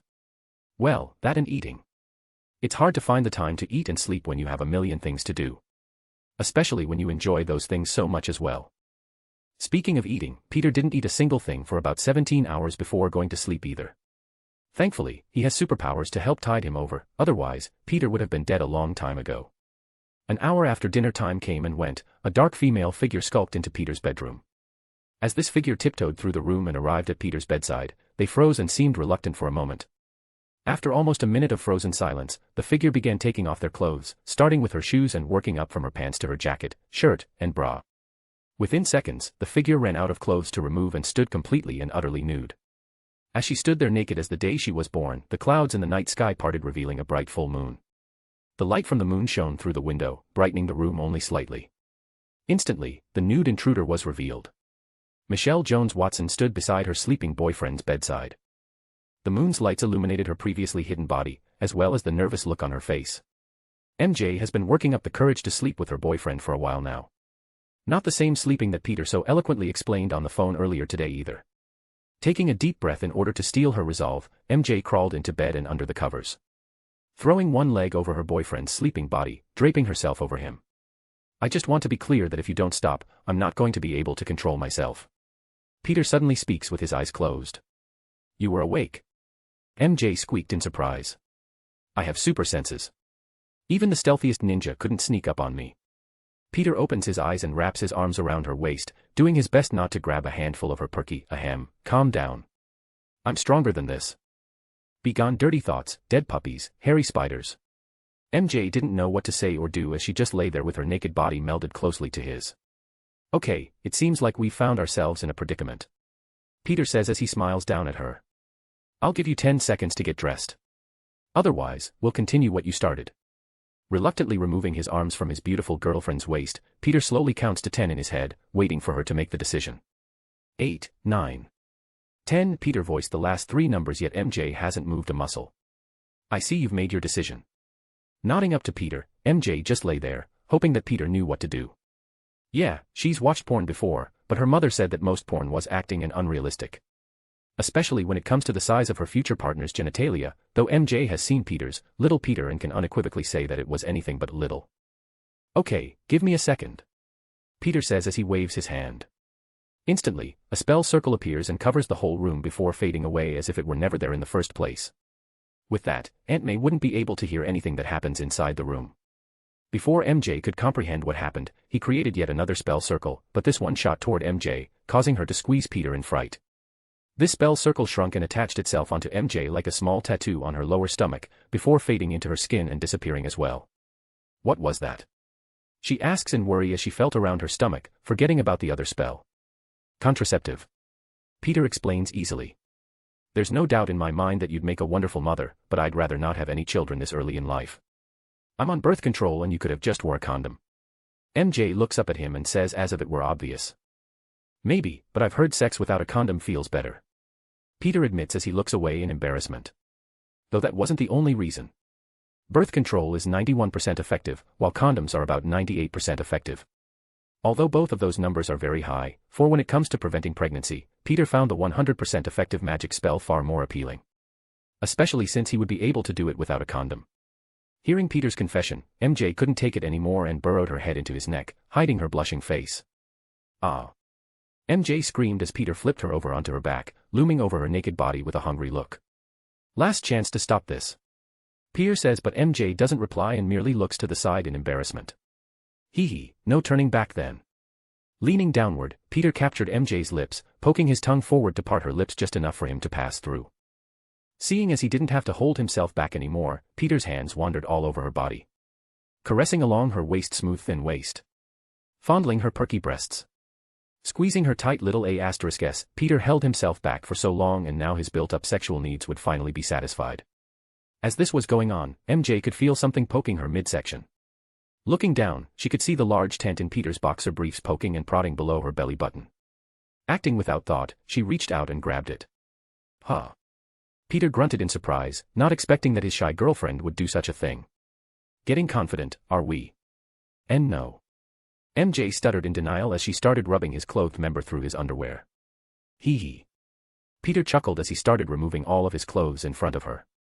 MJ swallowed her built-up saliva as she watched Peter get naked, taking in his toned yet muscular body. She could feel herself growing moist just from the sight of him.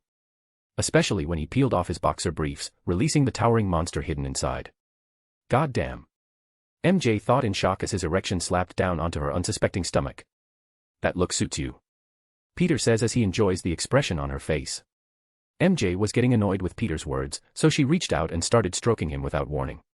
Whoa. Peter muttered in surprise once again. You're pretty handsy, huh? Shut up. She stutters as her grip tightens on his manhood. Laughing inwardly, Peter slides downward, kissing and licking his way down MJ's body. Starting from her neck he made his way to her heaving chest, giving her nipple a quick suck as he quickly moves to her toned stomach. Lovingly caressing her stomach with his lips and tongue, Peter slid down to MJ's hairless pubic mound. Moving even lower between his ministrations, which were causing MJ to fill his bedroom with sweet breathless moans, Peter opened his mouth and wrapped it around her hooded clitoris. Ah. Why yes, Peter. MJ became a lot more vocal, as Peter's tongue went to work on her clit. Peter, being the smart head-first type of person, knew that he was inexperienced when it came to sex, so he did a bunch of research. One of the major things he learned was that a very small percentage of women are actually able to orgasm from penetration alone. Their pleasure receptors are more in the outer clitoris and labia areas of the vagina. Seeing as this was most likely the case with MJ, Peter would give her a few orgasms with his tongue and hands before moving on to the main event. Maybe I should buy a vibrator and use it on her while we have sex. That way we can both come together. Peter thought as MJ's body tensed for a moment and her legs began to shake. Ack. I'm coming. MJ yelled as she ran her fingers through Peter's hair, grinding her hips into his face. Heavy breathing. That was amazing. MJ muttered breathlessly. Good, because I think it's my turn now. Peter states as he positions himself on her stomach with the tip of his member aimed at her mouth. MJ nervously stared down the barrel of a very large gun before biting the bullet and opening her mouth. Without further ado, Peter put the head in her mouth and slowly pushed his hips forward, just enough for her to be able to bob her head back and forth. The sounds of soft sucking noises soon filled the room as MJ starts to get confident in her own ministrations. While she was taking care of him, Peter licked his fingers and reached back, sliding his digits up and down her lower lips. MNNN. MNNN. MJ moans with him still in her mouth, adding a whole new experience to her amateur blowjob. Due to the newly added sensation, it didn't take Peter long before he released the floodgates and shot into her mouth without warning. Exclamation point. MJ's eyes widened in shock as she hastily did her best to swallow everything. To be continued. A/N, 1607 words, smiley face. This is the first smut scene I've ever written, which is why it took me a bit longer. I hope it's good. P.S. For those that don't like smut chapters, I don't plan for these to be a regular thing. In fact, they'll appear very rarely in this story. Chapter 139, C-139 Embarrassing Morning. R-18 Warning A/N, also, Happy Halloween Ghost. Watching MJ swallow his release without any hesitation was a sight to behold. Many women wouldn't do such a thing without a second thought, especially someone so inexperienced. Pulling it out of her mouth, MJ drank the last of it and immediately started filling her lungs with air.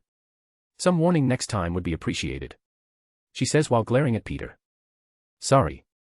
Peter says with a laugh as he started getting hard again, which certainly didn't go unnoticed by MJ. I thought men had cooldowns. MJ says as Peter was already back to his peak.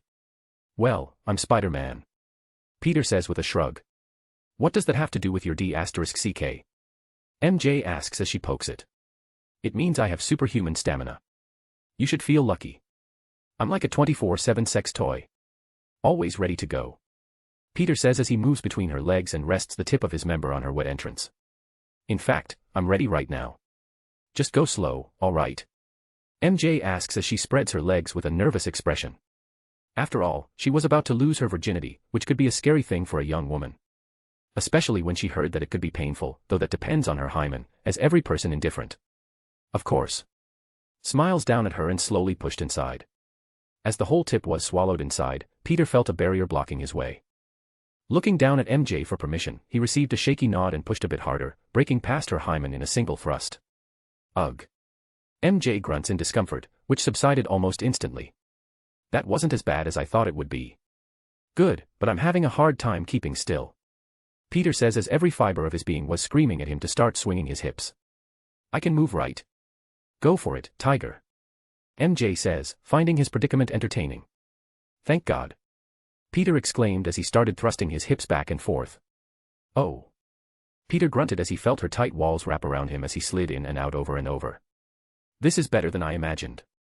Looking down as he was throwing his hips back and forth, Peter could see that MJ wasn't reacting as much as before. Knowing the reason for this, Peter moved his hand to MJ's hairless pubic mound and used his thumb to rub her hidden clit.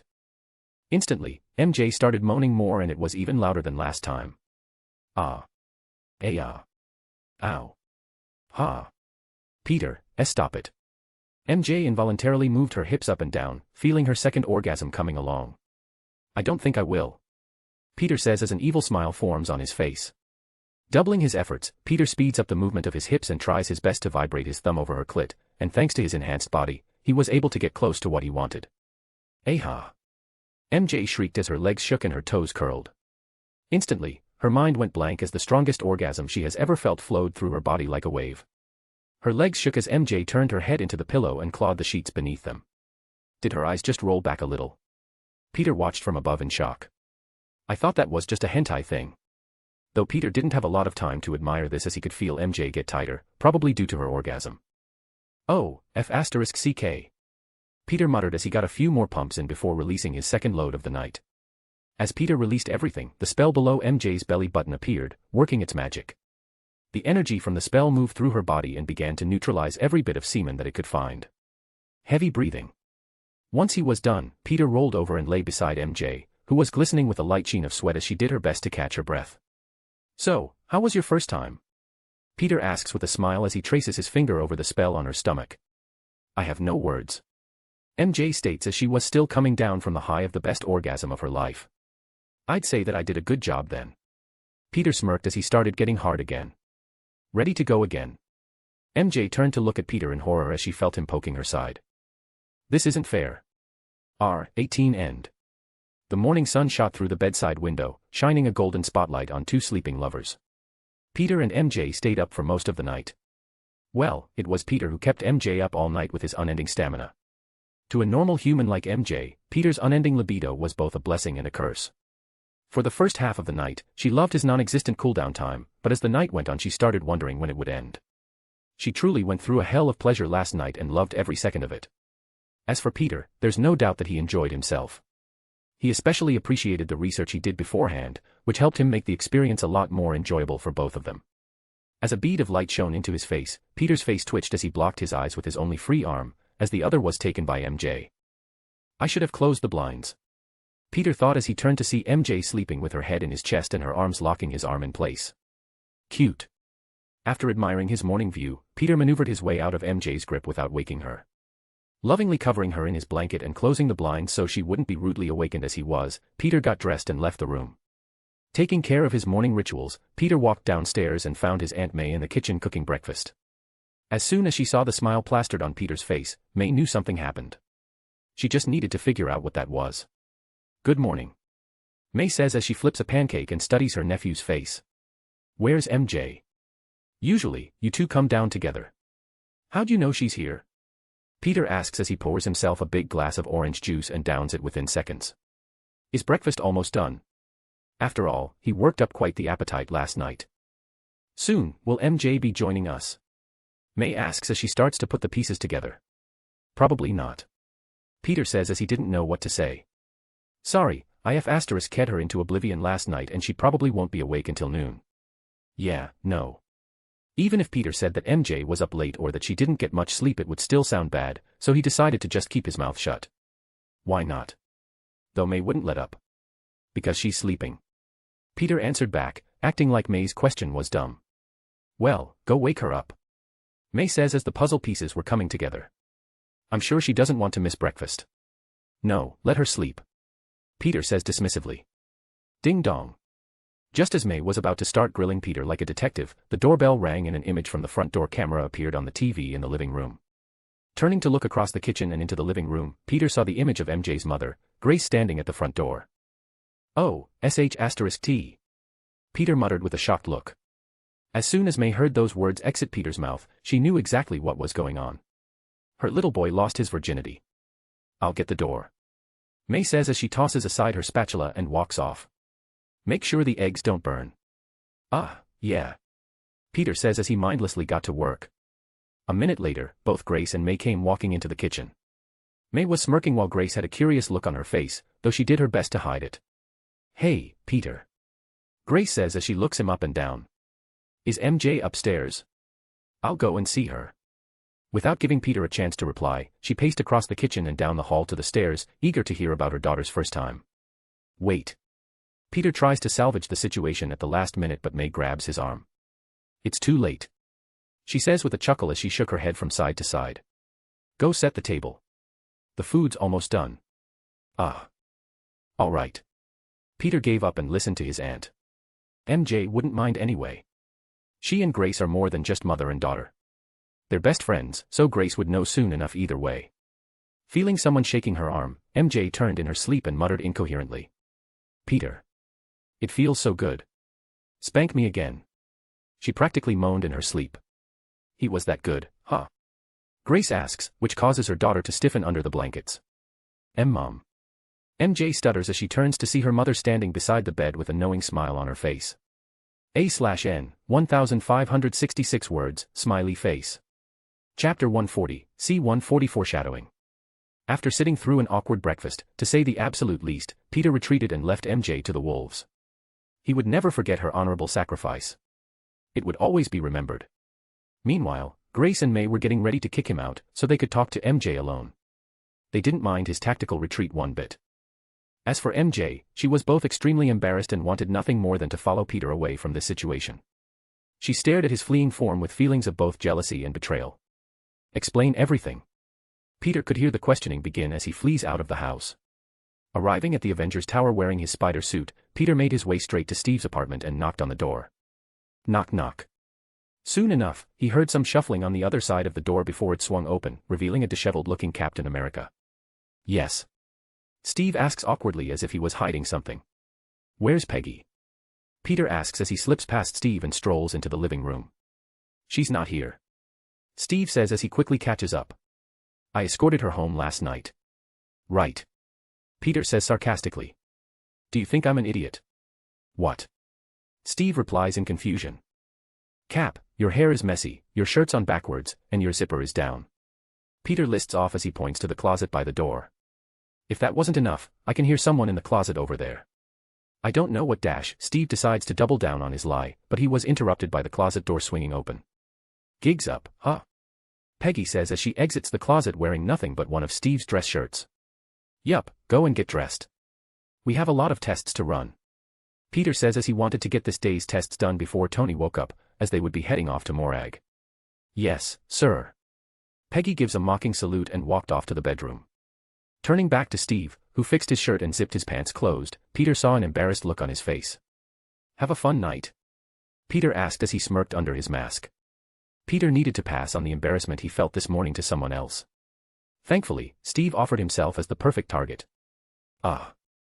Yeah. Steve answered as he looked away. First time? Peter asked as he leaned on a nearby wall. That's a bit personal, don't you think? Steve stutters. I mean, was it your first date? Peter clarifies, though that obviously wasn't what he was asking. Oh, yeah. It was our first date. Steve answered as his embarrassment increased. What did you think I meant? Peter asked, enjoying this almost as much as he enjoys annoying Fury. Aye. Steve stuttered and was about to answer, but luckily for him, Peggy came back wearing the same clothes as yesterday. All right, I'm here. You can stop embarrassing my soldier now. Peggy says as she pecks Steve on the cheek and confidently walks out of the door. I'll be back when we're done. Well, see you later, Cap. Peter said as he pats Steve on the shoulder and follows her out. So, where to? Peggy asks as they walk the halls of the tower with Peter taking the lead. The tower has a sort of hospital floor dedicated to medical testing, so we don't have to go far. Peter says as they get into an elevator and go up. That's convenient. Peggy states as she looks at Peter eagerly. How long until today's tests are over? I want to spend as much time with Steve before the other shoe drops. Why, you know something I don't? Peter asks with a raised eyebrow. No, but I do know the cycle of life, or at least the cycle of my life. Peggy says as the elevator stops and the doors open. When good things happen, the bad will always follow sooner or later. So what? You and Steve are young and together, so now we're about to get invaded by aliens or something. Peter says, jokingly dropping a hint about the next event he thinks will happen. No, it doesn't have to be aliens, but soon enough something will happen that'll break up our current calm life. Peggy says as if she were some sort of psychic. Sure, and you can read my palm later. Peter says jokingly as he leads her up to an MRI machine. This thing is as magnetic as it gets, so remove any and all metal jewelry, clothing, etc. before hopping in. I want to be clear that I'm not psychic. Peggy says with a roll of her eyes as she takes off all of her jewelry. I guess we'll see, won't we? Standing on an asteroid floating through space, a blue man in all black hooded clothing with purple eyes and black face paint looked upward respectfully. He held a large war hammer in hand, resting the butt of it on the asteroid below. Insert picture of Roman the Accuser here. Ronan the Accuser, a radical Kree warlord and former member of the Accusers, which were a high-level specialized military force of the Kree army. They would take the missions that normal soldiers wouldn't be able to complete or return home from. Although Ronan kept his title as an Accuser, he defected from the Accusers and the Kree Empire as a whole after the end of the Kree-Nova War, as he disagreed with the peace treaty signed by the Kree Emperor and the Nova Empire. Though it didn't take him long to find another cause to serve. Floating above Ronan is a throne that held a giant purple man garbed in gold armor. He sat above Ronan like a bored king looking down on a lowly peasant. Insert picture of Thanos here. Thanos, the Mad Titan. Thanos is a genocidal warlord from the planet Titan, whose objective is to bring stability to the universe by wiping out half of all life at every level, as he believed its massive population would inevitably use up the universe's entire supply of resources and perish. Although this goal of his may be a bit outlandish and extreme, his belief comes from personal experience. Titan, Thanos' home world, was plagued by overpopulation, which caused a drain on its resources and sent the Titan race hurtling toward an inevitable demise. Thanos saw this problem early and proposed an extreme but necessary solution. By randomly killing half the planet's population, they would preserve their finite resources and save the remaining half. Of course, his plan was rejected as being too extreme, and Thanos was cast out as nothing but a raving madman. Soon enough, the predicted catastrophe hit Titan, causing the mass extinction of most of the planet's lifeforms, with Thanos being one of the few remaining survivors. One of the last Titans alive in the whole universe. I only ask that you take this matter seriously. Ronan projects his voice up to Thanos. The only matter that I do not take seriously is you, boy. Thanos looks down at his newest subordinate in utter annoyance. Your politics bore me and your demeanor is that of a pouty child. Ronan tightened his hands into tight fists as he held his tongue, afraid that any thoughtless reply would get him killed. Who cares whether some weak empires form a treaty? Thanos said as if the Nova and Kree empires were two ant hills joining together. At the end of the day, they were just more ants. You wish for the destruction of your enemy's home world, yes? Thanos says, breaking Ronan from his self-imposed silence. Yes, Xander must be turned into nothing but a cloud of dust floating along the void of space. Ronan answers as his blood starts to boil in hatred. And I can do that, for a price. Thanos offers as if he were the devil. What do you want? Ronan asks, ready to pay as long as he was able. You will lead one of my armies as well as your own to a certain planet. Thanos explains as a small smile appears on his face. Conquer the planet, kill half of its population, and bring me a certain item. What's the combat level of this planet? Ronan asks as he needed to know what to expect. They've barely left their own atmosphere. Thanos says with a dismissive look. If you're unable to conquer the planet in a single day, then you aren't worth the air you breathe. I won't disappoint. Ronan declares with conviction. Good, my daughter Nebula will be accompanying you. Thanos declares without any room for argument. When she returns you will set out. She'll be given all the information you'll need. A/N, 1513 words, smiley face.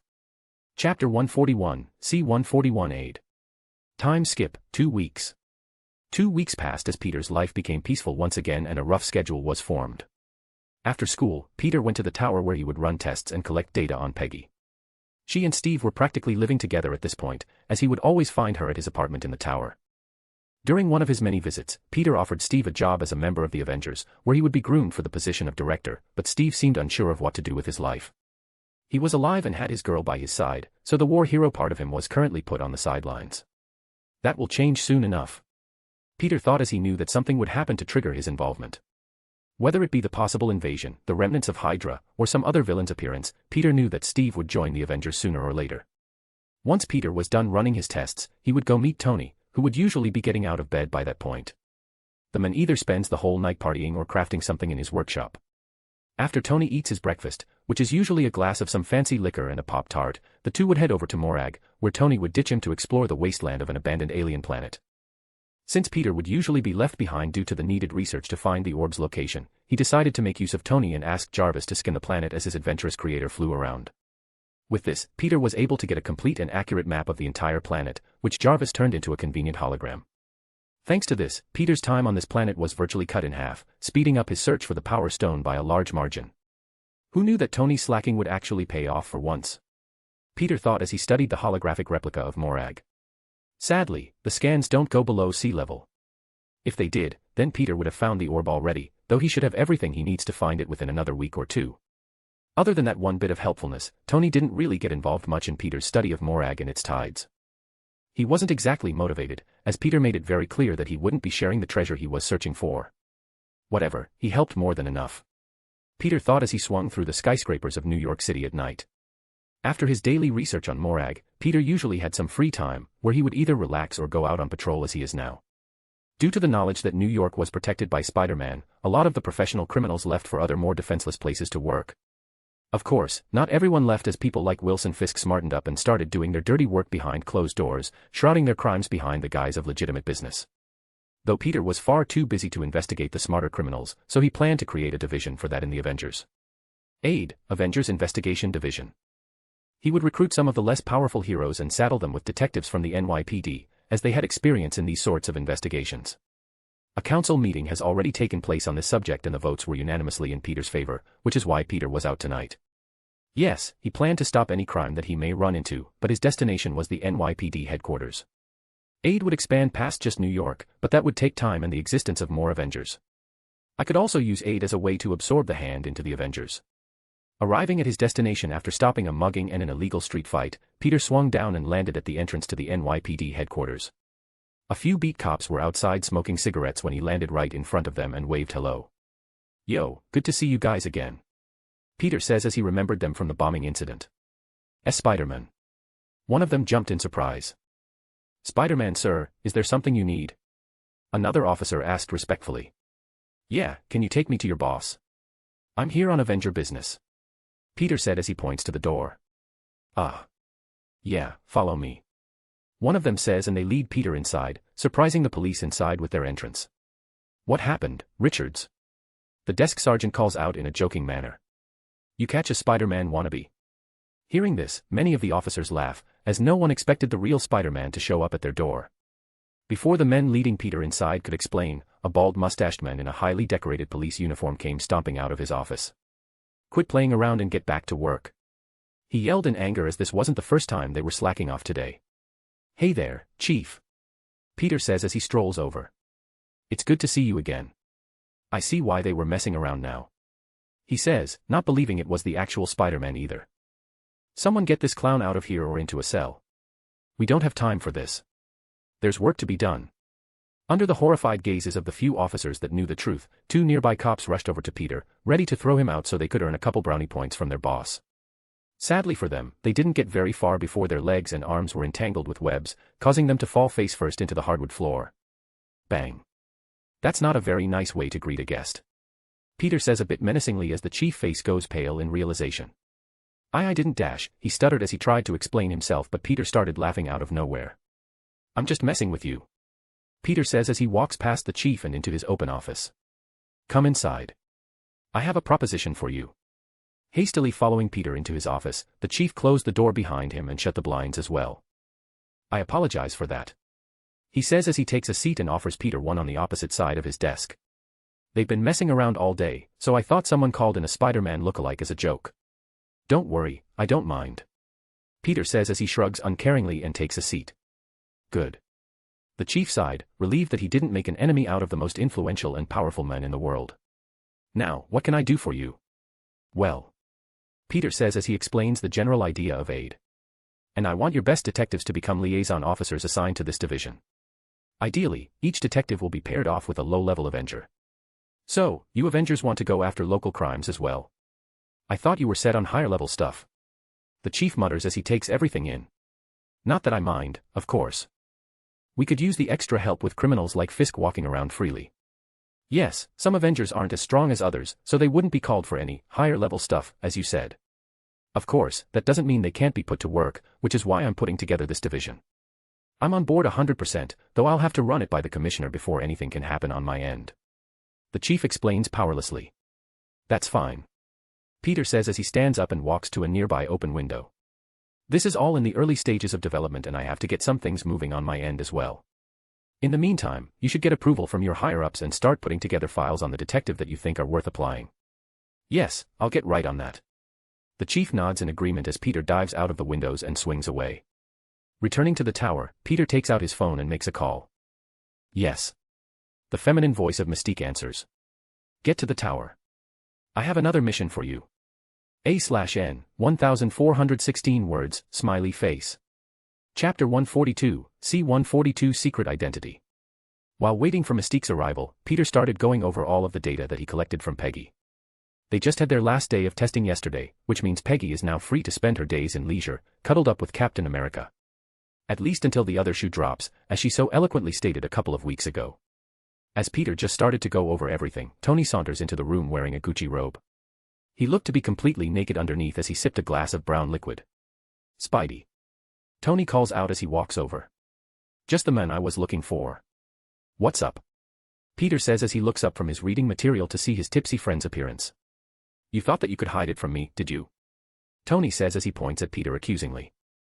I have no idea what you're talking about, Peter says as he leans back in his chair. Did he figure out my identity or something? Don't play dumb. Tony says as he takes another sip of his alcohol. You made that woman young again. How? Huh? I thought you knew that already. Peter says as he internally sighs in relief. How'd you find out? Peter never thought to tell Tony or anyone else for that matter, as he thought Fury would do that for him. I saw the tests you were running on her and asked around. Fury was happy to explain everything. Tony reveals as he took a seat across from Peter. Well, what about it? Peter asked. I want to know why you keep hiding things from me. Tony says as he finishes his drink and slams it down onto the table between them. First, it was the thing you're looking for on that planet, and now, you experimented on someone without me. Am I not your best friend? Of course, you are. Peter couldn't help but smile at Tony's inebriated state. Then why do you keep hiding things from me? Tony asks as he pouts like a petulant child. Because I, like everyone else in the world, have a few secrets that I'm not ready or willing to reveal at the moment. Peter says with a shrug. Mine just so happen to be a bit out of the norm compared to others. Sigh, you're insufferable, you know that. Tony sighs heavily as he stares at his best friend. Why can't you just trust me a bit? I do trust you. Peter raises an eyebrow under his mask. You're one of the handful of people that know I use magic. Yeah, but that's because I would have blown myself up studying runes otherwise. Tony rebuts. The room goes silent as Peter stares at Tony in contemplation. F***ck it, Peter thought as he resolved himself. Okay, how about I share a secret with you? Will that make you feel better? Yes. Tony's former depressing drunk mood disappeared as he agreed happily. All right, follow me. Peter says as he waves his hand and opens a portal to the mirror dimension. Where the hell is this? Tony muttered as he followed Peter through the portal. The mirror dimension. Peter reveals as the portal closes behind them. A parallel dimension to our own. Cool. Tony says as he turns in place, admiring the view. Is this the secret? No, this is. Peter shakes his head as he reaches his thumb under his mask and pulls it off. Tony's eyes go wide as Spider-Man's real face is revealed before his very eyes. Peter's hair falls messily without the mask holding it in place. Ugh, I hate mask hair. Peter grunts in annoyance as he runs his fingers through his hair, fixing it as best as he could. Though Tony didn't give a sh*t about that. He was too busy staring at Peter's face reveal with his mouth wide open. You're young. Tony blurted out. The man that he became such good friends with was either a natural baby face or just really young. Yup, I'm 16. Peter nods without much care for his age. 16. Tony exclaims in bewilderment. What? Are you in middle school? Tony's image of the men below the mask was completely ruined. He thought that Spider-Man was around his age, but that idea turned out to be completely and utterly incorrect. High school, but I only still attend because of my friends. Peter shrugs uncaringly. Tony freezes for a moment and studies Peter's face. Wait. I know you. A look of realization appears on his face as Tony points at Peter accusingly once again. You snuck backstage with your girlfriend. What was her name? He says, trying to remember the names they gave him. Yup, Peter Parker and MJ. Pete says with a smile. She wanted to meet my best friend, so we snuck in and played the part of your adoring fans. But. You're so young. Tony still couldn't get over Peter's age. We've been following a child. Tony realizes that the leader of the Avengers was more than half the age of everyone on the council the whole time. I wouldn't say I'm a child. That's a bit harsh. Peter says as it was his turn to pout this time. I may be young but I'm very mature. That can easily be seen by how shocked you are right now. That's true. Tony mutters as he goes silent. Well, now you know, I guess. Peter says to break the awkward silence. Don't tell anyone and don't leave any trails if you look me up. I have loved ones that would be in a lot of danger should certain people learn of my identity. Yeah, I get it. Tony waves off Peter's warnings. I'm not an idiot. No, but you can be on occasion. Peter smirks as he puts his mask back on. This is good though. Now you can meet my girlfriend. She's a bit of a Tony Stark fan, so maybe I can bring her over for dinner sometime or something. We'd have to be careful though. Why? Tony asks. Well, other than the fact that my identity could be tracked if she's seen with me, MJ happens to be Fury's daughter. Though that's another secret you'll have to keep. Peter reveals yet another shocking piece of information. Wait, did you just say what I think you said? Tony didn't know whether to laugh like a madman or be afraid for his friend's life. You're Fury's daughter's boyfriend, yes. Peter says with an awkward smile under his mask. You're so dead. Tony states as if he was already planning Peter's funeral. I think I'll be fine. Peter shrugs. That depends. Have you had sex with her yet? Tony asks as he stops to think for a moment. Because maybe then he'll only maim you a little before letting you go. Peter didn't know what to say to that, which spoke for itself. Oh my God, you're dead. After swearing Tony to secrecy, Peter returned to the meeting room in the tower, where he continued waiting for Mystique to show up. Tony may have been making jokes about his relationship, but Peter could tell that he felt a bit odd about the whole age thing. Having a best friend that's more than half your age is probably a bit weird, so Peter understood. Hopefully, he gets over it soon. Peter thought as Mystique came walking in with a confident sway in her hips. What's the mission this time, boss? Raven asks as she stands across the large table with a hand resting on her hip. This one is especially secret and a bit more dangerous than the last. Peter says as he turns on the surveillance jammer just in case. I'm talking completely off the books. Well, tell me about it. She says confidently and curiously. All right, but I want to be clear. Peter says as he leans forward and stares directly into Mystique's eyes. No one should know about this, not even Eric. If you can't accept that, I understand and will dash. Fine, just explain already. Raven cuts Peter off, eager to know what this is all about. Peter didn't know if he believed her, but he'll still give her the mission anyway. I don't really mind Eric knowing, as long as he keeps quiet of course. Opening a folder, Peter pulls out a picture of a glowing blue cube and pushes it across the table. That is an artifact known as the Tesseract. Peter explains as she looks down at the picture curiously. It was used in World War II by Hydra to supply the Nazi war effort with futuristic weaponry, among other things. You want me to get the cube? Mystique asks. Yes and no. Peter says as he slides the whole folder across. I want you to go undercover as you usually do, and find the exact location of the Tesseract. Once you found it, you'll alert me and we'll steal it together. How so? She asks. Something like the Tesseract will be locked up under a crazy level of surveillance and security. All that I need you to do is be in place to shut down the surveillance. Without cameras, all I have to do is open 2 portals. One for you and another to grab the Tesseract. Peter explains the plan. And no one would know who took the cube.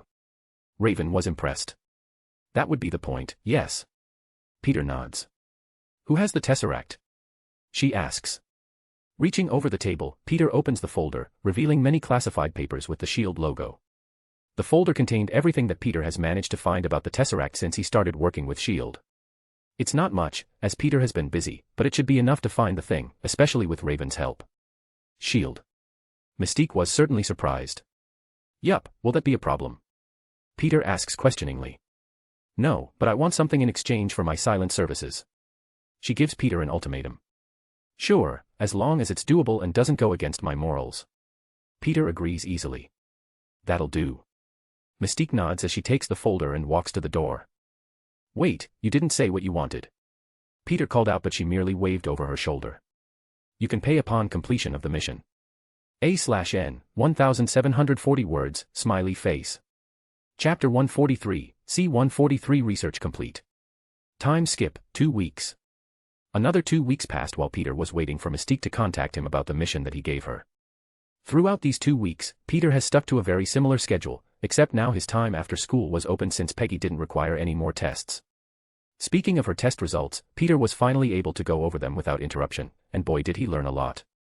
First, the physical enhancement to her muscles, organs, tendons, bones, etc. is on a level a bit below Captain America.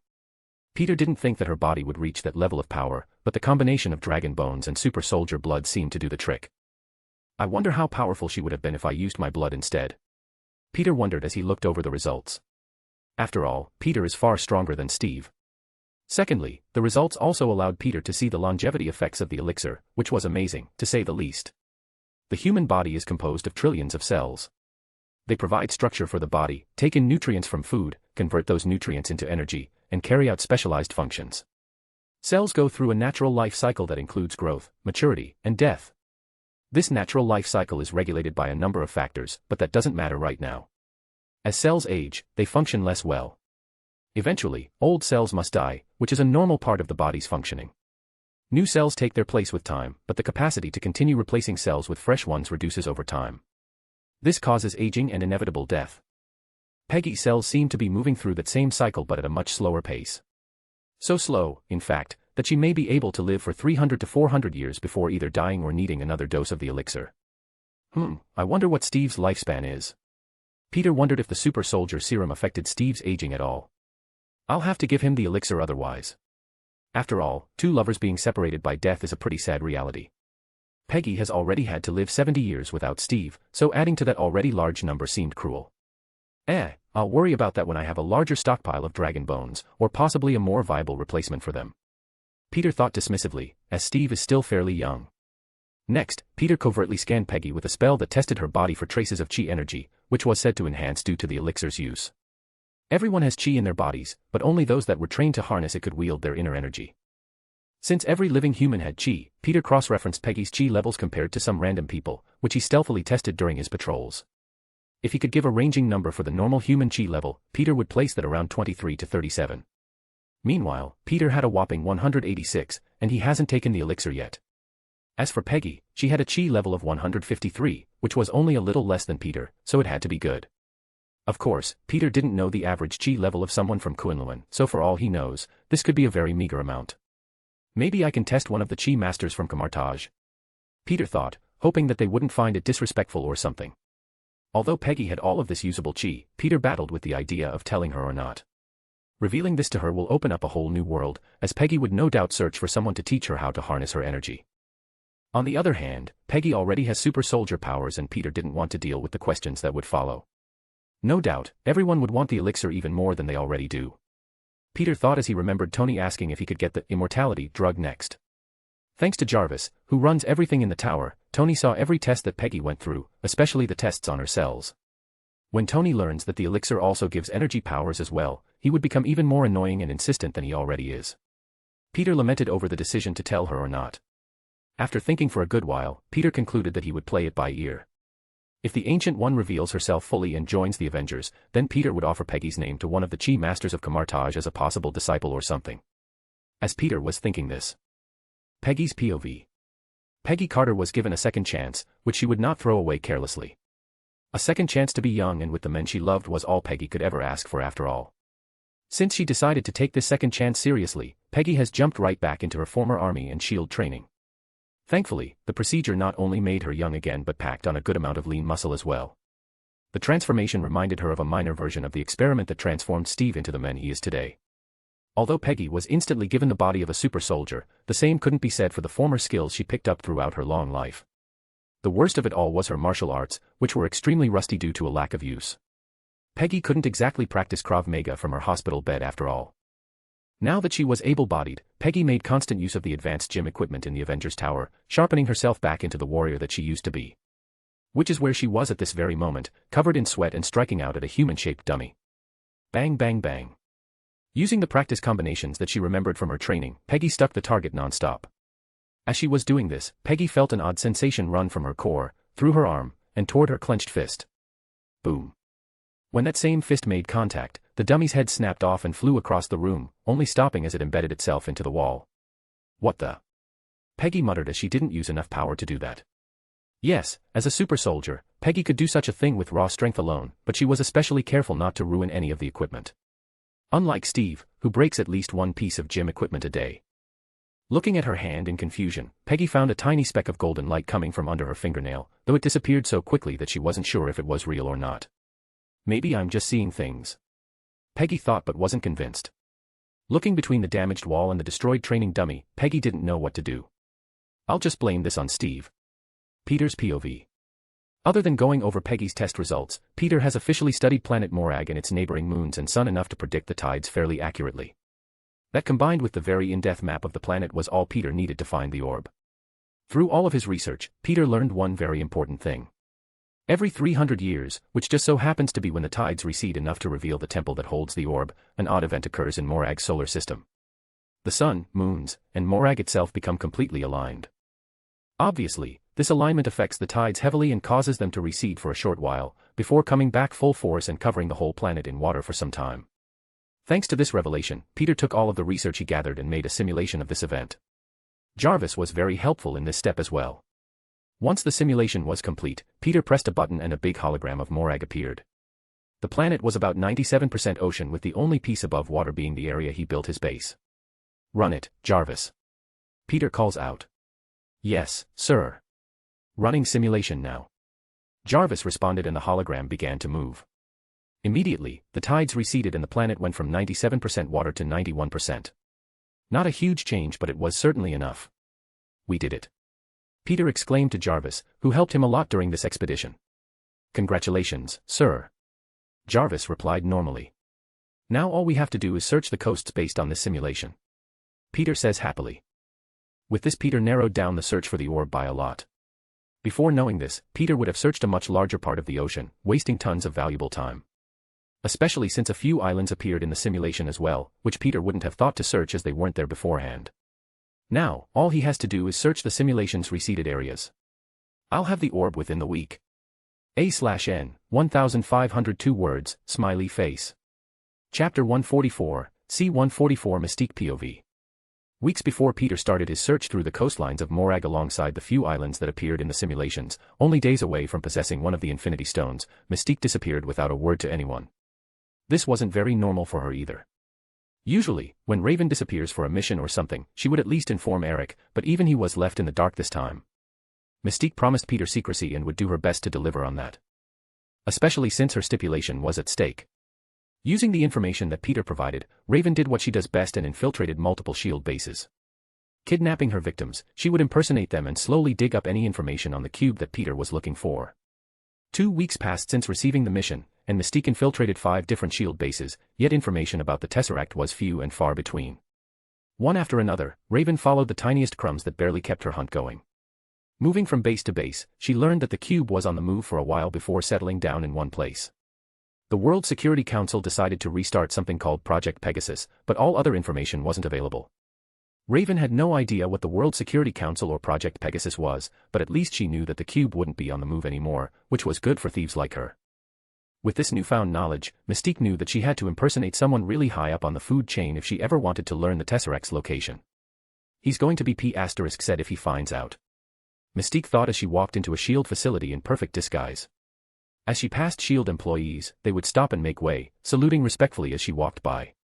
Raven already infiltrated the S.H.I.E.L.D. base, so she knew the layout like the back of her hand. The reason that she chose this one out of all 5 bases she visited in the past 2 weeks was quite simple. When looking into the Tesseract here, Mystique learned that the security clearance of the men she was impersonating wasn't high enough. The computer prompted that the information she was looking for was level 10 restricted.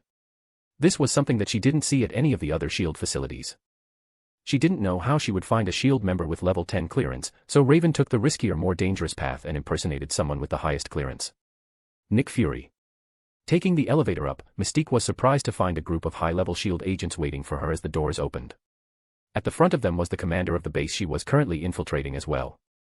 "Director Fury, we didn't expect your visit, sir," the leading man said nervously. "I didn't exactly plan this visit.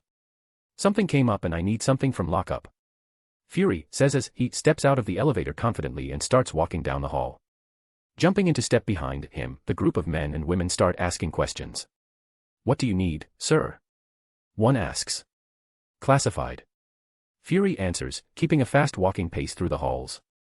"Do you need our assistance?" the commander asks. "No, just return to your duties." "I won't be here long," Fury tells them as they arrive at a metal vault-like door. Thankfully, the door in front of Mystique didn't require any codes, as she had no idea what Nick Fury's access codes would be. No, at the side of the door was a retinal scanner. The group of S.H.I.E.L.D. agents stopped in their tracks and watched suspiciously as Fury walked up and bent over, aligning his eye with the scanner. The only reason they were suspicious was one thing. Director Fury never visited their base before.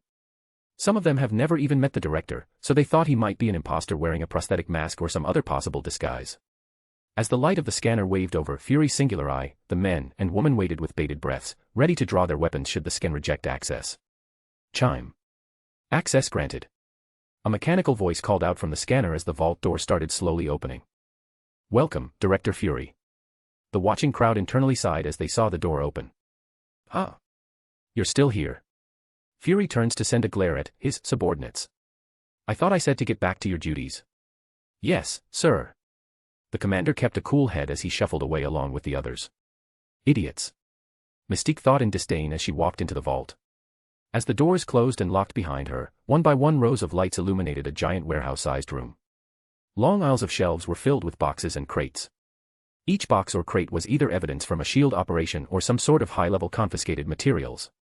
Mystique didn't even bother looking at the shelves in these aisles as she walked to the back of the warehouse. On the way, she passed many interestingly labeled boxes and crates. JFK. Jimmy Hoffa. ARC. Tupac. Dyatlov Pass. Each of these boxes represented a possible unsolved mystery. Assassinations, mysterious deaths, a disappearance, an ancient treasure, and they certainly weren't the only interesting things in lockup. Although any normal person would stop and take a look out of curiosity, Mystique wasn't your average person. She was on a mission and nothing else mattered at the moment. Arriving at the back of the room, Mystique found a wooden door. Opening it up, Raven walked inside and saw a small room with a wooden desk and an old-school desktop computer. Time to see if all of this was worth it, she thought. Taking a seat at the desk, Mystique searched for information on the Tesseract. At this point, scavenging for information on SHIELD servers has become second nature for her. Instantly, a prompt appears on the screen. Level 10 restriction. As the pop-up filled the screen, the drawer beside her opened on its own, revealing a device with the imprint of a hand indented into it. Handprint required. Surprised by this, as she never had access to lockup on her last visit, Raven smirked triumphantly as she placed her hand on the scanner. I thought they would use a passcode. Mystique thought as she planned to call Spider-Man if that situation arose. After all, there weren't any cameras in this room, so he could easily portal over and put his smarts to use. If he could work with Stark and understand the nonsense that comes out of that man's mouth, then he could get past some measly password protection. Thankfully, it looks like she won't need any help though. Access granted. Now what do we have here? Mystique thought as the screen changed to a file filled with a bunch of other files. The one stood out more than the rest. Project Pegasus V2. Knowing that this was the project that was using the Tesseract, she clicked the file and many classified papers filled the screen. Reading through everything as fast as possible, Mystique learned a bit more about what Project Pegasus really was. Project Potential Energy Group, Alternate Sources, United States, abbreviated as Project Pegasus, was the name of the joint project between SHIELD, NASA, and the United States Air Force to study the Tesseract and harness its power. In the 1980s, project leader Wendy Lawson used the Tesseract's energy to create a light-speed engine. Following Wendy Lawson's death in 1989, the project was terminated. At least until the project was reopened and moved to the Joint Dark Energy Mission Facility in the Mojave Desert. Finally, a location. Raven thought as she closed everything, turned off the computer, and took her leave. Sir. One of the men from earlier calls out as he rushes into an office. Yes. The commander of the SHIELD base asks as he looks up from his desk full of paperwork. We have a problem. The rushed subordinate says as he places a laptop on the desk. Director Fury said he needed something from lockup. Yeah, I know. The commander nods confusedly. Then why did he access the computer room and leave empty-handed? The subordinate asks as surveillance footage plays on the laptop. The commander watches the video carefully before taking out his phone and making a call. Connect me to the director. He yells over the phone and waits a moment. What? An angry voice answers. Sir, did you get what you needed from lockup? The commander asks. Lockup. The confusion in Fury's voice set off alarm bells in his head. What the F***ck are you talking about? Lock down the building. Walking out of the building at an even yet swift pace, Fury made it to his black sports car as alarms started sounding from the building. Too late. Mystique thought as she started the car and sped off before anyone came looking. Her body morphed into that of a beautiful blonde woman as she drove out of the parking lot and disappeared down the street. A/N, 1547 words, smiley face. Chapter 145, see 145 by 1, get 1 free. Following the results of the simulation, Peter started his search for the underwater temple on Morag. Starting his search with the coast surrounding Morag's only current landmass, Peter looked down at this planet's dark murky ocean water. Even the smell coming from the water reminded him of a garbage dump. That doesn't seem safe. Peter muttered to himself. That's because it isn't. A metallic voice said. Turning to the side, Peter saw Tony use his suit's thrusters to land beside him. His face mask snapped open as he exposed his nose to putrid waters, causing him to scrunching his face in disgust. While you were studying the solar system's orbit and solving Morag's mysteries, I was exploring and taking samples from everything. Tony said haughtily as if he accomplished something amazing. The water here is almost the exact equivalent to the juice you can find at the bottom of a New York City dumpster. Mix in a little bit of flesh-eating bacteria and you have Morag's ocean. I think I'm going to throw up. Peter says as a strong wind blows the ocean breeze in his direction. Feel free to let it out in the ocean. It's not like it'll make a difference. Tony quips as he looks out at the dirty water. The people that abandoned this planet left it in a disgusting mess. Talk about a bunch of slobs. Do you think this was all caused by pollution? Peter asks curiously. Probably. Tony nods as he closed his mask to block the smell. Maybe we should work on a fix for that on Earth. Peter solemnly thought out loud. Yeah. Tony agreed as he pats Peter on the shoulder. Well, have fun swimming in that mess. I'm heading home. There's nothing left on this planet worth exploring, and since you're not sharing your treasure, exploring the dumpster juice ocean doesn't sound very appealing. I just hope that I don't catch anything here. Peter says as he waves his hand and opens a portal back to Earth. I'll be back sooner or later. After saying their goodbyes, Tony left and Peter got to work. In order to search the ocean floor without catching some sort of alien HIV or COVID, Peter created a bubble of eldritch energy around himself. Thanks to the copious amounts of tedious training and practice, he was able to control the ball of energy to fly or roll, but in this case, it would act as a sort of submarine for his undersea exploration. Descending into the black poison water, Peter took out his phone and opened the GPS app. Thanks to the scans that Jarvis took during Tony's exploration, which mapped out the whole planet, and a few makeshift satellites that he built and launched into orbit, Peter could use the ghost phone's GPS as if he were traversing on Earth. With this, Peter marked off the areas he had to search, making this whole underwater expedition about 1,000,000 times easier. Dropping into the water with a loud splash, Peter couldn't see a damn thing as the water was far too dark. He could only see about 6 feet in front of him, which certainly wasn't enough for his needs. Let's try that spell. Peter thought as he waved his hands and 2 fairly simple spell circles were drawn in front of him. As the spells finished forming, they began to shrink to the size of a quarter before launching back at Peter and into his eyes. Ugh. Peter grunted in discomfort as he felt a burning sensation on his eyeballs. The book didn't say anything about pain. Opening his reddening eyes, Peter found that he could see much better than before. Instead of the measly 6 feet, he could see around 150 yards all around him. Though, with this new enhanced night vision came a constant burning pain in Peter's eyes. I'll just have to live with it. Peter thought as his eyes started to water. For now, at least. Not wanting to waste any more precious time, Peter looked at his GPS and started his search. Controlling the eldritch bubble with a thought, he swept across the underwater coastline at a swift pace. Like this, 2 days passed and Peter searched the entire coastline, finding nothing but some crumbed ruins. Of course, that was exactly what Peter was looking for, but these ruins weren't anything special like the temple. They were just a few corroded homes left over from long-forgotten cities and towns. I knew that I should have started with the islands. Peter thought as he traversed through the open ocean and toward the closest underwater island marked on the GPS, time skip, 3 days. After 5 full days of searching the rocky ocean floor of planet Morag, Peter was starting to lose hope that the damn temple even existed in the first place. Where the F***ck is this stupid thing? Peter internally groaned as he continued following the GPS. What's that? As he continued his tedious search, Peter caught a glimpse of what appeared to be a toppled-over pillar. Eager to finally leave this damn ocean, Peter floats the eldritch bubble toward the pillar. As he got closer and closer, his excitement grew as a crumbling decayed building appeared in his sight. The building looked exactly like the one from the beginning of the first Guardians of the Galaxy movie. It was surrounded by pillars on the outside and covered with some underwater vines, which had to be extremely resilient to survive in this hell of an ocean. This has to be it. Peter felt an overwhelming sense of accomplishment. Circling the corroded stone temple, Peter looked for a viable entrance. The place was full of holes, but he needed one big enough to fit through with his bubble. After all, he didn't want to cause this place to collapse. That would only delay him even further. Finding the front entrance, which was big enough for him to fit, Peter was reminded of Star-Lord's entrance in the movie. Come and get your love. Peter sang in his head as he entered the temple and started looking around. The place was even more dilapidated on the inside than it was on the outside. There was even a very deep ravine that divided the temple in half between front and back.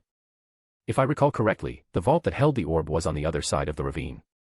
Peter thought as he floated over to the backside of the temple. At the back wall of the temple, the only thing that hadn't eroded away was a huge double door, which was locked shut. Tapping the bubble into the door, Peter hoped the corrosion from the water would have weakened it enough to break, but sadly it didn't. Inspecting the door for a second, Peter found a circular keyhole in the center, but sadly he didn't know how to pick open an ancient alien door. I guess, force is the only option. Peter thought as he backed up a few yards and began to tweak his mode of transport. Instantly, a long point appeared at the front of the bubble. Hopefully this place doesn't collapse. Peter thought as he launched the eldritch bubble point first into the door's lock. Bang. With only a single ram, the point pierced through the door's lock.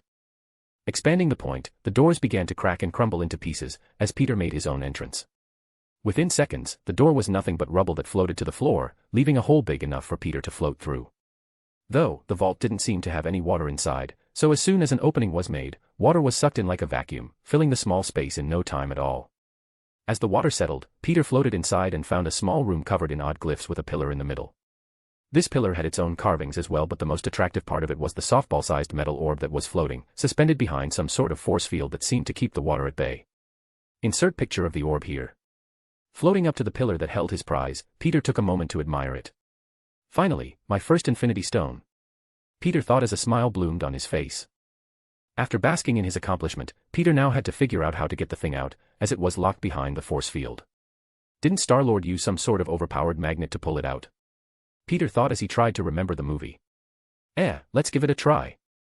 Peter muttered as he waved his hand and a spell circle wrote itself onto the outside of the bubble he was in. If this doesn't work, I'll go with the forceful approach. After all, it hasn't failed me yet. As the spell finished its formation, Peter moved closer to the pillar as it activated. Immediately, the orb jerked toward Peter as it strained against the force field. Only seconds later, it broke through multiple barriers and smacked into Peter's bubble, sticking to the magnetic spell on its surface. Haha. Peter laughed as he eagerly exited the temple and returned to the surface. Breaking through the ocean's surface and back into the open air, Peter morphed the bubble into a platform to stand on as he deactivated the magnetic spell. As the spell disappeared, the metal orb fell into Peter's waiting hand. I have it. Peter smiled as he grips the orb tightly. Sadly, his moment of accomplishment is ruined by the toxic perfume of Morag's ocean breeze. I never want to come back to this planet again. Peter thought as he opened a portal to his bedroom and left Morag for, hopefully, the last time. Standing in his bedroom with the orb in hand, Peter couldn't escape the dirty ocean smell that clung to his body. Maybe a shower is in order. Peter muttered, as his phone started to go off. Ring ring ring. Is it the Ancient One? Peter thought as he expected an earful from her about messing with her timeline. Hello. Peter answers without looking at the caller ID. I found the cube. A familiar female voice replies. Looking at his phone, Peter confirmed who he was talking to. 2 stones in 1 day. A/N1748 words, smiley face. Chapter 146, C146 Mystique's Desire. I found the cube. Mystique says over the phone. 2 stones in 1 day. Peter thought hopefully. Where is it? Walking out of his room with one hand gripping the orb, refusing to let it out of his grasp, Peter entered the bathroom. In some place called the Joint Dark Energy Mission Facility in the Mojave Desert. Mystique answers as Peter turns on the shower. I have the exact coordinates for the facility. Good work. Peter congratulates her as he starts getting undressed. Did you run into any trouble? No, but S.H.I.E.L.D. is most likely aware of my meddling. Mystique reveals as she explains how she obtained this information. I'm sure Fury wasn't happy with someone impersonating him. Peter muttered with a laugh as he sat on the toilet, waiting for the call to end before hopping into the shower. They don't know it was you though, right? No, but Fury may be suspicious of me.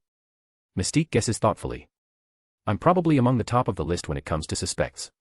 You should be fine. Peter says with a shrug.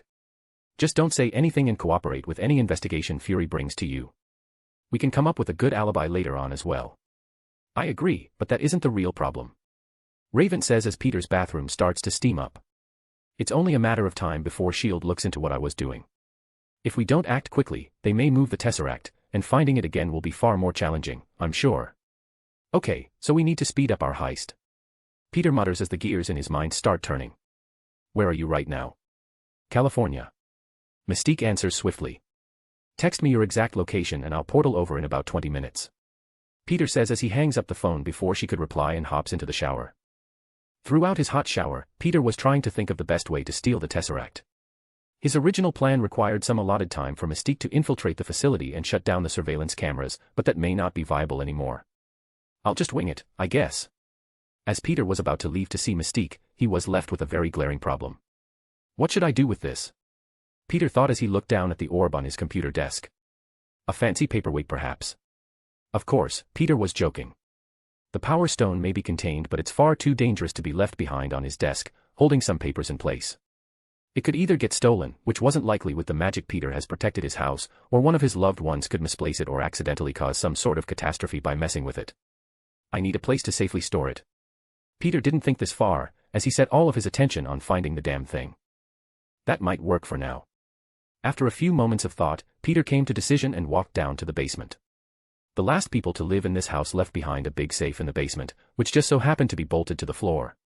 The realtor that sold Peter and May the house said that the former owner didn't want to pay to have it moved, and left it behind. Now the safe belonged to them, and May used it to hold some of her more expensive jewelry and sensitive documents. Peter's social security number and birth certificate were in there as well. Cracking open the safe, Peter takes everything out and starts working his magic. Spell after spell, Peter enchanted the metal safe with every defensive and offensive enchantment that he could think of. After all, he was protecting one of the most powerful objects in the world, so he made sure to use everything he knew. I feel bad for any thieves that somehow get in. Peter thought as he put everything back into the safe, including the orb, and locked it up. Keeping his eyes on the now very dangerous safe, Peter slowly backed away until he was out of range of the defenses. Peter. May's voice calls as he hears the sound of footsteps moving down the stairs. Are you down here? Yes, don't come any closer. Peter exclaims, stopping his aunt from leaving the stairs. What? May looks at Peter in confusion as she stops at the bottom step. Why? I may have enchanted the safe to obliterate the souls of any would-be thieves, among other gruesome defenses. Peter explains horribly. Looking across the basement with a horrified look, May stared at the safe warily. Why? May asked, even more confused than before. I needed somewhere to store something dangerous. Peter answers vaguely. This is only temporary. I'll remove the enchantments in a few days. Just stay away from the safe until I say otherwise, okay? Sure. May nods as she retreats upstairs with Peter following closely behind. I'll keep the basement door locked, just in case. That's probably smart. Peter nods as he watches her shakily lock the door. You should tell MJ and Ned. They visit a lot. Especially MJ, who practically lives here now. May says teasingly, momentarily forgetting about the death trap in her basement. She does not live here. Peter says, causing his aunt to roll her eyes at him. She spends almost every night in your bed, has 2 drawers in your room for clothes, and let's not forget her shelf in the bathroom cabinet. May says as her smirk grows with every word. Fine. She lives here. Peter reluctantly gives in to her logic. Is that a problem? No, of course not. May says genuinely. I love MJ. If you two broke up, I don't know what I'd do. That's good to know, I guess. Peter says, unsure how to feel about her confession. After dealing with the orb's momentary security, as Peter planned to move it to a better location with much more intricate protections, Peter called MJ and Ned and made it very clear that his basement is out of bounds to everyone who does not wish to die a very painful death. At first, they thought that he was joking, as Peter was quoting Dumbledore for some reason, but they soon realized that he was being deadly serious. Once they fully understood the danger, Peter donned his suit, turned it black, and teleported over to Mystique, who was impatiently waiting for his arrival in an empty parking garage. What took you so long? Raven glares as Peter walked through the portal. You said 20 minutes. That was an hour ago. Sorry, I was dealing with something. Peter says vaguely as the portal closes behind him. Do you have the coordinates? Yeah, in here. Mystique taps a finger on her forehead. Good, let's go. Peter says as he takes out his phone. Not so fast. She says, stopping Peter in his tracks. What? Peter asks in confusion. I believe now is a good time to reveal my payment. Mystique says with a smile as she leans on the trunk of a car she stole to get here. Can this wait? Peter asks with an annoyed sigh. I'd rather take the Tesseract before Fury figures anything out. No, I need to know that you can deliver what I want. Raven says with a shake of her head. As long as you agree, then it shouldn't take long. Fine, lay it on me. Peter says as he leans on a nearby pillar. I've lived a long life and will continue to live far longer. Mystique reveals as she morphs from a brunette woman to her blue original form. It's a part of my mutation. Her metamorphic powers and low-level healing factor have slowed the degenerative effects of her aging process, allowing her to biologically stay in the prime of her life for a long while. Okay, what does that have to do with your request? Peter asks, ready to leave already. Ignoring his rushed attitude, Mystique continues. Due to this, many people I've grown to care about over the years have aged and passed before me. She says, and Peter started to understand where this was going. I would like for that to stop. You want me to extend the life of everyone you care about? Peter asks incredulously. I should have figured out a different way to perform Peggy's tests. Now everyone in the Avengers knows about the elixir's effects.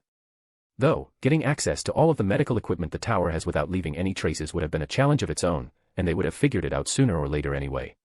Especially when they found out that Peggy used to be a granny. No. Mystique denies and holds up 2 fingers. Only Charles and Eric. After running away from her own family, Mystique became an adopted sibling to Charles, so they have a loving brother and sister relationship. As for Eric, the feelings in her heart were anything but brotherly love. Raven loved Eric as a man, which is why she made the reluctant choice to abandon her adopted brother and his ideology all those years ago and take the side of the men she loved. Are 2 sets of elixirs worth an infinity stone? Peter thought jokingly. Of course, they are. With enough of the infinity stones, Peter could make an ocean of resurrection elixir with a snap of his fingers. The trade was heavily in his favor. Not to mention the fact that Peter didn't mind helping his fellow Avengers. Watching Peter with a calm face, Mystique's inner emotions were turbulent as she hoped for an affirming answer. Sure, but the resources needed for such an operation are beyond rare. They'll have to wait until I can collect everything. Peter mixes the truth with lies. Yes, the dragon bones were a rare resource, but he had enough to make the elixir for 4 people at the moment. Those 4 people are himself, MJ, May, and Ned. Peter also needed to get some for Tony as well. He wouldn't waste the stash that he set aside for his loved ones on anyone, so Raven would have to wait. Peter planned to hunt for more dragon bones in the future, while looking into alternative ingredients along the way, but she didn't need to know all of this. As long as you promise that they'll get the same treatment as Miss Carter when the time comes. Mystique looks to Peter for affirmation. Of course, you have my word. A/N, 1775, smiley face. Chapter 147, C-147 dropping major hints. After closing the deal with Mystique, Peter was finally given the coordinates, which he swiftly put into his ghost phone's GPS. The map shows nothing but empty desert, but I'm sure that's S.H.I.E.L.D. doing. Peter comments as he studies the terrain through his phone. Their secret base wouldn't be very secret if anyone can just pull it up on Google Maps. Raven comments with a roll of her eyes. True. Peter said absent-mindedly as he looked over what little the GPS showed. I wouldn't put it past Fury to change the terrain on the GPS as well, so this is likely a waste of time. Stuffing his phone away, Peter looked toward Mystique with an undecided expression under his mask. Should I do the rest myself? Peter wondered. On one hand, Raven's powers would be useful, as she can easily impersonate a S.H.I.E.L.D. agent. Though, on the other hand, that plan was scrapped the second S.H.I.E.L.D. was alerted to Mystique's snooping. Now the plan is to basically storm the base and take the Tesseract. So, how are we stealing the cube? She asks, ready to fulfill her end of the bargain. You can head back home. Peter says after a second of thought. I'll take it from here. What about our deal? Raven asks worriedly, thinking Peter was backing out of their agreement. You did enough already, so don't worry. Peter says with a shrug. It's just that the new plan is a bit more forceful, which isn't really your strong suit. I see. Mystique sighed in relief. She was more than happy to ditch the dangerous base raiding and still get her agreed-upon payment after all. Are you sure? Walking to her car door, Mystique turns back to ask. You could cause a distraction and I can slip in and out. Mystique didn't know why she was asking this, as it would give her more work, but for some reason, she felt obligated to earn her payment. Nah. Peter says with a shake of his head. You may get caught on camera or something. It'll be easier if I just do it. Thanks though. All right. Mystique shrugs and gets into the car.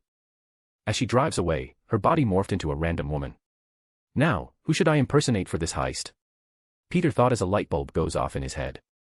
That's a good idea. Ronan the Accuser stood in the observation deck of his flagship, all of space spread out before him as he stared off into the distance. Are you sure your father said Planet C-53? Ronan looks over his shoulder and asks specifically. Yes, why do you keep asking that? A gruff female voice answers. Standing across the room, a beautiful bald blue-skinned woman crossed her arms in utter annoyance. She wore a tight black and purple combat suit with many weapons strapped to her. From the tiniest of knives to the large blaster rifle across her back. Insert picture of Nebula here. Nebula's many cybernetic enhancements were hard to miss, and so was her prickly personality, which Ronan has had to deal with ever since their armies departed. Before their journey started, Ronan had his men look into Nebula's background.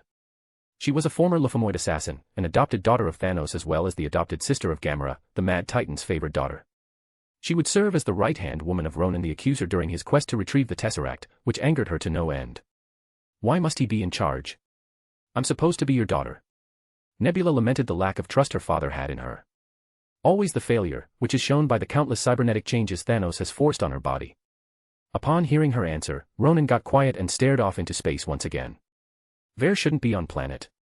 Ronan has visited planet C-53 before, and he barely made it out alive. A very pesky woman destroyed many of his warships. He watched her glowing form do so from the very spot he stood now. Of course, he swore vengeance for such actions, but achieving such a feat at his current strength would be almost impossible. How much longer until we arrive? Ronan asks without looking back this time. 37 hours. Though we can half that if we increase speed and leave behind some of the slower Chitauri ships. Nebula answers as she tightens her fists. I hate this man. Nebula hated being treated as a subordinate but would act her part. Otherwise, her father may schedule another surgery when she returns. Do it. Ronan commands after a moment of thought. What? Nebula didn't expect him to agree. Increase every ship's speed to maximum. Ronan turns and walks to the door, passing Nebula along the way. Half of our army will arrive late, but that won't change the outcome. Okay. Nebula agrees in confusion. Fetch me when we arrive. Ronan commands as he walks out of the room. We have to strike quickly before Vare is notified. In the middle of the Mojave Desert, a purple-skinned giant of a man walked along the hard rocky floor toward a mountain in the distance. Insert picture of Thanos here. At the bottom of this mountain was a huge compound, surrounded by gates and tall towers. On top of these towers were shield personnel, who held rifles in hand as they guarded the surroundings. Inside the compound, multiple buildings were erected. One for the research facility that held the Tesseract, another for the soldiers, and a few others for other employees. Director, I'll guard this place with my life. An aged military man in an office of the barracks swears resolutely over the phone. Good, reinforcements will arrive soon. Just keep a close eye on the cube. Fury's voice could be heard over the phone. Yes, sir. The man steels his resolve. As the call ended, the military men had only a moment of silence before the compound's alarm started blaring. It's happening already. He thought as he looked out of the window beside him, only to see a huge purple human crash land past the walls and guard towers. What the hell is that? As soon as the dust cleared, revealing a tall muscular purple alien, the sounds of gunfire filled the desert air. Usually, the soldiers were trained to try and peacefully detain any trespassers, but that didn't happen today. A few jumpy operatives opened fire out of fear, which triggered everyone else to join in as well. Though something odd happened. As the guns started to go off, the giant purple man started to move at a speed far faster than his size would suggest was possible. With the grace and skills of an Olympian acrobat, the alien, metahuman, or whatever he was expertly dodged everything thrown his way. Locked down the research facility. Breaking from his shock, the aged military man grabbed his radio and started barking orders. I want every door leading to the containment room sealed and barricaded. While the orders were given out, Thanos rushed toward the research facility and barreled through the front door, knocking it off its hinges with ease. As soon as he appeared, more soldiers were waiting on the other side and opened fire in his direction. As the bullets flew by, men and women in lab coats huddled in the corner like frightened rats. They were just getting ready to clock out and head home before this happened. Standing still this time, each bullet hit the giant monster but sadly they couldn't break through his skin. As the bullets impacted Thanos and dropped to the floor with light clinking noises, the soldiers ran out of ammo. Weak. Thanos muttered in disgust as he marched forward and threw the guards across the room with a swipe of his hand. Similar situations unfolded as the purple giant invaded deeper and deeper into the research building. Block door. Break them down, deal with those inside, and move on to the next. Though this routine changed as he broke yet another door and the sound of something rolling across the concrete floor was heard. Looking downward, 5 grenades slid along the floor and stopped perfectly around his feet. Resisting the urge to kick them back at the soldiers ahead, Thanos did nothing as they exploded in a big fiery blast. Did we get him? One man asks as he looks into the smoke with his assault rifle lowered. Finally changing tactics. A voice says from the smoke as the sound of footsteps head their way. I commend you for your effort. Walking out of the smoke, the purple giant was completely intact. Not even his armored clothes were damaged. Now step aside. He towers over the humans and orders menacingly. Why yes, sir. One of them squeaks out as they shuffle out of his way. Behind them was a big vault door with a keypad on the wall to the side. Turning back to the frightened soldiers, Thanos gives them an offer. Open this door and I'll spare your lives when my army arrives to call this planet. Thanos says, but no one steps forward to do so. Either they didn't have the access codes or they're very loyal soldiers. I'll do it myself. Thanos tisked in disdain as he reached back and slams his monstrous fist into the metal door. Bang. Crunch. The metal door was instantly dented as his fist opened a head-sized hole. Grabbing the door by the hole, he ripped it backward and tore the whole thing off of the wall. Inside, a few scientists were working around a glowing blue cube, which was wired up to countless machines. Insert picture of Tesseract here. W. Who are you? Eric Selvig, a scientist that S.H.I.E.L.D. found during the whole Thor debacle, asked in shock. I'm inevitable. He replies but goes quiet and marches toward the cube at the center of the room. Maybe I laid that one on a bit too thick. Plucking the cube from the metal table with his giant hand, Thanos admired it for a moment before turning to the people and cameras inside the room. 2 down, 4 more to go. Peter thought as he spoke in his Thanos voice. I'll be back. Leaving those words behind, he kicked off the floor and crashed into the ceiling, breaking through and disappearing. Only seconds after he left, a heavily armed team of soldiers breached the room, followed by a very angry-looking Nick Fury. The F***CK just happened. A/N, 1776 words, smiley face. Chapter 148, C-148 Tony and May. Retreating to the desert mountain beside the Joint Dark Energy Mission Facility, Peter kept up the illusion that covered himself as he looks for a cave. After a minute of leaping around the mountain, Peter found a cave and slipped inside, away from the onlookers as well as any spying satellites. As soon as he was alone in the cave, Peter dropped the illusion. Instantly, the figure of the towering Mad Titan faded away, leaving Peter in his blacked-out spider suit. Smiling down at the cube in his hand, Peter now had 2 of the 3 Infinity Stones that were currently on Earth. I wonder how I'll convince the Ancient One to hand over the Time Stone. Peter thought, as that was the only one left on the planet. While admiring the glowing cube, Peter's super hearing picked up the sounds of armed search parties making their way up the mountain. They're acting quick, huh? Peter thought as he opened a portal to his bedroom and stepped inside. By the time the armed soldiers made it to his cave, they would find nothing but the oversized footprints left behind by Peter's illusion. The second Peter got home, he went down to the basement and disarmed the safe, so that he could admire the 2 Infinity Stones together. Also, for the safety of his loved ones and anyone that enters his house. Though Peter wasn't thinking about that at the moment. This is so cool. Peter muttered as he sat on the basement floor with the shining tesseract and the metal orb in his lap. My precious. Peter felt his inner Smeagol coming out.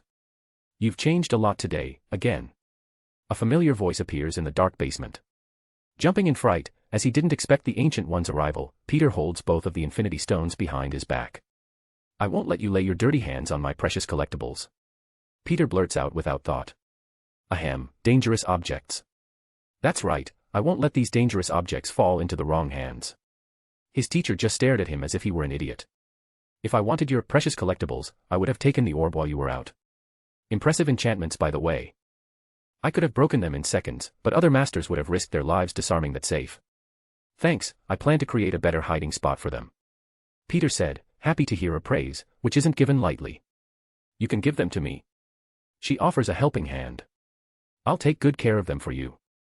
No, you'd most likely just return them. Peter says as he guards his collectibles closely. Well, would you blame me? The Ancient One says with a sigh.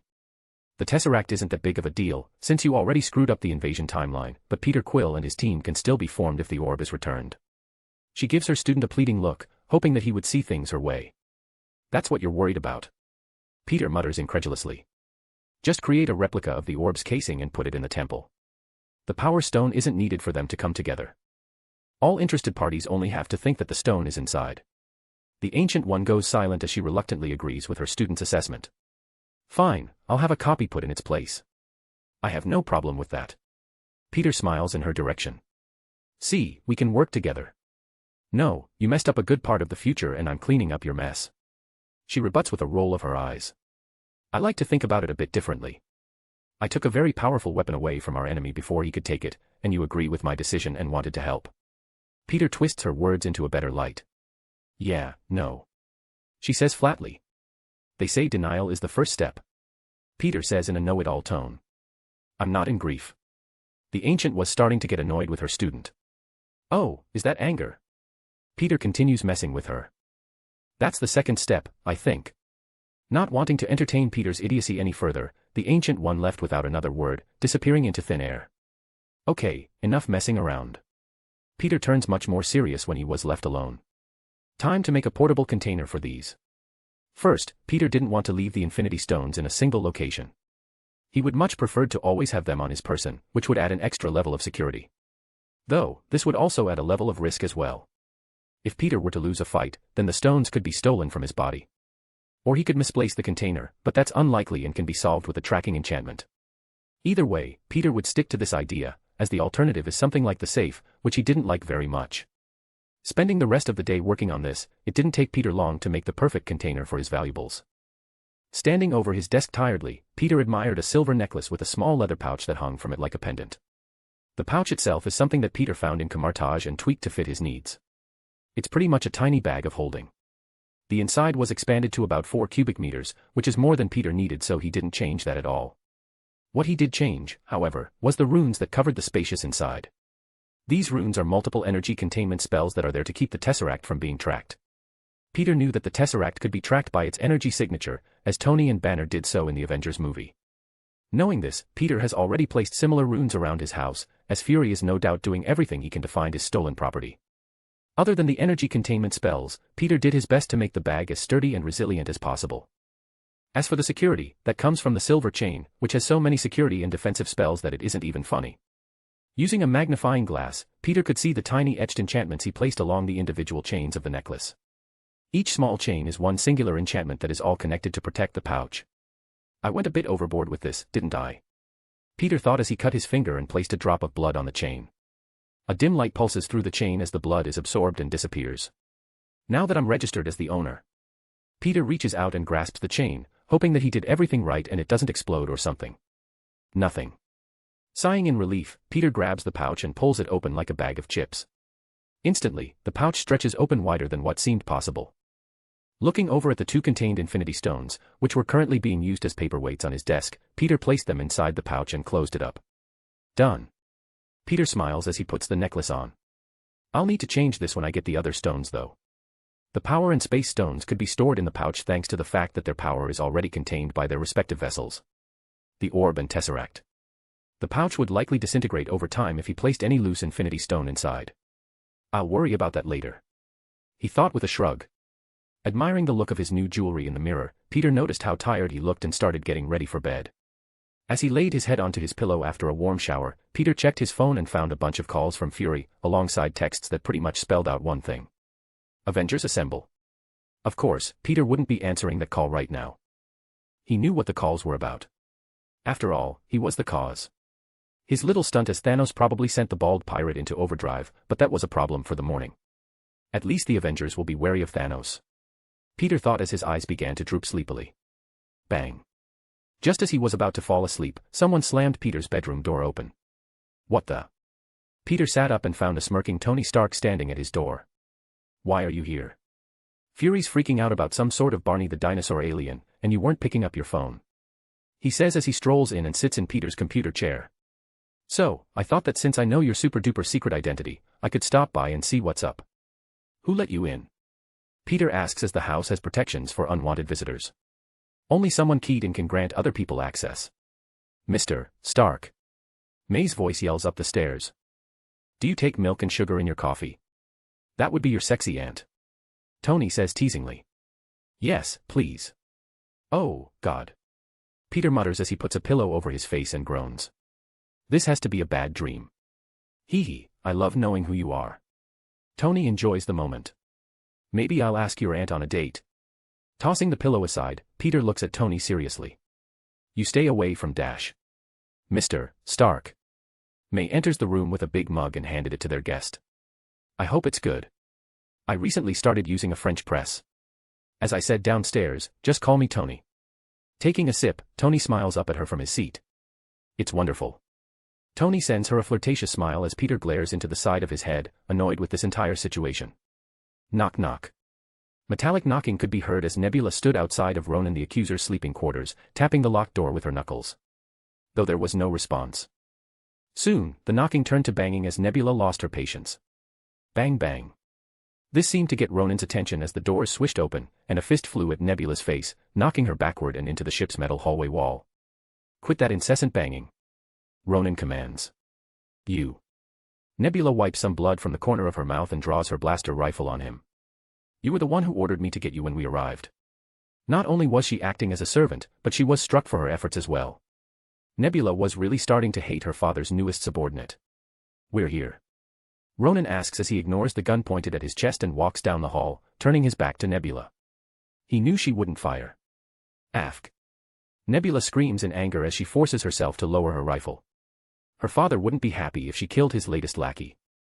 A/N, 1847 words, smiley face. Chapter 149, C-149 Visitors. Are you sure you're Peter's aunt? Tony starts flirting with May right in front of Peter. Because you don't look a day over 25. Oh. You don't have to lie like that. May says abashedly as she looks away for a moment. I've come to terms with being an old lady. Ugh. Peter groans quietly as he forces himself out of his warm and enticing bed. May, you're 36. That's hardly an old lady. Gasp. Peter. You should never reveal a woman's age like that. Tony fake gasps as he admonishes Peter. You shut up and stop trying to seduce my aunt. Peter says crankily as he pointed an accusing finger at Tony. What? May questions as Peter starts getting dressed. I would never. Tony denies swiftly, but Peter just scoffed at him. I wouldn't mind. May squeaks out as the plot of her favorite Korean drama show plays in her mind. I could date a handsome and cold CEO too. While May was off in her own imagination, the room froze as Peter and Tony stared at her in shock. Neither of them expected to hear that. Suddenly, Peter's computer screen lights up with a red message as a beeping sound starts playing through the speakers. Not only that, but a similar sound starts coming from Tony's phone as well. Turning to the computer screen, Peter and Tony instantly forgot all about what May just admitted. Visitors. Visitors? What does that mean? May was pulled from her daydreams. This is earlier than expected. Peter thought as he and Tony turned to look seriously at one another. During the summer, Peter and Tony both modified the Stark Industries satellites. They made it so the satellites would scan outward and notify them of any possible alien invasions. Peter was able to convince him to do this by mentioning the former Kree invasion that Fury told them about, which worked perfectly. Obviously, he did this to combat the New York invasion, as well as any other attacks on Earth that would follow. It could be an asteroid. Tony ignores May and offers up a viable excuse. No, we already fixed that bug. Peter replies negatively. Besides, I doubt it's a coincidence that Fury is raving about a purple alien and now our satellites pick up something headed towards the planet. Talk about perfect timing. Peter thought. Aliens are coming to Earth. May says as she starts to freak out a little. Maybe. Peter says as he whips out his phone and dials a number. Hey, Peter. I'm on the subway right now. I'll be there in a few minutes. I picked up some Chinese food from the place you like as well. MJ answers the call. Good, come directly here and be quick about it. Peter doesn't clarify any further and hangs up the phone. With a wave of his hand, Peter opens a portal on the ceiling and out falls MJ's mother, Grace, who screamed in fright as she fell safely into Peter's computer chair. What? Grace stutters in shock as she looks around and realizes where she was. Why am I? Is that Tony Stark? Yes, hello beautiful. Tony takes the shocked woman's hand and lays a quick kiss on her knuckles like a true gentleman. You can call me Tony. That's Fury's wife. Peter states with a knowing smile. Instantly, Tony drops her hand as if it were a big hairy spider and backs away, wiping his mouth with his sleeve for good measure. What's going on? Who's Fury? Grace asks in utter confusion.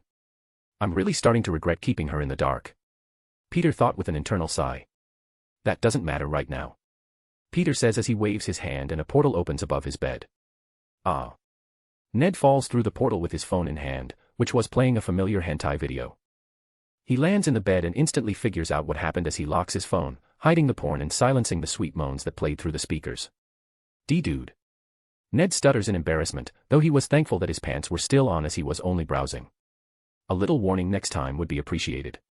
Can't, aliens are invading the planet. Peter reveals as another portal opens underneath him. Be right back. Peter disappears and the portal closes, leaving the shocked group alone in his bedroom. Did he say aliens? Grace asks fearfully. Is that Tony Stark? Ned starts fanboying out of nowhere. Before he could pester Tony too much, another portal opened and Peter walked through with multiple people over his shoulders. Is that my mom? Ned forgot about Tony and rushed over to what appeared to be his entire family. What happened to them? They're unconscious. Peter says as he lays them all on his bed carefully. Why? Ned asks in confusion. Was I not clear when I said alien invasion? Peter asks as he looks around the room. We get that, but why are you gathering everyone here? May asks. Because I don't need to worry about any of your safety while I'm out there repelling an alien armada. Peter explains as his spider suit appears on his body. Why, you're Spider-Man. Grace exclaims in shock. Before Peter could answer her, he could hear the door downstairs slam shut and some angry footsteps walking up the stairs. Peter Parker. You better have a good explanation for. MJ stomped into the room expecting to give her boyfriend a piece of her mind after the way he spoke to her on the phone. Instantly, the wind was knocked out of her sails as she saw everyone in Peter's room. Especially her mother, who was currently looking at Peter in his Spider-Man suit. Good, you're here. That should be everyone, Peter says as he walks over to the wall by the door and touches it. As soon as his whole hand was on the wall, golden spell lines and runes lit up and spread throughout the entire house. What was that? Grace asks as she admires the golden nonsense on the walls. This house is now in lockdown. Peter explains as he walks over to Tony and opens a portal beside them. No one is allowed in or out until I return.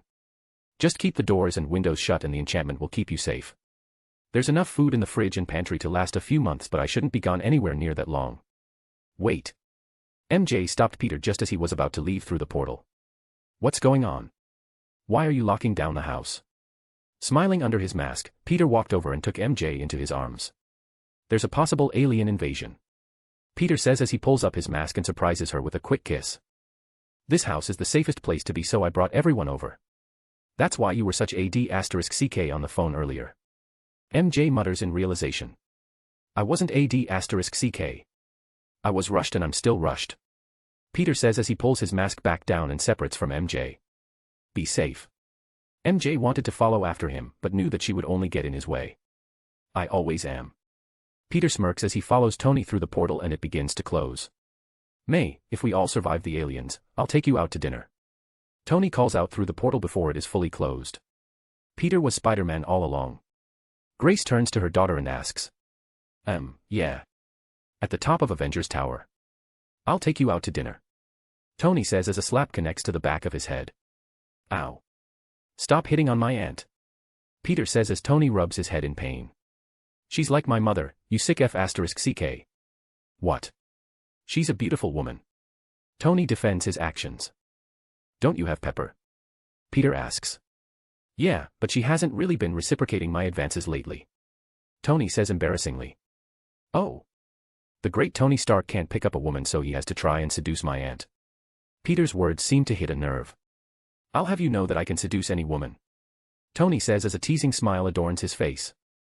And I'll prove it with your aunt. I hate you so much. Peter groans as he somehow lit a fire under Tony's desire for his aunt. I love you too. Just remember to call me Uncle Tony from now on. Tony says as he opens up the roof access door. Now come along. I'm sure Fury will be happy to see you. I may have to kill him. Peter thought darkly as he followed Tony onto the building. Outside Earth's orbit, 20 giant ships rushed toward the planet. At the head of these ships was an even larger and more majestic flagship. In the observation deck of this flagship, Ronan the Accuser watched as the green and blue planet grew larger as his army grew closer. Sir, we're in range for scans. A Kree subordinate says from across the room. Good, scan for the Tesseract's exact location. Ronan orders and his subordinates get to work at their stations. Sir, the energy signature disappeared. One of the more brave Kree broke the news of their failure. Do it again. Ronan turns to glare at his subordinate and orders. WVE scan for the Tesseract 10 times, sir. Another reveals.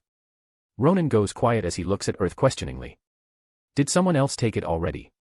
Nebula asks, hoping that wasn't the case as her father would probably blame her somehow. They must have found a way to contain the cube's energy. Ronan thought of the only other conclusion. How will we find it then? Nebula asks in annoyance. Don't tell me we have to scour the entire planet. No, that would take too much time. Ronan refused as he wanted to be off of C-53 as soon as possible. Then what? Nebula asks. I have an idea. A/N, 1694 words. Chapter 150, C-150 War. They aren't waking up. Ned says as he walks into the living room where May, MJ, and Grace were sitting. The TV showed a random news channel, though no one was watching at the moment. It's probably one of Peter's spells. He must not want them knowing about the whole Spider-Man thing. MJ says as Ned takes a seat on the couch. Then why does your mom get to know? Ned asks as he points toward Grace. Well, other than the fact that we're together. My mother is married to a member of the Avengers Council. She would have learned about this sooner or later. MJ explains, which caused Ned to huff a bit. I just wish that I could tell them. Ned says dejectedly, though he understood the reasoning behind it. Your father is an Avenger? Grace asks in disbelief. That's not possible. Yes, it is. MJ says as she explains her father's background. Nick Watson isn't even his real name. It's Nick Fury. Grace goes silent for a moment as her mind processes all the lies she's been told up until now. How long have you known this? Her tone carried a hint of betrayal, as she felt that MJ should have told her this already. Aye. MJ didn't know what to say. Thankfully, they were interrupted before her mother's glare could do any more damage. Suddenly, the TV cut to a black and white mess as a loud static sound played through the speakers.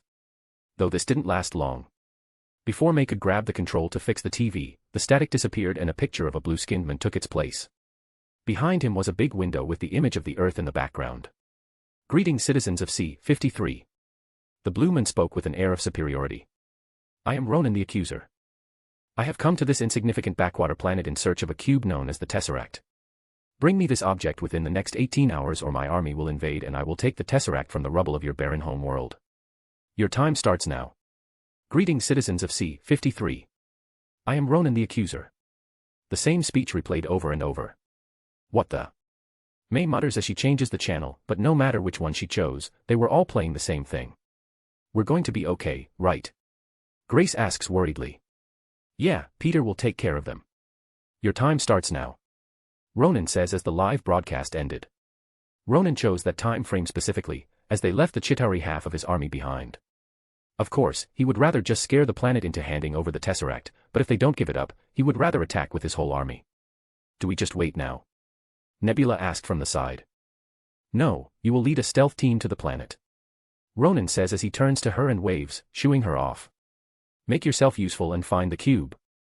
Nebula seated silently at her treatment as she begrudgingly turned and left the room. Walking into one of the larger meeting rooms in the tower, Peter and Tony found it filled with every current Avenger. Yo. Peter called, putting with a wave. What's the occasion? You'd know if you answered your damn phone. Fury says angrily. Well, I'm here now. What's up? Peter asks as he takes a seat beside Mystique, who was looking at him funny. Tony said something about Barney the dinosaur. Fury glared in Tony's direction. What? I'm not allowed to joke. Tony asks with a shrug. No, now shut up. Fury says as he starts explaining about Peter's heist of the Tesseract. Banner and Beast have been trying to track its energy signature, but that hasn't been going well. Fury's gaze immediately turns back to Tony as he glares in annoyance. We could have had a breakthrough in this by now if someone didn't run off without informing anyone. He says. Sorry, I thought that having our venerable leader here would help morale. Tony defends as he points toward Peter. Who made him leader? Sabretooth asks with a scoff. Shut your mouth, Victor. Logan barks at his brother. Sabretooth glares and begins to growl, which is soon matched by Logan. If you two start fighting, I'll chain you both to a mountaintop for a month in the 69 position. Peter's commanding voice fills the room. Don't worry though. You'll never go thirsty. After all, you can drink each other's. Well, you know. Instantly, the growling stops and the two look in the opposite direction. The room goes silent for a moment before Jarvis's voice appears out of nowhere. Sir, there's a foreign signal broadcasting across the world. The AI informs. Show us. Tony orders. Yes, sir. Jarvis says as a video plays on the large flat screen for all to see. Greetings, citizens of C-53. I am Ronan the Accuser. Ronan appears and explains his hunt for the Tesseract. Bring me this object within the next 18 hours or my army will invade and I will take the Tesseract from the rubble of your barren home world. Your time starts now. It repeats after this. Jarvis says as the video paused. This message is being played on a loop through every television channel and radio station. What is Ronan doing here? Peter thought in confusion. Shouldn't he be after the Power Stone? The ripples from the waves of Peter's actions have begun to really show themselves. Without Loki, Thanos was forced to send out Ronan the Accuser. I wonder if Nebula is with him. Peter thought as she was assigned to him during his search for the Power Stone in the movie. Nebula is one of the few characters that Peter felt bad for. Yeah, her sister Gamora was better than her in combat, but that doesn't mean Thanos had the right to do what he did to her. Forcing cybernetic enhancements onto your own daughter is just sick, especially an adopted child. Peter thought as he remembered the idiots from his past life that agreed with Thanos' cause and saw him as a good man. A good man would never mistreat his family. Looks like our satellites were correct. Tony says, drawing everyone's attention. What do you mean by that? Fury asks and Tony explained the alert that they received. But, this doesn't make any sense. Professor X says. Yes, if they already have the Tesseract, Then why are they broadcasting this? Magneto agrees. The room goes silent as no one had a viable answer. We could be dealing with multiple enemies. Peter says offhandedly. He is the reason for this confusion, so he should clear it up. Of course, he didn't think the day he impersonated Thanos, an alien invasion would take place. One stole the Tesseract already, while the other was a bit late to the game. Peter explains his thought out lies. Makes sense. Mystique agrees as she tries to cover for Peter. Yes, but how do we handle this? Natasha asks next. We don't have what they want. At this rate, we have 18 hours until an alien invasion starts. 17 hours 53 minutes and 22 seconds to be exact. Jarvis informs them. The room went silent again as everyone tried to come up with a plan. Why wait? Peter was the first to speak. What do you mean? Storm asks from beside Charles. Quickness is the essence of the war. Peter quotes Sun Tzu. Waiting for the enemy to attack is pointless. We should strike swiftly before they can even break into Earth's atmosphere. I love the art of war as much as the next guy, but I don't think old Sun Tzu was writing about an alien invasion. Tony says with a laugh. No, but he was writing about war, which this is. Peter says matter-of-factly. Just think of this as a foreign country at our border. A foreign country with blue soldiers and alien tech. Should be easy. Tony says jokingly. I never said it would be easy, but there isn't an alternative. Peter says with a shrug. Either we attack now, or we wait for the timer to run out and they attack. Either option is war. We could give them the cube. Charles offers his thoughts. Okay, where is it? Peter asks sarcastically. Oh, that's right. We don't have it, and for all we know, it could already be off-planet with Barney the F***king dinosaur.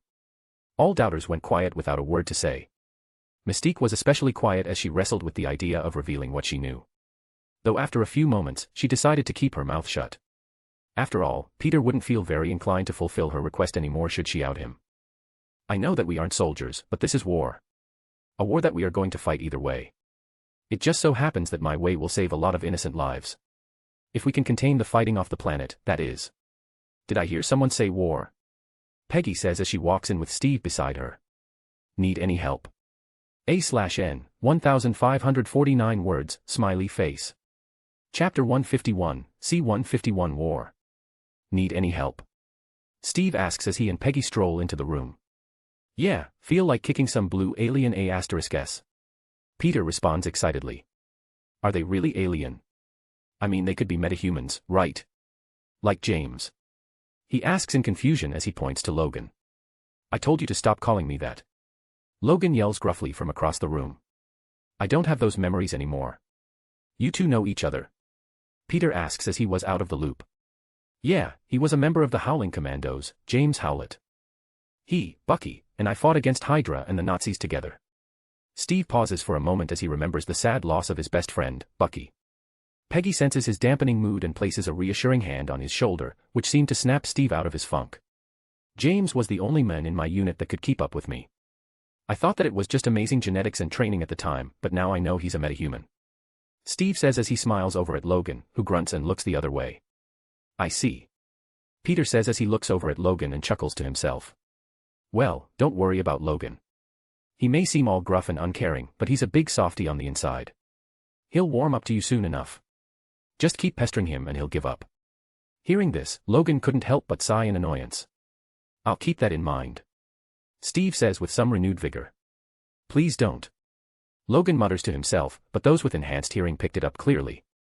Especially, Steve, who flashed a big smile at his old friend's attitude. You may not remember, but you haven't changed. He says as he looks at Peter. So, they are aliens, right? Yep, our satellites picked up their arrival. Peter explains as he continues, stopping Steve from asking another question. And before you ask, no, we don't have the object they're looking for. After quickly bringing the two lovebirds up to speed, Peggy nods her head and speaks up. Yeah, we should attack as quickly as possible. Peggy agreed with Peter's reasoning. I'm usually not for throwing the first punch, but I agree as well. Steve follows after his lover. Besides, as you said, containing all fighting outside the planet will save countless lives. With the extra nudge from Peggy and Steve, the whole room came to an agreement. They would attack as quickly as possible. All right, what's the plan? Tony asks. Peter took a moment to think as almost everyone in the room turned their gaze to him. Tony, get me the exact coordinates of their ships. On it. He says as he swipes at the table in front of him, causing a holographic keyboard and screen to appear in front of him. As Tony was typing away, Peter turned to Magneto. Based on the fact that their ships are most likely made of metal, your powers will be invaluable in this mission. Peter says as Magneto, who nods in agreement. Though, I'm thinking of sidelining you for this mission. Why? Eric asks in confusion. Well, I don't want the Avengers' new spaceships to be ruined. Peter says offhandedly. Instantly, Tony stops typing and turned his head with a crazy smile forming on his face. Though he wasn't the only one, a few others looked interested in Peter's words as well. Especially, Beast and Banner. You are brilliant. Tony exclaimed as all sorts of thoughts started forming in his head. We would need to take at least one of them apart for studying. Not to mention the fuel. What if they run on some sort of alien diesel?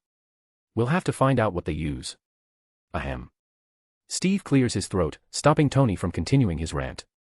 As much as the thought of exploring space is exciting. Can we please focus on neutralizing the threat before anything else? You're right. Tony, back to work. Peter nods in agreement. Just remember that the faster you get the coordinates, the faster we can acquire our new toys. Yes, sir. Tony gives a mock salute and gets right back at it. Though he seems to be typing a bit faster than before. I can contain my power from destroying their ships. There's no reason for me to stay behind. Magneto explains as he wants to participate in the war. That would be very appreciated. Peter nodded towards him and turns to Banner. Sadly, you won't be able to join this mission. I wasn't planning to. Banner scoffs with a self-deprecating smile. Not only would Hulk destroy those ships, I run the chance of being sucked into the cold vacuum of space. No thanks. Before anyone could reply, Tony jumps out of his seat. Got it. He exclaims as the coordinates appear on the screen for everyone to see. 20 different coordinates. All of them for each ship in orbit around the planet. Okay, suit up everyone. Peter yells to the surrounding Avengers. We're leaving in 20 minutes. I don't have any combat gear. Steve says to Peter as everyone was rushing out of the door to get ready. Neither do I. Peggy speaks up next. Follow me. Leading the loving young couple to Tony's lab, Peter invites them in to find the man himself doing some last-minute checks on his Iron Man armor. Huh. Tony picks up his head to see some uninvited visitors. What are they doing here? They need their equipment. Peter says cryptically. Oh, yeah. Immediately, a look of realization appeared on Tony's face as he gets up and walks to an empty wall across the room, ? Steve and Peggy watched in confusion as Tong tapped the wall. Suddenly, it opened up to reveal matching his and hers dark blue Captain America-themed suits. Wow. Steve muttered as he still wasn't used to the futuristic technology of today's age. Though he was also awed by the cool suits as well. Now I know what you're thinking. Tony says excitedly as he taps the wall again. What about Captain America's trusty shield? Once again, the wall opened a bit more, revealing the Captain's red, white, and blue pristine disc-shaped shield. How? Steve asks in confusion. I thought the metal your father used was beyond rare. Oh, it is. Tony nodded in agreement as he points to the Peter. Spidey stole your old shield from your room and we reforged it. Steve turned and gave Peter an accusing look. What? Peter says a bit defensively. It was just taking up space broken at the back of your closet. Besides, now you have a perfectly functioning shield. And for the lovely lady. Tony smiles toward Peggy and gestures to the two pistols below the shield. Two matching matte black Desert Eagles. We tried to make you a shield too, but vibranium is hard to find, even for me. Tony says as she walks over and takes the guns. Thanks, I'm more used to guns anyway. Peggy says as she looks down at her new weapons. Without her recent power-up, handing akimbo Desert Eagles would be impossible. After all, they are one of the highest caliber pistols you can buy. The kick would be too much for a normal human to manage. But not anymore. Steve looks around a little embarrassedly. Is there a place that we could change? In a tiny transport ship, Nebula and a small Kree recon squad stealthily launched off of Ronan's flagship and descended to the blue and green planet below. Ronan the Accuser watches the ship depart with a cruel smile on his face. He knew that sending her down to the planet was nothing but a wild goose chase. Nebula would find nothing and simply waste her time. Even she knew that. Without the Tesseract's energy signature to follow, it would take an army to scour the planet to accomplish. Sir, is it wise to treat the daughter of Thanos like this? One of Ronan's grunts asks worriedly. After all, Thanos wasn't a being that anyone could offend. Hey, even Thanos doesn't respect her. Ronan says with a small laugh. Why should I? As Nebula's recon ship left the flagship, 3 golden portals opened on 3 separate Kree ships. As portal number 1 opened, Professor X rolled on in alongside Nightcrawler, Storm, Beast, and Hawkeye. Each X-Men were dressed in black tactical gear with a yellow X on their chest. On a separate ship, portal number 2 opened, and out strolled a confident Magneto, followed by Victor, Logan, Mystique, and Natasha. They all wore black tactical gear, though Logan's had the trademark yellow X on his. Why am I stuck with you? Logan muttered, annoyed at his team placement. Shut up. Victor barks back angrily.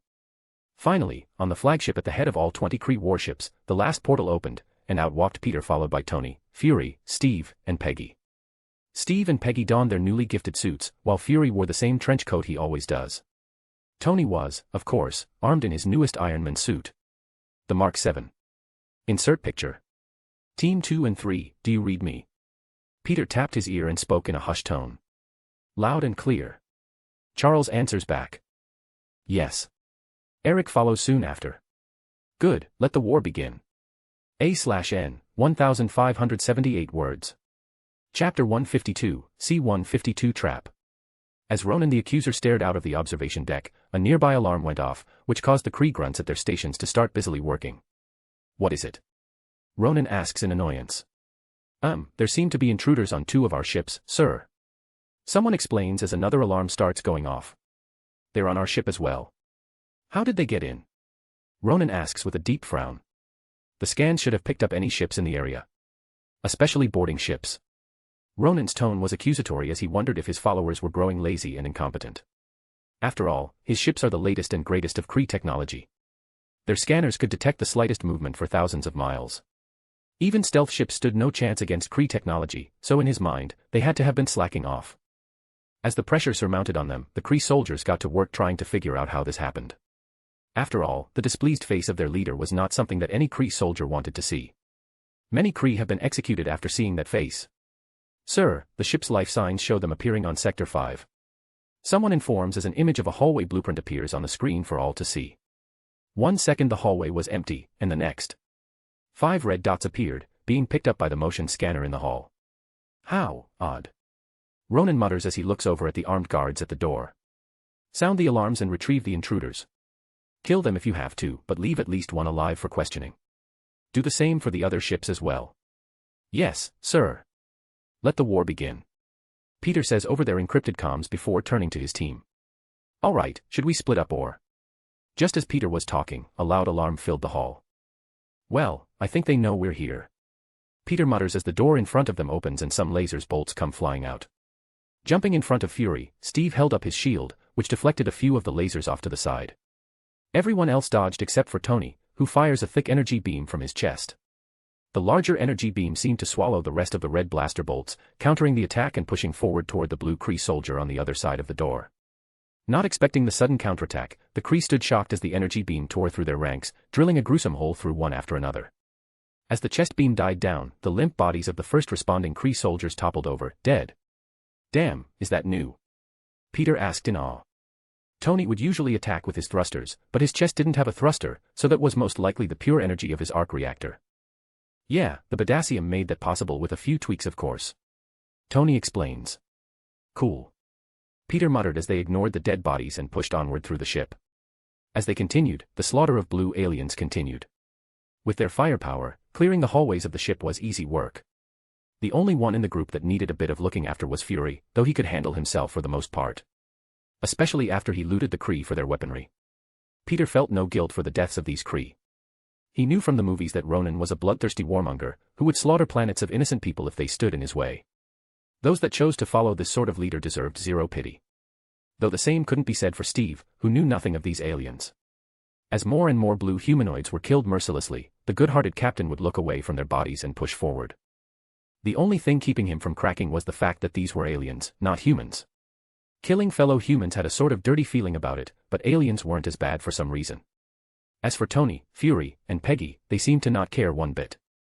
2 of them are old hardened soldiers, while the other grew used to killing in his own personal war in Afghanistan. Ronan watched on the screens, as his men, which were represented by blue dots, rushed to their inevitable deaths over and over. Each time they would engage the red-marked intruders, they would disappear from the scanner, as their life signal would end. Ronan began to grow angry as he watched in silence. How could he not? Almost 200 of his soldiers died already. For nothing. Useless. He muttered loud enough for his surrounding grunts to flinch. If you want something done right, you have to do it yourself. Taking a breath to dissipate his anger, Ronan turned to his subordinates and ordered. Change of plans.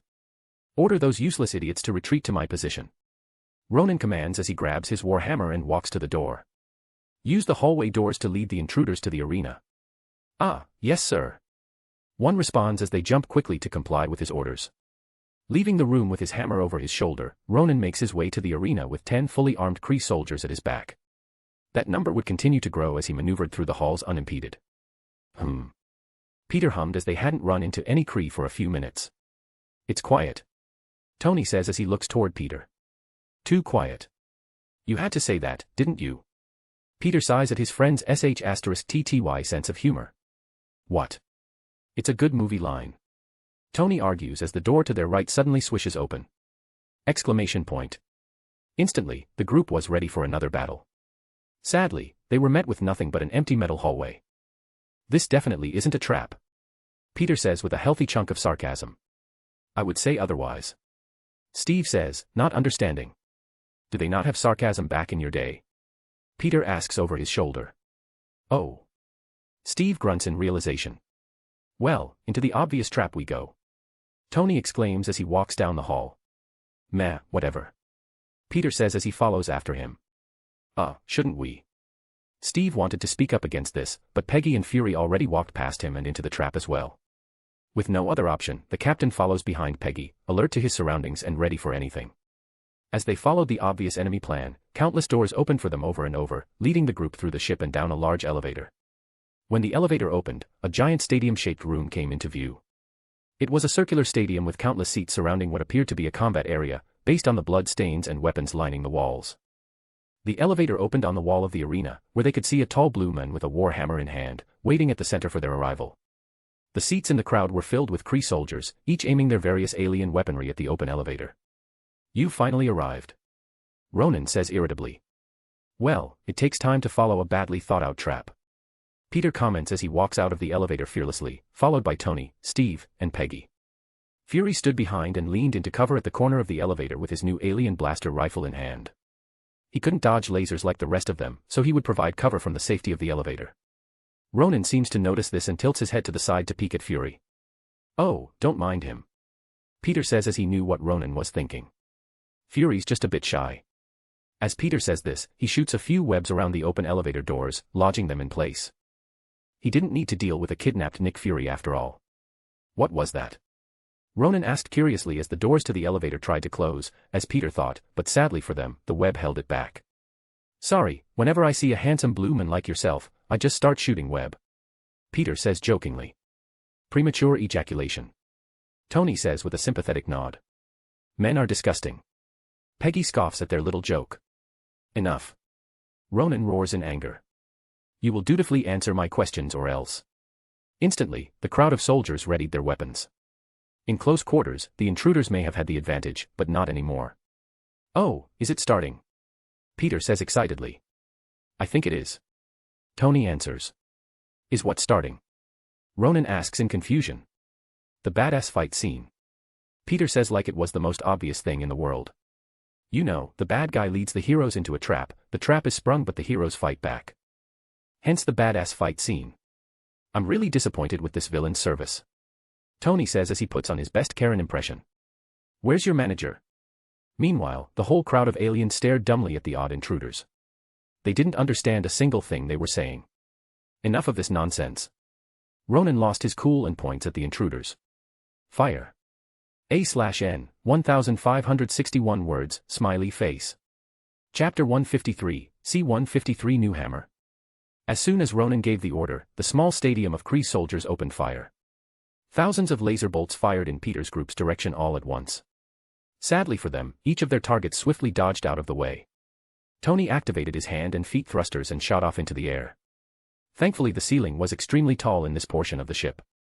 As he ascended into the air, small hidden compartments on the Iron Man armor started opening up. Countless weapons appeared on Tony's body as his helmet's HUD starts to lock onto a large portion of the Kree soldiers. Lock-on engaged. Jarvis' voice echoes from his suit. As the last Kree soldier was confirmed with a green square around them, Tony said a quick prayer in his head to whichever alien god they may follow. Fire. Tony commands. Instantly, countless bullets, rockets, and even a good amount of lasers were let loose at around 1/6th of the crowd. Bullets pierced heads with expert accuracy. Bombs were strategically fired at areas that would reap the most lives. Lasers sliced through whole rows of blue men and women, cutting them in half in a single moment. Every target that the HUD locked onto was killed without a problem. Damn. Peter muttered as he dodged the lasers and rushed toward Ronan, who was waiting with his hammer in hand. Tony really upgraded his firepower, huh? Ronan, who watched all of this play out, was both shocked and enraged. The whole point of this little trap was to cut down the unnecessary losses that were taking place earlier. Noticing the red and blue spider-themed man that was rushing challengingly towards him, Ronan turned his hatred and anger toward Peter. Once I'm finished with you intruders, I will cleanse your world with the might of Kree justice and burn it to its core. Ronan bellowed as he gripped his hammer with two hands, preparing for a fight. Why are you yelling? You mad? Peter comments as he kicks off the ground and launches at Ronan feet first. Seeing this attack coming, as a hardened war veteran should, Ronan pointed his hammer at Peter and twisted it slightly. Instantly, Peter could feel some sort of minor kinetic force collide with his leg, trying to snap his ankle before he could land his kick. What's that? Peter thought as he eyed the long-handled hammer in Ronan's hand. Ronan is the wielder of a powerful hammer known as the Cosmirod, which is a large staff-like warhammer. In addition to using it as a melee weapon, he can also fire some sort of force from it to attack his enemies. Sadly for him, Peter's body is far too enhanced to be affected by some minor kinetic energy attack. All Ronan's attack did was push Peter's foot to the side a bit, though it was enough to throw his kick off course. Cool hammer. Peter comments as he flies past Ronan, missing his attack. Though that didn't mean he couldn't recover. Abandoning his original attack plan altogether, Peter pulled his fist back and punched Ronan square in his blue face as he passed by. Ronan instantly dropped his hammer and launched off of his feet as he flew into the wall across the room, smacking into it with a loud metallic thud. The metal wall behind him dented inward as some blue blood dropped from his mouth, possibly due to internal injuries. Of course, Ronan was a Kree blessed with enhanced strength, durability, agility, etc., so one strike from Peter, which would kill any lesser man, was shrugged off after a few breaths. Standing with the help of the wall behind him, Ronan seethed as he looked across the arena, but couldn't find the man that sent him flying. What he did see, however, only fed into his already explosive rage. Not only was Iron Man constantly raining death upon his fellow Kree, but Steve and Peggy stuck together and ran around the arena, slipping past laser fire and using Cap's shield for cover when necessary. Everywhere they would go, Steve would take care of the close-quarters fighting, while Peggy would stick close and use her new oversized pistols to decimate the more distant enemies. Each time a loud bang would go off, a Kree soldier would drop to the ground with a .50 caliber hole in their body. Meanwhile, Fury stayed in his safe elevator, clinging to the wall. He would peek out on occasion and pick off as many Kree soldiers as he could before he drew too much attention and hid again. This would repeat over and over, as Iron Man and the super soldier couple were good distractions for him. Looking for someone? Ronan heard over his head and looks up. Standing on the wall sideways with his arms crossed over his chest, Peter looks down at Ronan with an air of amusement. I can tell it angers you that your men keep dying. Peter says as the vengeful and rage-fueled look on Ronan's face was prominent. How about you surrender and we won't kill any more Kree? Of course, they would have to surrender as well. Ronan silently seethed as the men above him offered him a way out. Surrender is for the weak and the Kree are not weak. He exclaimed and rushed to his hammer, which was only a few meters away. You asked for it, I guess. Peter mutters as he bends and launches himself off into the air. Just as Ronan was about to bend down and swipe his hammer off the floor, Peter flew over him and shot a web. As the web stuck to Ronan's trusted weapon, Peter yanked it back. Ronan could do nothing but watch as his hammer was stolen before his very eyes. As I said before, this is a cool hammer. Peter says as he lands in front of Ronan and twirls the staff-like hammer around his fingers. I used to have a better one, but I had to return it. I think I'll keep it this time though. After all, the dead have no use for material things, right? Peter says as Ronan's heart began to beat erratically as throbbing veins start to appear on his blue face. Ronan was pissed off when Thanos called him boy and treated him as a child. He was also pissed off when his grunts died pointlessly, but this was a whole other level. Kill him. Ronan has destroyed entire worlds, yet this masked buffoon wanted to kill him. You think that you could kill me? Ronan asks as if it were impossible. I am Ronan the Accuser. I have brought reckoning to more planets and peoples than anyone can count. You're nothing but some enhanced ape from a backwater world. How did he do it again? As Ronan was ranting, Peter ignored his every word and pointed the staff forward. Is it just a movement? Twisting it slightly as Ronan did, a kinetic force fired from the staff-like hammer. Snap crack. The force seemed to connect with the ranting Ronan's neck, twisting it at an odd angle with a sickening sound. Before he could finish his long-winded rant, Ronan toppled over onto the cold hard metal arena floor. Dead. Well, I gave him a chance. Peter muttered as he walks over to check for any vital signs. Although Peter was able to pretty much bat away the kinetic attack earlier, the same couldn't be said for Ronan. Comparatively, Ronan's enhanced body was far weaker than someone like Spider-Man. The whole arena stilled and the fighting paused as every Kree soldier looked over to see Peter check the pulse of their downed leader. He's dead. Peter confirmed loud enough for all to hear.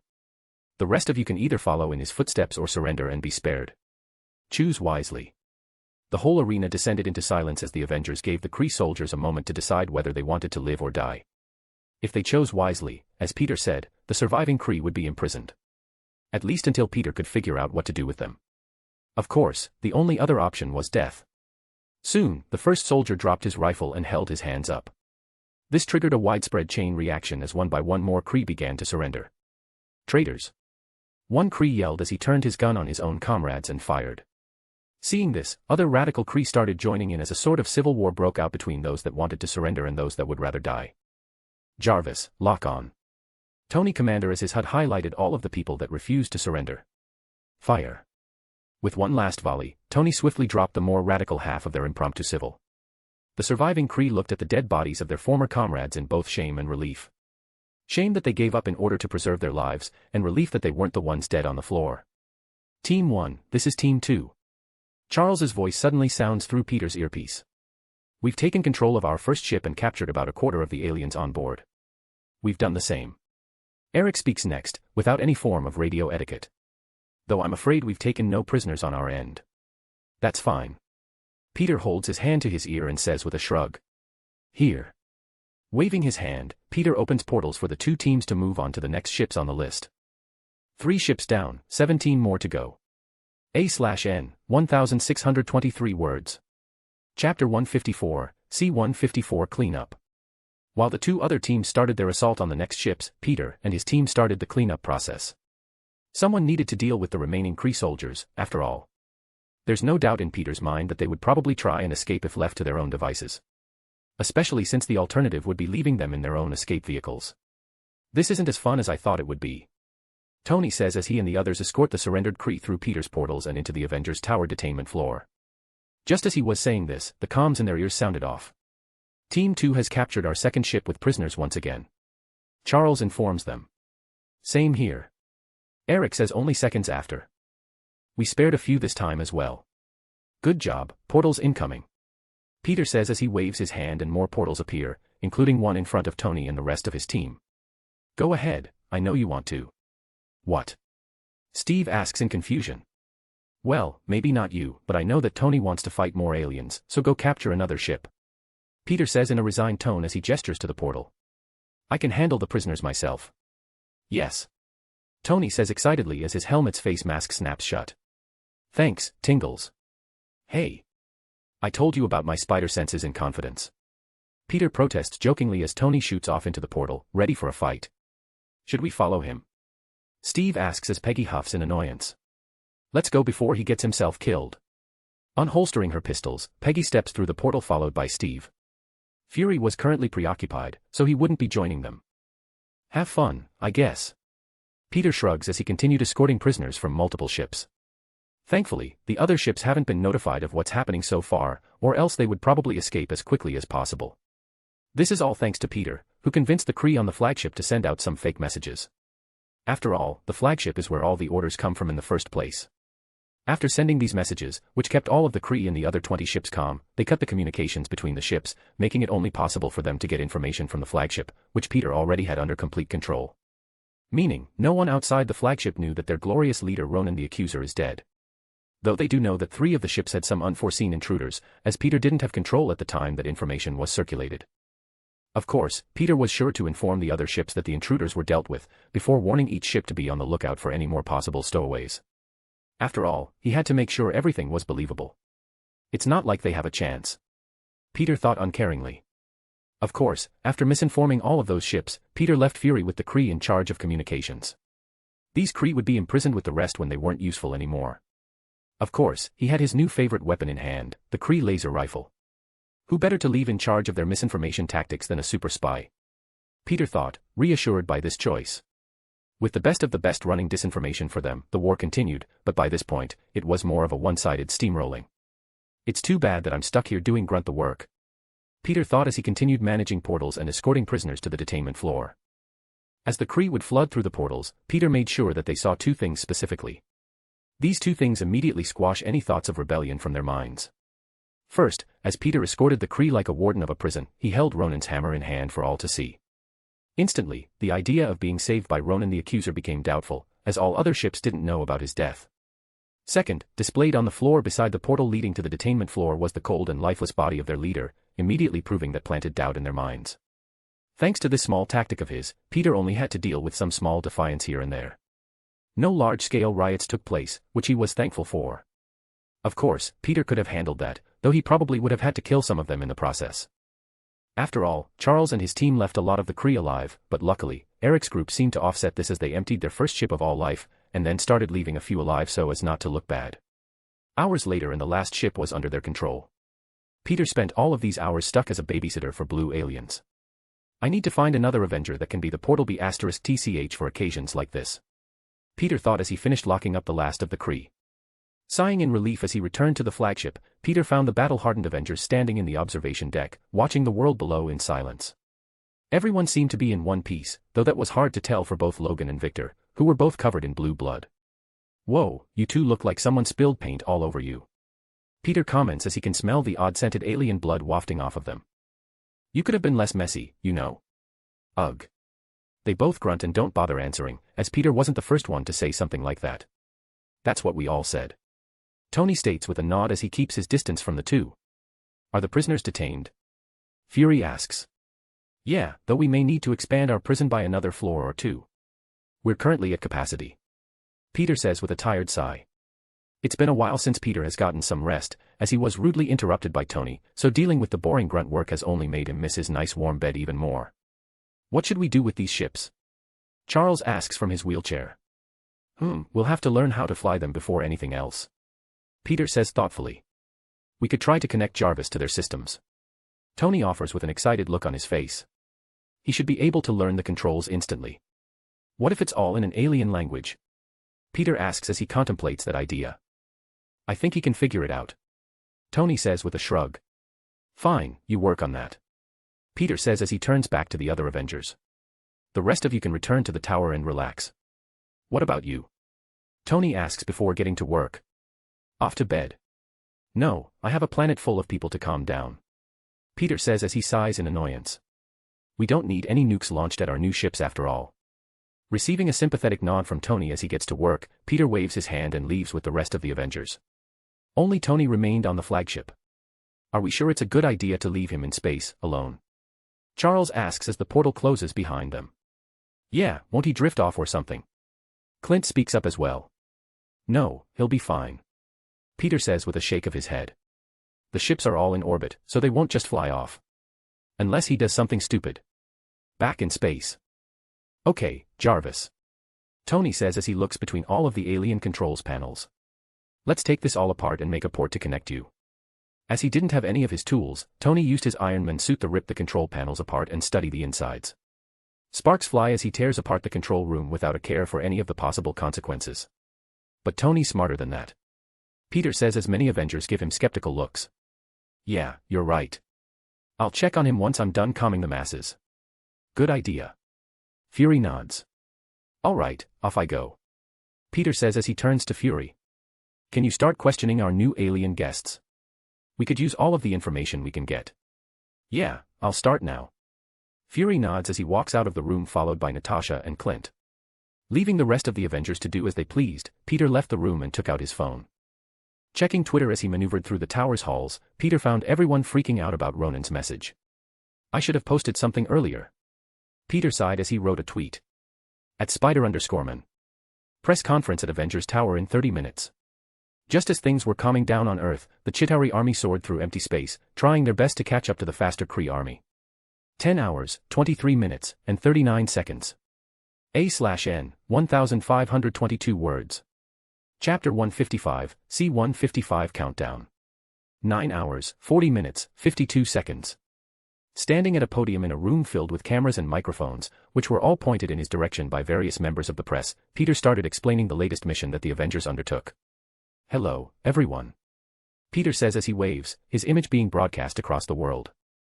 Before locking up the Kree that helped spread misinformation for them, Peter had them shut down the replaying message that looped all over Earth. If he didn't, then this whole press conference would be blocked, making the whole thing pointless. "I'm going to get straight to the point and then leave to deal with other things, so listen up," Peter says as he was too tired to deal with the questions of hungry reporters. "The alien army that was threatening our planet through our TVs and radios has been dealt with. They were in orbit around our planet, waiting to invade. We, the Avengers, acted quickly and launched an attack before they could enter Earth's atmosphere, as that would keep all of you away from the fighting."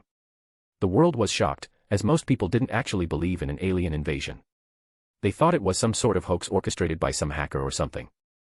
Even hearing the words from Spider-Man's mouth didn't sway many of them, as it was just too outlandish of a tale.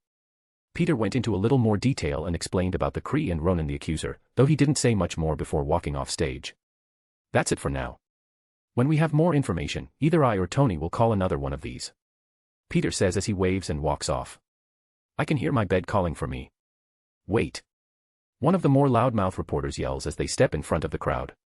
"You really expect us to just believe all of this without a single shred of proof?" This seemed to incite the other reporters and journalists in the crowd, as they all started shouting their own questions. "I said no questions, didn't I?"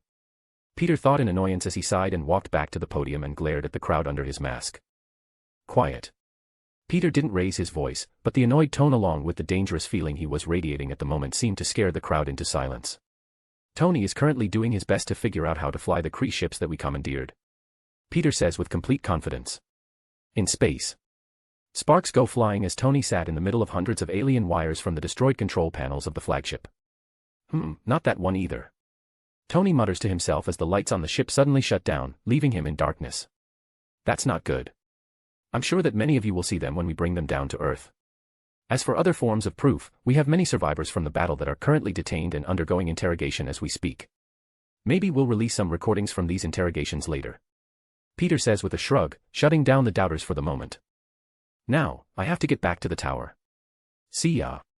This time, the crowd was silent as Peter walked off stage, leaving them with the idea that aliens actually may have planned on attacking them. The same could be said for many around the world as well. 8 hours, 49 minutes, 39 seconds. In a dark interrogation room in the tower, Fury sat across from a chained Kree soldier. Neither said a word as Fury just stared at him in silence. Using his plethora of experience, Fury first set his sights on the more cooperative Kree, dragging them in and out, looking for the one that would either brag about themselves or break and start spilling everything. Either way, he would get the information they needed. He could have just started torturing the Kree, as they weren't humans or from Earth, so technically, they had no human rights. Too bad torture is unreliable, Fury thought as he waited for the Kree before him to speak first, continuing the staring contest. Torture in interrogation yields poor information, as the victim would say, and admit to anything just to make the pain stop. Not to mention the fact that it sweeps up many innocents. The soldier you're drowning, cutting, or starving could just be a man that was drafted and forced into service. The possibility of torturing an innocent prisoner just wasn't worth it. Though there is a time and a place for torture tactics, though that's in extreme and dire circumstances, but this wasn't one of those situations. "Are you just going to stare at me all day?" the Kree finally asked. "Yes, now why did you come to my planet?" Fury answered and throws out his first question. The Kreeman stays quiet, refusing to answer. Was it actually the Tesseract? Or was that just a ploy Ronan cooked up, so he could justify invading a peaceful world? Fury asks pointedly. Justification. The Kree laughs as the chains tying him down rattle. "We do not care whether your world is peaceful or not. The Kree take what they want. The question is whether the other party hands it over respectfully, or well, you heard Ronan's words in the message." "Yeah, but he's dead now," Fury comments as he places a picture of Ronan's dead body on the table. Instantly, the Kree prisoner starts to glare as he looked toward the picture of his former leader. Ronan's head was snapped sideways and a bone could be seen poking through his neck. "For some big bad alien warlord, your leader died almost instantly," Fury says, purposefully angering the alien across from him. "It was so anticlimactic too. He was ranting about how he couldn't die, then my comrade used Ronan's own weapon against him and snapped his neck like a twig. This Kree was from a separate ship, so he was just learning about what happened to Ronan." "You know nothing about Ronan the Accuser?" The Kree seethed as he pulled on his restraints, trying to attack Fury, who was completely unfazed. He is the perfect Kree. Ronan embodies all of our most sacred ancient customs. Well, I think you mean he was the perfect Kree. Fury continues poking at a hornet's nest. Truthfully, from your explanation of him, I was expecting more. After all, he died so easily. Shut your mouth, you dirty ape. The Kree bellowed hatefully as he strains against his chains. You know, I've been called some pretty racist sh*t by a lot of humans, but never an alien. Fury commented as he found this scenario entertaining. Watching from the cameras, Natasha and Clint couldn't help but gape at what the Kree said. Can an alien even be racist? Natasha asks with a thoughtful look. Probably, but I think he was throwing that insult at all humans, not just, well, you know. Clint replies as they go back to watching the monitor. Seeing that the men before him found his outburst funny, the Kree continues to thrash against his restraints for a moment before finally giving up. Heavy breathing. You think it's over, don't you? The Kree says as he catches his breath. You think your planet's safe? Fury doesn't answer and waits for him to explain. We were only the first to arrive. The Kree says with a triumphant smile. When Thanos' army descends on this pitiful planet, you apes won't stand a chance. Who's Thanos? Fury asks, but the smug Kree refuse to speak any further. 5 hours, 20 minutes, 55 seconds. A golden portal opens in the dark flagship's control room, illuminating the destruction that Tony inflicted on the poor ship. What the? Peter mutters as he steps through. A few seconds after he stepped through, the lights suddenly flicker back on, lighting up the whole place. Yes. Tony yells as his head pops up from below the floor. Let there be light. I see that you've trashed the place. Peter reveals himself as his portal closes behind him. Oh, Peter. Where have you been? Tony uses Peter's real name, as no one else was around. I had a press conference to calm the masses and took a quick power nap. Peter reveals as he looks around the destroyed room. Otherwise I may have snapped upon seeing this mess. Well, I have to connect Jarvis somehow. Tony says with a shrug. Right. Peter says as the speakers in the ship go off. Jatlmi h mugwai, ga h jatlhol, chi, hol, pag hok gh itl, gabi wadih so. Vaj, ej gh itl, I, jatl I, chi, I, ak ej gabi desov. Mugmi h say hok gabi. A weird angry-sounding alien language plays through the ship's control room. Where is that coming from? Peter asks as Tony looks at the mess around the room. I have no idea. A/N, 1502 words. Chapter 156, C-156 Avengers learn about Thanos. Where is that coming from? Peter asks after hearing the odd alien language. Is it the Chitauri? I have no idea. Tony asks as the ship goes silent. Though I think we should find out. Hey, you think? Peter says sarcastically. The Chitauri are a sentient species of cybernetically enhanced beings. Most of them are simple-minded dogged creatures, similar to insects, operating under a hive mind intelligence. They are the personal army of Thanos, which he mainly uses to throw at his enemies or cull half the population of entire planets. Whatever the job may be, as long as it pertained to war and death, the Chitauri will follow the Mad Titan's every order faithfully. Let's get to work, I guess. Peter says as he starts to familiarize himself with the exposed control panels. Give me a quick rundown on what you figured out so far. While Peter and Tony put their heads together to, hopefully, get the ships moving, Fury spent hours interrogating as many Kree soldiers as he could. Through these long hours of unending questioning, he started to get a good picture of what was happening. Who's Thanos? Fury would ask every Kree the same question. Most would clam up and refuse to speak, each of them too scared to say a word, which was odd as the Kree seemed fairly confident in every other area. It was only the name of the Mad Titan that seemed to bring out this collective fear in all of them. Though that didn't mean Fury didn't get an answer to his question. Out of the thousands of captive Kree, one of them had to break. The Mad Titan isn't someone you should be asking about. A more talkative Kree woman said in a hushed tone. Why? Fury asks curiously. Mad Titan. Thanos is one of the strongest beings in the universe. You may have beaten us and Ronan the Accuser, but when it comes to Thanos, even the great Kree and Nova empires must be respectful. Otherwise, the consequences would be astronomical. She explains with a trace of fear in her tone. Of course, since Fury found a cooperative Kree soldier, he made sure to milk her for all of the information she had. Sounds like a scary man. Fury comments as he asks further. Is it true another army is coming? Yes, a small portion of the Mad Titan's personal army. She goes on to give a small explanation about the Chitauri. You should leave this planet while you can. Encountering the Chitauri is a mark of death. It doesn't matter whether you win or lose this battle. Thanos already set his gaze on your planet. If his army fails, he'll send another or worse. Worse. Fury asks, loving how open this Kree is being compared to the rest. He could visit this planet himself. She says as a shiver runs down her spine. Either way, I'm sure we'll be killed for our failure. Huh. Fury grunted as he leaned back in his chair. How long until this army gets here? They were supposed to arrive 18 hours after our arrival. She answers without trouble. Instantly, Fury realized that they were on a short clock, as they had a bit less than 5 hours before another alien army arrived at Earth's borders. How many ships do they have? He continues fishing for information. The same number as us, I think. She says after a moment of thought. I don't know much though. You'll have to ask Nebula for more details. Who? Fury asks with a raised eyebrow. Thanos' daughter. Speaking of Nebula, the unloved daughter of Thanos and her Kree subordinates are currently occupying the house of a married couple that are out of town for their anniversary. They spent the day infiltrating various government buildings, searching for any clues that could lead them to the Tesseract. Sadly, their efforts bore little to no fruit. Sure, they learned about plenty of government facilities, though they wouldn't know what was inside until they start poking around more. As the Kree stealth squad was raiding the kitchen for food like a bunch of animals, Nebula sat on the couch and familiarized herself with the TV. These humans really need to update their technology. Nebula comments as she flips through the channels. What's this? A man in spider-themed clothing stood on a podium surrounded by a crowd of eager people. The alien army that was threatening our planet through our TVs and radios has been dealt with. They were in orbit around our planet, waiting to invade. We, the Avengers, acted quickly and launched an attack before they could enter Earth's atmosphere, as that would keep all of you away from the fighting. Impossible. Nebula thought in disbelief. Suddenly, a Kree soldier who was in hearing range dropped a cooked chicken leg onto the floor and stared at the TV in shock. Lies. He exclaims, drawing the attention of the other Kree. Our army would never lose to these apes so easily. After playing that clip, a news anchor started speaking. Spider-Man, Earth's most loved hero and co-founder of the Avengers, says the alien threat has been dealt with. As the newswoman says this, the newly arrived Kree watch in shock. Some were skeptical of his claims, but he had this to say. The screen changed to a similar clip, except this time the oddly dressed man was talking about commandeering Kree ships and interrogating the surviving captives.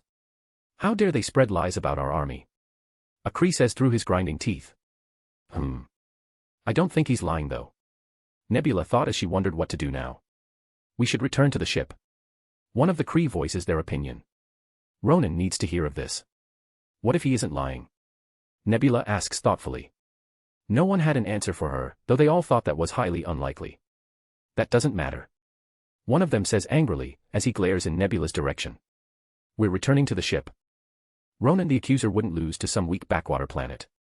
Nebula seethed as she was treated harshly by some random grunt. This is all due to Ronan's attitude toward her. He disrespected her at every moment he could, and now his subordinates have learned to do the same. Look at me like that again, and I'll cut you into tiny little pieces. Nebula earns as she takes out a knife from her belt. After all, her father wouldn't care for the loss of a random Kree nobody. Humph, try it. He counters and draws his laser pistol. Without another word, Nebula flicked her hand and launched the knife across the room. Before anyone could react, the knife flew into the disrespectful Kree's left eye, piercing straight into his brain. As he lifelessly collapsed onto the floor, the other Kree grabbed their weapons tightly and aimed at her. Clean this mess up and meet me at the shuttle. We might as well check for ourselves if Ronan lost or not. Nebula says as she walks out of the house, ignoring the guns pointed at her the whole time. Is it wrong to hope that he's dead? Time slowly passed as Fury extracted as much information from the captives and called the Avengers to assemble once again. Just when they thought the threat was taken care of, another alien army was only hours away. Though two people didn't get this message, as they were currently in space. Tinkering with the ship's control panel, Peter and Tony worked steadily to figure out the many wires and started working on a port that Jarvis could connect to the ship through. After a couple of hours of work, in which Peter had to make a few trips to Tony's workshop for supplies, the two were only a few steps away from completing the port. Connect the blue wire next. Tony backseats Peter's work. No, it's the gray wire, you idiot. Peter comments as he grabs the gray wire. No, the gray wire connects to the scanners, not the databanks. Tony corrects with a huff. How much do you want to bet? Peter asks with a challenging look. $100,000 and a single tweet from the other's Twitter account. Tony offers, accepting the challenge. Deal. Peter says as he grabs the blue wire and plugs it in. Instantly, the monitors in the room started lighting up, as the scanners started to pick up a million non-existent intruders on board. Looks like I win, Peter says as he replaces the blue wire with the gray one. I only take cash, by the way. Whatever, just hurry up. Tony started pouting like a child. Finishing the last few tweaks, Tony was finally able to plug Jarvis into the newly made port through his phone. Good luck, buddy, Tony says as Jarvis code floods through the port and into the ship. Connection secure. Jarvis' voice plays through the ship's speakers. Accessing ship's databanks. Haha. Tony laughed triumphantly. It worked. Translating foreign alien coding and language. 1%. 2%. 3%. 4%. 1 hour, 57 minutes, 7 seconds. A/N, 1526 words, smiley face. Chapter 157, C-157 Firepower. Translating foreign alien coding and language. 1%. 2%. 3%. 4%. 25%. 50%. 75%. 100%. Jarvis kept them updated through the speakers of the ship. Good job, buddy, Tony says as he pats the wall of the ship proudly. Anything we should know? Peter asks Jarvis. Yes, I now have full control over all 20 Kree warships. I can control each of them from the flagship, Jarvis answers. Well, at least the mess Tony made didn't affect the ship much, Peter says as he turns a quick glare at the men in question. What? We would have replaced the controls anyway. They were all labeled in whatever language the Kree write in, Tony says with a shrug. That is not all, Jarvis says as the remaining monitors in the room play a recording from the databanks. How much longer until we arrive? Security footage of Ronan and Nebula speaking appears on the screen. Nebula is here. Peter confirmed his earlier suspicions. Did she die in the battle? Peter would have remembered seeing her with the prisoners, as he was the one that was in charge of that. 37 hours.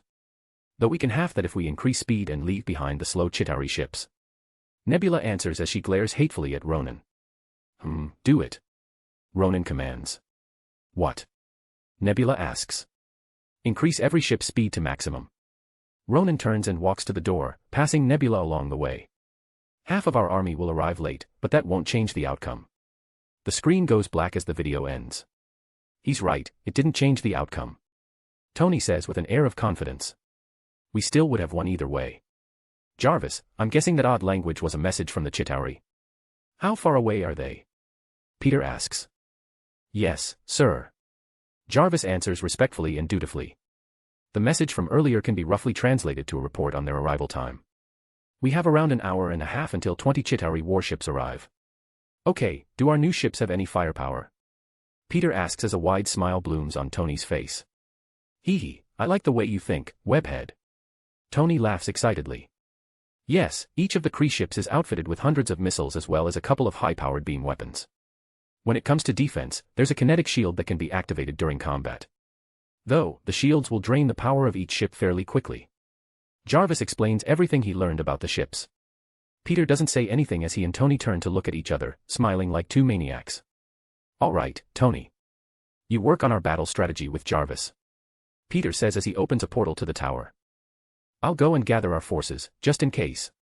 As Peter was walking into the portal, he turned around and looks back for a moment. Jarvis, where is that woman from the video? I don't remember seeing her among the dead or the prisoners, Peter asks with one foot inside the ship and another in the tower. One moment, Jarvis says as he searches the ship's databanks. She and a few Kree were sent down to Earth to investigate the whereabouts of the Tesseract. She didn't return, Peter asks. No, sir, Jarvis answers swiftly. Okay, if she does return, can you trap her in the ship? I want her alive, Peter says, receiving a knowing smile from Tony. I thought you had a girlfriend, Tony says with his infuriating smirk. Though I understand the appeal of a sexy blue alien. Not everything is about sex, you old perv, Peter says, happy that he can finally use Tony's age against him. After all, if he made age jokes before, Tony would have known Peter was younger than he portrays himself. At least I'm not a middle schooler, Tony yells back as the portal closes, leaving him and Jarvis alone on the ship. So, tell me more about these high-powered beam weapons. Arriving in the tower, Peter checked his phone and found a bunch of missed calls and messages from different members of the Avengers. Jarvis, where is Fury? Peter asks as Jarvis is integrated with the entire tower.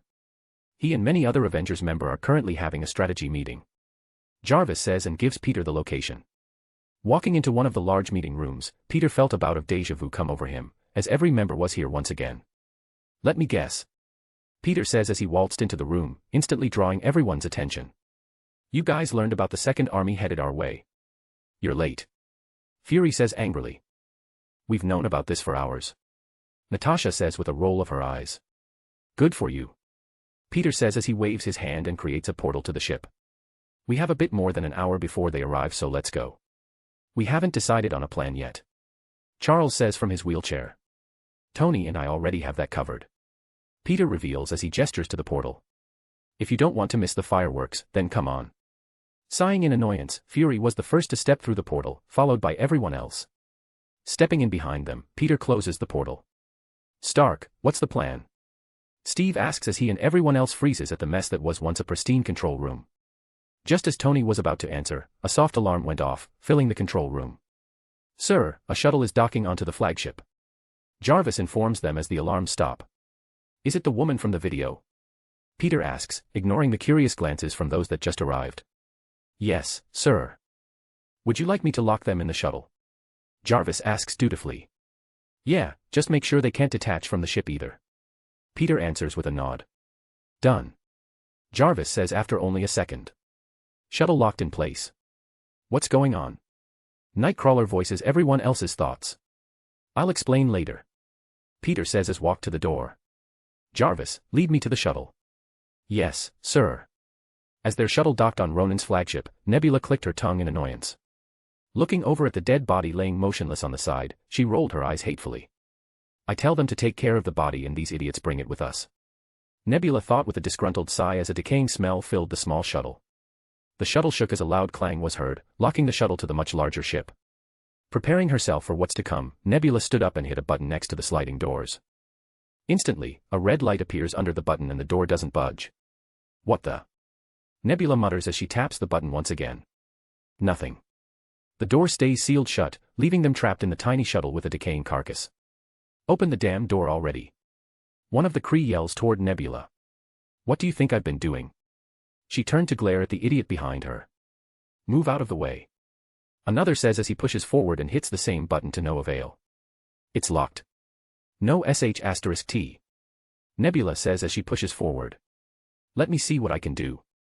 Suddenly, Nebula's hand turns into a sort of alien multipurpose tool, which she uses to take the panel beside the door apart, revealing the many wires hidden underneath. Just as she was about to start messing with the door's controls, it suddenly swung open on its own. Ah. You did it. A Kree asks in surprise. No, I didn't. She admits and looks out the door. Hello. A foreign voice says. Peter stood outside the door in his blue and red spider suit, waving toward the newly arrived aliens. Held in his right hand was the hammer that once belonged to Ronan the Accuser. That doesn't belong to you. One of the Kree noticed the hammer and points his gun menacingly. Well, it does now. Peter says with a shrug. The old owner won't be needing it anymore after all. They seemed to understand what Peter meant, as the more hot-headed Kree started firing at him. With a quick swipe of the hammer, Peter shot some kinetic force at the incoming laser bolts, knocking them to the side with ease. You, step to the side. Peter motions for Nebula to get out of the way. Deciding to trust her instincts, which were currently screaming at her to listen to this stranger, Nebula exited the shuttle and stood at the side, leaving the remaining Kree inside. Thanks. Jarvis, do it. Peter says and the doors to the shuttle swiftly snap shut. Open the airlock. In the shuttle. As the Kree were getting ready to shoot the door open once again, the second pair of doors behind them opened, sucking them into the cold vacuum of space. From a nearby window, Nebula watched as the dead bodies of the Kree that she spent the day with floated out into space. What happened while I was gone? A/N, 1531 words, smiley face. Chapter 158, C-158 Rebellious Decision. This way. Peter says as he turns his back and walks back the way he came. Nebula stared at his back in silence, contemplating whether she should attack or not. After all, she still had all of her weapons, and even if she didn't, her body is practically a living weapon thanks to her dear old dad. Though she seemed to miss her window of opportunity, as Peter turned around and waited for her to follow. Come on. We'll miss the show if you take too long. Peter says, confusing Nebula even further than she already was. Question mark. Nebula simply stared for a moment before finally following after Peter. As they traversed the large ship, Peter made some small talk. "What's your name?" Pete asks as he points to his mask. "I can't tell you mine, but you can call me Spider-Man or Spidey for short." "Why?"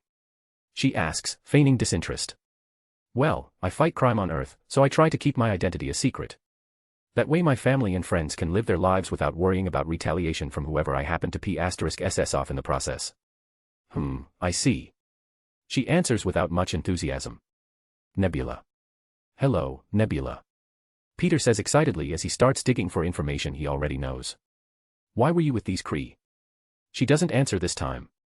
"Because based on the way you were looking at Ronan in the security footage, I could tell that you hated his guts with a fiery passion." Peter says as she rolls her eyes at his obvious observation. "He's dead now, by the way." "Really?" Nebula asks uncertainly. "Yup, I did it myself." Peter says as he spins the hammer between his fingers. "I wish that I could have seen it firsthand, or killed the **starred with my bare hands." She comments with a hate-filled look. "So, are you a cyber woman or something?" Peter asks, hoping this question would draw on her daddy issues and get her talking about Thanos. "Why? Do you think I'm ugly too?" Nebula spat out angrily. "No, I think you're quite beautiful, but sadly for you, I'm a taken man." Peter says as he turns to look at her. "Why? Do you think you're ugly?" Nebula goes quiet as they stand unmoving in a metal hallway. "I didn't used to look like this. At one point, I was completely flesh and blood." "Huh?" Peter says as he smiles under his mask. "I didn't think you'd open up like that. You seem very prickly." "Shut up and keep walking, Spider-Boy," she says with a huff and a glare. "It's Spider-Man," Peter says as they walk the rest of the way in silence. Finally arriving at the destroyed control room, Nebula caught sight of the entire Avengers crew. "Yo, this is Nebula," Peter says as they enter the room. "Thanos' daughter?" Fury asks as everyone becomes alert at the drop of a hat. "How do you know that?"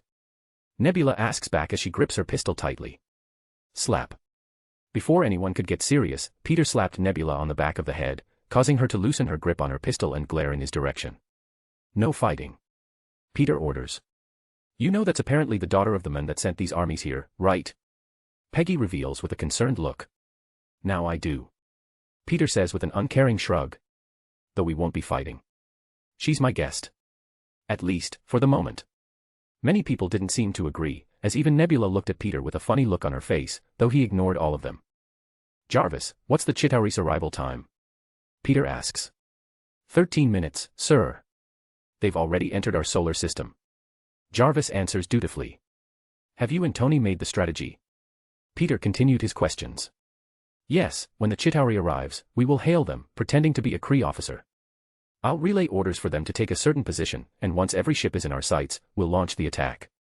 Jarvis explains. "Good, since we don't know what type of defenses they'll have, double whatever firepower you already plan to use." Peter orders after a second of thought. Tony can always make more missiles. After all, it's his family's specialty. "Hey!" Tony yells from across the room. "We don't do that anymore." "Really? How many missiles are in your suit right now?" Peter asks as enters a thinking pose. "Let's not even get into how many more Iron Man suits you have, which all probably have missiles in them as well." "Okay. Maybe I still do that, but I don't sell them anymore." Tony gives in to Peter's logic. "I never said you did." Peter shrugs as he looks out of the large observation window. "Is that their ships?" Far off into the black void of space, Peter could see tiny specks getting larger as time went by. "Yes, that's the army my father gave to Ronan," Nebula reveals as she steps up beside Peter. "Jarvis, positions," Tony commanded. "Yes, sir," his trusty AI replies. Instantly, every Kree ship fired up and sprung to life, maneuvering into predetermined locations. As this was happening, Peter and everyone else watched the incoming fleet get closer and closer. Similar to the Kree fleet, the Chitauri seemed to have a flagship as well. While the other 19 ships were around the same size as the normal Kree ships, the flagship, so to speak, was probably about 2 or 3 times bigger than Ronan's. "Oh, yeah." Peter remembered something as he saw the giant spiky bug-like ship. Wasn't that the ship that controlled all of the soldiers and other ships? In the Avengers movie, the Battle of New York ended when Iron Man took a nuclear missile that was meant to hit Manhattan and redirected it through the portal linking Earth to Thanos' domain. The nuclear missile then obliterated the Chitauri command ship, which controlled every Chitauri and Leviathan, causing them to die all at once. Should we just destroy the command ship and steal the rest? Peter wondered, though he didn't know how to explain where he got his information from. Whatever, we have enough ships. We can always collect the scrap from their ships for research. Thinking of this, Peter turned to Magneto, who was watching the different alien armies' arrival. Eric, can you collect the scraps from their ships? I don't want any of it to fall to Earth or get stuck in orbit. Peter asks. Yeah. We can study it too. Tony says excitedly. Sure, no problem. He agreed easily. As they were talking, the alien armada got close enough for Jarvis to make contact. Relaying orders to enemy ships. Jarvis says as he goes silent. Within minutes, the Chitauri ships break formation and maneuver into a new trajectory, following Jarvis' false orders. It worked. Tony says, vibrating with excitement. It's wonderful when a plan comes together. Peter mutters as Nebula watches her father's army fall into a trap. Weirdly enough, she didn't feel the urge to help or warn them. In fact, Nebula felt eager to see the downfall of her father's carefully thought-out plans. The destruction of her father's army incited the burning vengeance that Nebula has been keeping under control for all of this time. You don't like your father very much, do you? Peter asks as he sees the hateful look on Nebula's face as she glares at the incoming army. I hate him more than anyone in the infinite universe. She admits in the moment. Is he the one that did that to you? Peter asks, pertaining to her cybernetic upgrades. Yes. She answers curtly. Want to get revenge? Peter asks like the devil with an offer for her. Yes. Nebula admits through clenched teeth. Enemy army in place. Awaiting orders. Jarvis says as the Chitauri fleet stops downrange from the Kree ships. Shields up and weapons ready. Peter orders. Shields booting up. Jarvis says as each Kree ship glows in a blue light. Shields ready. Missiles ready. Beam cannons charging. You said you wanted revenge, right? Peter turns back to Nebula. I do. She answers resolutely. Weapons ready. Jarvis informs everyone. Then order the attack. Peter tells her, getting shocked gazes from everyone in her room. Destroy your father's fleet as the first step of your revenge, and we'll help you finish it when the time comes. You don't understand. He's stronger than you can imagine. Nebula's face twists with uncertainty as she makes excuses. And we're stronger than you think we are. Peter says as he rests a comforting hand on her shoulder. This is your chance. You won't get another.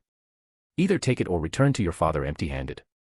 Nebula's instantly wavered, as a failure of this magnitude would mean another piece of her would be ripped away and replaced with cybernetics.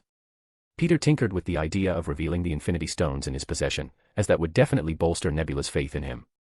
It certainly seemed to work in the Guardians of the Galaxy movie, where Nebula joined forces with Ronan against her father after the Kree warlord took possession of the Power Stone. Though Peter knew it was best to keep the stones a secret and would continue to do so. Nebula's hands tightened into clenched fists as her eyes went bloodshot and her heart beat like a racehorse. Fire. A/N, 1579 words, smiley face. Chapter 159, C-159 Space Battle. Fire. Nebula made her decision and exclaimed through gritted teeth. Under Jarvis' control, instantly, every Kree warship, including the one they were currently in, launched countless weapons at the Chitauri fleet. Thick red laser beams were the first to make contact with the enemy, as endless missiles soared through black space. Each ship had a few laser cannons attached to them, especially the flagship which had 8 altogether. One red beam targeted each ship, while the remaining focused on the giant command ship. While everyone was watching and waiting for the missiles to hit their designated targets, Peter turned to see Nebula staring out of the window, observing the result of her command with bated breaths. Her eyes were slightly bloodshot, as she gripped her hands into tight fists, staring out of the window in silence. Boom. She watched as the first of many missiles hit its target, blowing a hole in one of the Chitauri warships.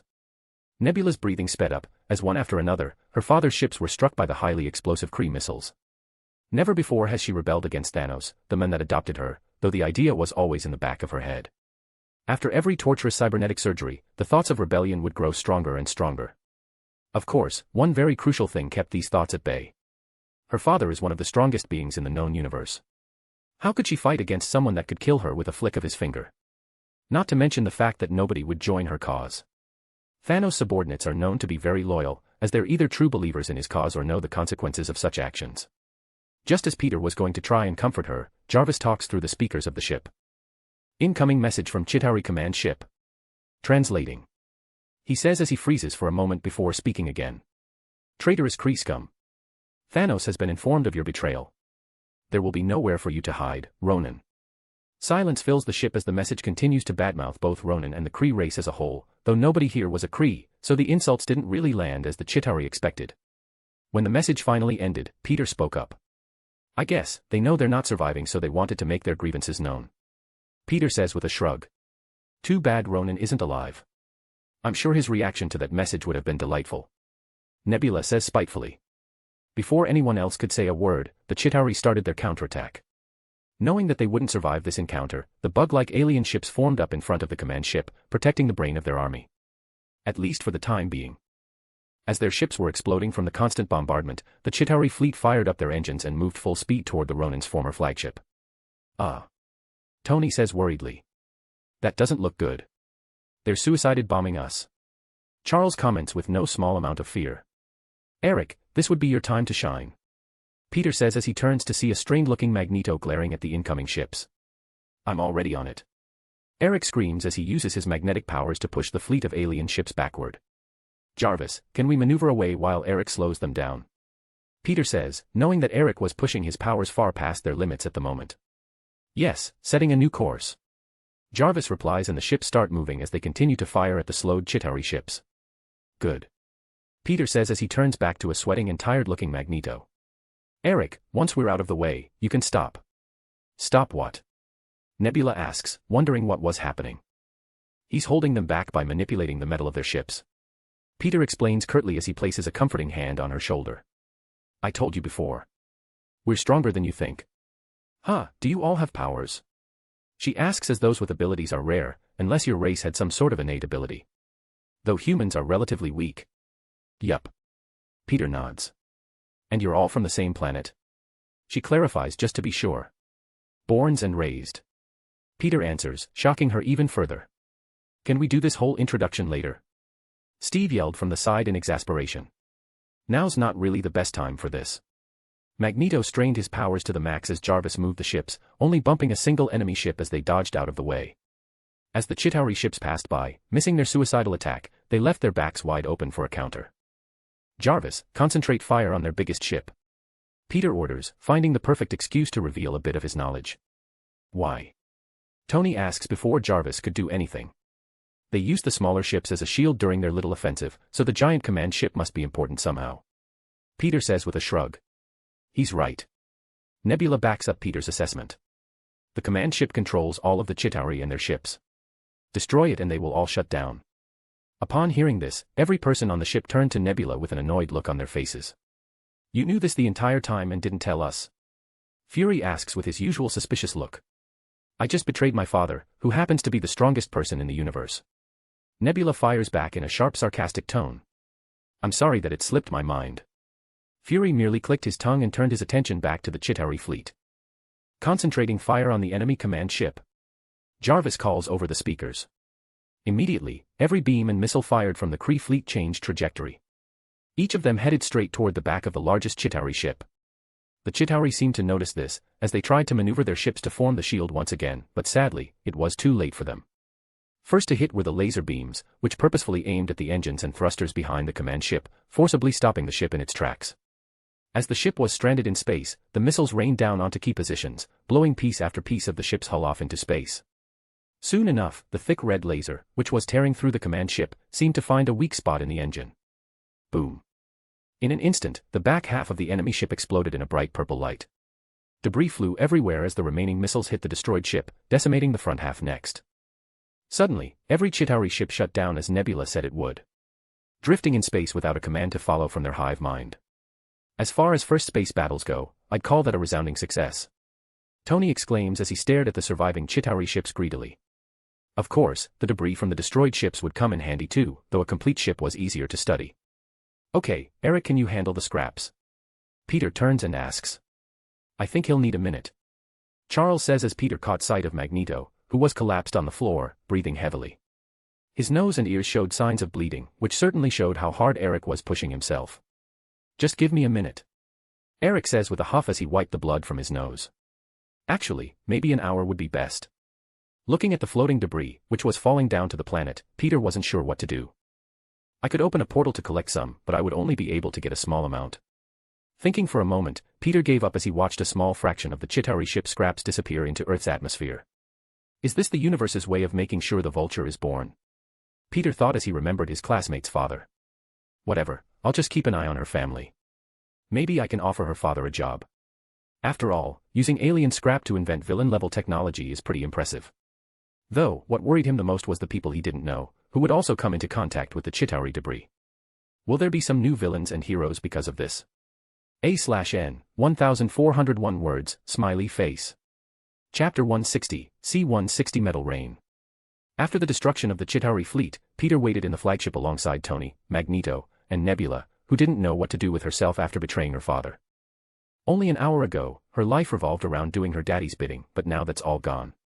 On top of that, there's this small feeling of dread for Thanos' reaction towards her choice. A little over an hour after the battle, Eric was well rested once again and started gathering the scraps of the Chitauri ship. With Jarvis' help, he was able to load up all of the scraps into the cargo bays of each Kree ship. As for the 5 remaining ships, which were slightly damaged from the battle, Peter and Tony took a portal over to check them over. Based on how they looked from the outside, they were both sure that the controls would most likely be far more confusing than the Kree ships. Starting with the least damaged ship, Peter opened a portal and tested for oxygen, which the ship thankfully still had. Thank God. Peter mutters as he steps through, followed by Tony, who was still armed in his Iron Man suit. Out of all of the remaining ships, I bet this is the only one with air. Tony says as the others had more major hull damage to account for. Well, we'll see. Peter says as they traverse the ship. Within minutes, the two found countless toppled-over bodies of the surviving Chitauri soldiers. Insert picture of Chitauri here. Each of them was still alive and breathing, though they seemed to be in some sort of coma. Is it like a hive mind? Tony guesses as he looks over the ugly aliens. Yeah, I think they became brain-dead after we destroyed that command ship. Peter says as he taps one with his foot. Do you think they could wake up if another command ship comes in range? Maybe. Tony didn't know for sure. Should we kill them then? Peter asks, getting an odd look from Tony. You know, in case another command ship comes. They could cause quite a bit of trouble. Not to mention the fact that our detainment floor is already packed with Smurfs. Besides, these guys are creepy. Looking down at the monstrous-looking aliens, Tony couldn't help but agree. They do remind me of a horror movie monster, though we should keep a certain amount alive for testing. Who knows, we might be able to find a weakness that can be exploited on our next encounter. Sounds good to me. Peter agreed as they continued exploring the ship. Soon enough, they found something that shocked Tony and reminded Peter of the attack on New York from the movie. In some sort of onboard hangar, 10 colossal fish-bug-looking behemoths laid on the floor, like dead fish out of water. Although they seemed to be living beings, which were the size of large skyscrapers, they looked to be weaponized so that they can house hundreds of Chitauri soldiers and their skiffs. Chitauri Leviathans. Also known as Chitauri Dragons. The Leviathans are a race of biomechanically engineered Acanthi-star shark hybrids produced by the Chitauri to act as sort of large-scale flying mount. What the hell are these? Tony says excitedly as he runs around the Leviathans like a kid in a candy store. Looks like some sort of weaponized space whale or something. Peter says, actually not knowing much about them, other than the fact that they destroyed a lot of buildings in the movie. I don't even know where I would begin with these things. Tony says as he wants to dissect one of them, but doing so would be extremely difficult due to their size. Let's figure that out when we're back on Earth. Peter says as they continue their search and finally find what appeared to be the control room. This is far worse than the Kree ships. Tony mutters in confusion. There were no screens, buttons, or obvious controls of any kind. Everything was far more alien. Well, let's get Nebula. She'll hopefully know how any of this works. In a suburban home, a balding middle-aged white man sat on his couch with a beer in hand and a recorded football game playing on the flat-screen TV. Insert picture of Adrian Toombs, the Vulture, here. As he was watching the game in silence, sipping his beer on occasion, a beautiful black woman walks over and hugs him from behind. It's getting late. Liz is already asleep. She says after planting a kiss on his cheek. I just want to finish the game and I'll head off to bed. Adrian replies as he doesn't take his eyes off the TV. Okay, but don't be too long. You have to be up for work in about 7 hours. She says and receives a tired groan in return. Don't groan at me. I have work tomorrow too. Sorry, I just wish that I had more time to relax sometimes. He says with a sigh. Don't we all? His wife says as she kisses him on the cheek once again and leaves the room. Fking jets. Adrian cursed as he switched off the TV. Couldn't score even if their worthless lives depended on it. Almost an hour after his wife left, Adrian's team of choice lost spectacularly, driving him into the worst mood possible. What made it even worse is the fact that he would have to wake up for work in 6 hours, leaving him little room to sleep as long as he'd prefer. She's always right, he thought, pertaining to his lovely wife. Just as he was about to head upstairs and call it a day, the night sky lit up through the back windows, drawing his attention. Walking over to the windows leading to the moderately sized backyard, Adrian saw a mesmerizing scene of what looked like a shining meteor shower. A cluster of what seemed to be hundreds of meteors fell from the sky, though they burned in an ominous purple light, which was an odd sight to see. Did I drink too much? He thought, but quickly threw that idea away, as he only had a few normal-sized cans. Taking in the sight of countless shooting stars, Adrian was lost in thought as only minutes later the sound of loud banging filled the whole neighborhood. As car alarms and other sounds of destruction filled his ears, Adrian saw a couple of these meteors fall and impact his backyard. What the? He mutters as more meteors fall and impact his neighbors' houses.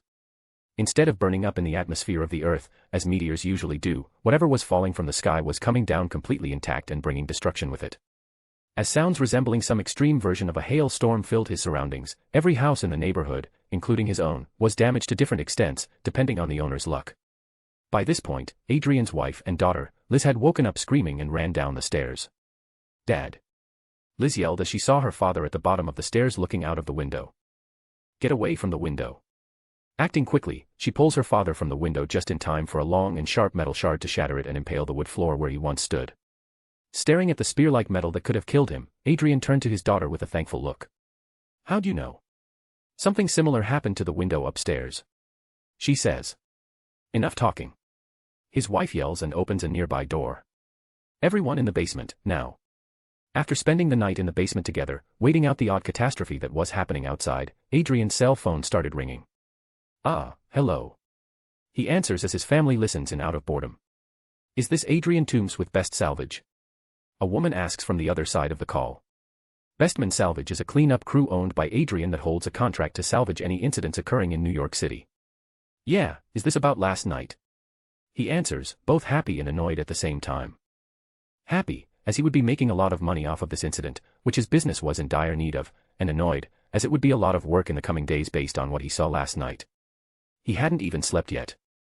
Yes, the mayor is calling in every salvage crew to clean up last night's incident. A/N, 1,444 words.